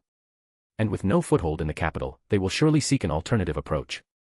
Hey, if I'm not mistaken, their next target should be the Roswell estate they'll set their sights on the magic crystal mines. Analyzing the situation in the Re-Zero world, Haruto quickly formed a plan. From within the Foundation site, Haruto retrieved the latest AI simulation pod and then located a containment room. Opening the system, he pressed the button to activate the Re-Zero world portal. A stream of light emerged, swirling within the containment room before forming a gateway. Haruto took a single step forward and vanished into it. At the same time, within the Re-Zero world. Lord Graylin, according to our observations, the Sword Saint Reinhard is returning to the capital. He will arrive very soon. Demon Mask anxiously reported. Numerous reincarnators had infiltrated the Re-Zero world, spreading across various regions of the Lagunica Kingdom. Naturally, they had taken notice of the Sword Saint's movements. Although several dragon carriage stations had been destroyed, significantly hindering transportation, they had not been completely wiped out. Moreover, even on foot, the Sword Saint would reach the capital at an incredible speed. His abilities included Blessing of Divine Wind, and Blessing of Mastery, which granted him inhuman movement speed in normal conditions, with a full speed increase of 30-fold. The ability to instantly teleport to the side of a familiar person calling for him. The capability to perfectly master and enhance any mount he rides. These blessings ensured that the Sword Saint would arrive very quickly. Graylin's expression darkened. After a moment of hesitation, his face twisted with fury as he spoke in a low voice. Order all reincarnators within the capital to retreat. Regroup at the border estate and await further instructions. As for the scattered reincarnators outside, recall them all immediately.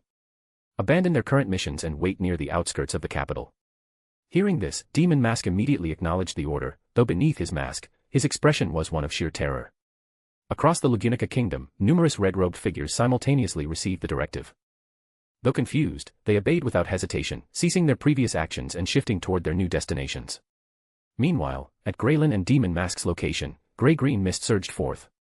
A decayed, white-robed elder emerged from the fog, waving a withered wooden staff. With a flash of white light, Graylin and Demon Mask vanished, transported toward the border. At the same time, in the border estate. Due to the chaos in Lagunica, the royal selection candidate Emilia had temporarily returned to the estate. This border estate, along with its entire territory, belonged to Roswell, Emilia's supporter. Roswell was the kingdom's strongest magician and was responsible for defending this border region.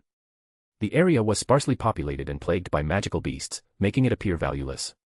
However, in reality, this territory contained the world's only high-purity magic crystal mines. The only reason the mines had not been exploited was due to Lagunica's lack of the necessary technology. For now, the mines were nothing more than a mountain of gold that could not be used. Inside the estate, a silver-haired, long-eared half-elf girl, as flawless as a divine creation, was sighing. Puck, I wonder how things are going in the capital. Bandits are everywhere, and the entire city has been locked down. The girl was none other than Emilia. Puck, a small white floating cat, was her contracted spirit, a terrifying entity known as the Beast of the End. Puck waved his paw dismissively, signaling Emilia to relax. The capital has that guy, the Sword Saint. With him around, who could possibly stir up trouble? Leah, you should be more concerned about the royal selection instead. Because of this whole mess, the process might be delayed, but that could also be an opportunity. Hearing this, Emilia instinctively placed her hand on the emblem at her waist, her royal selection badge. Previously, she had lost this emblem. Thankfully, after some investigation, though the retrieval process was unexpectedly eventful, she had managed to get it back without much harm. Recalling the Sword Saint she had encountered during that incident, Emilia found Puck's words reassuring. That man was so absurdly strong that he could surely restore order. As for the other person involved in that incident, Emilia didn't even remember him. After all, he was just a nobody who had lured out the Sword Saint. She hadn't even asked for his name, just offered him some money as thanks. Puck, I want to go check on the village. Emilia suddenly spoke. Beyond the border estate, there was a village where many villagers resided. Kind-hearted as she was, Emilia felt some concern for their safety. Puck sighed helplessly and nodded. Though he felt her worries were unnecessary, there was no harm in letting her go for such a small matter. Thus, after donning a magic cloak to conceal her identity and taking some food with her, Emilia set off for the village at the foot of the mountain. However, not long after she left the estate, two figures appeared outside the manor. They were none other than Graylin and Demon Mask. The moment Graylin arrived, without a word, he waved his hand, and a gray-green mist completely enveloped the estate. Seeing this, Demon Mask was horrified. Lord Graylin, are we really going after that clown? He's a border marquis, killing him will definitely draw the capital's attention. But Graylin remained indifferent. So what? In the entire capital, the only one worth worrying about is Reinhard. We just need to create an even bigger distraction to keep him occupied. Demon Mask was baffled by his words. What could be more significant than the death of a border marquis? At that moment, a figure shot up from the estate into the sky. Dressed in a jester-like outfit and a magician's robe, Roswell hovered above, looking down at the two intruders. My dear guests, what brings you here? Such an unannounced visit is rather rude, wouldn't you say? His voice carried a bizarre intonation, resembling that of a circus clown. At the same time, four rapidly spinning orbs of light, each of a different color, hovered around him, exuding a terrifying aura. Demon Mask took one look and turned to flee. A battle of this level was far beyond what he could handle. Roswell narrowed his eyes and sent a streak of fire shooting toward the fleeing Demon Mask. At that moment, Graylin finally moved. With a snap of his fingers, a figure emerged from within the gray mist. It was a woman, clad in an unusual outfit, resembling a witch dressed in crimson. However, her flesh was already rotting, making her appearance utterly grotesque. This was Graylin's trump card, the very reason he ranked among the top 10 of the Will rankings. The moment the woman appeared, she reached out toward the sky and twisted her hand. A crimson energy manifested out of thin air, instantly devouring the incoming fire streak and tearing it apart effortlessly. Seeing this, Roswell's expression finally turned serious. The four orbs of light in his hands no longer held back, merging into a single devastating blast aimed at the zombie-like woman. Yet, she merely raised her hand. A massive surge of crimson energy distorted the space within the estate, swallowing the four-colored blast into nothingness. Who exactly are you? Roswell's eerie tone was gone, he spoke with complete seriousness. He was a royal court magician, the most powerful spellcaster of the Lugnica Dragon Kingdom, a terrifying existence who had survived for over 4 centuries through secret arts. His strength was undoubtedly among the top in the human faction. Yet, his full-powered strike had been effortlessly erased. In response, the witch-like woman simply clenched the air. Crimson energy surged forth and tore Roswell apart midair.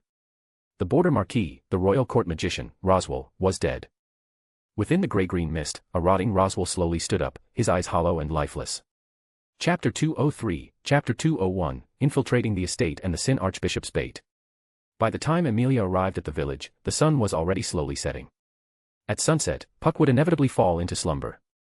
During this time, Puck had almost no perception of the outside world unless Amelia forcibly awakened him. This was due to the contract between them. Amelia's supply of mana was insufficient, forcing Puck into periodic slumber. "Leah, be careful. If anything happens, wake me up immediately." "No matter what, I will protect you," Puck said before falling asleep. Amelia nodded and smiled in response. Then, Puck returned to the magic crystal pendant resting on Amelia's chest. The village, bathed in the evening glow, felt rather quiet. It wasn't because of the turmoil within Lugnica. This remote border village remained unaffected. Rather, it was simply the village's way of life. With no modern appliances, the villagers followed the natural rhythm of sunrise and sunset. Seeing the peaceful village, Amelia let out a breath of relief. Just then, a group of children came running from afar. Amelia called out to them. The children weren't afraid of the cloaked figure before them. After all, Amelia had visited the village multiple times in this very disguise, often distributing food. As for why she never revealed her face, it had been mentioned before. In this world of Re-Zero, half-elves were outcasts, considered unnatural beings labeled as half-demons. "Here, take these and make sure to share with your families," Amelia said with a smile as she handed out the food she had brought. The children cheered happily, delighted by the gifts. However, behind them stood a timid blue-haired girl, lingering at the back, seemingly out of place. Amelia quickly noticed her and curiously asked, "Who is she?" Children are naturally honest, and since Amelia was a kind figure who brought them food, one of them eagerly answered as if to earn favor. "Her name is Meili. She's new to the village. It seems she got separated from the adults." Hearing this, Amelia's kind heart was immediately moved. Taking a loaf of bread, she stepped past the other children and approached Meili. "Meili, did you get separated from your family?" Meili nodded hesitantly, still looking timid. Amelia handed her the bread. She hesitated at first but eventually took it and devoured it hungrily. Seeing how starved the girl was, Amelia's heart trembled slightly. At that moment, Meili began to speak about her past. According to her, she came from a remote city in Lugnica, where her family was involved in trade. Not long ago, her family had been transporting a shipment of goods to another city for business. But along the way, they encountered strange people in red robes. The adults had sent her away, telling her to run without looking back. She had run aimlessly for a long time before finally arriving at this village. Listening to her story, Amelia felt a lump in her throat and a pang of sorrow in her heart. Those red-robed lunatics, how many families had they already destroyed? At the same time, she grew worried for the girl. Though nothing was certain, Amelia knew that Meili's family was likely already dead. Now alone in the world, she had neither food nor shelter. In the end, after some thought, Amelia asked, "Meili, do you know how to do housework?" Upon hearing the question, a faint light seemed to flicker in Meili's eyes. "I can do all sorts of chores, cleaning, cooking, anything." Hearing this, Amelia found a solution. "Meili, if you have nowhere else to go, why don't you come back to the estate with me? You can work as a maid, you'll at least have food to eat." Meili nodded eagerly. Thus, when Amelia returned to the estate, a blue-haired girl accompanied her. Back at the estate, Amelia felt a bit nervous. After all, she wasn't the owner of the place, and bringing in a new maid on her own was something she needed to discuss with Roswell. However, after searching around, Amelia found no trace of him. This left her both puzzled and relieved. She simply assumed that Roswell had left the estate for some other matter. Given how often Roswell disappeared without notice, this wasn't unusual. As for the possibility of Roswell being killed, the thought never even crossed Amelia's mind. After all, he was the royal court magician, the most powerful spellcaster in Lugnica. You can follow these sisters and learn the duties of a maid for now. Once the master of the estate returns, I'll talk to him, Amelia told Meili. Meili nodded. Afterward, Amelia returned to her room. Meanwhile, the blue-haired girl began curiously inspecting the maid's quarters. Among the servants, she didn't see two familiar faces. They really have disappeared. That's interesting, she murmured to herself before leaving the room. Now alone, she wandered the estate as if casually exploring, yet none of her earlier timidness remained. Finally, she stopped before a certain door, reached out, and turned the handle. The door bore a symbol indicating it was a bedroom. But inside, rows of bookshelves lined the walls, and the space was far larger than expected. At the center, a blonde-haired girl sat elegantly, dressed in a lavish gown, as adorable as a porcelain doll, engrossed in a book. The commotion at the door caught her attention. Seeing the uninvited guest, the golden-haired girl frowned. "Who are you?" "This is Betty's forbidden library. If you entered by mistake, leave at once." Beatrice scolded, showing no mercy. However, the intruder showed no fear or intention of leaving. After closing the door, she leisurely wandered around the forbidden library. Her indifferent attitude naturally irritated Beatrice. "If you refuse to leave, Betty won't mind teaching you a lesson." Raising her small hand, Beatrice aimed at the intruder. But before she could act, "Is Roswell dead?" The intruder suddenly posed this cryptic question. Beatrice tilted her head in confusion at first, but then her expression changed drastically. Closing her eyes, she focused intently. A long silence followed before she opened them again, disbelief written on her face. Her tone now carried tension and wariness. "Who are you? Did you kill Roswell?" The intruder merely shook her head. By now, it should be clear. Yes, the blue-haired girl, Meili, was actually Haruto in disguise. In the original story, Meili was a hidden assassin within the mansion, capable of controlling magical beasts. She was the sister of the infamous bowel hunter, Elsa. However, in this altered scenario, both sisters had been captured and sent to the Foundation for reformation. Haruto had taken advantage of Meili's identity, deceived Emilia, and infiltrated the mansion. His goal was simple. He intended to involve himself in the upcoming events and, at the right moment, capture that gray spirit, Graylin, using it as bait to reach the divine being behind it. To avoid detection, Haruto had borrowed another's identity. His current visit to the Forbidden Library was to confirm Roswell's status. In truth, the absence of Roswell in the mansion had already given Haruto a good idea of what had happened. The reincarnators had likely arrived and begun their machinations. As for why they only killed Roswell instead of targeting Emilia or wiping out the entire mansion, most likely, they feared that killing Emilia, a royal selection candidate, would provoke an unrelenting hunt from Reinhard. But eliminating Roswell was a necessity. If they wanted to operate freely in the border territories, Roswell had to be removed. Otherwise, with his power, he would undoubtedly notice any disturbances. Haruto could even predict their next move.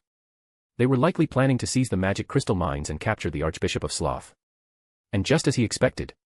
At this moment, Graylin led a group of reincarnators, scouring the mountains behind the mansion, searching cave after cave. Soon, they found traces of human activity. Following the trail, they located the Sin Archbishop of Gluttony, Lay Baton-Katos. The Sin Archbishops were madmen who had inherited the witch factors, spreading calamity across the world of Re-Zero. But Graylin was not here to eliminate him. Instead, he aimed to trigger an even greater catastrophe. With assistance from the Crimson Witch's rotting corpse, Graylin swiftly subdued the Archbishop of Sloth. Take him to the royal capital's border. Force him to keep using his ability. That thing will come. Graylin ordered coldly, tossing the half-dead Archbishop to Demon Mask. Demon Mask quickly restrained Sloth and began transporting him to the designated location. Chapter 204, Chapter 202, The White Whale Chaos and Capturing Beatrice. The Archbishop of Sloth was taken to the outskirts of the royal capital and subjected to relentless torment. Given that archbishops were all lunatics, physical pain was meaningless to Sloth. To him, pain was not a form of torture, death itself would be a mercy. For ordinary people, dealing with such a person might be troublesome. However, the reincarnators, who knew the storyline and had foresight, had plenty of methods. The most direct one was to openly insult the existence of the witch right in front of him. As expected, the moment the insults were spoken, several invisible shockwaves erupted around them, instantly striking toward the reincarnator who had spoken. This was the authority of the Archbishop of Sloth, unseen hands. Hundreds of invisible hands extended from his body, launching attacks undetectable to the naked eye. However, the reincarnators, already aware of his abilities, kicked up a cloud of dust the moment they noticed the disturbance. Within the dust, the shockwaves clashed against the airborne particles, revealing their shape. Immediately, several individuals raised their shields, blocking the invisible strikes. This process was repeated over and over. Demon Mask stood to the side, supervising, though the expression beneath his mask was grim. By now, he had already realized what Graylin was trying to do. It was absolute madness. And before long, another team of reincarnators, heavily injured, returned with a captive woman. That woman was Crush Karsten, one of the royal candidates like Emilia. The squad sent to capture her consisted of over a dozen reincarnators, none of whom were weaklings. Yet only 4 returned, 2 of them severely wounded. This spoke volumes about the level of protection surrounding a royal candidate. Frankly speaking, if not for Graylin informing them that their lives were already in his grasp, that refusal to carry out the mission would result in their immediate deaths. These people would have fled long ago, looted and pillaged the kingdom at will, and then returned to the reincarnation palace. Crush was tossed onto the ground in the outskirts. The 4 surviving reincarnators were visibly shaken, their eyes filled with fear and madness. If Lord Graylin doesn't give us enough of a cut after this, I swear, I'll revolt even if it kills me. One of them gritted his teeth and spoke. Another, however, was staring at Crush intently. Since she's just bait, it doesn't matter if I have some fun first, right? Damn, she was a pain to capture. At least let us enjoy ourselves. Demon Mask, though the commander of these men, remained silent. Given the current situation, if he tried to stop them, it would only create chaos among the ranks. But things never go as planned. At that moment, from the direction of the royal capital, several plumes of dust rose as figures rapidly charged toward them. Seeing this, Demon Mask's face twisted, and he immediately shouted. Everyone, retreat. Take Sloth with us, leave that woman behind. Before he could finish his sentence, he suddenly froze. The reason, a thick fog had begun to roll in. Upon seeing it, Demon Mask burst into laughter. Ha ha. Release Sloth and leave him here. We're out of here. That thing has arrived, mission complete. Without hesitation, the reincarnators activated their various abilities and fled the scene. Within the mist, an elderly butler, clad in a formal suit with a head of snow-white hair, swiftly arrived. He lifted Crush into his arms and untied her restraints. Lady Crush, this is my failure. I let you be harmed. Crush merely waved a hand. It's not your fault. There's no time for this now. Those lunatics brought the Archbishop of Sloth here, and worse, they seem to have lured a monster. Prepare for battle. We need to take down that Archbishop and whatever they summoned before pursuing those maniacs. Before she could finish speaking, multiple invisible shockwaves erupted from within the fog. The elderly butler wielded his longsword deftly, effortlessly deflecting the attacks and shielding Crush. At that moment, several more figures arrived. They were knights from the kingdom's Knight Order. Upon hearing that a royal candidate had been kidnapped, the kingdom had immediately dispatched its forces. However, instead of relief, Crush's expression darkened. Where's the sword saint, Reinhard? He didn't leave the capital, did he? This is obviously a diversion. The butler's expression also grew solemn upon hearing Reinhard's name, but he replied truthfully. Lady Crush, the kingdom anticipated this might be a trap, so, he did not leave the capital. Only the Knight Order was sent. Upon hearing this, Crush finally relaxed a little. The Archbishop of Sloth was troublesome, but with the butler beside her in the presence of the knights, they could handle him with ease. However, just then, a sharp, high-pitched wail echoed from within the fog. It sounded almost like the cry of a whale. At that moment, both Crush and the butler's expressions drastically changed. Crush finally realized what was happening. Those lunatics. They lured the white whale here. The white whale, a terrifying magical beast that had ravaged the world for over a century. A creation of the witch, it had once devoured a third of an entire nation. Its hunger was eternal and insatiable, capable of consuming anything. It could also generate white fog. This fog could never be dispersed, and if one were swallowed by the aggressive white fog, they would vanish from existence entirely. That was its authority, existence devourer. Those consumed by it would have all traces of their existence wiped from the world, including from everyone's memories. This white whale had terrorized the world, devouring countless people and entire regions. In the process, it had grown unimaginably powerful. And it was the reincarnators who had drawn this monster here. Had they not known the plot in advance, perhaps only the witch cultists would have known that the white whale was drawn to the witch's miasma. And the witch's miasma, apart from the witch herself, was also found in the Sin Archbishops who carried the witch's factor. According to the original storyline, the white whale had already been lurking near the kingdom, not far from the capital. By constantly provoking Sloth, they had forced him to unleash the authority granted by the witch's factor, thus truly summoning the white whale. With a wall of white fog now enclosing them, the knight sensed unprecedented danger.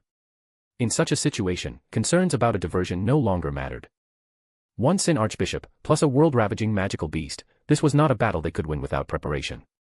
Some knights remained behind to protect Crush, while others rushed back to the capital to report. Sword Saint Reinhard ultimately left the capital and headed to the outskirts to slay the white whale and Sloth. In the end, this decision proved correct. The capital was not attacked again. However, on the outskirts, even greater chaos unfolded.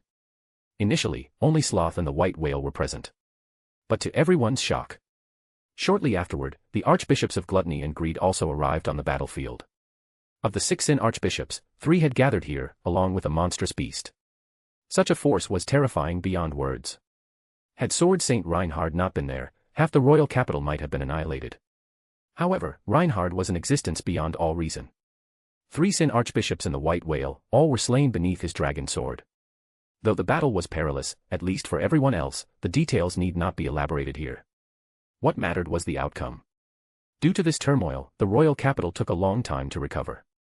Reinhard was temporarily ordered to remain in the capital, ensuring that a similar incident did not happen again. And in the wake of this chaos, the disappearance of border Count Roswell became an insignificant matter. Meanwhile, back at the border, inside the mansion's forbidden library, Beatrice watched warily as Haruto, in the form of a little girl, stood before her. Faint waves of energy rippled around her body. Haruto, however, remained indifferent. Roswell was not killed by me. Staring at me like that is pointless. Besides, I came here to protect this world. Naturally, Beatrice did not believe such words. Unreasonable. You're too dangerous. Betty must eliminate you. As she spoke, a burst of energy erupted from Beatrice's hands. This was spirit magic. Like Puck, Beatrice was a powerful spirit aligned with the attribute of Een. Yet, what she wielded now was non-attribute magic, pure magical impact. But such an attack should not be underestimated. Fueled by Beatrice's immense mana, this impact could tear through an ordinary magical beast, let alone a mere human. However, Beatrice watched in shock as the human before her casually waved a finger. His fingertip traced through the air as if severing something invisible. The incoming magical impact instantly dissipated midair, vanishing without a trace. Witnessing this scene, Beatrice felt as if her centuries of accumulated knowledge, as well as everything she had learned from countless forbidden tomes, had been utterly shattered. Haruto's irises shimmered with radiant, rainbow-like hues. All right, enough nonsense.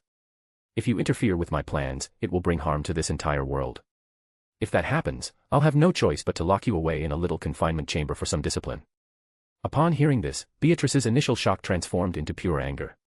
Fortunately, the forbidden library existed separately from the outside world, ensuring that the disturbances here would not be noticed beyond its walls. The next morning, Emilia anxiously wandered around the mansion, searching for Meili. She had just brought her here, so how could she have disappeared so suddenly? At last, after opening a certain door, Emilia stepped into the forbidden library. Taking in her surroundings, she was about to apologize and step back out, when she saw Meili, the very person she had been looking for, currently hugging the great spirit Beatrice. This sight left Emilia utterly stunned. That great spirit was actually getting along so well with Meili. Chapter 205, Chapter 203, The Forbidden Magic Hall is completed, the final battle arrives. Emilia stared in amazement at the two getting along so well. Meili chuckled and said, "Yesterday, I accidentally pushed open a door and ended up here. Luckily, Miss Betty is very kind. Look, Miss Betty even made me black tea. It's super delicious. Do you want to try some?" Emilia waved her hand, momentarily unsure of what to say. From the pendant on her chest, Puck emerged, spinning once in the air. How rare. My little sister actually made a friend. Puck spoke in surprise. Both he and Beatrice were spirits who had once followed the Witch of Greed and usually referred to each other as siblings. Normally, upon seeing Puck, Beatrice would be delighted. She had guarded this forbidden library for 400 years. Ever since the Witch of Greed passed away, Beatrice had lost her master and had been following her final command, to protect the forbidden library. The torment of 4 centuries of solitude had wrapped Beatrice's kind and gentle heart in a layer of cold detachment. Only when seeing her brother Puck would she usually feel any joy. But right now, held in Meili's embrace, Beatrice had an utterly exhausted expression, with no sign of happiness. Puck floated over to the two of them, carefully observing Meili. After a long moment, he couldn't see anything unusual. Interacting briefly with Beatrice, he soon returned to Emilia's side. "Since you two are getting along so well, I won't disturb you. It's fine to put your maid duties on hold for now, Meili. Stay and keep Beatrice company." With that, Emilia left the forbidden library. Beatrice, also known as Betty, felt like crying. "Monster. You're a monster. Even my brother can't see what's wrong with you." Haruto chuckled softly and ruffled Beatrice's head. "Speaking of which, Betty, would you like to see the Witch of Greed again?" At these words, Beatrice's teary expression changed dramatically. "Mother." Her fingers clenched tightly around the book in her hands, her emotions surging more intensely than when she had first encountered Haruto. Haruto merely patted her little head again. "No rush. We'll talk about it after this business is settled. The Witch of Greed isn't going to sprout legs and run away." With that, Haruto turned and left the forbidden library. He was quite tempted to take this great spirit away with him. A contract spirit, now that was something amazing. After Haruto left, Beatrice sat in the forbidden library, her expression constantly shifting in inner turmoil. "Mother. My destined contractor, could it be him?"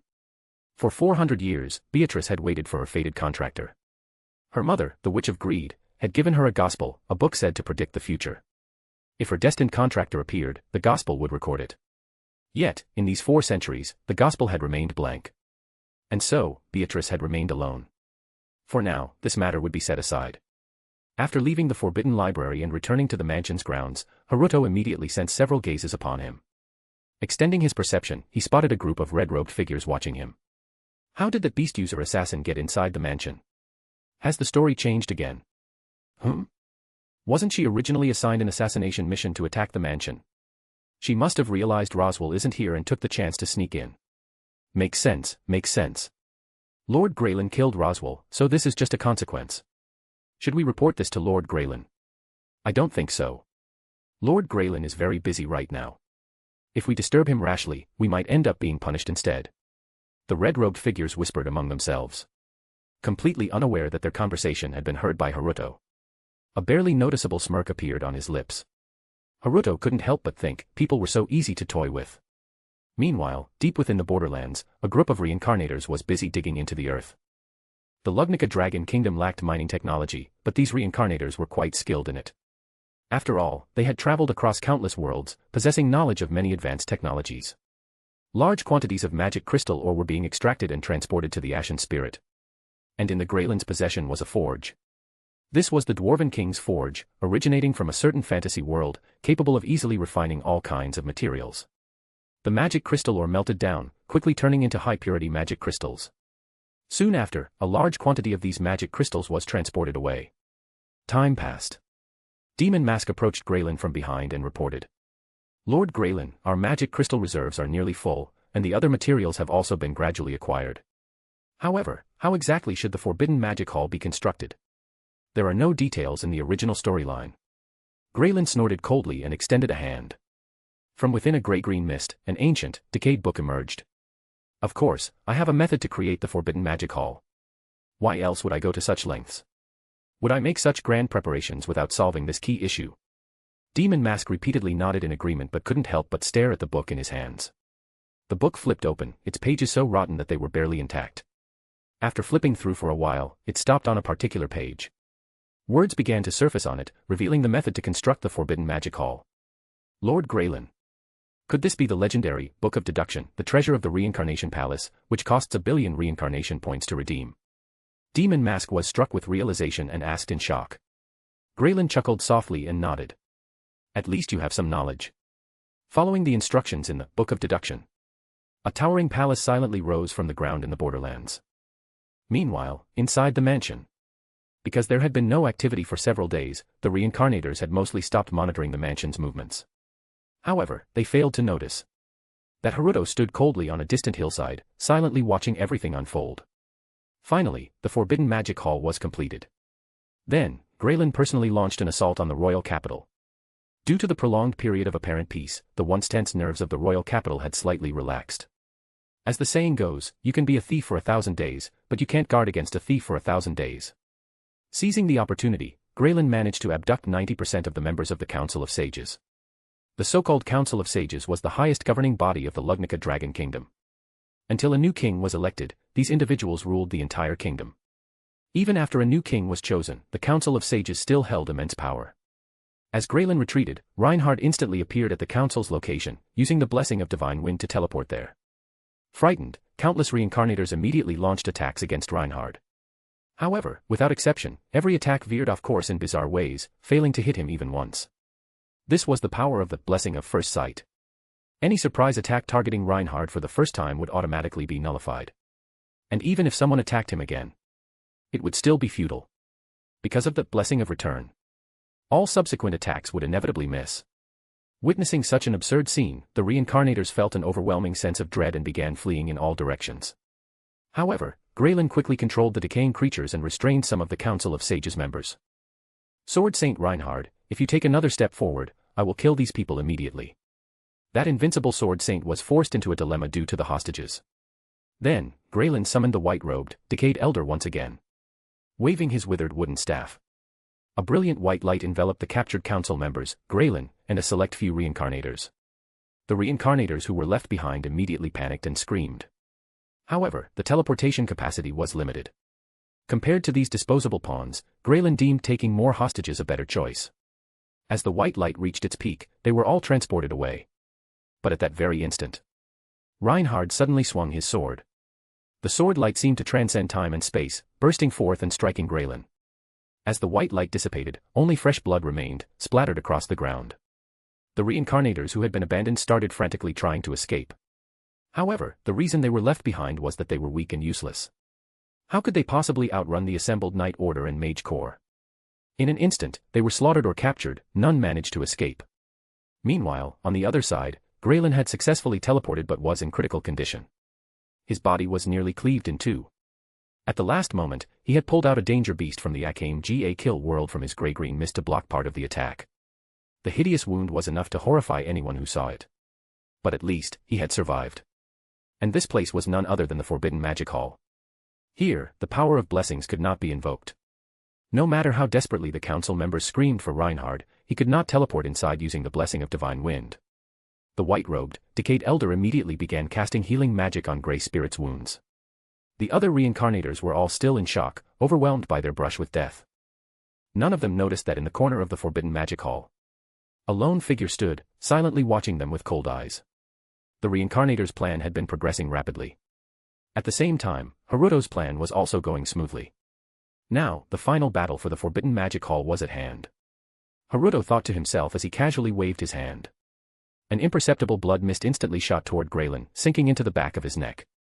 At that moment, Graylin was too focused on his injuries and his miraculous survival to notice that something foreign had entered his body. New work again by Translator San. Check it out. Chapter 206, Chapter 204, Emilia, What Did I Bring Back? Within the Lugnica Dragon Kingdom, ever since the witch's calamity was suppressed by the original three sages, no great disaster had ever occurred in the kingdom. With the divine dragon's protection, the kingdom enjoyed favorable weather and prosperity. Later, with the birth of the Sword Saint, a single man and his sword were enough to subdue any threat. In terms of sheer power, the current Sword Saint, Reinhard, was even stronger than the divine dragon. With such an existence standing as the kingdom's pillar, no one believed that any turmoil could ever shake Lugnica. Even if the Witch of Envy were to resurrect, she would likely be no match for the Sword Saint. However, to everyone's surprise, a group of mysterious, blood-clad thieves suddenly emerged and wreaked havoc across the kingdom. Now, they had even kidnapped nearly the entire Council of Sages. As a result, a grand punitive force was assembled. Led by the Sword Saint Reinhard, the first assault force consisted of the kingdom's elite knights and top-ranking mages. Since this crisis coincided with the royal selection, quelling it would not only bring honor but also serve as a great political achievement. Aside from Emilia and another yet-to-appear royal candidate, the remaining three candidates all showcased their strength.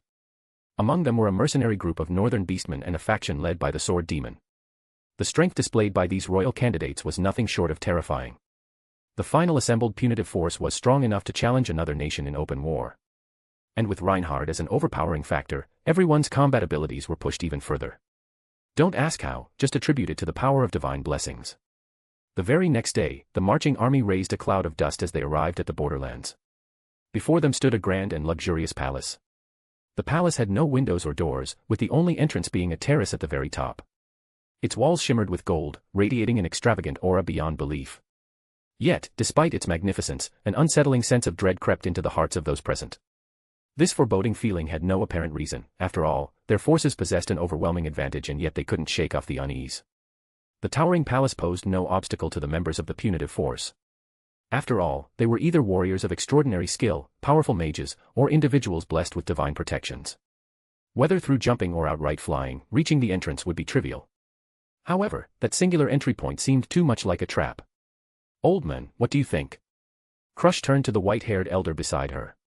Though his aura was restrained, he was, in fact, a formidable warrior known as the Sword Demon. During the White Whale calamity, he had contributed greatly to the battle. If that lone entrance isn't an ambush, that would be impossible, but their approach is strange, the Sword Demon assessed based on his years of experience. Getting inside isn't difficult. Even if we ignore the entrance, we could breach it with teleportation magic. But if we enter, we might end up trapped like fish in a barrel. Why would the enemy seal off their own escape route? I can feel a lingering sense of unease from this palace.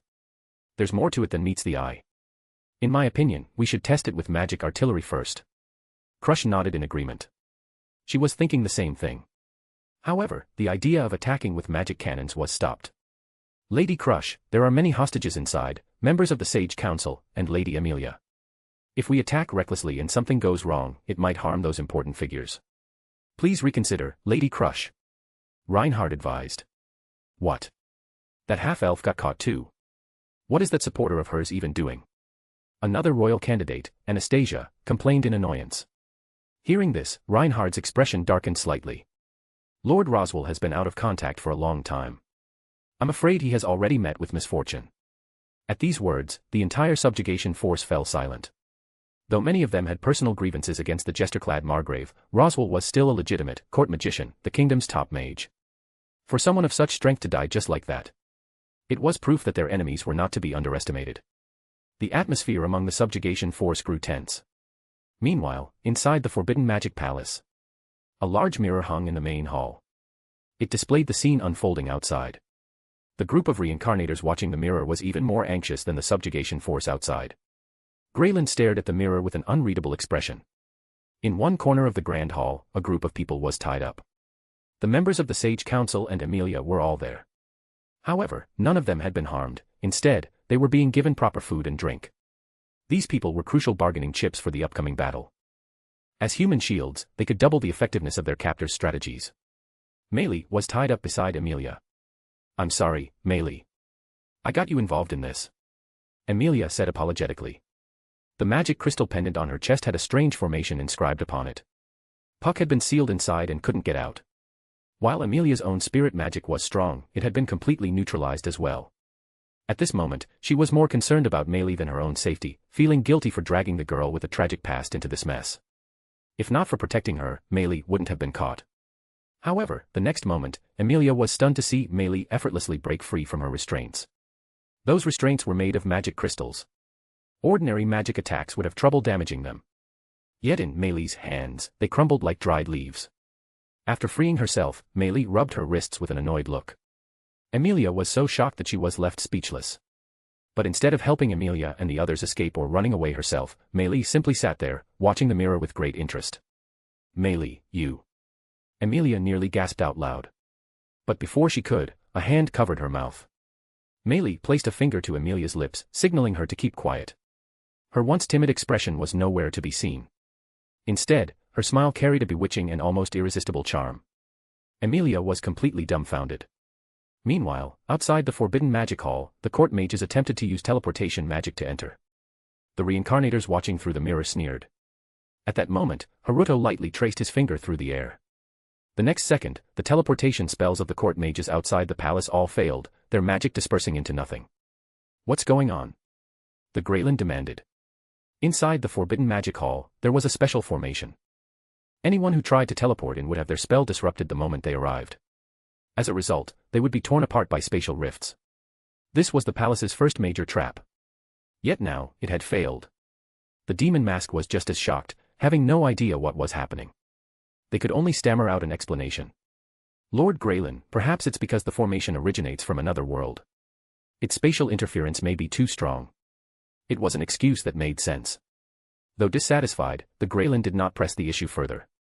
Everyone was too focused on the mirror to notice what was happening with the hostages. Amelia's eyes widened. She didn't know the details, but it seemed that the person beside her was responsible for disrupting the teleportation magic. Just what kind of being had she taken in? With teleportation magic rendered useless, the only way in was through the palace's top entrance. Someone had to go in first. Reinhard naturally stepped forward to lead the charge.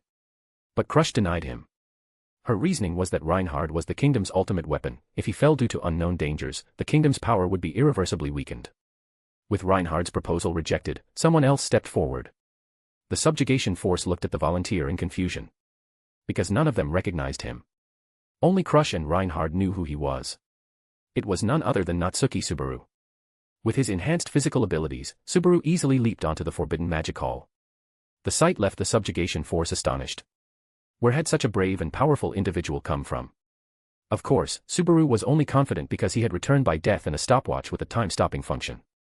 Watching Subaru leap into the palace, Grayland clenched their teeth in frustration. They had set traps at the entrance, but those were meant for Reinhard.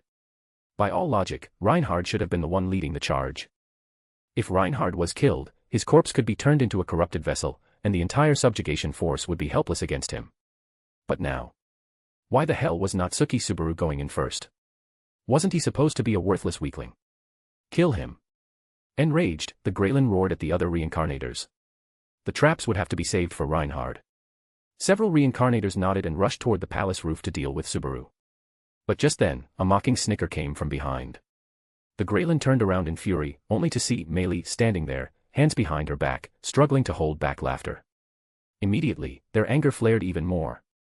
Greylin, what are you laughing at? Haruto, I just remembered something funny. Chapter 207, Chapter 205, Battle at the Forbidden Magic Palace, Haruto appears. Amidst the gazes of the crowd, Subaru leaped into the entrance. Holding the sword of the gods, he actually looked a bit cool. Spoilers are fun, damn, we let this kid show off. Blonde defeated dog, this is unacceptable. In what kind of world can Subaru actually look cool? Hall Master of Wangsheng, by the way, after uploading the coordinates, didn't the Foundation intervene in Re-0? Big Sister is supreme, the Foundation's internal records show it's under processing, but no mobile task force was dispatched. Portal Daddy, that means, perhaps he took action personally. Spoilers are fun, or maybe the Foundation just doesn't plan to interfere. They usually don't bother with fantasy worlds since they can't fully contain them. Blonde defeated dog, who cares about that? I want to see Haru. Seeing the chat log, Subaru felt the urge to cough up blood. He had just started enjoying the thrill of being an overpowered transmigrator, and yet this was how everyone reacted. That brief distraction. The moment he landed in the Forbidden Magic Hall, multiple flashes of blades suddenly appeared around him. There was even a laser beam shooting straight at him. Shocked, Subaru barely had time to react, he leaped again the moment he hit the ground. However, because of his momentary distraction, he failed to dodge completely. A laser pierced through his lower leg. With a cry of pain, he instinctively swung the sword of the gods in his hand. Several dazzling sword slashes flew out in all directions. 2 reincarnators perish on the spot. The battle was witnessed by both sides. Crush and the sword demon wore strange expressions. There was indeed an ambush, no doubt about that. But forget about ambushing Reinhard, even the sword demon alone could probably wipe out all 30 of these ambushers without a scratch.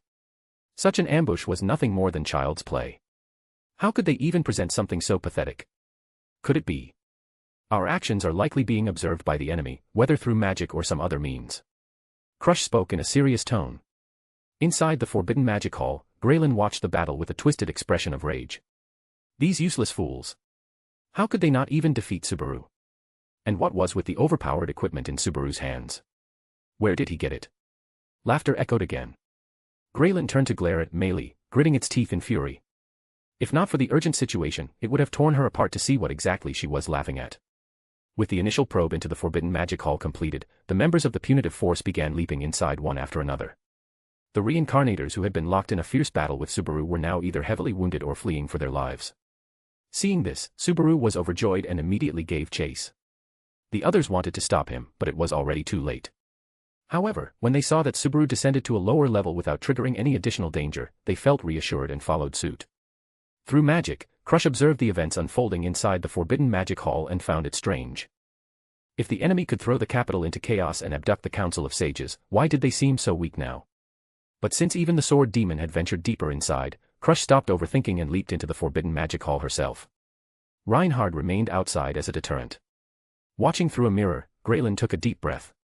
Gathering enough strength to kill Reinhard beforehand was no longer an option. The only choice left was to force Reinhard to step into the battlefield and then proceed with further plans.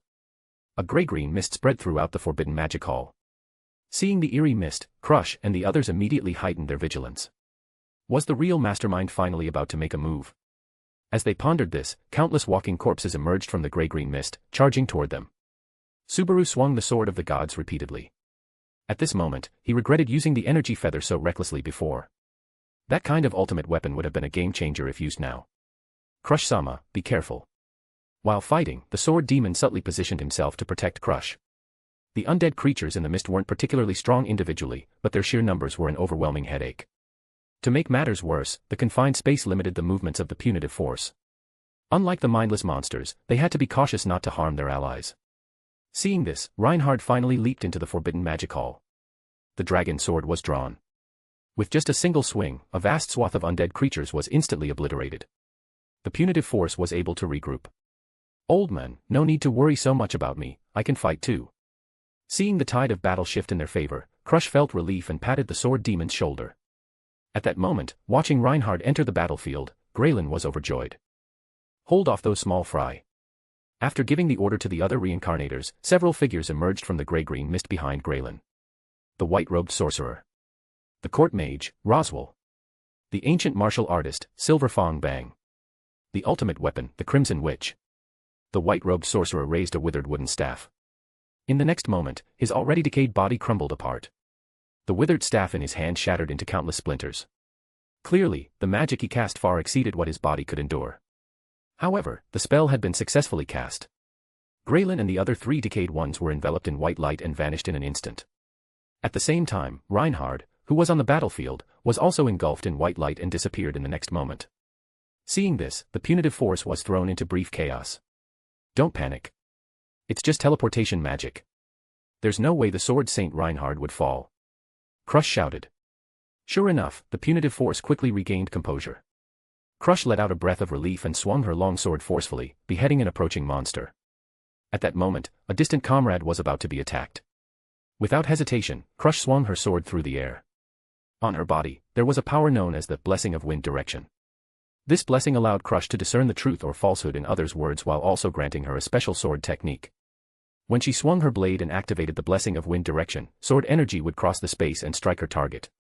However, when she swung her sword this time, she received no feedback at all. The sword demon rushed forward and rescued the team member. Crush tried swinging her sword several more times. Her face suddenly turned pale with shock. She finally understood where the sense of crisis from this palace was coming from. This palace was actually capable of erasing their blessings. Blessings were the love of the world. As long as one was loved, no matter what kind of dire situation they were in, their blessing should always be present, like an extension of their own limbs. The fact that this palace could strip them of their blessings was utterly terrifying. And what was even more chilling? Crush finally realized the enemy's true intention. Why build this palace and seal off their retreat? This was nothing more than a trap. The guest of honor being invited into the trap was, of course, the Sword Saint, Reinhard. The one most affected by the loss of blessings was none other than Reinhard, the world's most beloved existence. Even without his blessings, the Sword Saint was still incredibly powerful. However, he was no longer invincible. If Reinhard were to fall, Crush didn't even dare to think about the consequences. Attack with all your might. Quickly search the palace and regroup with the Sword Saint. Crush roared. At the same time, deep within the palace, only a group of hostages remained. The reincarnators had all gone to stall the Crusade force. They were essentially just cannon fodder meant to buy time. But they had no other choice. There was nowhere to run in this place. The only hope for survival was to delay as long as possible, until Graylin killed Reinhard. They hadn't known this before. By the time they understood the situation, it was already too late. Among the hostages, Haruto stood up. Casually, he freed Emilia from her restraints. With a mere flick of his finger, he effortlessly shattered Puck's seal. Puck flew out once more, vigilantly scanning the surroundings. Meanwhile, Emilia stared at the child she had picked up, utterly stunned.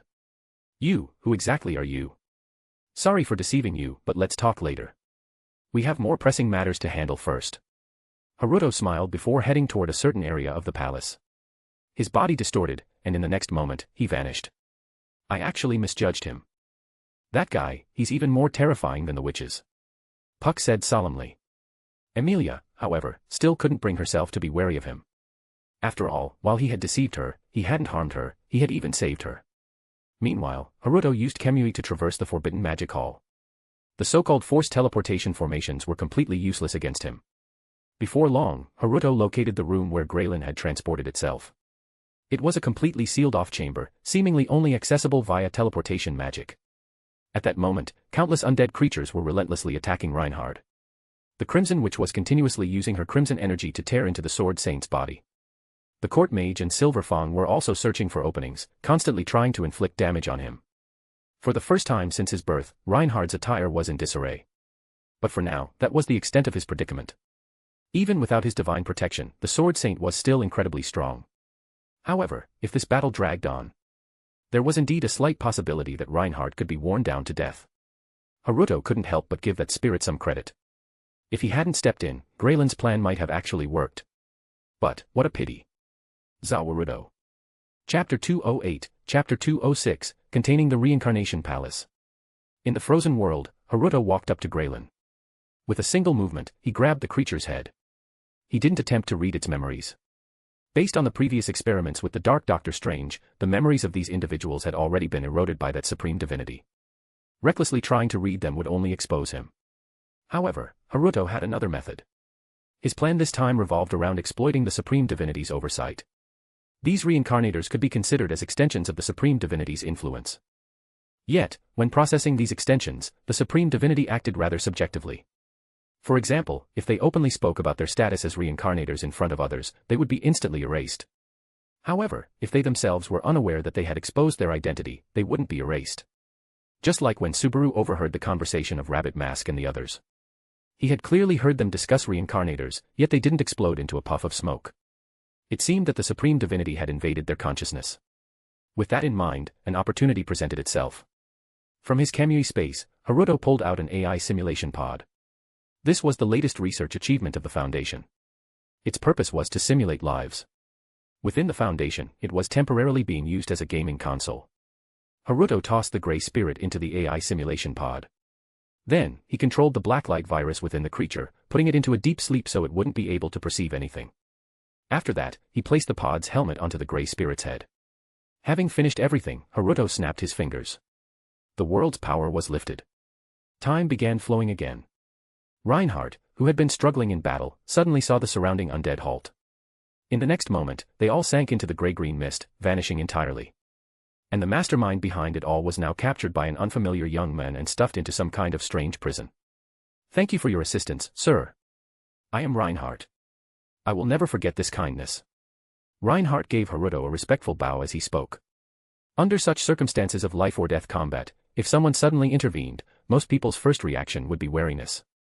But Reinhardt expressed his gratitude without hesitation, following proper etiquette. It could only be said that this sword saint was a flawless knight. Haruto waved his hand dismissively and casually lifted the simulation pod. "Let's go. Your comrades still need your help." With that, he walked toward the wall ahead. Reinhardt immediately followed without the slightest hesitation. Haruto opened a portal on the wall. Haruto and Reinhardt stepped through one after the other, arriving at the main battlefield of the Forbidden Magic Hall. The reincarnators were struggling to hold on, while the crusader squad relentlessly pressured them. The battle was fierce. The arrival of Haruto and Reinhardt made the entire battlefield momentarily freeze. Everyone stared in shock at Haruto, who was carrying the captured Graylin, and at Reinhardt, whose attire was slightly disheveled. The first thought that crossed their minds was, who is this person? The reincarnators, however, quickly realized what had happened. Lord Graylin has been captured. There's no hope.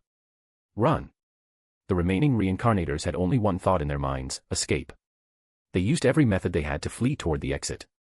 Just as the crusader squad was about to react, Haruto waved his hand. All the fleeing reincarnators shattered in midair, their bodies turning into nothingness before they even hit the ground. Their very existence had been erased by Haruto. A few simple death lines, cut down with a mere gesture. Seeing this, the crusader squad felt nothing but utter horror. The reincarnators who had survived up to this point were not weaklings. Their numbers were far fewer than the crusader squad, yet they had still managed to hold out. And yet, in an instant, they vanished like illusions. No one had even seen how they were struck down. Such a method was simply terrifying. Just as everyone was reeling from the shock, Subaru pushed his way out of the crowd. His entire body was covered in wounds. The last green needle had already been used. Otherwise, he would have long since died and been forced into a return by death. Standing before Haruto, Subaru's face was filled with admiration as he shouted, "Boss Haruto." Haruto, however, frowned. "You know me, Subaru." He was instantly dumbfounded. He suddenly realized he wasn't supposed to know this big shot. The multiverse chat group was only known to its members. Blonde defeated dog, this idiot. What if Haruto finds out about the group? Big sister is supreme, honestly, does it even matter if he knows? Spoilers are fun, not necessarily. The group might get contained or something. Hall Master of Wangsheng, if the group gets contained, then Subaru is definitely a VIP guest of my funeral parlor. Pain Magnet, the funeral parlor is for the dead, right? Hall Master of Wangsheng, yep. And if you can't explain things to Haruto properly. Welcome, VIP guest. Subaru broke into a cold sweat but quickly thought of an excuse. I'm a transmigrator. I heard your name from a friend. Just rumors, just rumors. Haruto raised an eyebrow. Oh. Which friend? Subaru's brain worked at full speed. Sue. It was the only reasonable explanation. If he claimed to have traveled from the Gantz world, it would make sense. After all, Su had joined the Foundation but occasionally returned to her home world. Haruto nodded. I see. Seeing that Haruto had accepted the excuse, Subaru let out a huge sigh of relief. Su. Not following the Foundation's confidentiality rules. Dock her year-end bonus. Also, send her to Tomi for some cognitive training. Spoilers are fun, WTF. Spoilers are fun, at Pain Magnet, Subaru, even if I kill you 100 times, it still won't be enough. Spoilers are fun, AAAAHHHH. You little bastard, you're dead. My year-end bonus. Spoilers are fun, I don't want to go to Tomi's room. How is this even allowed? Subaru Natsuki. Blonde defeated dog, buffed. Big sister is supreme, forgive me, but I can't help laughing. Hall Master of Wangsheng, Now we have 2 VIP guests. Seeing the chaos in the group chat, Haruto felt immense satisfaction. At that moment, the Crusader squad finally snapped out of their shock. Crush and Reinhardt approached. Crush's expression was serious. Sir, may I ask who you are? But Haruto simply waved his hand. The Sages Council and Emilia are in the Grand Hall below. They should have already broken free from their restraints and will be here soon. You should leave this place for now. I'll explain everything later, I still have business to attend to. As he spoke, Haruto gestured toward the AI simulation pod containing Graylin. A projection screen in front of the pod was playing a recording. Graylin commanding countless rotting monsters, battling Reinhardt. On the screen, Reinhardt was already on the verge of collapse. Seeing this, Crush remained silent for a moment before nodding. The power Haruto had displayed was simply beyond comprehension, making it impossible to resist. Moreover, Haruto had appeared to help them. Finding the hostages and then escaping this bizarre palace, which could nullify divine blessings, was a good idea. Soon after, the Sages Council and Emilia were taken away. Within the Forbidden Magic Hall, only Subaru and Reinhardt remained. Haruto didn't force them to leave, he simply watched the simulation pod in silence. On the screen, Reinhardt had finally run out of strength. Seizing the opportunity, the Crimson Witch ripped him to shreds. Due to the effects of the Forbidden Magic Hall, his Phoenix blessing failed to activate. Thus, Reinhardt, the Sword Saint, died just like that. From within the gray-green mist, a decayed Reinhardt emerged. Graylin was ecstatic, laughing maniacally. Even in the real world, lying inside the simulation pod, the Graylin's lips curled into a twisted grin. Looks like, without your help, this would have been my fate. Reinhardt spoke in a deep voice, his tone filled with gratitude. Yet, there was no fear or regret in his voice. Haruto simply waved his hand. This simulation only follows a script. Just because I wanted this outcome doesn't mean reality will turn out the same way. Meanwhile, on the simulation screen. After taking control of Reinhardt, the Grey Spirit immediately manipulated the Sword Saint, unleashing a massacre upon the Crusader squad. Many powerful warriors perished, only to rise again from the gray-green mist. The Grey Spirit's grin grew so wide it was nearly crooked. After wiping out the Crusader squad, it was finally satisfied and began to summon the Reincarnation Palace for extraction. A crimson light descended, guiding Graylin back to the Reincarnation Palace. Throughout this process, Haruto observed closely. A moment later, he let out a cold sneer. Got you. At last, the precise spatial coordinates of the Reincarnation Palace were in his hands. Now, it was time for harvest. Summoning the system, he input the spatial coordinates. Notice, acquired a spatial coordinate imprint. A portal to the corresponding world can now be opened. Target world. Target world is extremely dangerous, please proceed with caution. Haruto summoned the portal's radiant glow, but he did not let it fully materialize. Instead, he reached a hand into the shimmering light, and his eyes began to shine with a brilliant, rainbow-colored glow. Heh. Reincarnation Palace, I've got you now. You're in for a world of pain. Chapter 209, Chapter 207, Executing the Reincarnation Palace, Seizing Supreme Divinity. Beside the glowing portal, an image emerged.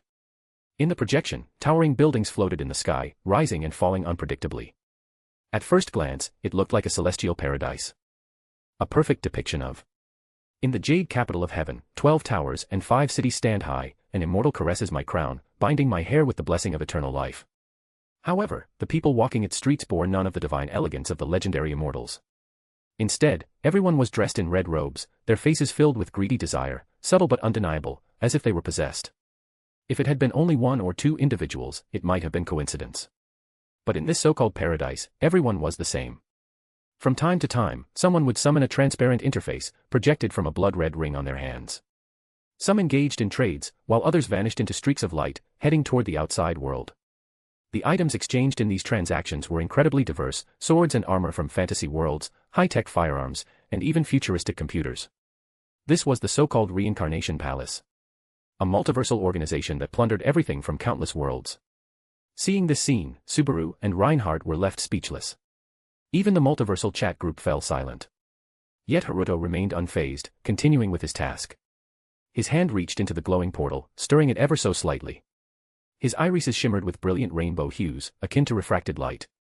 With the aid of his root mystic eyes of death perception, Haruto was meticulously severing the Reincarnation Palace's connections to the other worlds. This act was carried out with extreme discretion. The Reincarnation Palace was being cut off from the entire multiverse, isolated like a stranded island in the void. Haruto worked with utmost caution, carefully severing spatial death lines to avoid drawing premature attention. Finally, his task was complete. Withdrawing his hand, he observed his handiwork. Now, the Reincarnation Palace was completely trapped, as if sealed inside a clay jar, with nowhere to escape. The only exit Haruto left open led to a desolate, uninhabited universe.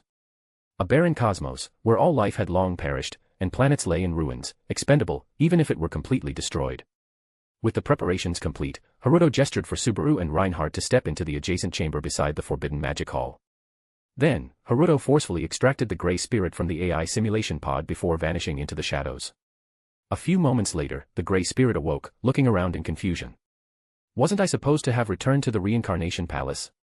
This mission had been incredibly profitable. Shaking its head, the gray spirit felt as though it had overlooked something. But dismissing the thought, it activated its recall ability. A blood-red pillar of light enveloped the gray spirit, and in an instant, it vanished without a trace. Meanwhile, in the adjacent room, Haruto waved a hand, summoning another projection. This time, it displayed the gray spirit's first-person perspective. Its entire body had already been completely infected by the blacklight virus, putting it fully under Haruto's control, yet it remained utterly unaware. The moment the gray spirit returned to the Reincarnation Palace, dozens of reincarnators swarmed around it. The street was immediately packed to the brim. Lord Graylin, your trip to the Re-Zero world, was it as rewarding as expected? TCH, what a stupid question. Lord Graylin already said that after this world's looting, they'd be moving up the ranks. So, what exactly did you obtain, my lord? You wouldn't tell us before, but surely now that it's done, you can share the details. The reincarnators eagerly discussed among themselves. Seeing this, Reinhardt frowned. These people, they treated other worlds as nothing more than resources, and the lives within them as mere insects. Their attitude was utterly disgusting. Haruto, however, observed with great interest. The gray spirit let out a wild laugh, waving its hand grandly. This time, in the Re-Zero world, it had managed to capture the Sword Saint himself, causing its strength to skyrocket. On any other day, it wouldn't have even bothered speaking to these low-level trash. But today, it was in a good mood, a little boasting wouldn't hurt. After all, what's the fun in victory if no one knows about it? However, just as the gray spirit was about to speak, it suddenly felt something was off. What am I doing? Looking down, it saw that its own hand was moving on its own, carving into its own flesh, drawing streams of crimson blood. The reincarnators nearby widened their eyes, confused by the gray spirit's bizarre behavior. Is this some kind of new celebration ritual? Yet none of them showed the slightest concern. After all, in the Reincarnation Palace, even a mortal wound could be healed in an instant using reincarnation points. Even death itself could be undone with a simple transaction. However, something wasn't right. Why does Lord Graylin look so terrified? What's happening? Wait, is that writing? What's that? 7. Obsidian. What does that mean? Is this some new magic system? Is Lord Graylin about to teach us something? Meanwhile, the gray spirit was utterly horrified. Why can't I control my body? Its face twisted in panic, desperately trying to stop itself from writing. Yet it was useless. Even attempting to consume reincarnation points for healing resulted in no response whatsoever. Blood continued to flow, its fingers relentlessly scribbling strange words on the ground, the walls, even its own clothing. Watching this, Subaru gulped and cautiously asked, "What is that?" The projected image had been censored, preventing them from seeing exactly what was being written. Only the motions were visible. The Reincarnation Palace invades countless worlds, plundering and pillaging without remorse. Its danger level is far too high. So I've decided to execute it. Haruto's tone was calm, his gaze fixed firmly on the projection. These words sent chills down Subaru's spine. Execute. The Reincarnation Palace was a vast, independent organization, detached from any single world. Not to mention its countless reincarnators, the palace itself was a colossal entity of immense power. Yet now, Haruto intended to eradicate it. How was that even possible? Reinhardt, however, hesitated as he observed the reincarnators in the projection. Are all of them truly guilty beyond redemption? Haruto shook his head upon hearing this. Perhaps some people were dragged into the reincarnation hall before they even had the chance to commit unforgivable crimes through plundering. Upon hearing this, Reinhardt immediately wanted to say something. But Haruto waved his hand. However, the moment these so-called reincarnators were pulled into the reincarnation hall, they were already dead. These words left Reinhardt stunned, and even Subaru widened his eyes. Haruto pointed at the reincarnators in the projection. Do you see that almost uniform greed on their faces? As if plundering was their very nature. Humans are all individuals with different personalities. While they may have greed, not everyone should appear so alike. The moment they were pulled into the reincarnation hall, something completely altered their perception, embedding the instinct to plunder into their very being. Because that something holds an extremely high status, this influence is irreversible. The instant their minds were altered, they became nothing more than tools of the reincarnation hall. This was the truth behind the reincarnation hall. The so-called immortal strokes my head, binding my hair to grant eternal life was nothing but an enticing bait. Once they took the bait, they were trapped. Either they died on the path of plundering, or they kept plundering until their eventual demise. The reincarnation hall continuously extracted the power of stolen worlds from these tools, strengthening itself. Meanwhile, Graylin had already used his own blood to inscribe a vast amount of text onto the ground. The reincarnators who had gathered around initially were starting to sense that something was wrong. Some attempted to summon their reincarnation hall panels, trying to flee to other mundane worlds to lay low. However, as soon as the blood-red pillar of light descended, they did not, as usual, transform into a streak of light and leave the reincarnation hall's world. Instead, nothing happened at all. This sudden change threw the reincarnators into complete panic. Above the reincarnation hall, a massive blood-colored eye manifested in the sky. Clearly, the entity behind the reincarnation hall had finally noticed the anomaly and cast its gaze down to investigate.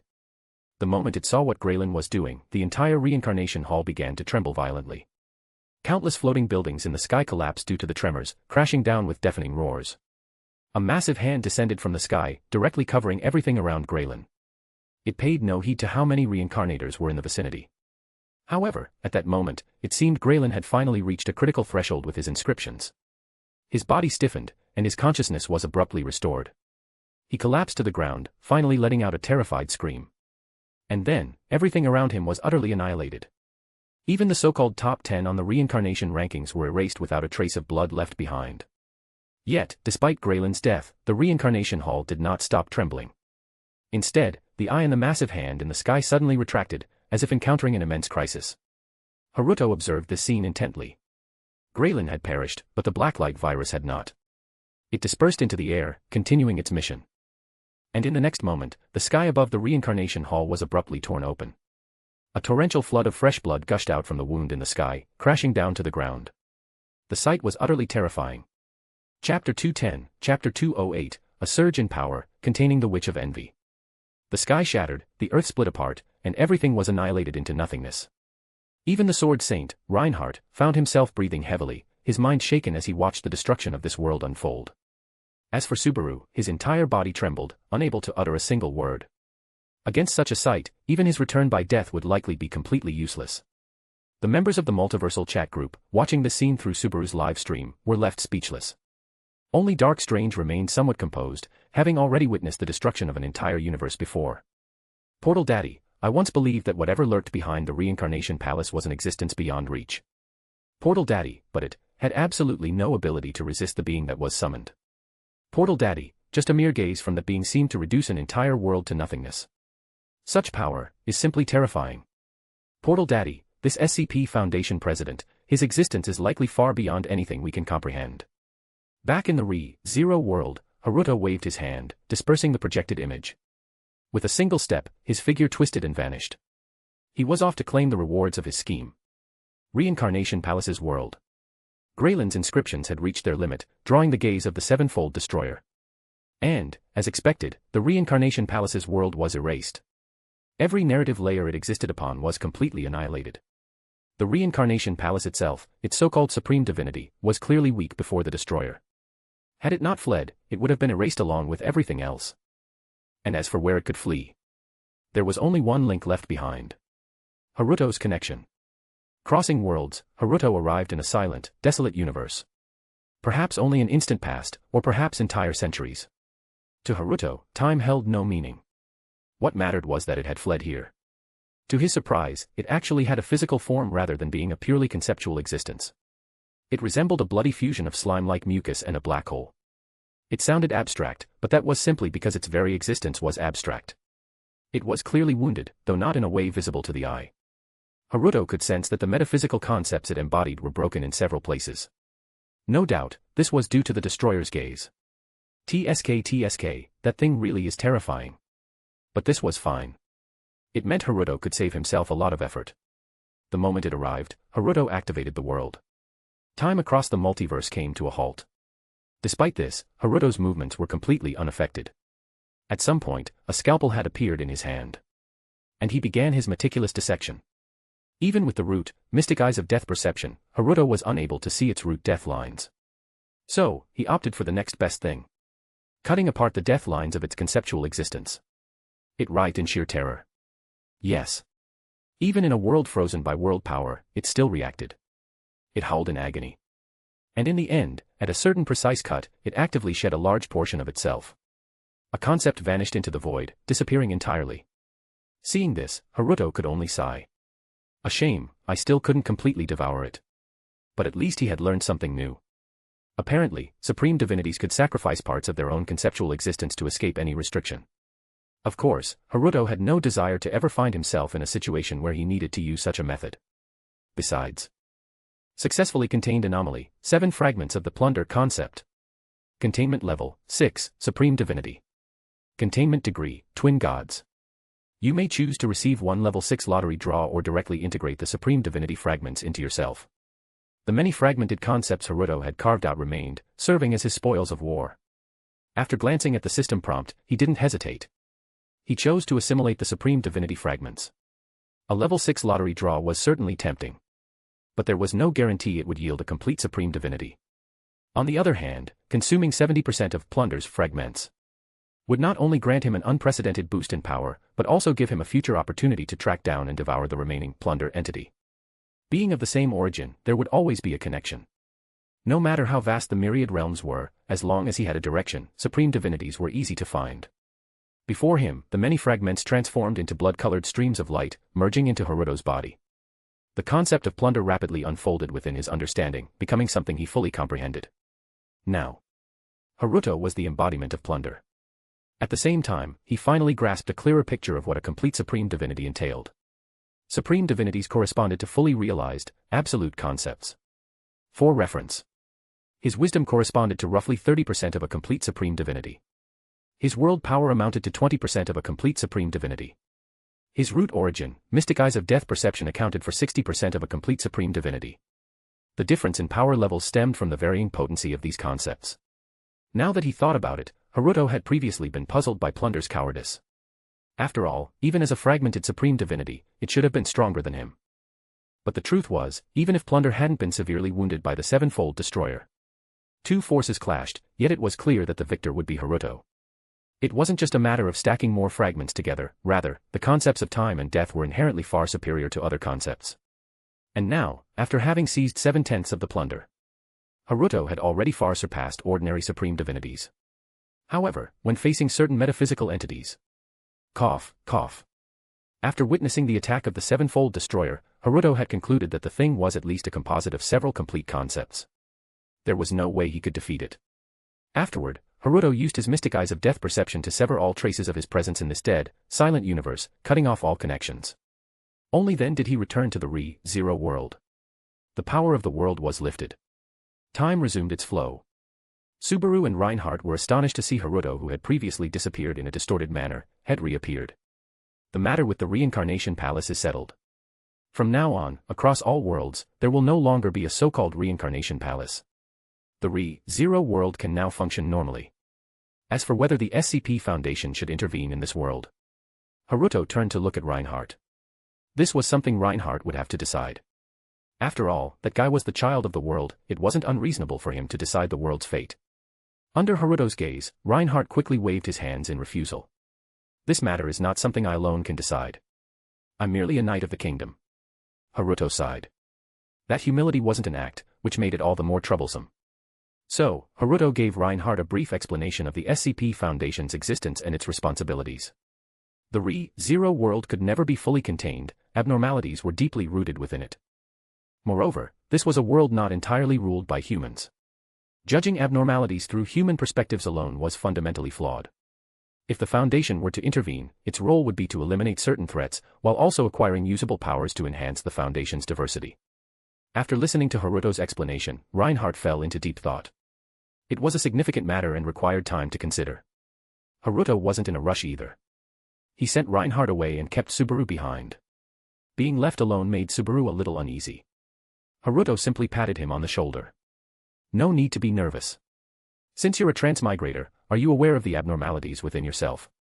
Subaru was momentarily stunned before realizing Haruto was referring to return by death. After reading the original work within the group chat, Subaru had already gained a clear understanding of what return by death truly was. It was the witch's love, a granted authority, similar to the witch factors possessed by the Sin Archbishops. It was the power of the witch of envy. Judging by your reaction, you seem to be aware of your own abnormality. Do you want to get rid of it? Haruto asked again. Hearing this, Subaru's eyes widened in shock. That was the witch of envy's power. But soon, he calmed down. In the Re-Zero world, no one could strip away the witch of envy's power, as her existence was close to the ceiling of this world's power system. But who was the person standing before him? This was someone who could erase an entire world with a mere gesture. The ability to strip away the witch of envy's power wasn't surprising at all. After a brief moment of thought, Subaru nodded. I want to remove it.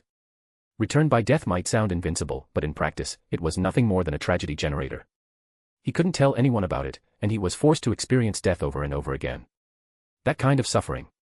Subaru thought, whoever wants it can take it. Haruto nodded. The next moment, a scalpel pierced Subaru's heart. Subaru's eyes widened. Before he could even scream, the blade was already withdrawn. Not a single drop of blood spilled.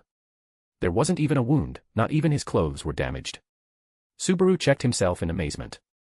Haruto, however, simply waved his hand. I've contained the anomaly. Chapter 211, Chapter 209, Re-Zero ends. Thank you for your assistance, Crush said with a deep bow, expressing her sincere gratitude to Haruto. Haruto waved his hand dismissively, indicating that it was no big deal. At this point, the group had already withdrawn from the Forbidden Magic Hall. The members of the subjugation team had been dismissed, leaving only a few individuals behind. These few would discuss whether the Re-Zero world should accept the SCP Foundation's intervention. However, at the moment, no one was talking about the main topic. Emilia was glancing back and forth at Haruto with a look of uncertainty. Are you? Meili, she asked hesitantly. Haruto sighed helplessly and nodded. Those bandits came from beyond this world. To completely eradicate the root of their organization, I had to infiltrate them for a while. I sincerely apologize for deceiving you. Hearing this, Emilia quickly waved her hands, indicating that she didn't mind. Puck flew around Haruto twice and then landed on his shoulder. You're really an enigma. But still, thank you for protecting Lia, he said. Emilia quickly snapped out of her thoughts and bowed in gratitude. Lord Haruto, please return to the royal capital with us. We will welcome you with the highest honors, Crush said respectfully. Haruto, however, waved his hand. No need. I plan to travel to a few more places in this world before returning. I've been in this world for quite some time now. A brief leave from my duties is fine, but staying too long wouldn't be appropriate. Of course, during my journey, I won't cause any harm to this world, so you needn't worry. Upon hearing this, everyone quickly reassured him that they had no concerns about him harming the world. What a joke. The man in front of them could erase a world with a mere gesture, why would he need to cause harm deliberately? Fortunately, he seemed to be a benevolent existence. However, Crush seemed a bit anxious. But if we reach a decision regarding the SCP Foundation's intervention, how should we inform you, Lord Haruto? The proposal to involve the SCP Foundation was quite tempting. The Re-Zero world was filled with dangers, and if the SCP Foundation intervened, it could eliminate all anomalies that threatened the world. Who wouldn't want to live in a peaceful and harmonious world? Haruto pointed at Subaru. Just tell him when you reach a decision, or come to the Forbidden Magic Hall. This place will serve as a temporary SCP Foundation site for now. Subaru had signed the agreement and was now an official SCP Foundation C-Class investigator. Honestly, even though he was given a lot of equipment, This guy was still pretty weak. He was nowhere near the level of a mobile task force operative. Reinhard also signed an agreement, though only as an E-class personnel for now. He still had many responsibilities and attachments in the Re-Zero world, so he couldn't just leave everything behind. For now, he would serve as a temporary member, and once all threats in the Re-Zero world were neutralized, he would officially join the SCP Foundation. After finalizing these matters, Haruto headed toward the mansion. There, he picked up Beatrice and set off for the sanctuary. The so-called sanctuary appeared to be a mere refuge for demi-humans. But in reality, it was the resting place of the Witch of Greed, Echidna. Haruto's actions could be seen as bringing a daughter to meet her mother. Echidna had devised a method within the sanctuary to resurrect herself. The first thing Haruto did upon arriving at the sanctuary was severing that method. After all, witches were anomalies that threatened the world.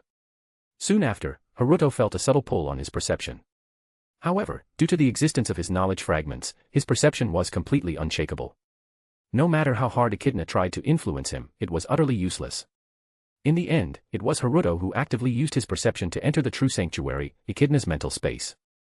Here, Beatrice was finally reunited with her mother. Echidna, on the other hand, looked at Haruto with a deeply resentful gaze. Haruto merely sneered and said nothing. The details of their negotiations were not worth mentioning.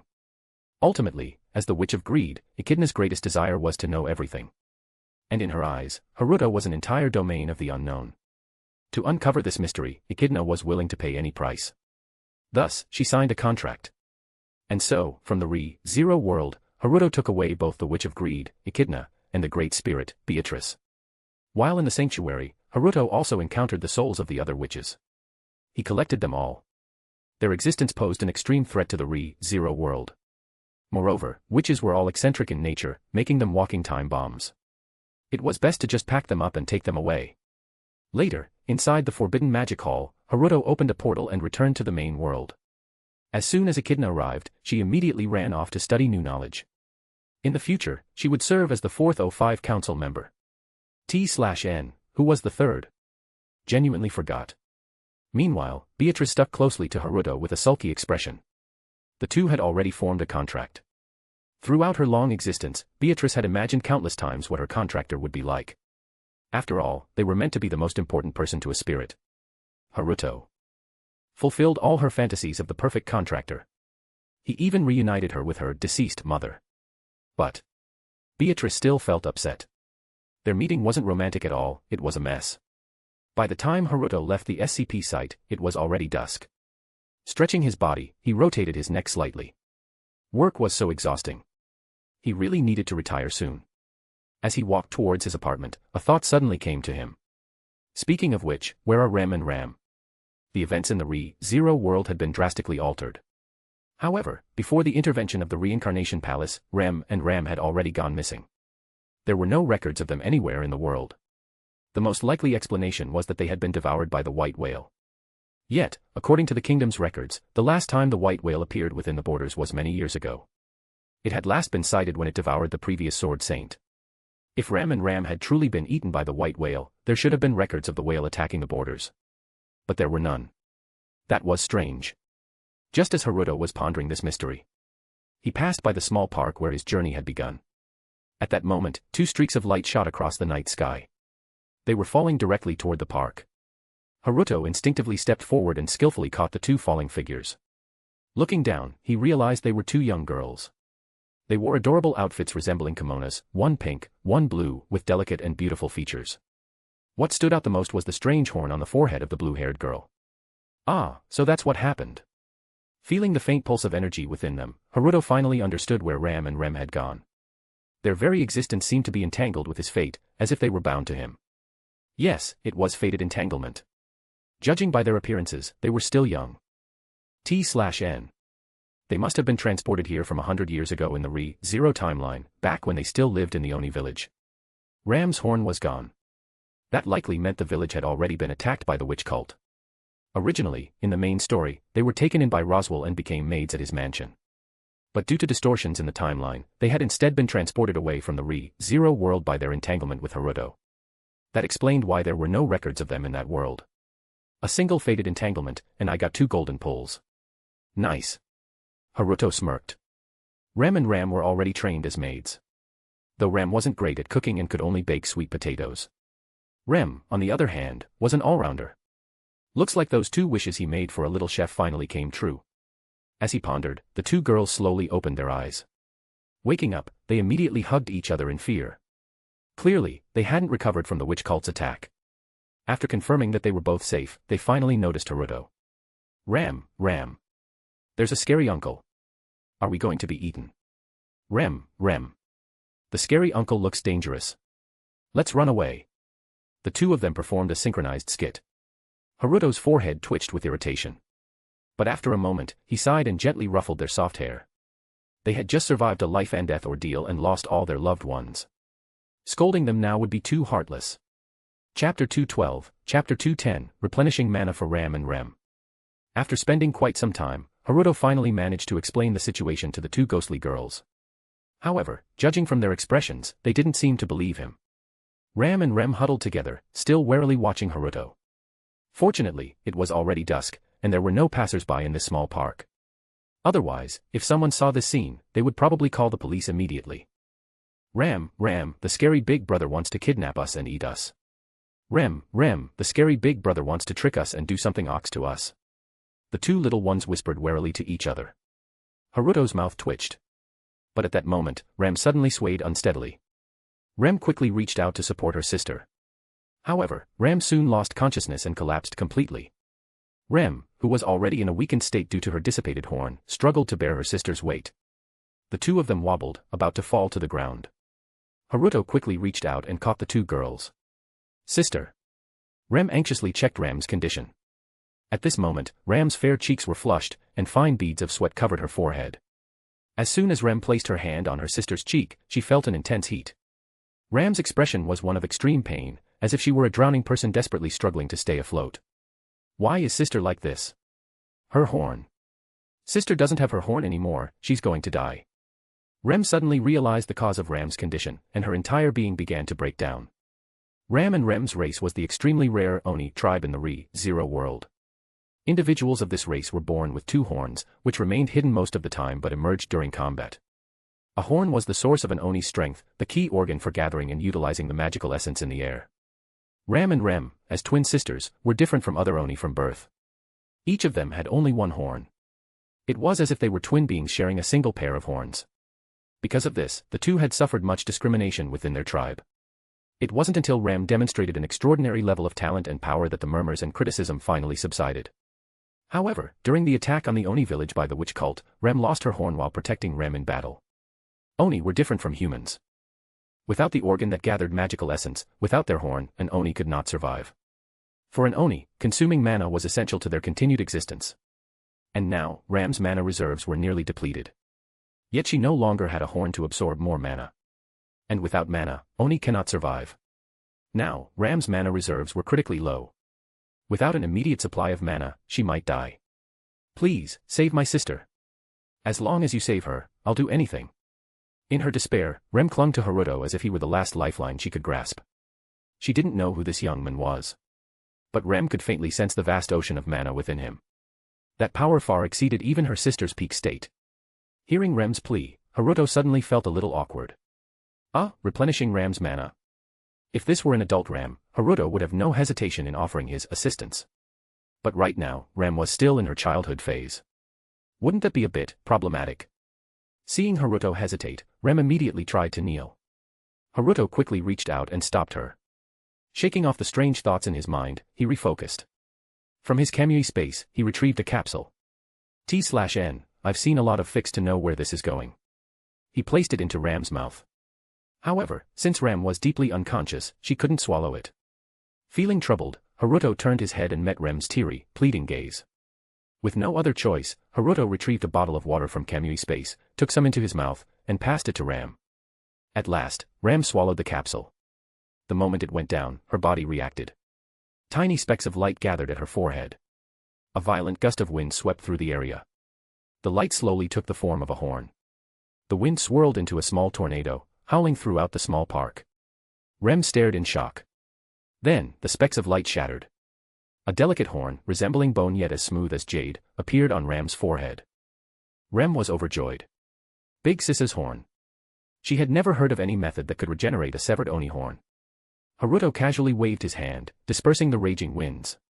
Ram's magic affinity was wind, and her talent was so strong that she had unintentionally caused this storm. In the original storyline, Ram had always seemed weak due to losing her horn. But now that this flaw had been repaired, her future strength would likely surpass imagination. After all, childhood Ram with a horn was already among the top 10 fighters in Re-Zero's world. As for how Haruto restored her horn, that capsule was SCP-500, the panacea. An anomalous drug that could cure all diseases and heal any physical defects. The SCP Foundation had previously tested it on beings from fictional worlds, confirming that it could restore non-human organs. As long as something was a physical injury or defect, SCP-500 could heal it. So naturally, Ram's missing horn was no exception. However, despite regaining her horn, Ram remained unconscious. Her horn had also retracted again, and though her expression no longer showed pain, she still had not awakened. Rem looked at Haruto in confusion. Haruto sighed in frustration. The main world was not like the Re-Zero world. While mana did exist in the air, it was nowhere near as dense as in Re-Zero's world. Even though Ram had regained her horn, gathering enough mana to function normally would take a very long time. Realizing this, Haruto suddenly became alert and turned toward Remington. He saw that the worried girl had not even noticed her own condition. Her steps were unsteady, and her body wobbled. Haruto rubbed his forehead and let out a deep sigh. The main world's mana levels weren't sufficient for two Oni girls' daily needs. If they stayed here, they would either have to sleep 20 hours a day and only be active for 4. Or receive mana replenishment. Haruto explained the situation to Remington. Rem's face instantly turned bright red. She checked her condition and realized he was right. She wanted to ask if there was a way to return to the Re-Zero world. But then she remembered what happened before they left. The witch cult's attack had destroyed their village. She and her sister had nowhere to return to. Besides, 100 years had passed in that world. Even if they went back, there was no place left for them. Looking at Haruto, Rem finally made a decision. Big brother, can you take my sister and me in? I can do anything. Cooking, cleaning, weaving, farming, I guarantee we're worth it. She eagerly advertised herself. Because Ram was always so dazzling, Rem had felt inferior all her life. She always believed that her existence was a burden on Ram. If Ram had 2 horns, she would have been the greatest genius of their race. After realizing her own lack of talent, Rem focused on excelling at housework. She had been taking care of Ram since childhood. So by now, her maid's skills were maxed out. Haruto patted her head. He admired this girl's perseverance. At the same time, he made a decision. Mana replenishment. So what if people called him a lullicon? I walk a righteous path, and my heart is clear. I fear neither judgment nor slander. Somewhere, an old man from SCP-081 muttered, I feel the same. I am not alone in this path. Mana replenishment process omitted. Don't ask. If you ask, it can't be broadcasted. When Ram finally woke up, she found herself in an entirely unfamiliar environment. A strange ceiling. The room she was in was well furnished, decorated with expensive and novel items. Compared to the Oni village, this was an entirely different world. Ram felt a bit uneasy. Luckily, her sister was at her side. Remington. She gently woke up the sleeping Rem, intending to ask what had happened. But the moment Rem woke up, she threw herself into Ram's arms. Big sis. You're finally awake. Ram froze, then embraced Rem in return. Meanwhile, outside the room. One maid was enough, and now he brings home 2. Haruto is too greedy. Toru pouted in jealousy. She could barely tolerate the other girls in the household. But now, Haruto had brought back 2 little maids. This was stealing her job. Chapter 213, Chapter 211, The Red Sea Object and an Exasperated Yukino. For you to share some of the burden, of course. Besides, this is also about inheritance. The way of the maid is a tradition, passed down from seniors to juniors. Just like how I taught Toru, and now Toru teaches them. This cycle continues, allowing the maid tradition to be preserved, just like the continuation of life itself. Haruto attempted to brainwash Toru with his words. And clearly, it worked exceptionally well. Originally sulking with jealousy, Toru immediately latched onto the phrase continuation of life and, quite obviously, misunderstood its meaning. The continuation of life between me and Haruto. Hee hee. Hee hee hee. Toru giggled foolishly as her imagination ran wild. At that moment, the door creaked open. The 2 Oni girls stepped out. Upon seeing Haruto, they bowed in unison, displaying none of the initial rejection they had shown before. Oni had a very peculiar trait. Normally, they were extremely averse to outsiders, regardless of the benefits offered. No matter how appealing the conditions, they would remain unmoved. However, once they acknowledged someone, their loyalty was unwavering, to the point of being willing to devote everything to that person without hesitation. It seemed that the two Oni girls had already come to accept Haruto. After all, young Oni were quite trusting. With no place to call home, simply offering them shelter was enough to earn their loyalty. Haruto chuckled. You're awake. How do you feel? Any discomfort in your bodies? Ram and Rem shook their heads. Their bodies were brimming with magical essence, far more abundant than ever before. However, the moment they recalled the source of their current condition, their cheeks instantly flushed red. Seeing that they were unharmed, Haruto breathed a sigh of relief. As long as they were fine, that was all that mattered. However, magic essence is thin in the main world. For you two to function normally, you'll need to replenish your magic on a monthly basis. If you experience intense battles in between, that replenishment cycle will shorten even further. Otherwise, you might collapse again. Hearing this, the Oni girls' faces turned even redder. Ari replenish, magic. Toru suddenly shouted. She threw her arms around Haruto. How can Haruto replenish magic for others? Toru wants it too. Haruto's mouth twitched. In a certain sense, if they were just comparing raw magical essence, Toru had even more than him. Replenish magic. Yeah, right. It was still uncertain who would be replenishing whom. Then why don't you take care of their magic replenishment in the future? Haruto suggested. Toru immediately shook her head. She was a proud dragon. Only Haruto was allowed to touch her. Haruto simply shrugged. Toru, QAQ. Afterward, Haruto took Ram, Rem, and Toru to the kitchen. Today's lesson, how to cook chicken. The dish, white-cut chicken. Prepare the chicken, place it in boiling water for 2.5 minutes. Cough cough. Time passed. Summer quietly slipped away. Vacations always seemed to end too quickly. And soon, it was the start of a new school term. Once again, Haruto arrived at Sobu High. Inside the classroom, his classmates were buzzing with conversations, mostly about. Where did you go during summer break? Did you watch the famous idol Hoshino AI's concert? How many tricks did you learn in singing, dancing, rapping, and basketball? Trivial but lively discussions.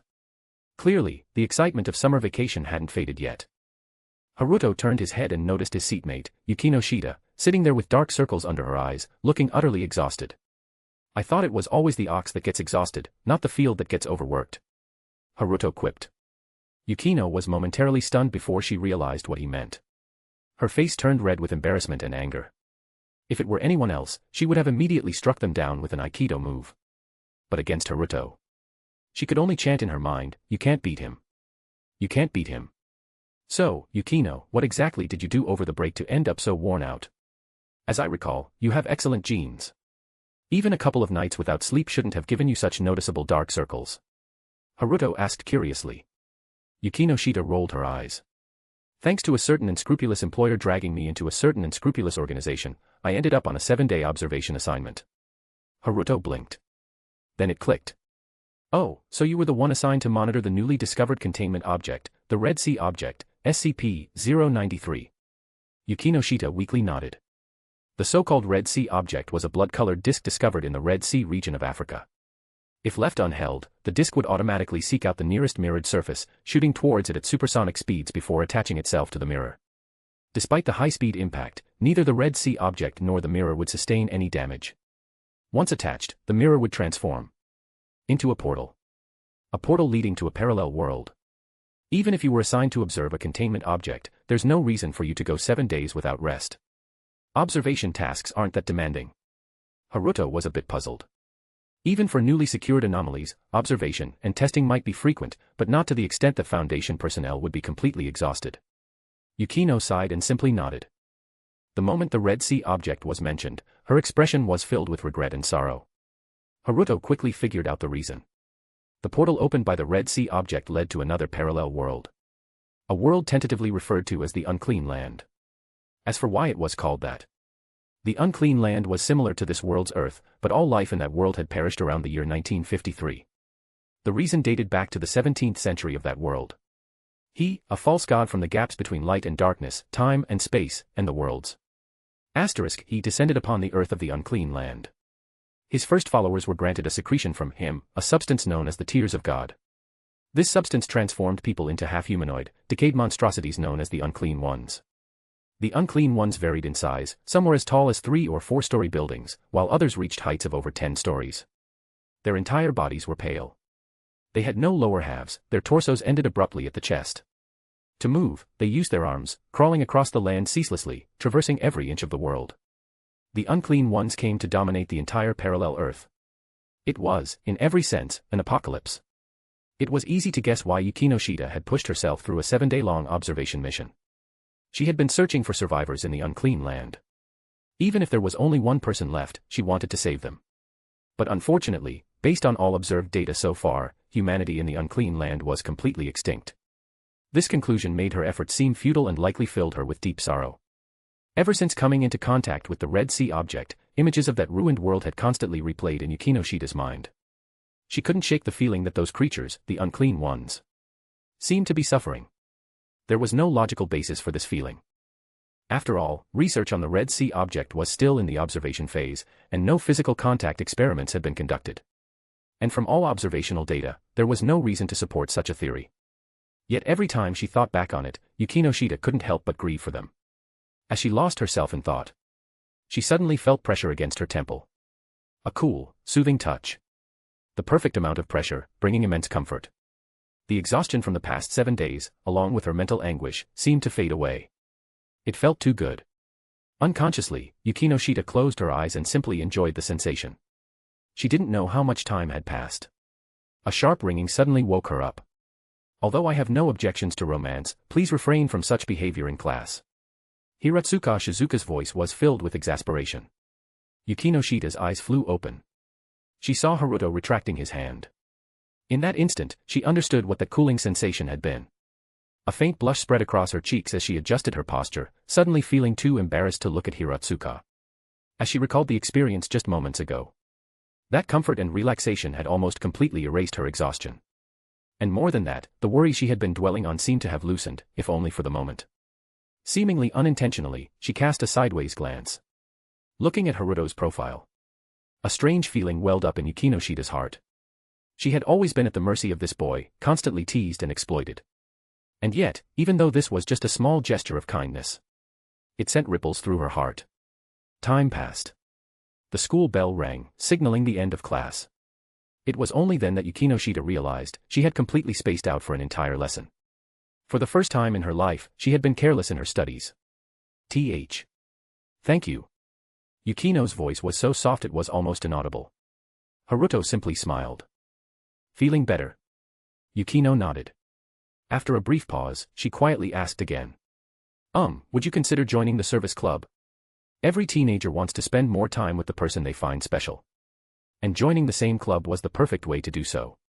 Even though she had been rejected once before, Yukino felt that Haruto had changed. He had become gentler. However, absolutely not. She was met with a cold and firm rejection. This left Yukino feeling utterly frustrated. Chapter 214, Chapter 212, Let Your Sister Raise a Cat. Fingers rhythmically tapped against the desk. Haruto ignored the icy gaze beside him, one sharp enough to kill, as he pondered over the Red Sea object, SCP-093. A portal to a parallel dimension. On the other side lay an Earth that had already undergone an apocalypse. Haruto's stance on the Red Sea object was clear: eliminate it. Exploring a post-apocalyptic world was dangerous and irrational. The O5 Council's vote stood at 2-1-1. 2 votes in favor of termination, 1 against, and 1 abstention, arguing that the current intelligence was insufficient to make a judgment.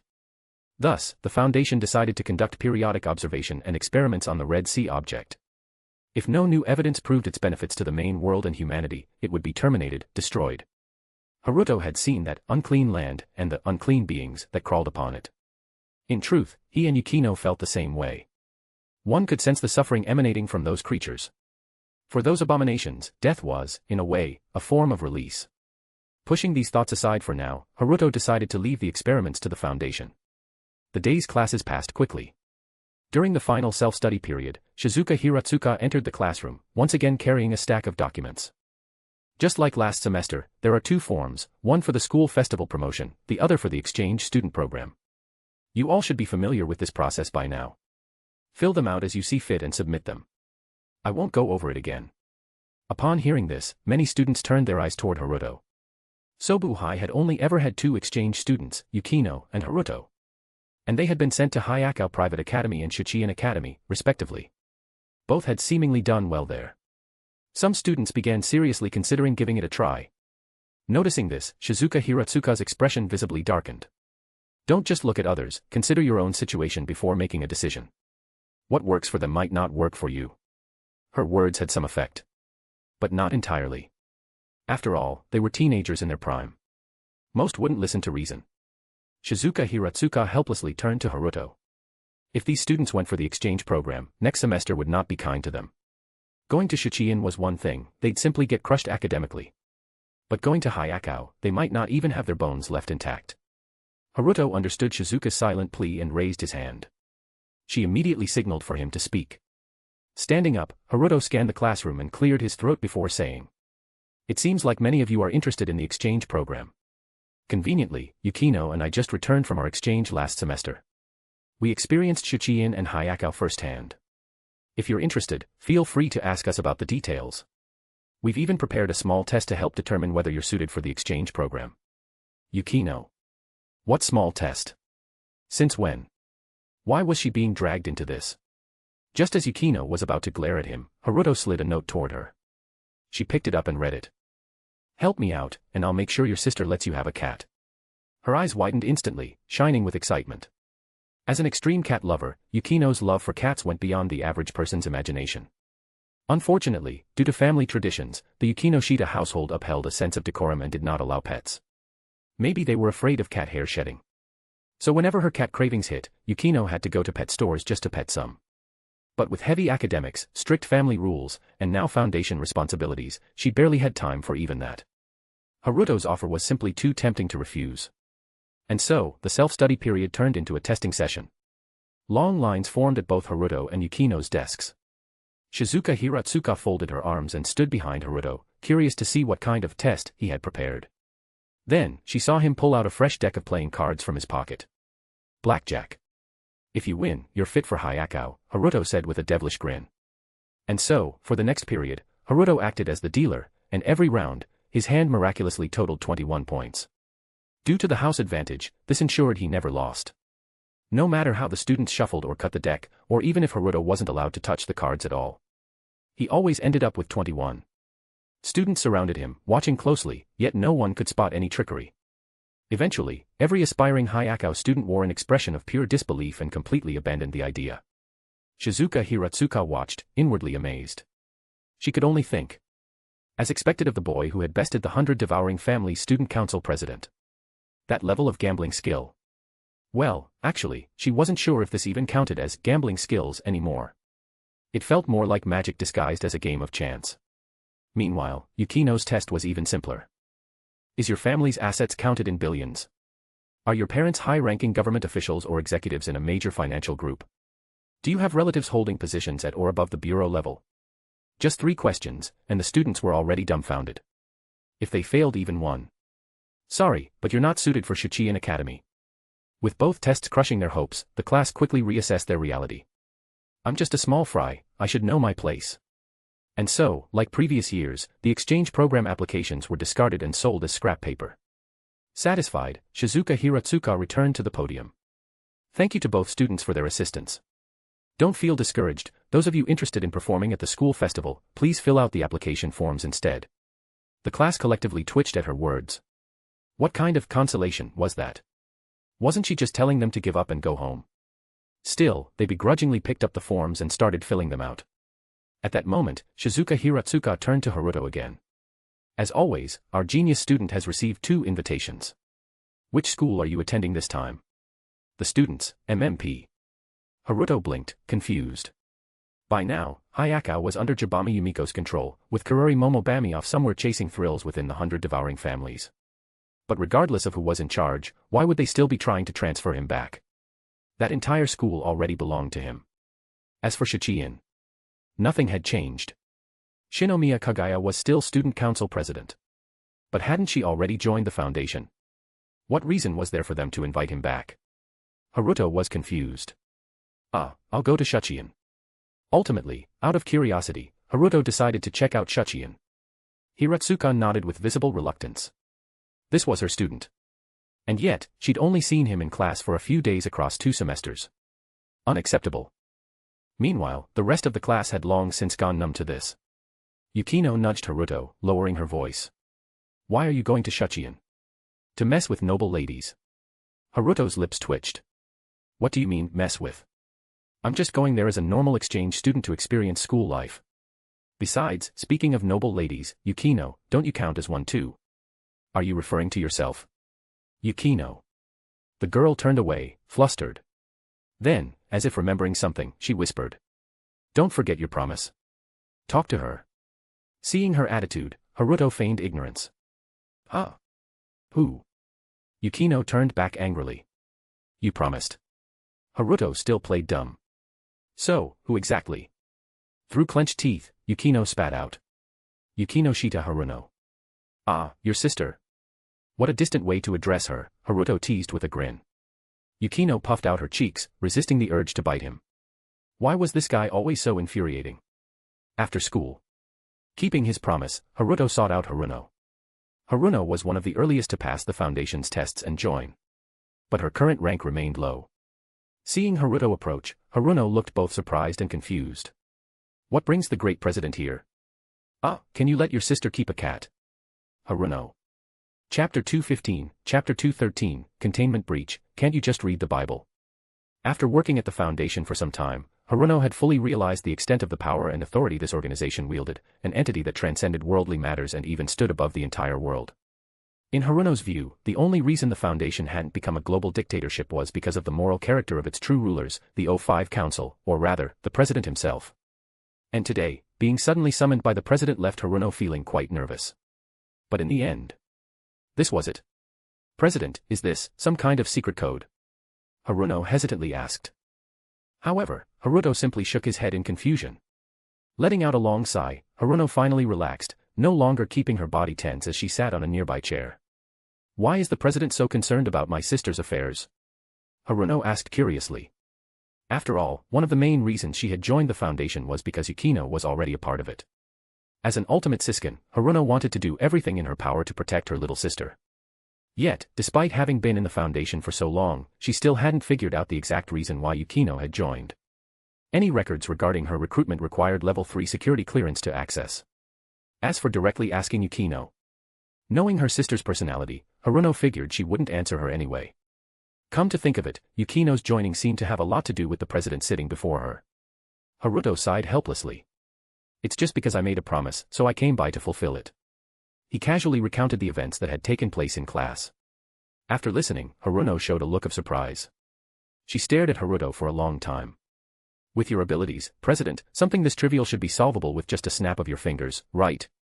Why bother making a promise, and then waste your time coming to this site just to talk to a lowly C-class administrator like me? Given Haruto's capabilities, achieving his goal would only require the slightest use of his abilities. Honestly, why was the president of the SCP Foundation even going to school? There couldn't possibly be anything left for him to learn. But Haruto simply shook his head. The Foundation strictly prohibits the use of anomalous properties on people without cause, especially those that endanger physical safety or influence cognition. Haruno couldn't help but click her tongue. You really are strict with yourself, President. Maybe. Haruto sighed. Don't let my usual demeanor fool you, I actually enjoy a normal daily life. If I didn't have to, I wouldn't be running around all the time. Being a simple, pure-hearted high school boy isn't so bad. Speaking of which, your sister, Yukino joined the Foundation under similar circumstances, she had no choice. Haruno had initially been feeling a bit sentimental, but upon hearing about Yukino, her interest immediately piqued. Her mind was racing with thoughts. Could it be that Yukino had some tragic backstory that forced her to join? But when she heard the truth from Haruto, Haruno was completely dumbfounded. So it turned out that her sister had just been plain unlucky. First, she stumbled upon a ghoul containment site and had her memory wiped with a Class D amnestic. Then, she got caught in a memetic anomaly outbreak. She had encountered so many anomalies that she was developing a resistance to memory wipes. Eventually, she ended up joining the Foundation. After a long silence, Haruno suddenly laughed. I thought it was going to be some dark, twisted story.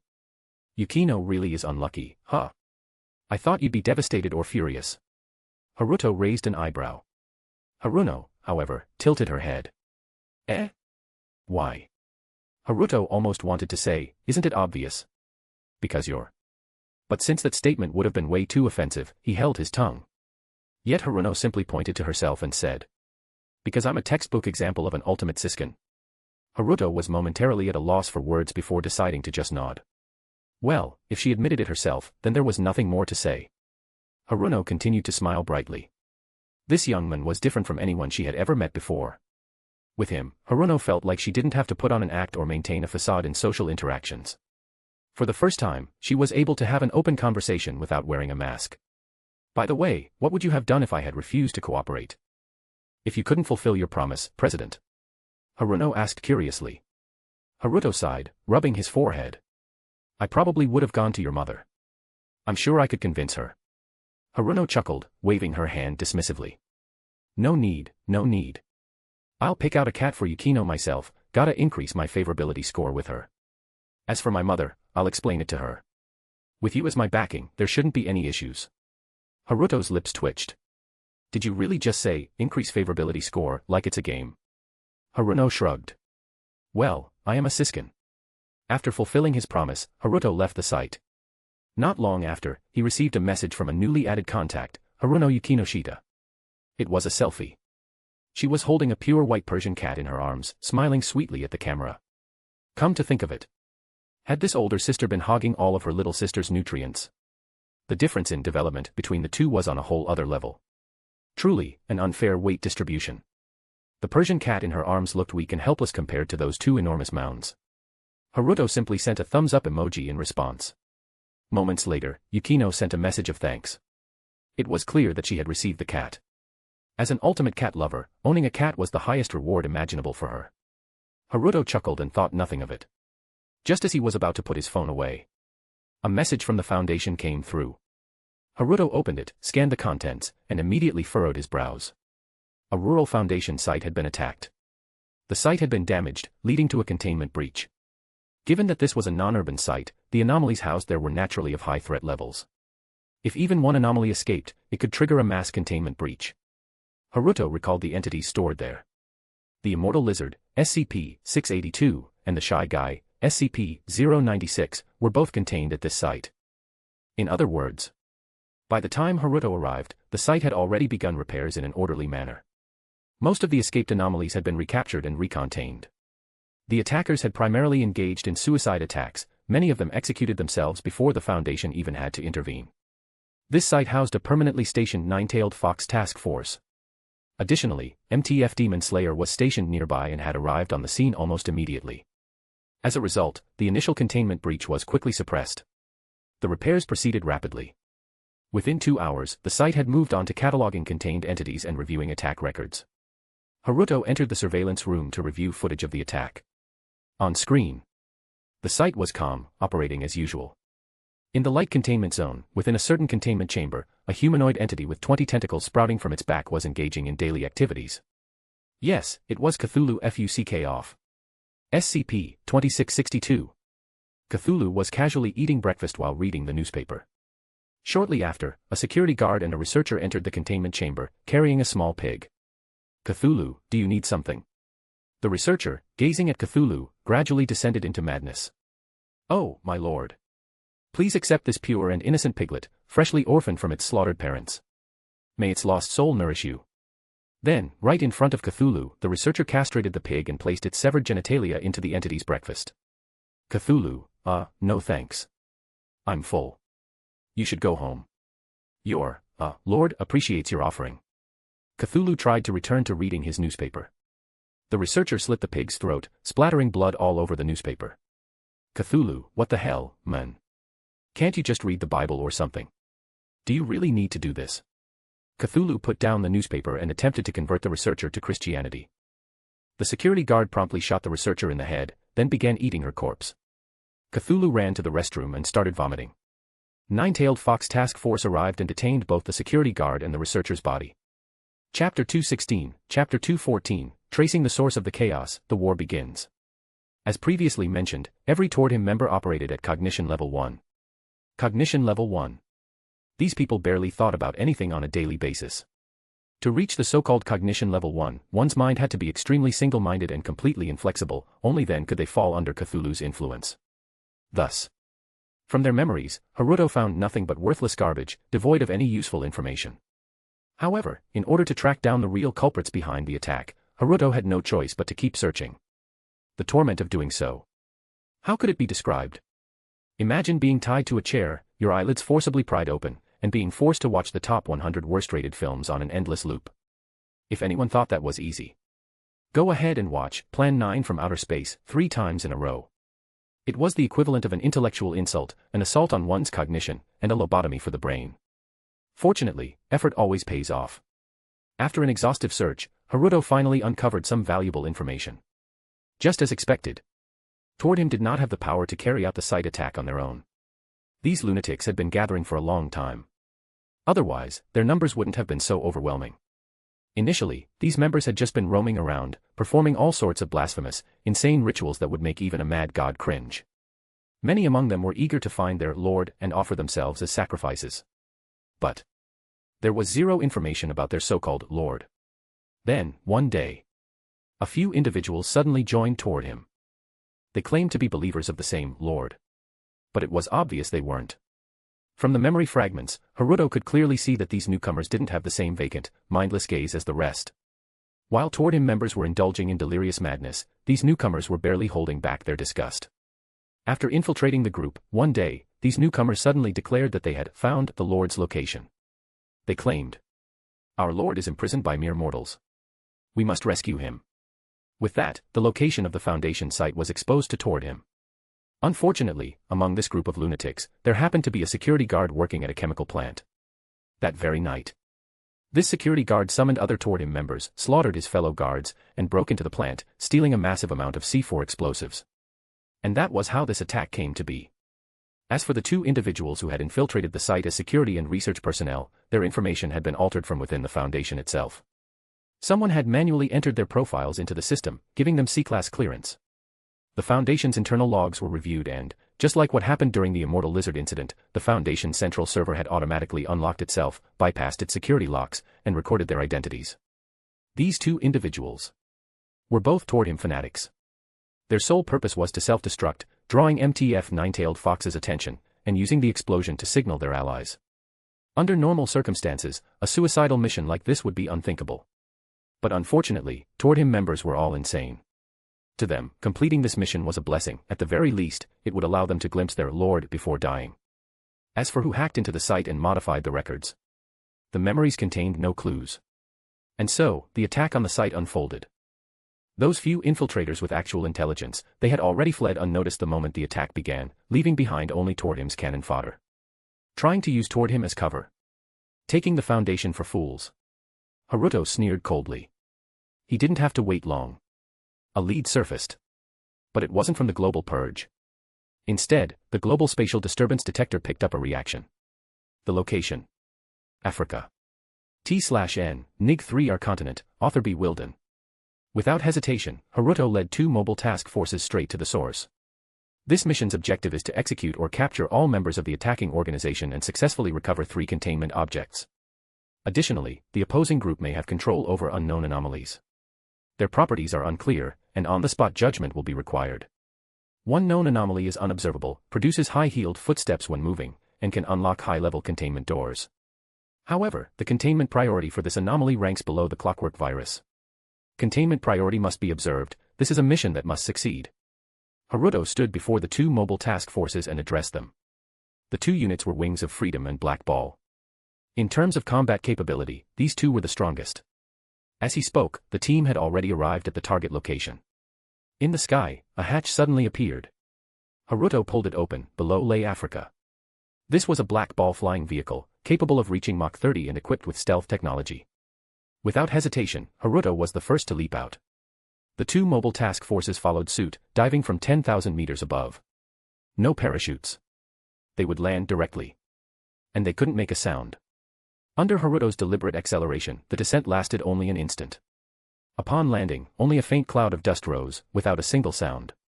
Behind him, one Crimson Squad and one Black Squad landed as well. According to the detector, the fluctuation's origin was right ahead.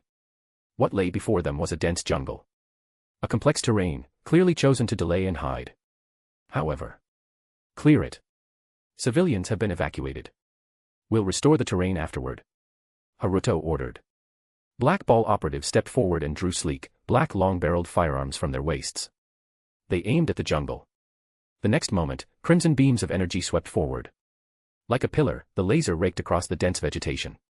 Massive trees were instantly severed at their bases.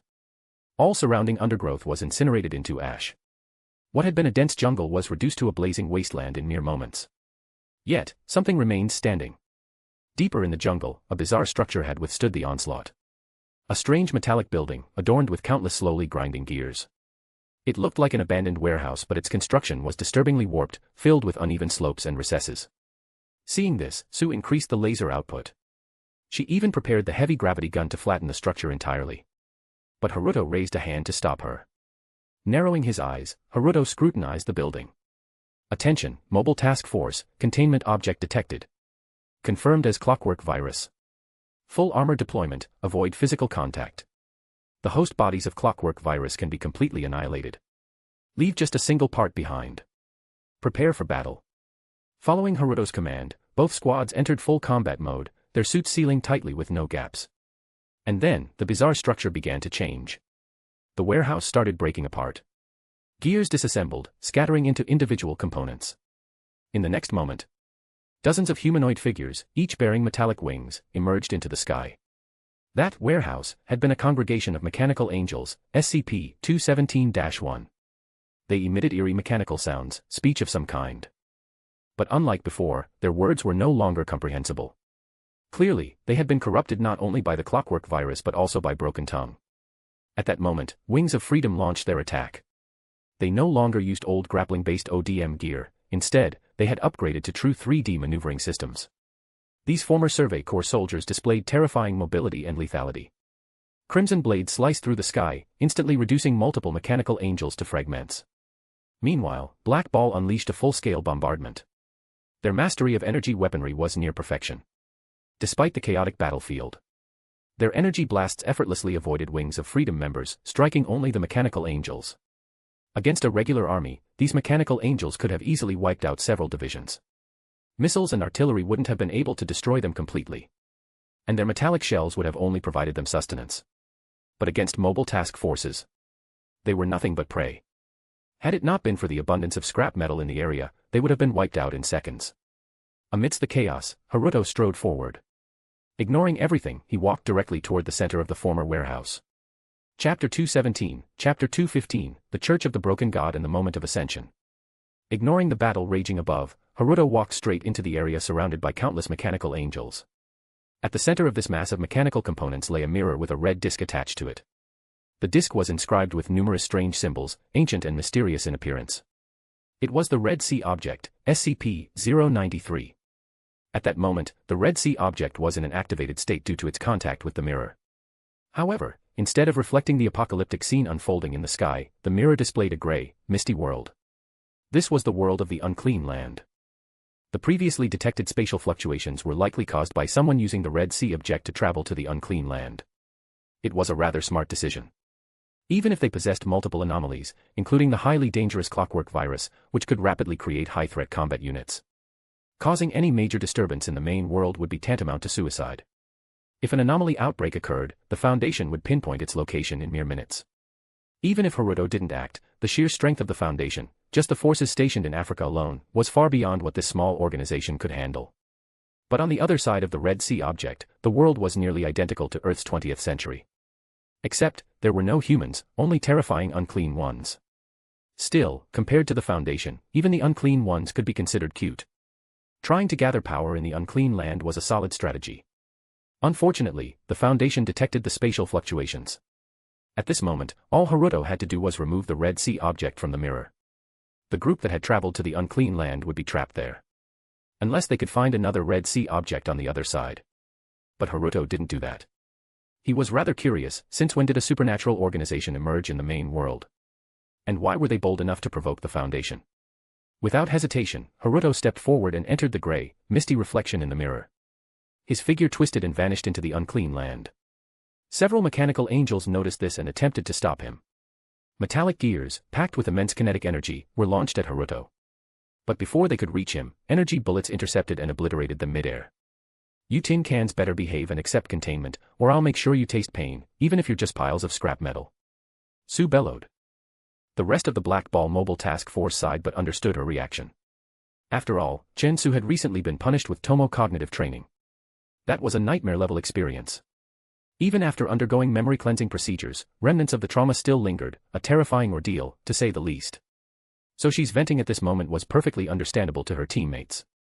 By now, half of the mechanical angels had been eliminated. Even though they could endlessly regenerate by reassembling themselves from metal debris. The relentless attacks from Black Ball and Wings of Freedom were rapidly depleting the available metal components. Before long, all the mechanical angels were annihilated. The task force recovered a single gear that still emitted an energy signature. Then, they proceeded to completely eradicate all metal objects within a 3-mile radius using energy annihilation. The operation was complete. Black Ball and Wings of Freedom stood in front of the mirror with the Red Sea object still attached to it. So, should we go in and check it out? Sue asked curiously. Oka and Levi both shook their heads. Our task as a mobile task force is to execute the organization's elimination and retrieve the anomalies in this world. The other side of the Red Sea object is outside our operational jurisdiction. We should remain here and await further orders. Oka stated firmly. Levi held the same opinion. This was Haruto's command, and Levi regarded it with the same weight as Erwin's orders. Besides, Levi had to admit, that guy was far, far stronger than himself. Naturally, there was no reason not to trust one's comrades and believe in one's own strength. On the other side of the mirror, a world shrouded in gray. It was as if this place was perpetually trapped in a dense and oppressive smog, with the sky obscured and no bright sunlight to be seen. Despite the smog not significantly reducing visibility, the atmosphere carried an overwhelming sense of suffocation. In the distance, a deep grinding sound echoed, like something massive being dragged across the ground. Haruto's first impression upon arriving in this world was that everything here was utterly dreadful. A pair of black wings sprouted from his back. With a single flap, the mist covering the surrounding hundreds of meters was blown away. Haruto ascended into the sky, his gaze sweeping over this world. In the distance, massive, unclean ones were crawling toward him, seemingly regarding him as their target. Haruto's eyes glowed with a brilliant spectrum of rainbow colors. Through his mystic eyes, he saw countless death lines covering the approaching unclean ones. There was no need for a precise count, there were easily more than tens of thousands. Haruto recalled the historical records of the unclean land. He had descended upon this world, bestowing the tears of God upon humanity, without caring whether they accepted it or not. Then, the unclean ones came to rule this land. The Foundation's hypothesis was that these unclean ones were once humans, transformed into monsters by the so-called tears of God. Now, seeing them up close, it was clear the theory was correct. However, rather than individuals, they were a grotesque fusion of tens of thousands of humans merged into a single, unclean one. Now that he was physically present in this world, with no barrier separating him from it, Haruto could hear their agonized wails clearly.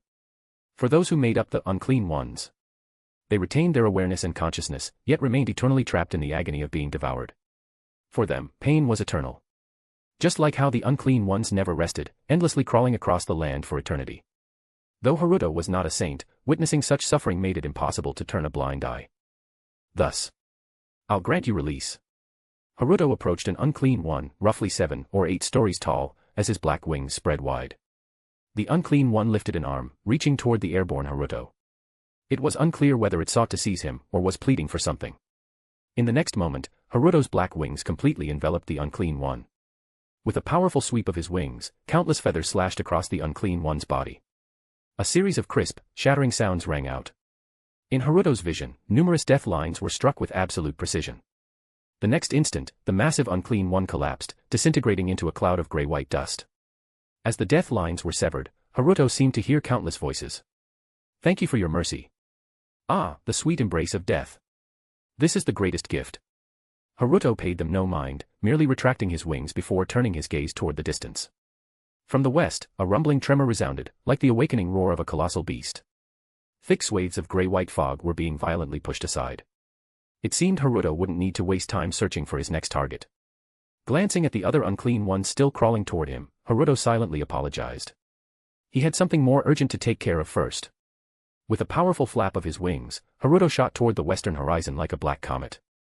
Only after he had departed did the air ripple with countless shock waves, producing deafening sonic booms. Within moments, Haruto arrived at the scene. This was the location corresponding to the central district of La Paz within the Unclean Land. This world had already undergone the Second Industrial Revolution and was currently in a period of ruthless industrial expansion. Despite being ravaged by the Unclean Ones, the skyline remained dotted with towering metal structures and countless chimneys. If humanity had not been wiped out, this place would likely have been filled with thick, black smoke. Since the humans of this Unclean Land had almost completely vanished overnight.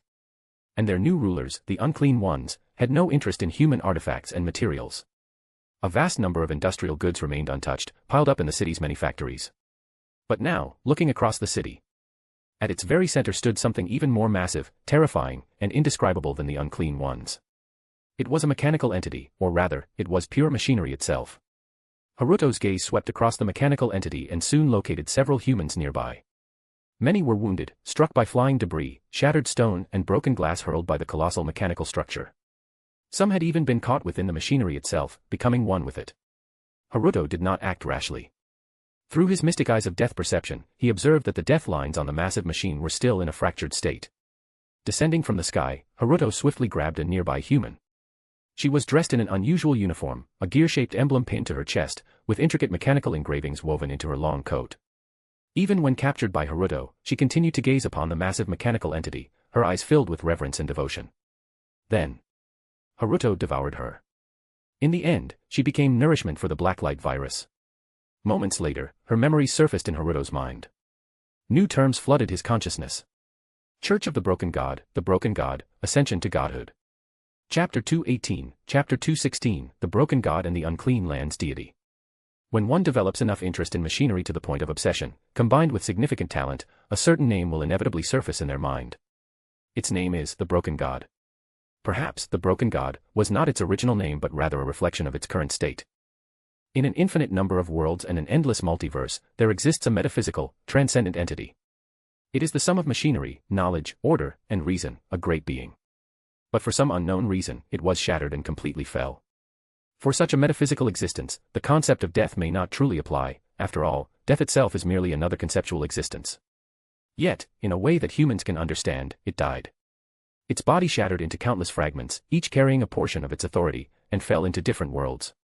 Her name was Joyce Denise, though that wasn't particularly important. Denise was originally a mechanical engineering professor at Oxford University, possessing exceptional talent and an obsession with the study of machinery. One day, during her research, she seemed to receive a divine revelation. The concept of the Broken God flooded into her mind. At that moment, Denise became a devout follower of the Broken God. Later, within the academic community, she gradually discovered others who had also received guidance from the Broken God. She was eventually led to join the Church of the Broken God.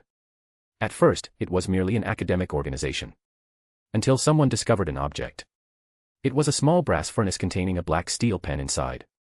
This brass furnace had an odd shape, resembling a beating heart, and it continuously attracted surrounding metallic objects. Any metal drawn toward the furnace would be assimilated and become part of it. Upon discovering this artifact, the followers of the Broken God's church became ecstatic. Denise, like the others, believed that this was a part of the Broken God, specifically, its heart, SCP-882. If they had found the heart of God, then surely, the other body parts of the Broken God must also exist in this world. Thus, the followers of the Broken God began searching for other divine remains. However, they found nothing. Until a certain group appeared. They called themselves the Church of the Second Hightoth, Chaotic Splitters. They claimed that the reason the Broken God's church could not locate the other divine remains was because a terrifying, authoritarian organization stood in their way. This organization, known as the Foundation, did not permit the masses to know of the great being. They kept the people ignorant and enslaved them. And the remaining parts of the Broken God were in the Foundation's control. With the help of the Chaotic Splitters, the Church of the Broken God eventually obtained other artifacts, including the mechanization virus, SCP-217, the Blood of God. The Broken Tongue, SCP-1139, the Language of God. Parts of her brass, SCP-629, the Muscles of God. Along with her broken heart, SCP-882. The followers of the Broken God transported these anomalous artifacts to another world, one free of the Foundation's influence. There, they assembled the pieces together in an attempt to restore their deity. The Church of the Broken God called this event Ascension. In the heart of La Paz, within the Unclean Land, a massive mechanical entity had been assembled. And it seemed to have truly come to life. Denise described it as follows. You don't need to speak with it, just approaching the mechanical entity will flood your mind with images and concepts, the true words of God. Knowledge is generously bestowed upon all believers, knowledge that humanity could never have grasped on its own. To hear the way in the morning and die content in the evening. However, a closer analysis of Denise's words revealed that these images and concepts were, in reality, meaningless. They couldn't be classified as knowledge, for they did nothing to advance technology or scientific progress, they were merely images and concepts, nothing more. And soon, things spiraled beyond the control of the Church of the Broken God. The assembled mechanical entity, 001. It grew stronger by the day, devouring every metal object in its surroundings and assimilating them into itself. It was insatiable, so much so that it even consumed its own place of origin. The devout believers of the Church, naturally, could not reason with the God they worshipped. As a result, some of them were devoured by their own deity, becoming a part of it. Unfortunately, the Church of the Broken God was not like the cult of the Scarlet King, they could not perceive this event as an ultimate honor or celebrate it. Some within the Church might have desired to join the so-called glorious evolution, but even they would rather receive the gift of divine blood than become a mere fragment of their God. This was the information Haruto extracted from Denise's memories. He let out a sigh. Haruto found it somewhat ironic. The Church of the Broken God was composed of highly educated intellectuals. They naturally understood how to evade conventional surveillance, carefully concealing their secret religious organization. The Broken God only existed within their shared knowledge, it had never been uploaded onto the internet. Thus, the Foundation had failed to detect this anomalous cult. And then, some opportunists had taken advantage of the situation. But, the chaotic splitters. What exactly were they? Now, however, was not the time to dwell on such questions. Mechanical Entity 001 had begun its journey. It had consumed vast quantities of material, shaping its own body. It resembled a vertical pod, akin to a human spine and ribcage, somewhat like an incomplete form of Susanoo. It charged toward the mountains of La Paz, shattering them upon impact. Slow and cumbersome, yet utterly unstoppable. The mechanical entity did not crawl like a beast or walk like a human. It advanced through the synchronized turning of millions of gears, moving like a prehistoric mechanical serpent. At its core, flames burned and danced, resembling the very furnace of hell.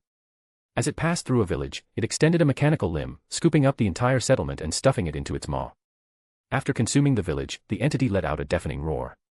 Not the grinding of gears, nor the roar of machinery. But a sound that resonated directly within the minds of all who heard it. You could hear its voice inside your head, it was screaming.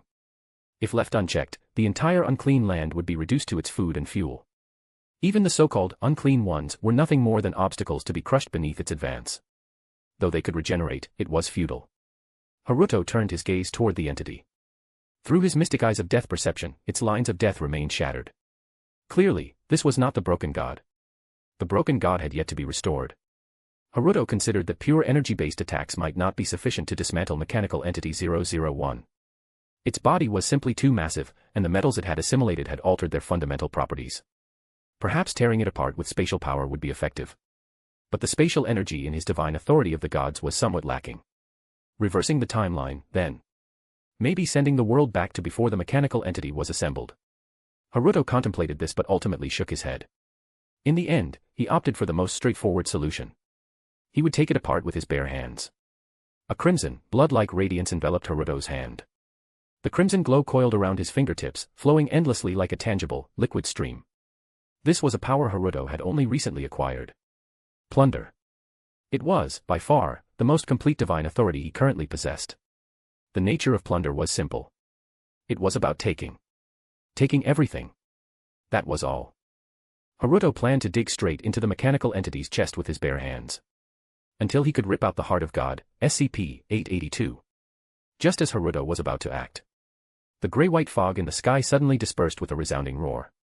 For the first time in a long while, sunlight streamed down from above, illuminating the land of La Paz with a dazzling brilliance. Haruto paused, his gaze shifting upward. And then, the corners of his mouth curled into a smirk. What a coincidence. It was him. He descended slowly from the sky, stepping upon the clouds, radiating divine brilliance. To an uninformed observer, he might have truly seemed like a god. But in Haruto's eyes, he was nothing more than a filthy, pathetic cosplayer. Bathed in sunlight, shrouded by clouds and holy radiance, he looked down upon Mechanical Entity 001 with obvious displeasure.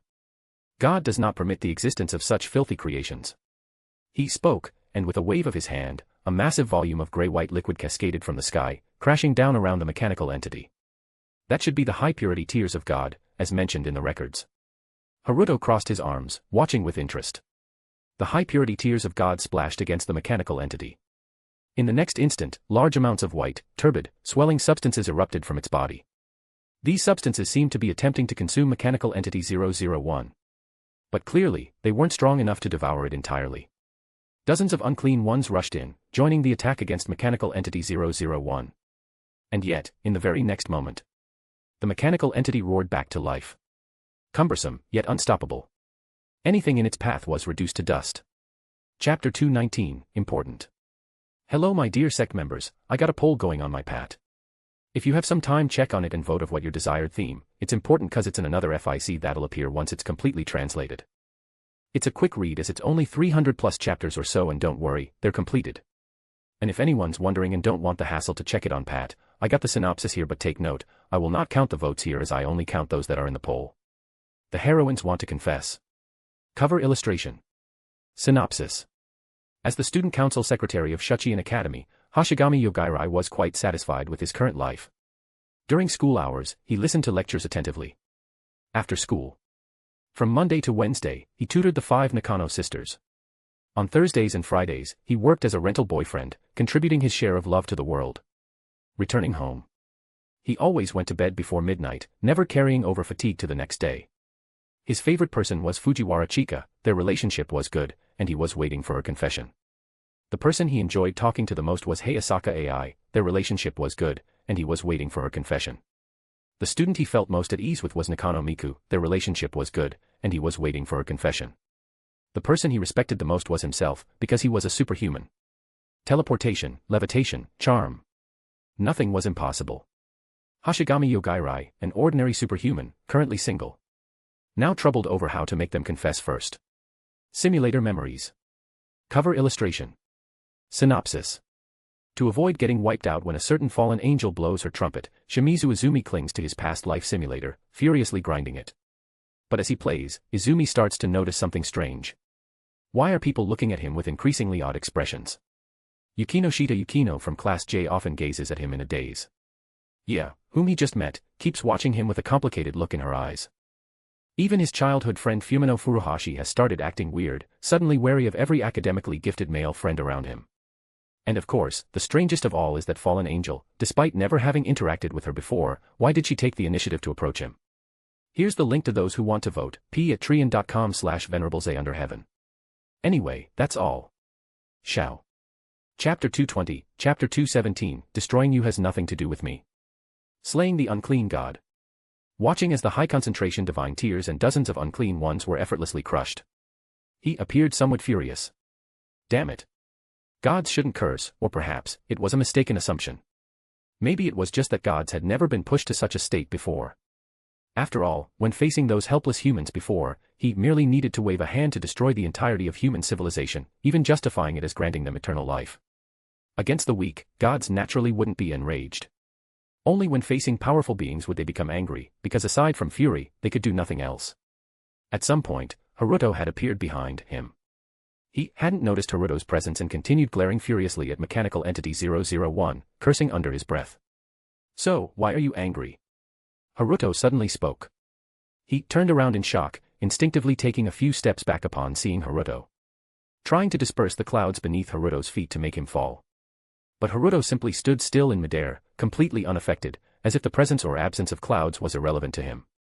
He was clearly confused but seemed to regain confidence upon seeing Haruto's human-like appearance. There are still humans in this world. How is it? The eternal life I granted to humanity, isn't it wonderful? You seem a bit special, but no matter, I will personally grant you the power of eternal life, so you may exist forever. A mass of high-concentration divine tears was flung toward Haruto. However, Haruto simply pointed into the air. That pure divine tear instantly froze mid-flight, coming to a complete standstill. He widened his eyes in shock. Immediately after, he tried to use more divine tears to annihilate Haruto. But his body was no longer under control. He couldn't move a single inch, completely frozen in place. This was one of the applications of world power. Haruto had halted time around them while stripping his perception away from the stillness. Yes, he didn't even retain the ability to perceive time while being frozen. Calling himself a god, what a pathetic counterfeit. Haruto casually waved his hand, dispersing the divine tear, causing it to completely vanish from the world. This scene filled him with boundless terror. Haruto stepped forward and placed his hand at his chest. Well then, let me take a look at your heart. I'm quite curious. The next moment, his fingertips, entwined with crimson radiance, merely brushed against the surface. And a still-beating heart appeared in Haruto's palm. This was pure plundering. Seeing this, his eyes were filled with horror and despair. Clearly, had time not been frozen, he would have already perished. It was only due to time being halted that he still remained alive. There's nothing special about it. So why do you call yourself a god? And with that self-righteous tone, destroying you has nothing to do with me, you brought ruin upon humanity. Haruto spoke with a hint of confusion before crushing the heart in his hand. Blood and flesh splattered, but as they drifted through the air, they were once again frozen in place. At the very least, you should be like me to have the right to make such claims. Watching his eyes, filled with despair and questions, Haruto smiled and said, Are you confused? Just as you did to humanity, destroying you has nothing to do with me. This is my gift to you. Then, Haruto systematically plundered his limbs, blood, muscles, and bones. Finally, when he grew bored, he took his brain and crushed it into pieces. Now, even in frozen time, he was dead. Undoubtedly, he had been a containment entity. But Haruto couldn't be bothered to contain something like this.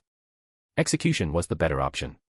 After executing the false god of the unclean land, Haruto flew toward Mechanical Entity 001. Strangely enough, even with time frozen, flames still flickered within its core. Haruto glanced at it but didn't dwell on it, proceeding with his laborious task. With steady hands, he began digging into the chest of Mechanical Entity 001. It was arduous work. Fortunately, since time was frozen, there was no real urgency. After an indeterminate amount of time, Haruto had carved out a tunnel through the chest of Mechanical Entity 001. Countless gears and pipes surrounded him.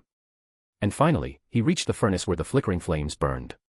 Shaking his arms, Haruto felt a slight soreness creeping in. He dismantled all the surrounding pipes and gears. From within the depths of Mechanical Entity 001, Haruto seized the so-called Heart of God, SCP-882. A brass furnace. The moment it fell into Haruto's hands, the flames inside it extinguished. Opening the furnace's lid, Haruto retrieved a black pen from within. He ran his fingers along its surface. At the end of the pen, he noticed engraved letters, resembling a label. It read, Property of the Factory. Haruto curled his lips in amusement. Clearly, this wasn't some so-called divine heart. The brass furnace and the black pen within merely contained some mechanical anomalies. They weren't like the clockwork virus, SCP-217, or the broken tongue, SCP-1139, not relics of the broken god. Tucking the black pen into his pocket and carrying the brass furnace, Haruto flew out of Mechanical Entity 001. With a snap of his fingers, the power of the world was released. Time resumed its flow. Immediately, the colossal mechanical entity that is larger than a mountain began collapsing and breaking apart, losing all functionality. With swift reflexes, Haruto retrieved the broken tongue, SCP-1139, and parts of Mr. Brass, SCP-629, from the falling wreckage. Thus, the apotheosis event was fully halted, ending with all containment objects successfully recovered. The members of the Church of the Broken God could no longer be interrogated. Except for one whom Haruto had devoured, the rest had all become part of their god's entity. The disintegrating remains of Mechanical Entity 001 largely fell into the California Trench, sinking into the ocean depths. Haruto carefully observed and found that these remains no longer carried the properties of the clockwork virus, SCP-217. It seemed that the moment the Heart of God was extracted, the virus within the mechanical entity had died. Only remnants of the virus outside the Red Sea object remained. After waiting for the last of the wreckage to fall, Haruto's form twisted. And he vanished from the unclean land. Returning to the main world. Africa. Haruto reappeared in Black State. The Black Ball and Wings of Freedom mobile task forces stood at the ready. Seeing Haruto arrive, they all relaxed. Retrieve the Red Sea object, SCP-093, and return it to the Foundation. This containment mission is now complete. Haruto announced before flying away. Neither task force had any complaints. Sue approached the mirror where the Red Sea object was attached. She carefully lifted the crimson disk with both hands and removed it from the mirror.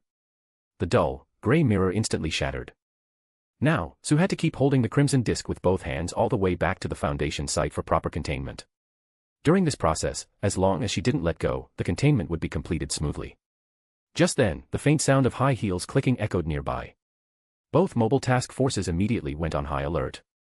Levi and Oka thoroughly scanned the surroundings but found nothing.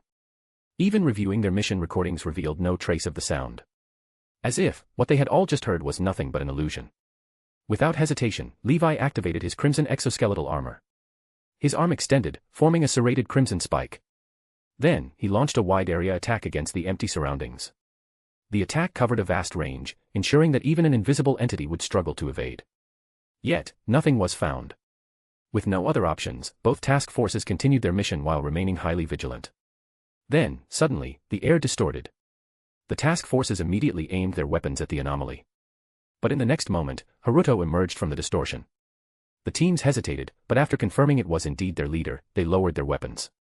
Then, to their surprise, Haruto suddenly rushed forward. And from the empty space ahead, a series of high-heeled footsteps echoed once more. Under the confused gazes of both task forces, it seemed as if Haruto had embraced something invisible. And the sound of heels disappeared completely. No problem. Just finish securing the Red Sea object and return to base. I've prepared a banquet for you all at the Garden of Life. With that, Haruto vanished once again. The two squads exchanged puzzled glances before shrugging and continuing their containment mission. Chapter 221, Chapter 218, The Invisible Friend, SCP-126, and the Chaos Splitter. Be honest and explain yourself. Don't think you can just act cute and get away with it. Haruto questioned sternly, though his tone carried a hint of helplessness. Across from Haruto, there was only an empty chair. Nothing could be seen on it, and even infrared detection or collision volume detection yielded no results. Outside the containment chamber, Foundation staff observed the scene. Rather than finding it absurd, they were merely intrigued. At that moment, a voice emerged from within the containment chamber. I'm sorry. I deeply regret the damage I have caused, even though it was never my intention. It was a soft female voice, sounding like someone between 20 and 26 years old. Inside the containment chamber, various recording devices and soundwave detection equipment had been set up. Yet, none of these high-tech instruments registered any response to the female voice. The containment chamber itself was not soundproof. Thus, the staff outside could clearly hear the gentle voice. Seeing the completely flat detection data, they began documenting the anomaly. From Haruto's perspective, a beautiful woman with fair skin, as smooth as fine jade, was sitting in the chair opposite him. She had long black hair and deep, dark eyes, exuding an air of intelligence. The most striking features were her long legs wrapped in white silk stockings and her delicate feet adorned with fiery red high heels. She sat upright, looking sincerely apologetic. SCP-126, The Invisible Friend, Containment Level, Euclid. This anomaly manifests as a ghostly presence, undetectable by any instruments. It lacks physical form, having no collision volume, temperature, or mass, just like the ghosts of folklore. However, it can produce audible sounds, specifically the clicking of high heels and a female voice, which typically falls within the range of a 20 to 26-year-old woman. Note, the entity is usually friendly and caring, seemingly a young woman with a love for literature. Clearly, this was the entity that had appeared at the previous containment site. The anomalous ontomimetic entity reported by Megumi and Mai, that entity was the very girl before him. She was also the one who hacked into the Foundation site, added undercover personnel records, and later, during the attack incident, unlocked the containment chamber of the immortal lizard. Due to her anomalous traits, she was like a ghost, completely undetectable by any equipment. Knowing the location of a Foundation site, she could easily follow other Foundation staff and slip inside unnoticed. Although the site's elevator had countermeasures against invisible and ontomimetic entities, such as weight sensors and infrared detection. Even if employees couldn't see the target, the elevator would trigger an alarm and lock down upon detecting additional weight or an unfamiliar form entering. However, since the girl had no mass, even if she entered the elevator alongside staff, she wouldn't be detected. But what puzzled Haruto was, how did she unlock the Foundation's mainframe security and the containment chamber of SCP-682? The girl didn't possess such capabilities, nor did she seem like a god-tier hacker capable of infiltrating the Foundation's systems. So, how exactly did you unlock the mainframe and the containment chamber's security doors? Haruto questioned. With a key, the girl said, even making a hand gesture to illustrate a key shape. Haruto. Never mind whether the key could actually fit, the problem was that the Foundation didn't even use traditional keyholes. The Foundation's mainframe required a triple-layered authentication process, ID card insertion, fingerprint scan, and iris recognition. Only by inserting an authorized personnel's ID card and passing the authentication could someone access the system. Moreover, access to different security levels varied, with personnel needing at least Level 4 clearance or specialized Level 3 management permissions to add personnel records.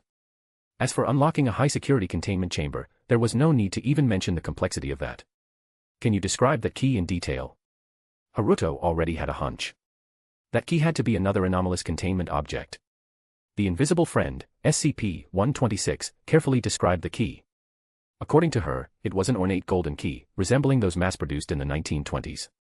This key possessed a unique ability. It could easily unlock any kind of lock, whether mechanical or digital. By inserting the key into the Foundation mainframe's ID card slot and turning it, the system would unlock, granting Level 4 access. Likewise, inserting the key into SCP-682's containment chamber lock and turning it would immediately open the door.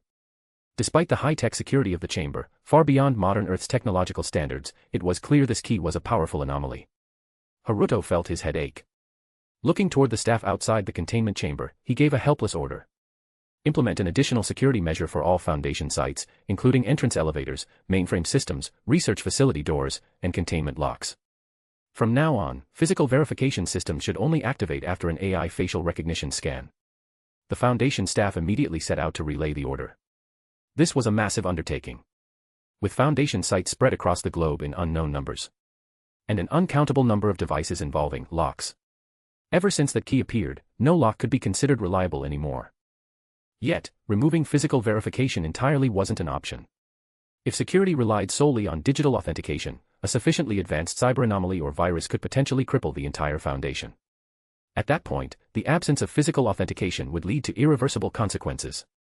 Thankfully, adding an AI facial recognition step before enabling physical authentication could serve as a safeguard against the key's effects on Foundation sites. So, where is the key now? After handling Foundation security protocols, Haruto turned back to the girl. She reached down to touch the hem of her dress, then shook her head. It's not on me. It's probably in their hands now. Their hands, referring to the so-called Chaos Splitters. It was with the help of the Chaos Splitters that the Church of the Broken God initiated their Apotheosis project. And the invisible friend, SCP-126, had also been manipulated by the Chaos Splitters.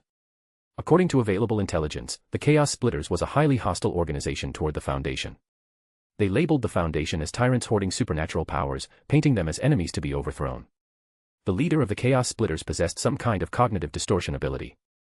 Originally, the invisible friend, SCP-126, had merely been wandering around a bookstore. But the Chaos Splitters noticed her presence and then altered the cognition of the entire bookstore. This cognitive distortion wasn't high-level. Anyone taking W-class memory enhancement drugs could completely recover from it. However, unfortunately, this intelligent yet unseen girl was an innocent and kind-hearted individual. Her cognitive resistance was low. Thus, she was successfully brainwashed, turning into a tool of the Chaos Splitters. This led directly to the attack on the Foundation site.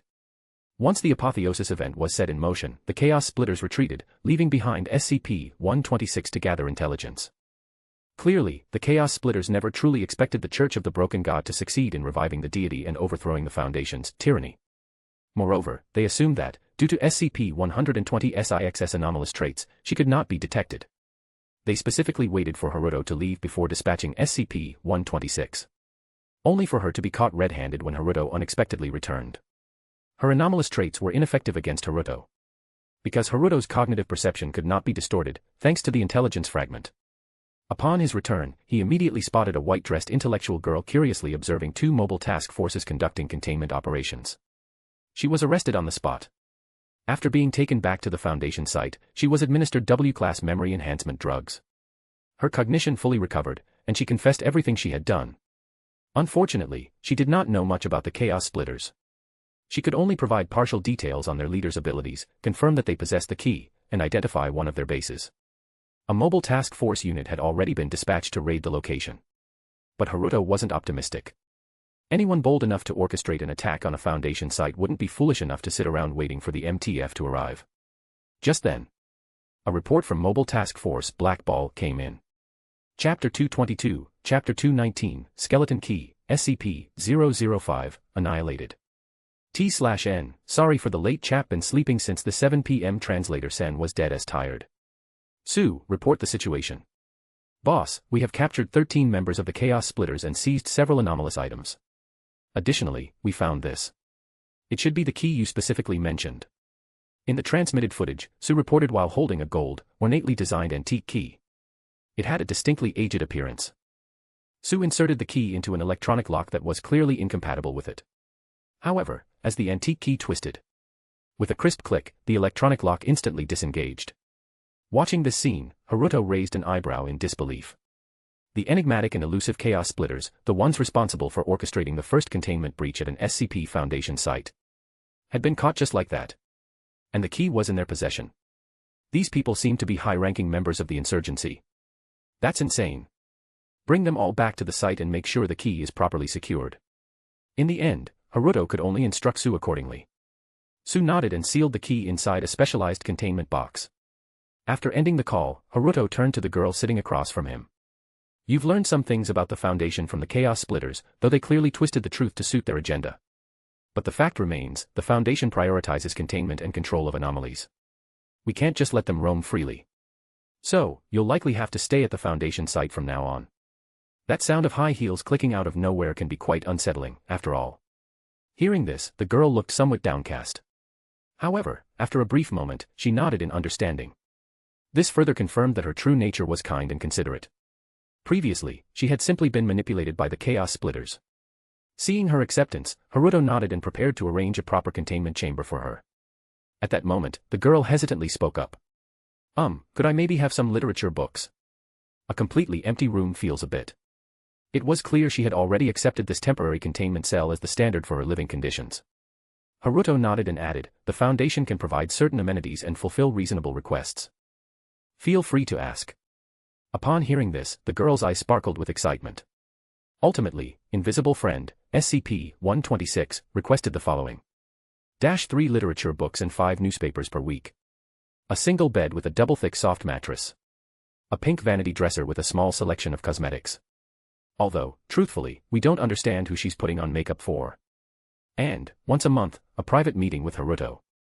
These requests were easy to fulfill. The Foundation gladly agreed. It hardly cost anything at all. The girl didn't even require 3 meals a day, she was easier to sustain than Cthulhu. In fact, given her exceptional literary knowledge and gentle personality, she could even occasionally serve as a psychologist for Foundation personnel. Constantly dealing with all sorts of bizarre anomalies was mentally exhausting. At such times, chatting with the girl, discussing literature, could be an excellent way to relieve stress. As for the final request, meeting with Haruto. Haruto wasn't surprised by this. In truth, he might be the only person in this world who could see and physically interact with the girl. Even though she tried her best not to appear too dependent on him, wanting to avoid being a burden or causing trouble, in the end, loneliness was inevitable. Just meeting Haruto once a month was enough to make her happy for a long time. So, he gladly agreed to this condition as well. After settling her in, the Mobile Task Force Black Ball arrived at the site. 13 Chaos Splitters members were escorted in. Haruto, however, first went to check on the key. Skeleton Key, SCP-005, Containment Classification, Safe. This item takes the form of an ornate key capable of unlocking any lock. The origin of this ability is unknown. Note, pretty handy as a spare house key, isn't it? Holding the golden key and reading its containment entry, Haruto nodded. Yep. Not a fake. Based purely on its properties, this wasn't some overwhelmingly powerful anomaly. However, its potential for destruction within the Foundation was immense. Even storing it in a high-security containment area wasn't reassuring. Haruto decided to carry it with him at all times. Then, he turned his attention to the 13 Chaos Splitters. One by one, he devoured them. Their memories unfolded in his mind like a vast picture book. Flipping through them briefly, Haruto couldn't help but sneer. These 13 weren't just Chaos Splitter members. They were the Chaos Splitters. Or rather, according to their memories, the entire organization consisted solely of them. They were indeed talented individuals. Take one of them, for example. A physicist from Waseda University, an elite in a highly specialized field of physics on Earth. His family also held considerable influence in Japan. With his talent and background, he had access to knowledge far beyond the reach of ordinary people. For instance, he had learned of the Foundation's existence. He had even participated in the Foundation's recruitment tests, alongside Yukinoshita Haruno. However, due to his arrogance, he failed the very first trial and was immediately eliminated. After all, the Foundation sought not just talent, but also strong mental fortitude. Following his rejection, he underwent a memory erasure procedure. At the time, the Foundation had yet to adopt black ball technology and was still using basic D-class amnestics. While his memories were wiped, faint impressions remained. Just like what had happened with Yukino before. But unlike Yukino, this man bore a deep resentment toward the Foundation. He viewed himself as extraordinary, yet the Foundation had dismissed him so effortlessly, wounding his fragile ego. That was when the Chaos Splitters found him. He quickly joined them, using his family's resources and personal skills to assist their cause. Of course, cognitive distortion played a significant role as well. Although the Splitters' leader didn't possess strong mind-altering abilities, the fabricated narrative of the Foundation being a tyrannical dictatorship, combined with the physicist's lingering bitterness, easily ensnared him. The other members followed a similar pattern. Only 13 people, but they had some real capabilities. Additionally, among them was the supposed leader of the Chaos Splitters. This surprised Haruto slightly. However, after devouring the so-called leader, he couldn't help but laugh coldly. First off, it was just a puppet. The memories it held seemed complete, but upon closer inspection, there were numerous small logical inconsistencies. Clearly, this was a carefully fabricated memory, implanted into an empty husk. According to these false memories, the leader had stumbled upon the Foundation's existence due to family connections and then awakened a power that could alter perception. However, looking at the technology and anomalous items the insurgency had used, it was obvious that these 13 couldn't have developed such things. Most likely, they had received them from their true leader. The real mastermind behind the Chaos Splitters wasn't of this world. And now, they had successfully pulled off an escape. Previously, they must have believed that invisible friend, SCP-126, was impossible to capture. But when Haruto apprehended her on the spot, the Splitters' leader, thinking themselves clever, executed a fake surrender tactic. They handed over their newly recruited subordinates, a puppet leader, and the skeleton key all at once. A few underlings. They weren't worth keeping if escape was impossible. A puppet leader. Losing it was no big deal. As for the key, since the Foundation now knew about it, its usefulness had diminished. Invisible Friend relied on the key to infiltrate the Foundation. Without her, the key's effectiveness was drastically reduced. And since the Foundation was now aware of its properties, they would undoubtedly take precautions. Given all this, the key was no longer irreplaceable. Sacrificing so much. All to make the Foundation believe they had completely eradicated the Chaos Splitters. This way, the real leader could vanish back into the shadows and continue their schemes. A solid strategy. But against Haruto's overwhelmingly unfair methods, it was nothing more than a ridiculous trick, worthy only of mockery. He's quite the slippery one, but it's pointless. Maintain global scans, I doubt it'll take long before we catch the real one. Haruto gave the order. The Foundation staff nodded and went to make the necessary arrangements. Chapter 223, Chapter 220, Sue's Revenge. The attack on the Foundation site and the containment breach incident had finally reached a temporary conclusion.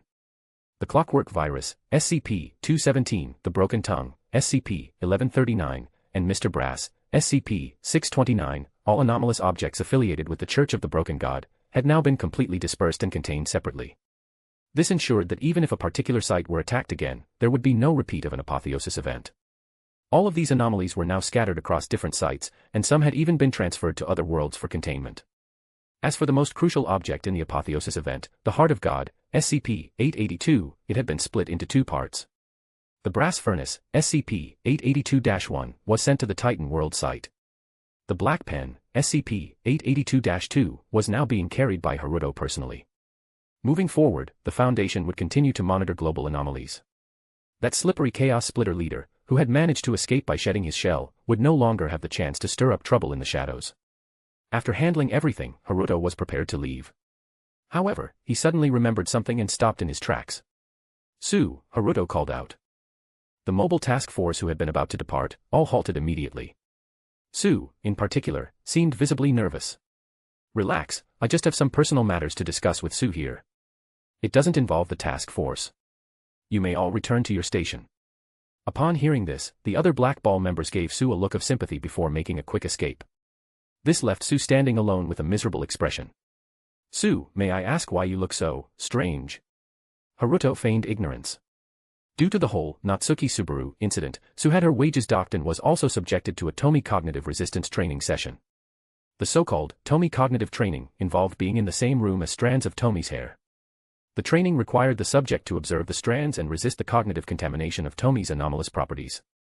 While this method was indeed effective in strengthening one's cognitive resistance, almost every participant ended up losing their mind, desperately rushing toward the hair and attempting to implant it into their own body. Not only was it a form of mental torture, but it was also an incredibly embarrassing ordeal. Sue let out a bitter laugh and shook her head. Haruto chose not to press further. Persecuting group members was simply too much fun. "By the way, I noticed that not long ago, you apply to the Foundation for a dose of feminization potion. I'd like to ask, Sue, what exactly do you need a feminization potion for? After all, it's an anomalous grade potion, and since you're already a woman, you can't even use it yourself. Upon hearing this, Sue's gaze shifted evasively, clearly feeling guilty. Well, I have a friend who wants to try being a girl. That was Sue's response. Haruto could barely hold back his laughter. You little liar, making up an imaginary friend, huh? However, judging by her reaction, he had more or less figured out who the real target of the feminization potion was. So, after a moment of pretending to think, Haruto nodded. I see. If this friend of yours is a Foundation staff member, then there's no problem. If not, please have them sign a confidentiality agreement. Since you made the request, the Foundation will definitely take this seriously. I'll approve it now, and remember to submit a user record for the potion. Consider it part of an experiment. The experimental records for this potion are actually quite limited so far. Thank you for your contribution, Sue. Saying that, Haruto immediately used his access on the site's mainframe to approve Sue's application for the feminization potion. Sue was a bit surprised, but then quickly put on an innocent smile. After thanking Haruto, she went straight to the lab floor to collect the potion. The next day, around noon, the multiversal chat group suddenly became lively. Pain Magnet, Sue. What the hell did you make me drink? Pain Magnet uploaded a selfie.jpg. In the image, a black-haired, black-eyed little girl was wearing a pure white knight's uniform, with a golden longsword strapped to her waist, her expression full of panic. Obviously, this was not Suki Subaru. Except now, after drinking the feminization potion, he had turned into a loli. Sue had been tricked by Subaru before. As a proper Isekai traveler, Sue wasn't just a troll with a typical Isekai protagonist's twisted sense of humor, she was also someone you didn't want to mess with. There was no way she was going to just swallow this loss. Haruto had already guessed her intentions the moment she applied for the potion with that guilty look. As for stopping her, why would he stop such an entertaining case of group member persecution? And so, Subaru ended up in this lowly form. Pain Magnet, Sue. Kill me if you must, but don't turn me into a girl. Ah. Blonde defeated dog. Big sister is supreme, I am an MTF member. No matter how funny this is, I will not laugh. Unless I can't hold it in. Hall Master of Wangsheng, oh my, this is quite something. Subaru looks, well. Portal Daddy, X2. Candle Dragon, Fates Master, Lord of Knowledge, X3. Spoilers are fun, ha ha ha ha. Even the admin is agreeing. Truly worthy of me. Pain Magnet, Sue. You're still laughing. Spoilers are fun, you tricked me first. I was stuck in a room with Tomi's hair for 5 whole days. Spoilers are fun, 5 days. Do you know how I survived those 5 days? Spoilers are fun, your fate as a girl is sealed, not even Jesus can save you. I said it, and I meant it. Watching the messages flood the chat, Haruto turned into a happy spectator, enjoying the drama. Speaking of the Re-Zero world. After discussions, the 4 nations of Re-Zero had agreed to let the SCP Foundation intervene in their world.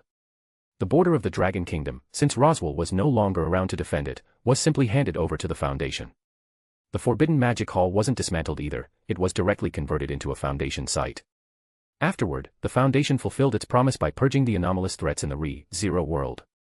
Coincidentally, all the witches were collected by Haruto. Out of the 6 Sin Archbishops, 3 had died in the battle outside the royal capital. Among the 3 great demon beasts, White Whale, Black Serpent, and Great Rabbit, 1 was already exterminated. With only 2 demon beasts and 3 archbishops left, cleaning up the rest would be easy. The Re-Zero plotline had been completely shattered. The royal selection of the Dragon Kingdom ended with Crush winning by a landslide. After all, during the Forbidden Magic Hall incident, Crush and her faction had made significant contributions, something everyone knew about. As for the other candidates, let's just say, they were a bit disappointing. Besides, after the Forbidden Magic Hall event, Crush had lost the overly aggressive attitude she had in the original story. Having witnessed true terror, she had completely matured. Her one major flaw from the original series had quietly been resolved. As for the key characters from Re-Zero, Subaru, after the Forbidden Magic Hall battle, had earned considerable merit and was honored as a Knight of the Dragon Kingdom. But now, she's a little lowly. Emilia, with Roswell dead and the demi-human sanctuary liberated, had to withdraw from the royal selection. She later left the world alongside the Witch of Greed, Echidna, and is now gradually accepting the memories she had once lost. Rem and Ram, now both working as maids in Haruto's home, needing to replenish mana every month. Beatrice, who had signed a contract with Haruto, now follows her mother, Echidna, in studying modern knowledge. Elsa and Meili, both undergoing rehabilitation within the Foundation, learning proper values. As for everyone else, not worth mentioning. Overall, after the various crises were eliminated, the Re-Zero world was thriving. If anyone was dissatisfied, it was probably just Subaru, now a broke little lowly. Closing the multiversal chat group interface, Haruto leaned back, fully content. Then, his phone vibrated twice. Haruto took a look. Oh. It was Shizuka Hiratsuka calling. His heart skipped a beat. Crap. I got used to skipping class at Hayakao Academy. With all his running around these past few days, he had completely forgotten to ask Hiratsuka for leave. Plus, the unclean land had no signal, so he had a ton of missed calls, only seeing them now. He answered the call. From the other end of the line, Hiratsuka's furious voice roared. You reckless genius. Are my classes that unbearable for you? Skipping class is bad enough, but you didn't even ask for leave. You didn't answer your phone either. Just transfer schools already. It was clear, Shizuka was absolutely livid. After all, Haruto had already transferred twice this school year. Now, in her class for barely any time at all, and he was still skipping. Hiratsuka was seething. Chapter 224, Chapter 221, The Drunken Hiratsuka, Cheers, Cheers. Ahem, Hiratsuka-sensei. Haruto cleared his throat lightly. The complaints coming from the other end of the phone were truly overwhelming. Moreover, from the way she was speaking, her pronunciation a little slurred, it was obvious that she had been drinking. After all, while Hiratsuka was usually blunt and outspoken, she never threw small tantrums at her students like this. What? You still have complaints? Hiratsuka snapped in frustration, though her words were starting to slur. Haruto rubbed his temples. Sensei, may I ask where you are right now? I feel guilty and would like to apologize in person. Hearing this, Hiratsuka gave the name of an izakaya. After hanging up, Haruto searched for it. It turned out to be a rather niche izakaya in Chiba, located in the Shimokitazawa area. Grabbing a jacket, he headed straight there. By now, summer was coming to an end. Though the daytime heat still made people reluctant to move, the occasional cool night breeze had started making people instinctively hug their arms for warmth. Before long, Haruto arrived outside the izakaya in Shimokitazawa. This area was full of small alleys, people unfamiliar with the place could easily get lost. The izakaya was tucked away in one of those winding alleyways. Fortunately, Haruto could rely on his sensory abilities to get a god's eye view of the surroundings, otherwise, he might have had to wander through the alleys for a while. Lifting the Norin curtain at the entrance, Haruto took a look inside and immediately spotted Shizuka. The usually professional-looking teacher, always dressed in work attire with a white lab coat draped over her shoulders, was now in casual clothes. She was sitting in a corner of the izakaya, her table already littered with empty bottles. Half leaning against the table, her long, waterfall-like black hair cascaded down her back, with a few playful strands sticking out. Her normally stern and dignified face was now flushed, wearing an expression of deep frustration. Shizuka was muttering to herself, her words filled with complaints about Haruto. Even though he hadn't approached yet, he could still hear her grievances. As she grumbled, she casually grabbed a beer mug beside her and took large gulps of the cold beer. A bit of foam clung to the corners of her lips, making her look unexpectedly adorable. Just as Haruto was about to step forward, two men from a nearby table stood up, drinks in hand, and walked toward Shizuka. Their appearance left much to be desired, classic small-time thugs. Come to think of it, the security around Shimokitazawa did seem rather lax. Someone's about to have a bad time. The izakaya owner chuckled with a hint of schadenfreude. Clearly, Shizuka was a regular here, the owner seemed to know this long-haired beauty well. After all, her combat prowess was no joke. But Haruto wasn't in the mood to watch a spectacle and quickly walked over. The two thugs tried to hit on Shizuka, and seeing how drunk she was, they got even bolder, preparing to get handsy. Hey there, gorgeous. Drinking all alone. How about we keep you company? One of them sneered. No need. Stay away from me, or I won't be responsible for what happens next. Shizuka didn't even lift her head as she coldly rejected them. She had been hit on like this countless times. Honestly, what kind of decent person would try to pick up women in a dive bar like this? Oh, come on, don't be like that. The thug reached out toward Shizuka, oblivious to the fact that her body had already tensed slightly. Her hand had subtly risen, hovering between her chest and neck. But before his hand could reach her, a firm grip caught it in midair. Didn't you hear her, you trash? She told you to scram. Haruto smiled calmly. The two thugs turned red with anger. Seeing that their interrupter was just a young student, their arrogance surged. But before they could say anything, the one whose arm was caught let out a scream. It felt as though his limb had been caught in a steel vise, his bones were on the verge of snapping. He tried to break free but quickly realized he was utterly powerless. Now he understood, he had messed with the wrong person. Wait, bro. No, boss. Please, let me go. Unable to endure the pain, the thug instantly begged for mercy. Haruto casually flung him aside. Stumbling backward, the thug was caught by his companion. The two looked utterly pathetic. Despite knowing they were no match for Haruto, they still tried to salvage whatever pride they have. You're finished, kid. We're from the Yakingumi gang. Just you wait. After spouting their threat, they turned and bolted before they could get beaten again. Haruto smirked and pulled out his phone, sending a message to Inspector Megure. Shimokitazawa really needed a crackdown on crime. These bottom feeders even dared to claim gang affiliations.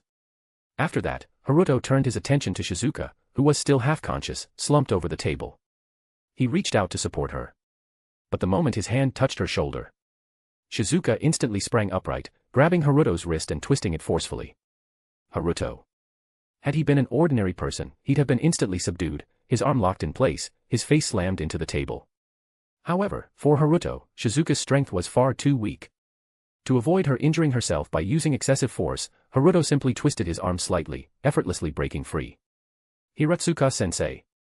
Haruto called out, trying to wake her up.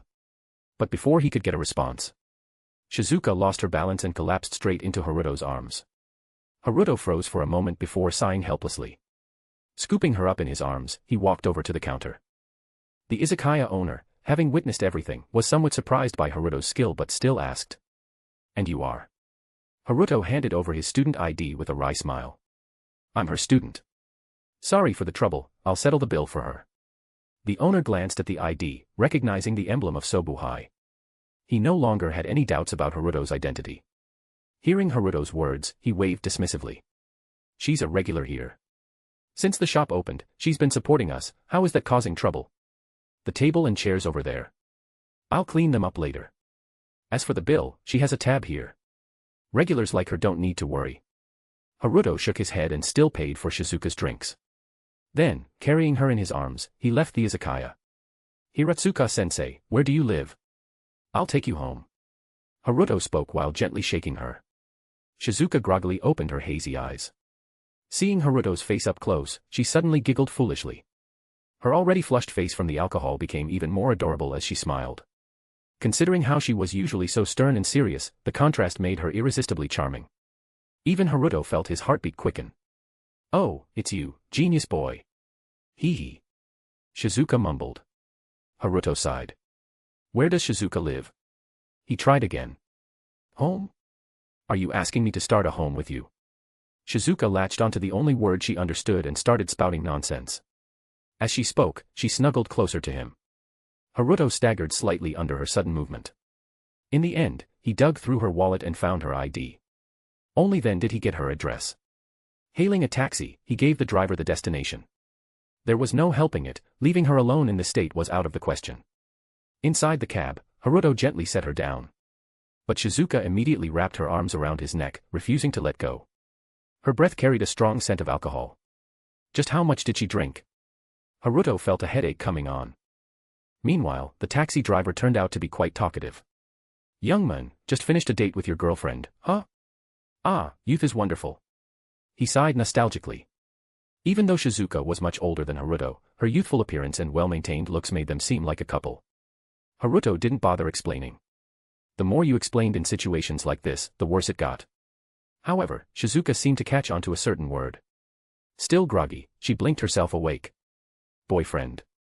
Cheers. With that, she leaned in even closer. Haruto. Chapter 225, Chapter 222, Shoujo Manga.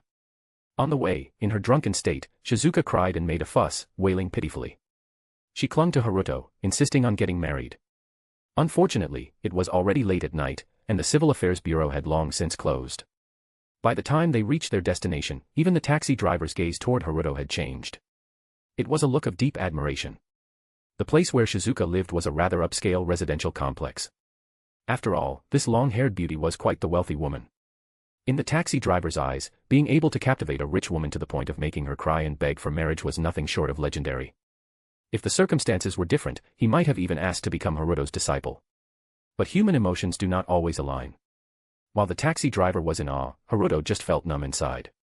He carried the still unruly Shizuka and made his way into the complex. After searching for a while, Haruto finally found the apartment address listed on her ID.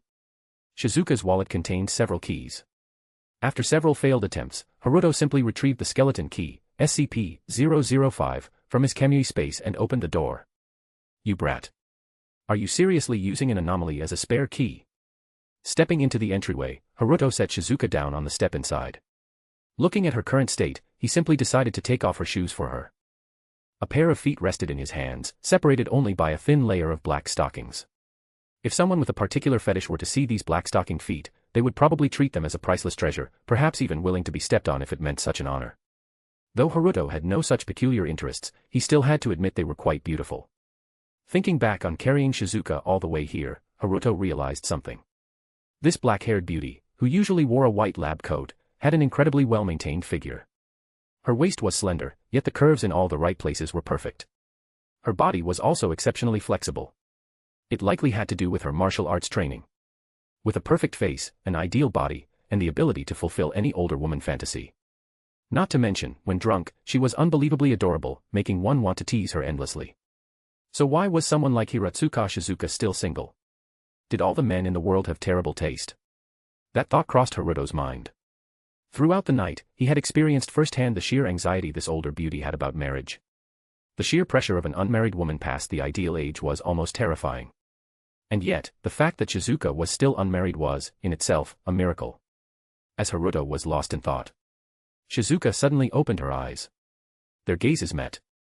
Haruto smiled slightly, intending to explain, but then he noticed her gaze shifting downward.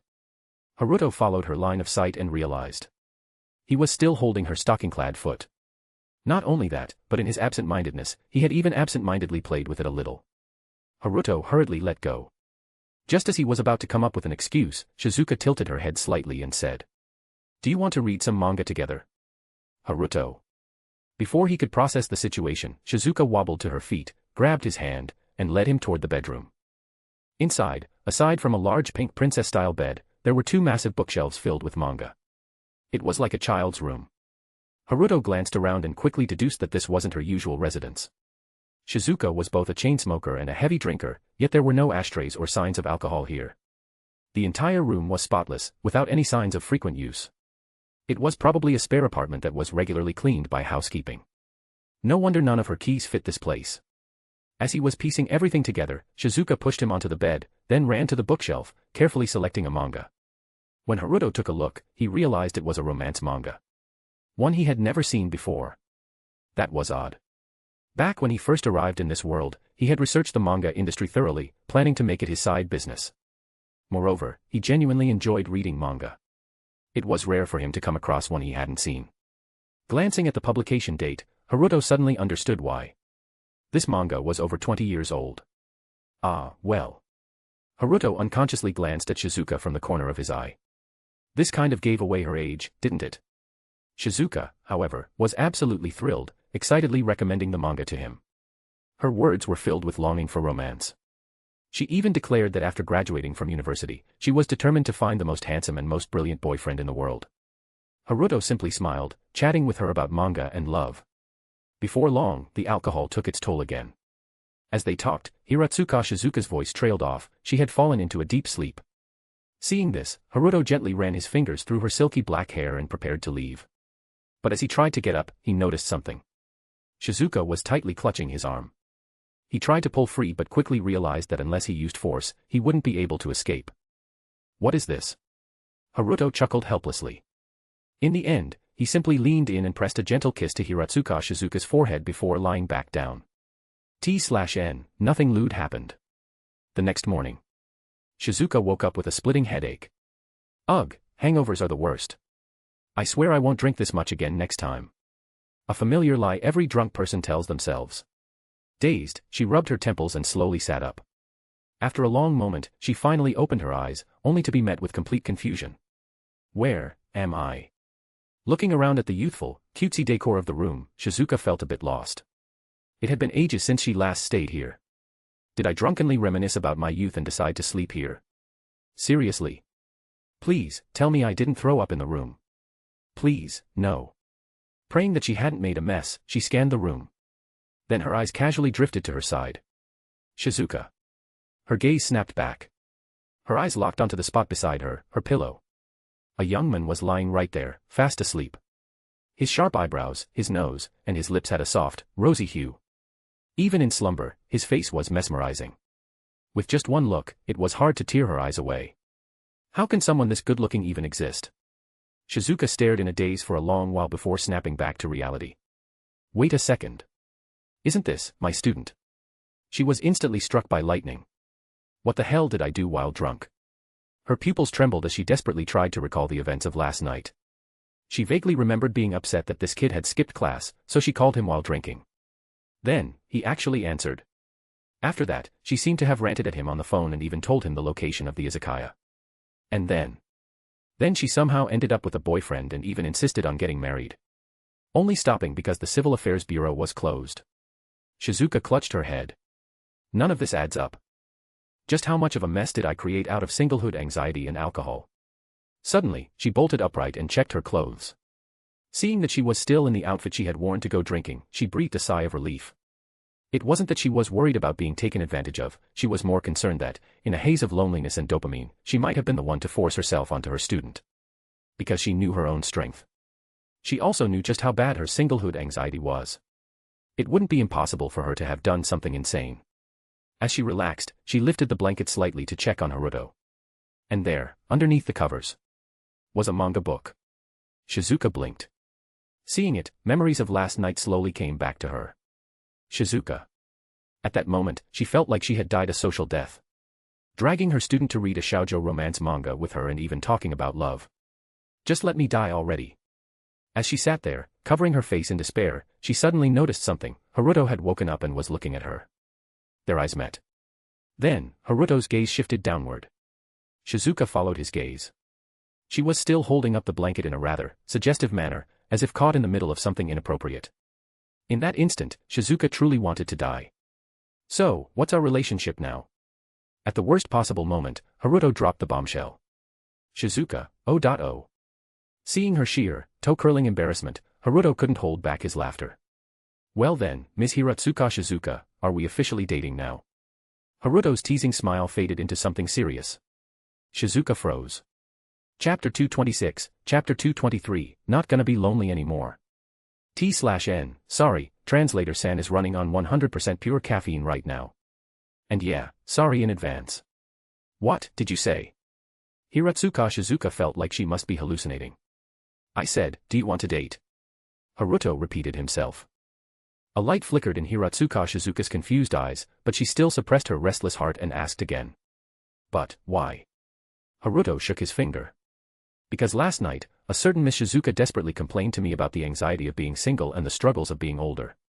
And she clung to me tightly, saying something about marrying me, or else she'd smash her purple clay teapot or something. Also, this Miss Shizuka once said that after graduating from university, she wanted to find the most handsome and most talented man in the world as her boyfriend.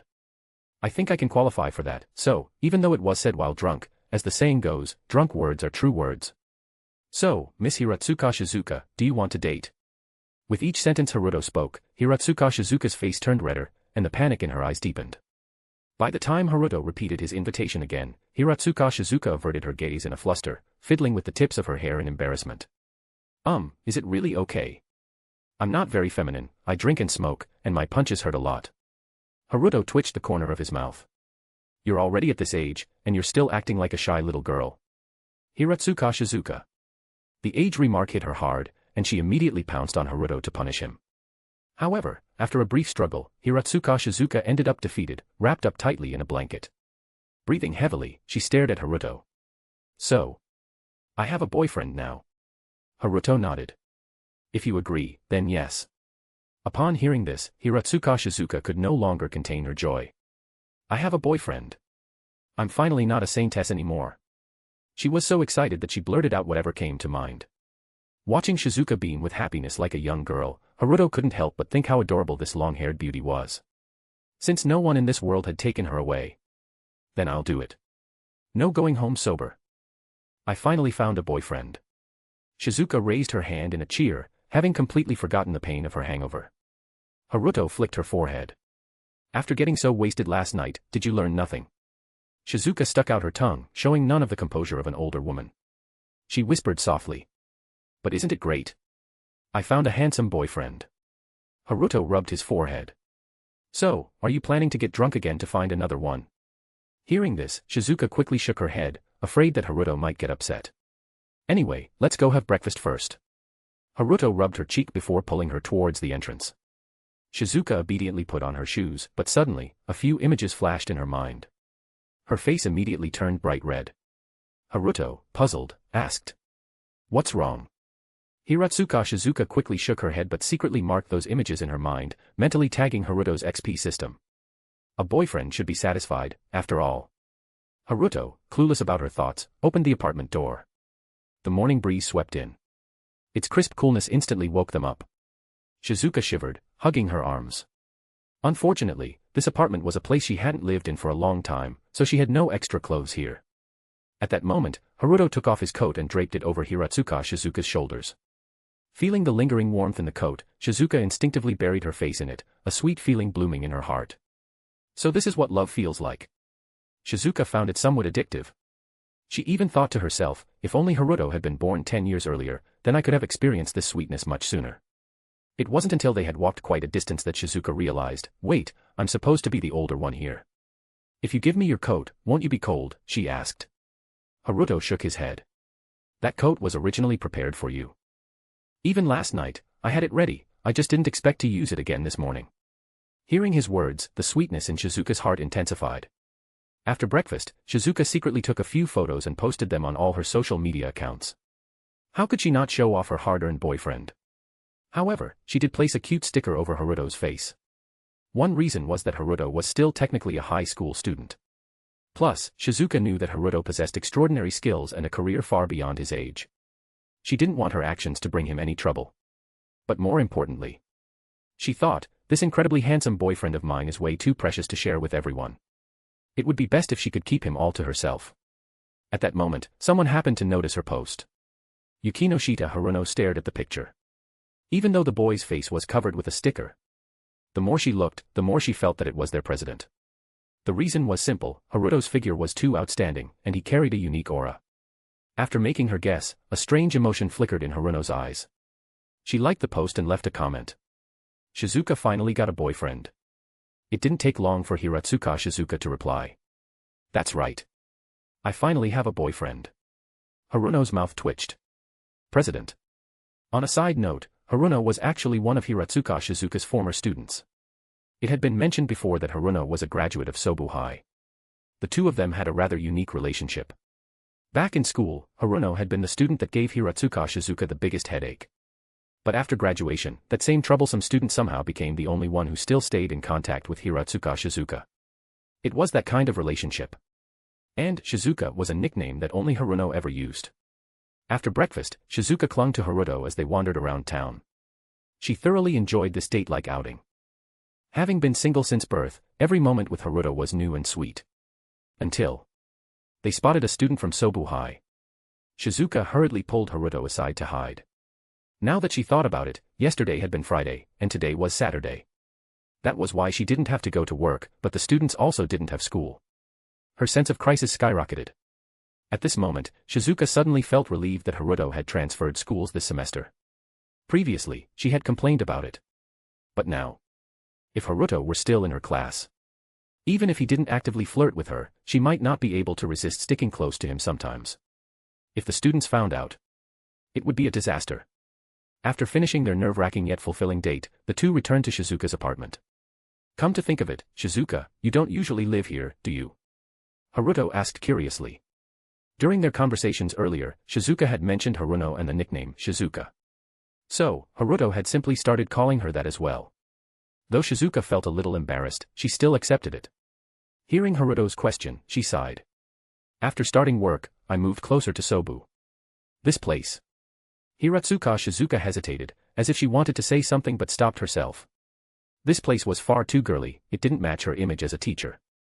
She usually acted carefree and kept a stern expression most of the time, partly because of her role as an educator. Haruto, however, understood. As she sighed, Shizuka subconsciously reached into her pocket. Feeling the cigarette pack in her hand, she suddenly froze and looked at Haruto. She knew that Haruto didn't smoke. Besides, female smokers were relatively rare, it might even make Haruto dislike her. Seeing her hesitate, how could Haruto not understand what she was thinking? I don't mind. Do whatever you like, Haruto said honestly.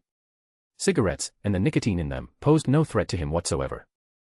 With his body modified by the blacklight virus, second-hand smoke, heck, even carbon monoxide at 1.6% concentration made no difference to him. Hearing his words, warmth spread in Shizuka's heart. The boy in front of her genuinely accepted her flaws. She opened the cigarette pack, then closed it again. In the end, she didn't take out a cigarette but instead tossed the entire pack into the trash. Even though Haruto didn't mind. If she wanted kids in the future, she had to quit smoking. That was what Shizuka thought. Haruto, however, was a little confused. Since we're already dating, does that mean we can? Shizuka murmured softly. Haruto was momentarily speechless but eventually nodded with a wry smile. It was only in moments like these that Hiratsuka Shizuka showed her maturity. The moment Haruto agreed, Hiratsuka Shizuka lunged at him. Haruto. Clearly, he had underestimated the pent-up desires of someone who had been single for nearly 30 years. She was practically starving. Meanwhile, Hiratsuka Shizuka found herself enjoying the thrill of bullying a younger partner. And that just made her even happier. Chapter 227, Chapter 224, Reporting to Shuchiin Academy, First Meeting with Fujiwara Chika. This year's school festival concluded smoothly, following the usual pattern. After her performance at the Tokyo Dome, Hoshino AI had practically become the top idol in Japan's entertainment industry. Following that, her schedule included a world tour, capitalizing on the hype from her Dome performance to solidify her fame globally. As a result, Hoshino AI couldn't attend this year's school festival. During the festival, Haruto received numerous invitations. With his prior experience, handling them this time was effortless. Once the festival ended, the exchange student program was set to take effect. Shizuka reluctantly bid farewell to Haruto. Ever since they confirmed their relationship, her life had taken on a newfound brightness. Previously, her after-work routine consisted of stopping by an izakaya for a drink. Now, she eagerly looked forward to spending time with Haruto after work. Even her bad habit of excessive drinking had improved. Before parting, Shizuka clung to Haruto, demanding her fair share of affection.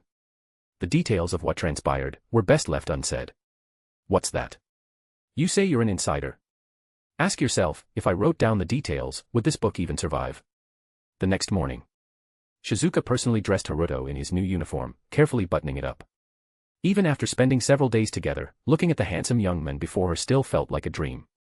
She had actually managed to get such an outstanding boyfriend.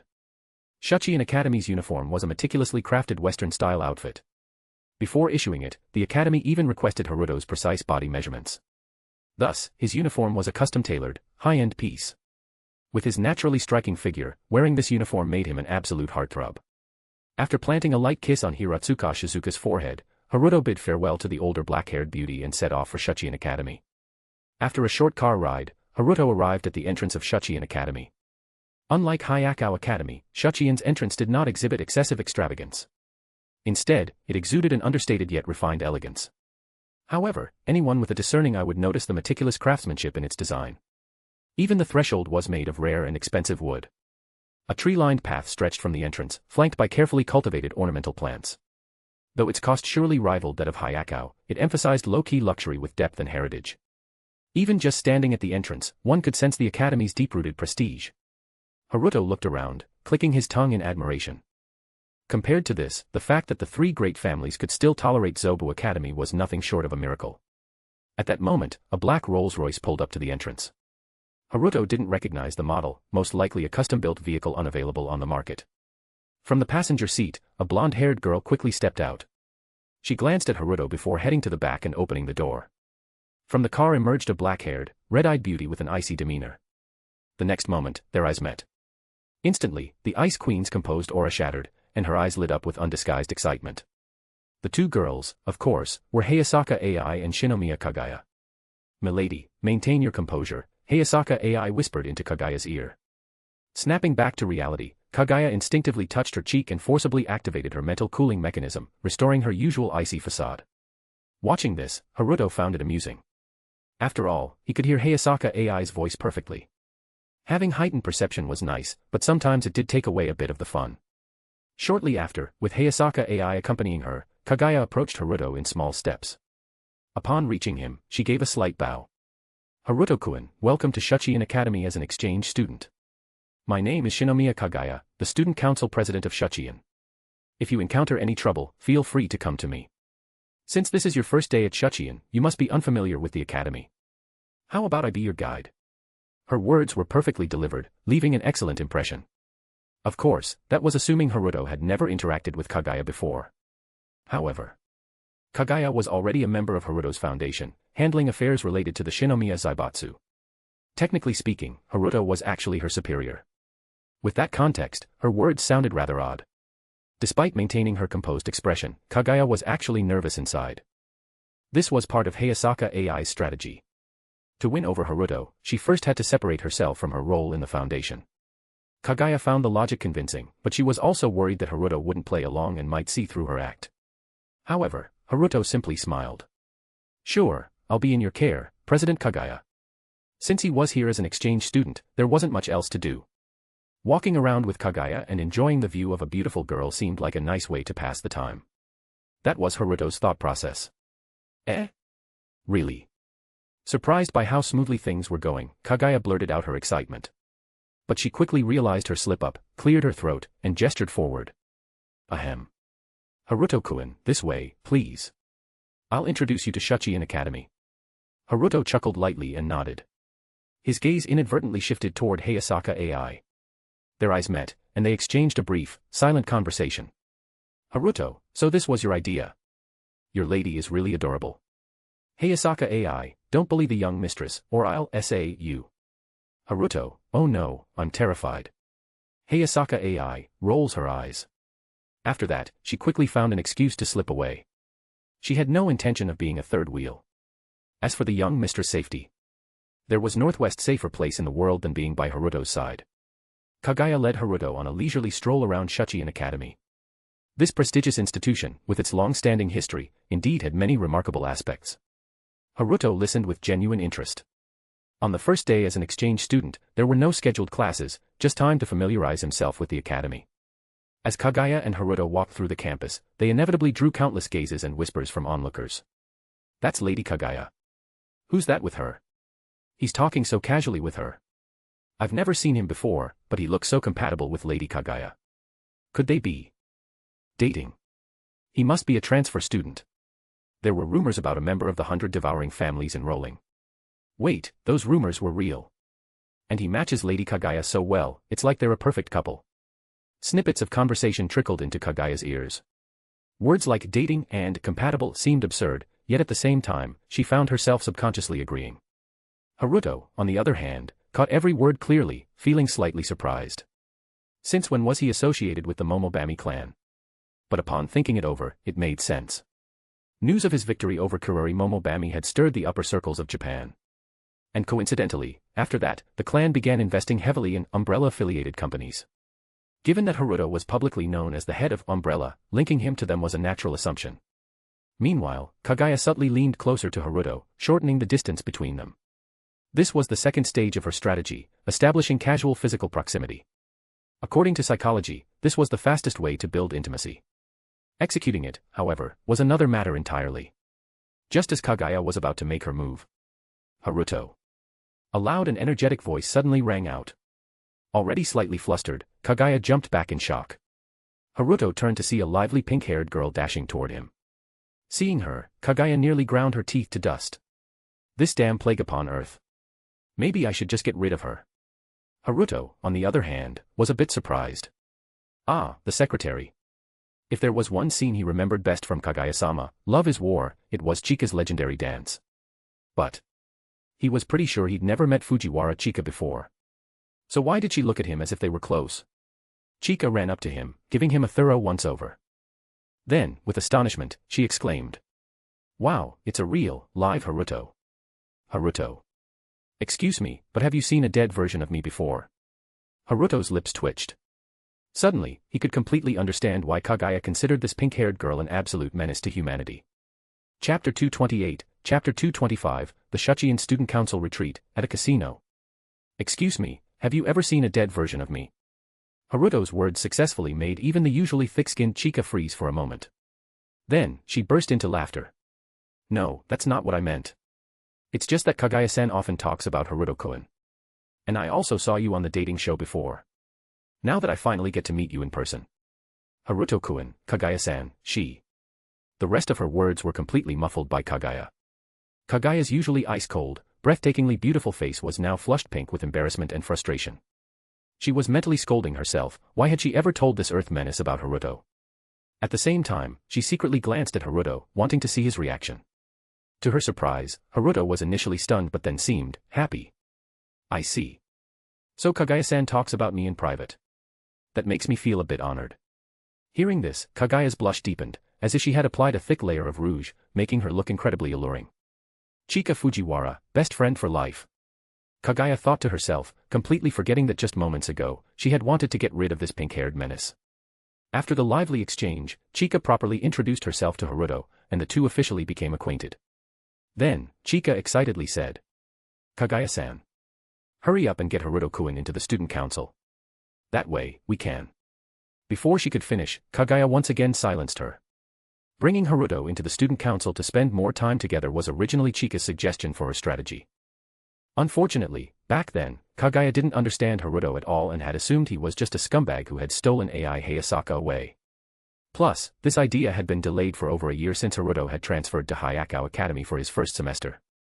Kaguya looked at Haruto. Haruto-kun, would you like to join the student council? Haruto tilted his head. I'm just an exchange student and will only be at Shuchiin for a year. Would that be okay? Kaguya firmly shook her head. No problem at all. Technically, it wasn't allowed. The Shuchiin Student Council held considerable power and wasn't meant to be entrusted to an outsider. But Kaguya had a simple stance, her rules were the rules. Haruto hesitated. It sounded interesting, but he was concerned that joining might bring a bunch of troublesome responsibilities he couldn't shake off.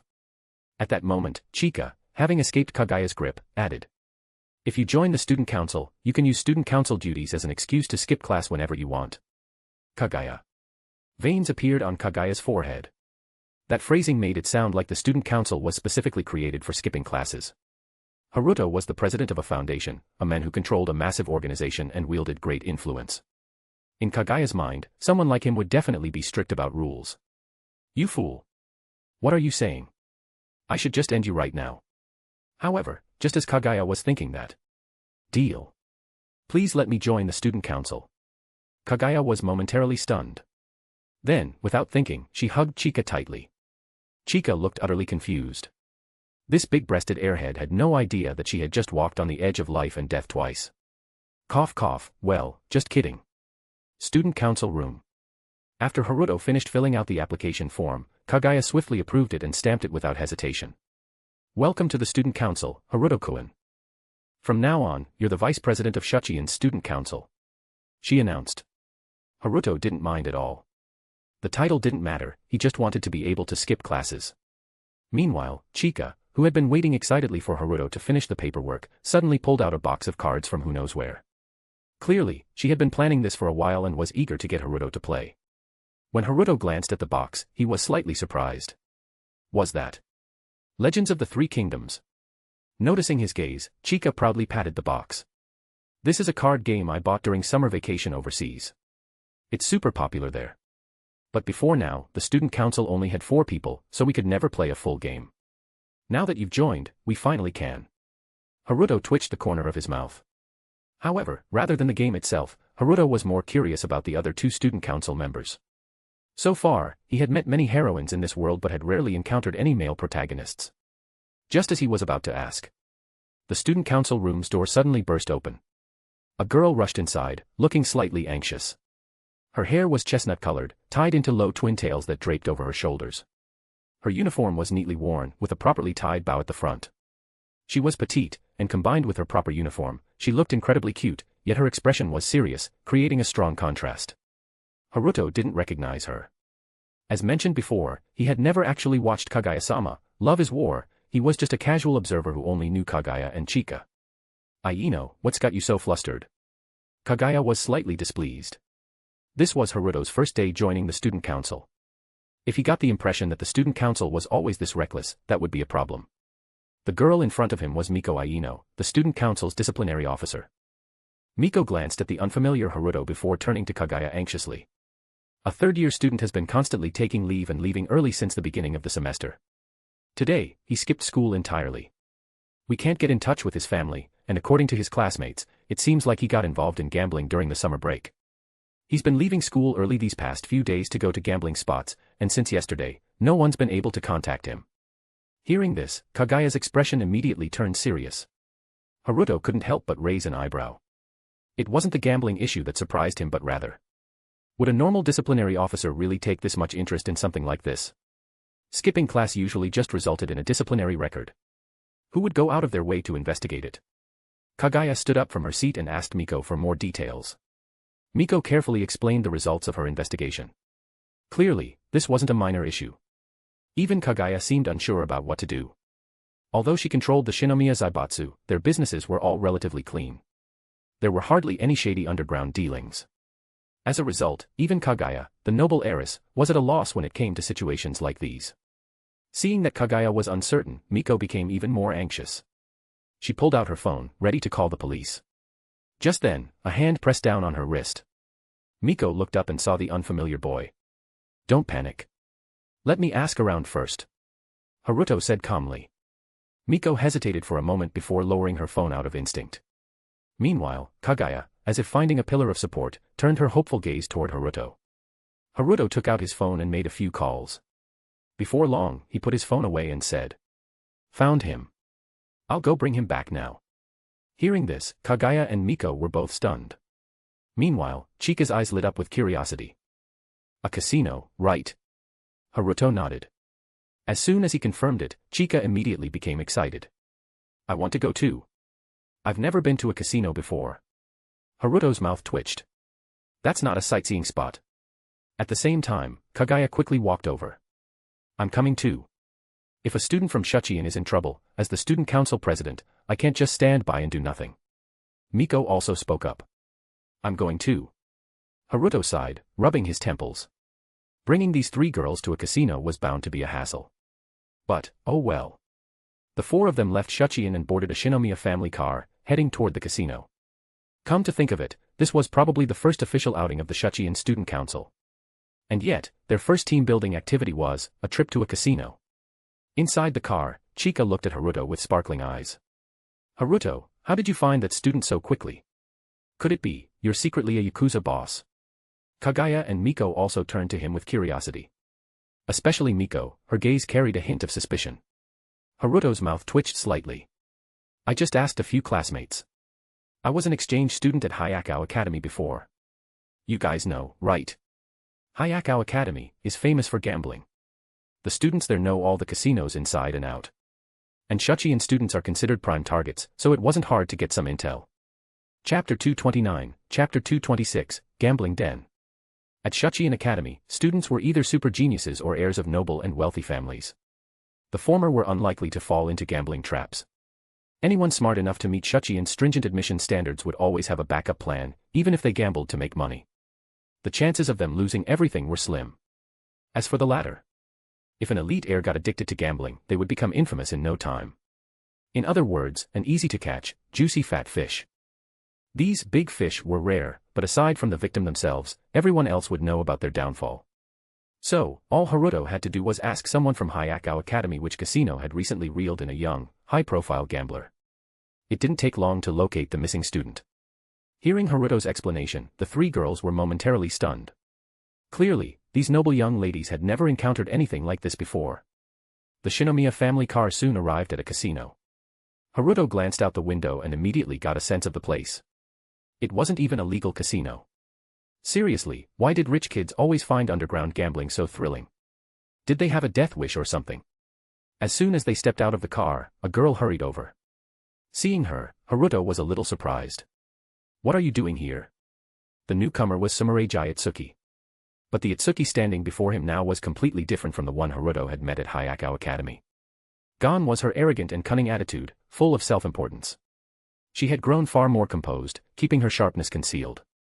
With a bright smile, Itsuki explained. "I happened to be here when you called, Haruto-senpai, so I asked around about the student you were looking for. The situation inside is already under control. They're waiting for your decision." I'm here to guide you in. Noticing the three girls behind Haruto, Itsuki deliberately addressed him as a senpai, instead of using more formal terms. Haruto couldn't help but acknowledge how much Itsuki had matured. It seemed that the lesson he had taught her before had truly helped her grow. Thinking this, Haruto ruffled Itsuki's hair affectionately. His gaze instinctively drifted toward her hands. After nearly a year, her fingernails had fully grown back, and the bandages that once wrapped her fingers were long gone. Itsuki, on the other hand, clearly enjoyed Haruto's head pats. Ever since she had been disciplined by him, her entire mindset had shifted. She was no longer obsessed with nails, she was now completely obsessed with Haruto. Kaguya, Chika, and Miko watched their interaction in stunned silence. Something about it felt off. They didn't seem like former classmates. Rather, it was more like a master and cough. It was best not to think too deeply about that. After a brief introduction between Itsuki and the Shuchian trio, the group entered the casino. The priority now was resolving the issue with the Shuchian student. As soon as they stepped inside, the girls could feel multiple eyes on them. The stares were cold and predatory, like venomous snakes lurking in the dark. Aside from Itsuki, who was already used to such places, Kaguya, Chika, and Miko instinctively moved closer to Haruto for protection. Haruto wasn't surprised. Their group stood out too much in a place like this. With a cold snort, he released a bit of his presence. Immediately, all the staring eyes withdrew. These gamblers were experts at reading people. The aura Haruto exuded made them feel suffocated, they knew better than to mess with someone like him. With the pressure lifted, the three girls relaxed a little. Kaguya glanced at Haruto's back, admiration growing in her heart. Japanese women had always been drawn to strength. It was only natural. The group walked up to a private room on the second floor. By the time they arrived, the gambling had already been halted, thanks to Itsuki's intervention. Around a long gambling table, a group of people sat in silence. The moment Haruto and the others entered, they instinctively looked over before quickly averting their eyes. Seeing this, Haruto let out a cold chuckle. These people wore different outfits and carried themselves in various ways, seemingly from different social classes. However, their subtle eye contact revealed the truth. To an ordinary observer, their connection might not have been obvious. But Haruto saw through them instantly. They were all on the same team. This entire setup was nothing more than a fishing trap. In the corner of the room sat a young boy with his head down, slumped on the sofa. Though he was dressed in fine clothing, his outfit was covered in dust and even bore traces of blood. Aino quickly stepped forward and confirmed his identity. He was the missing Shuchian student. Immediately, Aino turned toward the gamblers with a furious glare. After all, the boy was visibly injured. Itsuki-san, we've returned the kid. If there's nothing else, we'll be taking our leave. Since it's you, we'll even round down his debt, 300 million instead of 320 million. A vicious-looking young man at the gambling table spoke, with the others subtly deferring to him. Itsuki frowned in displeasure. Ignoring him, she walked swiftly to Haruto and whispered a few words in his ear. In just a few sentences, Itsuki summarized the situation at the table. In short, this was a textbook scam. A woman with some charm had met the Shuchian student during summer vacation. After learning about his background and wealth, she set a trap. The boy, barely an adult and utterly naive, was lured in. T/N, weak shii. A little flirting was all it took for him to lose his sense of reason. After spending a few days together, she brought him to the casino. At first, he was wary. But with just a few taunts, his pride got the better of him. Worse still, for the first 2 days, they let him win. Fueled by early success and constant praise from the woman, he got hooked. Then, the real slaughter began. He lost his allowance, then started selling off his cars. Eventually, he even siphoned funds from his family's assets. Now, completely bled dry, he owed an astronomical sum. And out of fear of his family's wrath, he hadn't dared to reach out to them. Honestly, if not for Aino's diligent nature and investigation, the situation could have been much worse. Heh. After hearing the full story, Haruto didn't feel much sympathy. He was an adult. He needed to take responsibility for his actions. Especially someone with a wealthy background, he should have known better. Take him home and notify his family. No interest, just pay back the principal.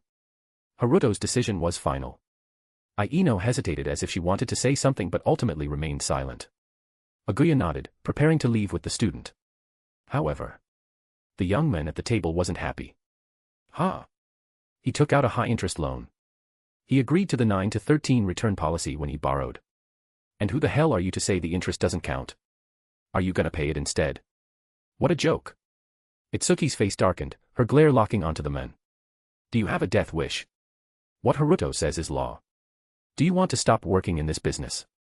However, the young man smirked. Itsuki, I call you sis out of respect for your family, but don't think you actually matter. If you don't like it, sit down at the table and prove you have the right to talk. Without hesitation, Itsuki stepped forward, only for Haruto to pull her back, causing her to stumble into his embrace. Haruto-senpai. She wanted to protest, but he cut her off. I'll do it. A spark of excitement flickered in Itsuki's eyes. Haruto sat down at the gambling table, looking at the young man. I'll play. That's fine, right? The young man's eyes flickered with caution but maintained his mocking tone. Sure, but do you even have the money, pretty boy? Haruto smiled. How much did you win from him? Let's play for double. Chapter 230, Chapter 227, Haruto takes action, the game is decided in an instant. You won how much from him? Let's play for double. Haruto pointed to the Shuchian student in the corner. Upon hearing this, the sinister young man's expression darkened. He realized that the boy before him was no mere prey, he was the hunter. However, the young man remained confident in himself. He's lost a total of 1.7 billion yen since he started gambling here, including his debts. As he spoke, the sinister young man carefully observed Haruto's expression. 1.7 billion yen was a massive sum, even for someone as wealthy as Sumeraji family.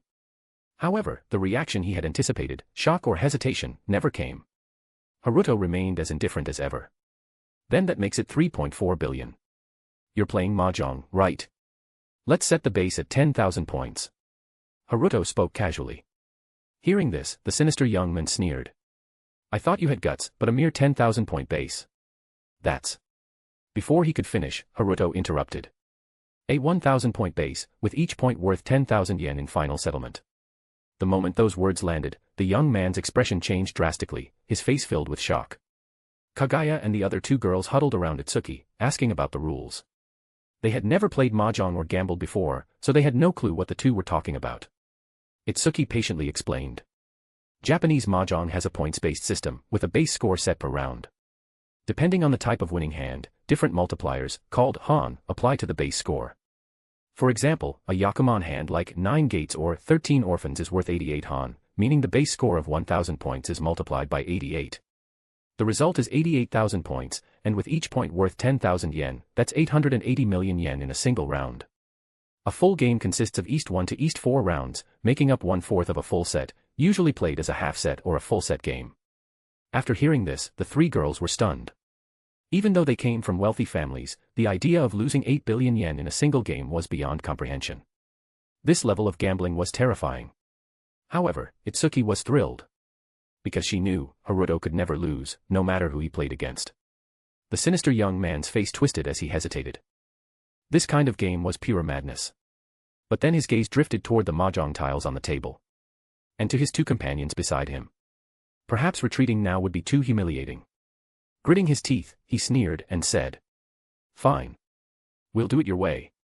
Aino instinctively reached out to stop Haruto. From her perspective, he was risking everything in a reckless gamble. Her concern for the Shuchian student situation showed her strong sense of justice. Naturally, she couldn't just stand by and let Haruto ruin himself. But Itsuki held her back. Aino anxiously looked to Kaguya for help. However, even Kaguya showed no intention of stopping Haruto. That alone made Miko feel utterly bewildered. Despite her worry, with Itsuki preventing her from interfering, the game began. The mahjong set was already on the table, so after shuffling the tiles, they were stacked into the tile wall. The sinister young man glanced at the tiles, sneering inwardly. This entire place was his setup, a trap designed to ensnare the Shuchian student. How could he not have prepared something? On the surface, these mahjong tiles looked completely ordinary. But in reality, they all had subtle markings on their backs. It was a trick called marking the tiles. Also known as cold sweat or tile sweating, this technique involved making tiny, almost imperceptible marks on the tiles. The sinister young man had been frequenting casinos for years and had learned a few tricks himself. Memorizing tiles and marking them was just basic skill. To him, this mahjong set was completely transparent, as if playing with open tiles. And in this game, 3 of the 4 players were his own people. With an advantage like that, how could he possibly lose? As the tile wall was set up, the game was about to begin. To ensure victory, the young man even used an advanced technique. A move known as the swallow cut. This allowed him to secretly manipulate the tiles while drawing them, ensuring he got the exact hands he wanted. To do this, he needed insane speed and precise control while drawing tiles. Otherwise, if the tile wall shifted even slightly, someone would notice. It took him 9 years to master this move. Looking at his drawn hand, the sinister young man smirked. All of his tiles were in the Manzu suit. A clean sweep of the same suit, his victory was nearly guaranteed. And he was just a few draws away from winning. Rubbing his hands, the sinister young man could hardly wait. Meanwhile, the girls gathered around Haruto, curious to see his hand. However, they were confused when they saw Haruto simply place his tiles face down on the table. Itsuki was extremely curious, what kind of monstrous hand had Haruto drawn? From her understanding of Haruto, he never played things step by step, he always went straight for the win. The draw phase ended, and the game began. Just as the sinister young man was about to make his move. Kansas. Haruto interrupted him and set 4 face-down tiles aside. Since it was an unkun, closed can, he didn't need to reveal the tiles unless challenged. If it was a false can, however, it would count as a misplay. The sinister young man frowned and looked at Haruto's tiles. But when he saw them, his entire body stiffened, and his eyes nearly popped out of their sockets. Haruto calmly drew a tile and flipped the Dora indicator. The Dora indicator system in Japanese mahjong reveals bonus tiles that increase hand value exponentially. The flipped tile was North Wind. Kansas. Haruto declared another Kansas. The new Dora indicator was South Wind. Kansas. The next Dora indicator, North Wind. Kansas. The next Dora indicator, South Wind. After 4 cans, Haruto had only 2 tiles left in his hand. Run. He flipped over 2 green dragons. At that moment, the sinister young man felt his throat tighten. He couldn't even scream. The 4 visible Dora indicators revealed 4 hidden Dora indicators, another set of north and south winds. Haruto then turned over his 4 closed cans. East Wind, West Wind, Red Dragon, and White Dragon. Every single tile was a Dora. And not just one, but repeated Doras. Self-draw, all honors, little 3 dragons, 4 concealed triplets, 4 concealed cans, fully concealed hand, Dora x32. 7 Yakuman. 101 Han. Haruto declared his winning hand. In Japanese mahjong, the highest scoring hands were considered Yakuman, like 9 gates and 13 orphans. But with the Dora system, this theoretical maximum hand had now appeared on the table. With a base of 1,000 points and 101 Han, the other 3 players owed 101,000 points each. At 10,000 yen per point. That was 10.1 billion yen. The sheer absurdity of it left even passers-by stunned. A loud thud.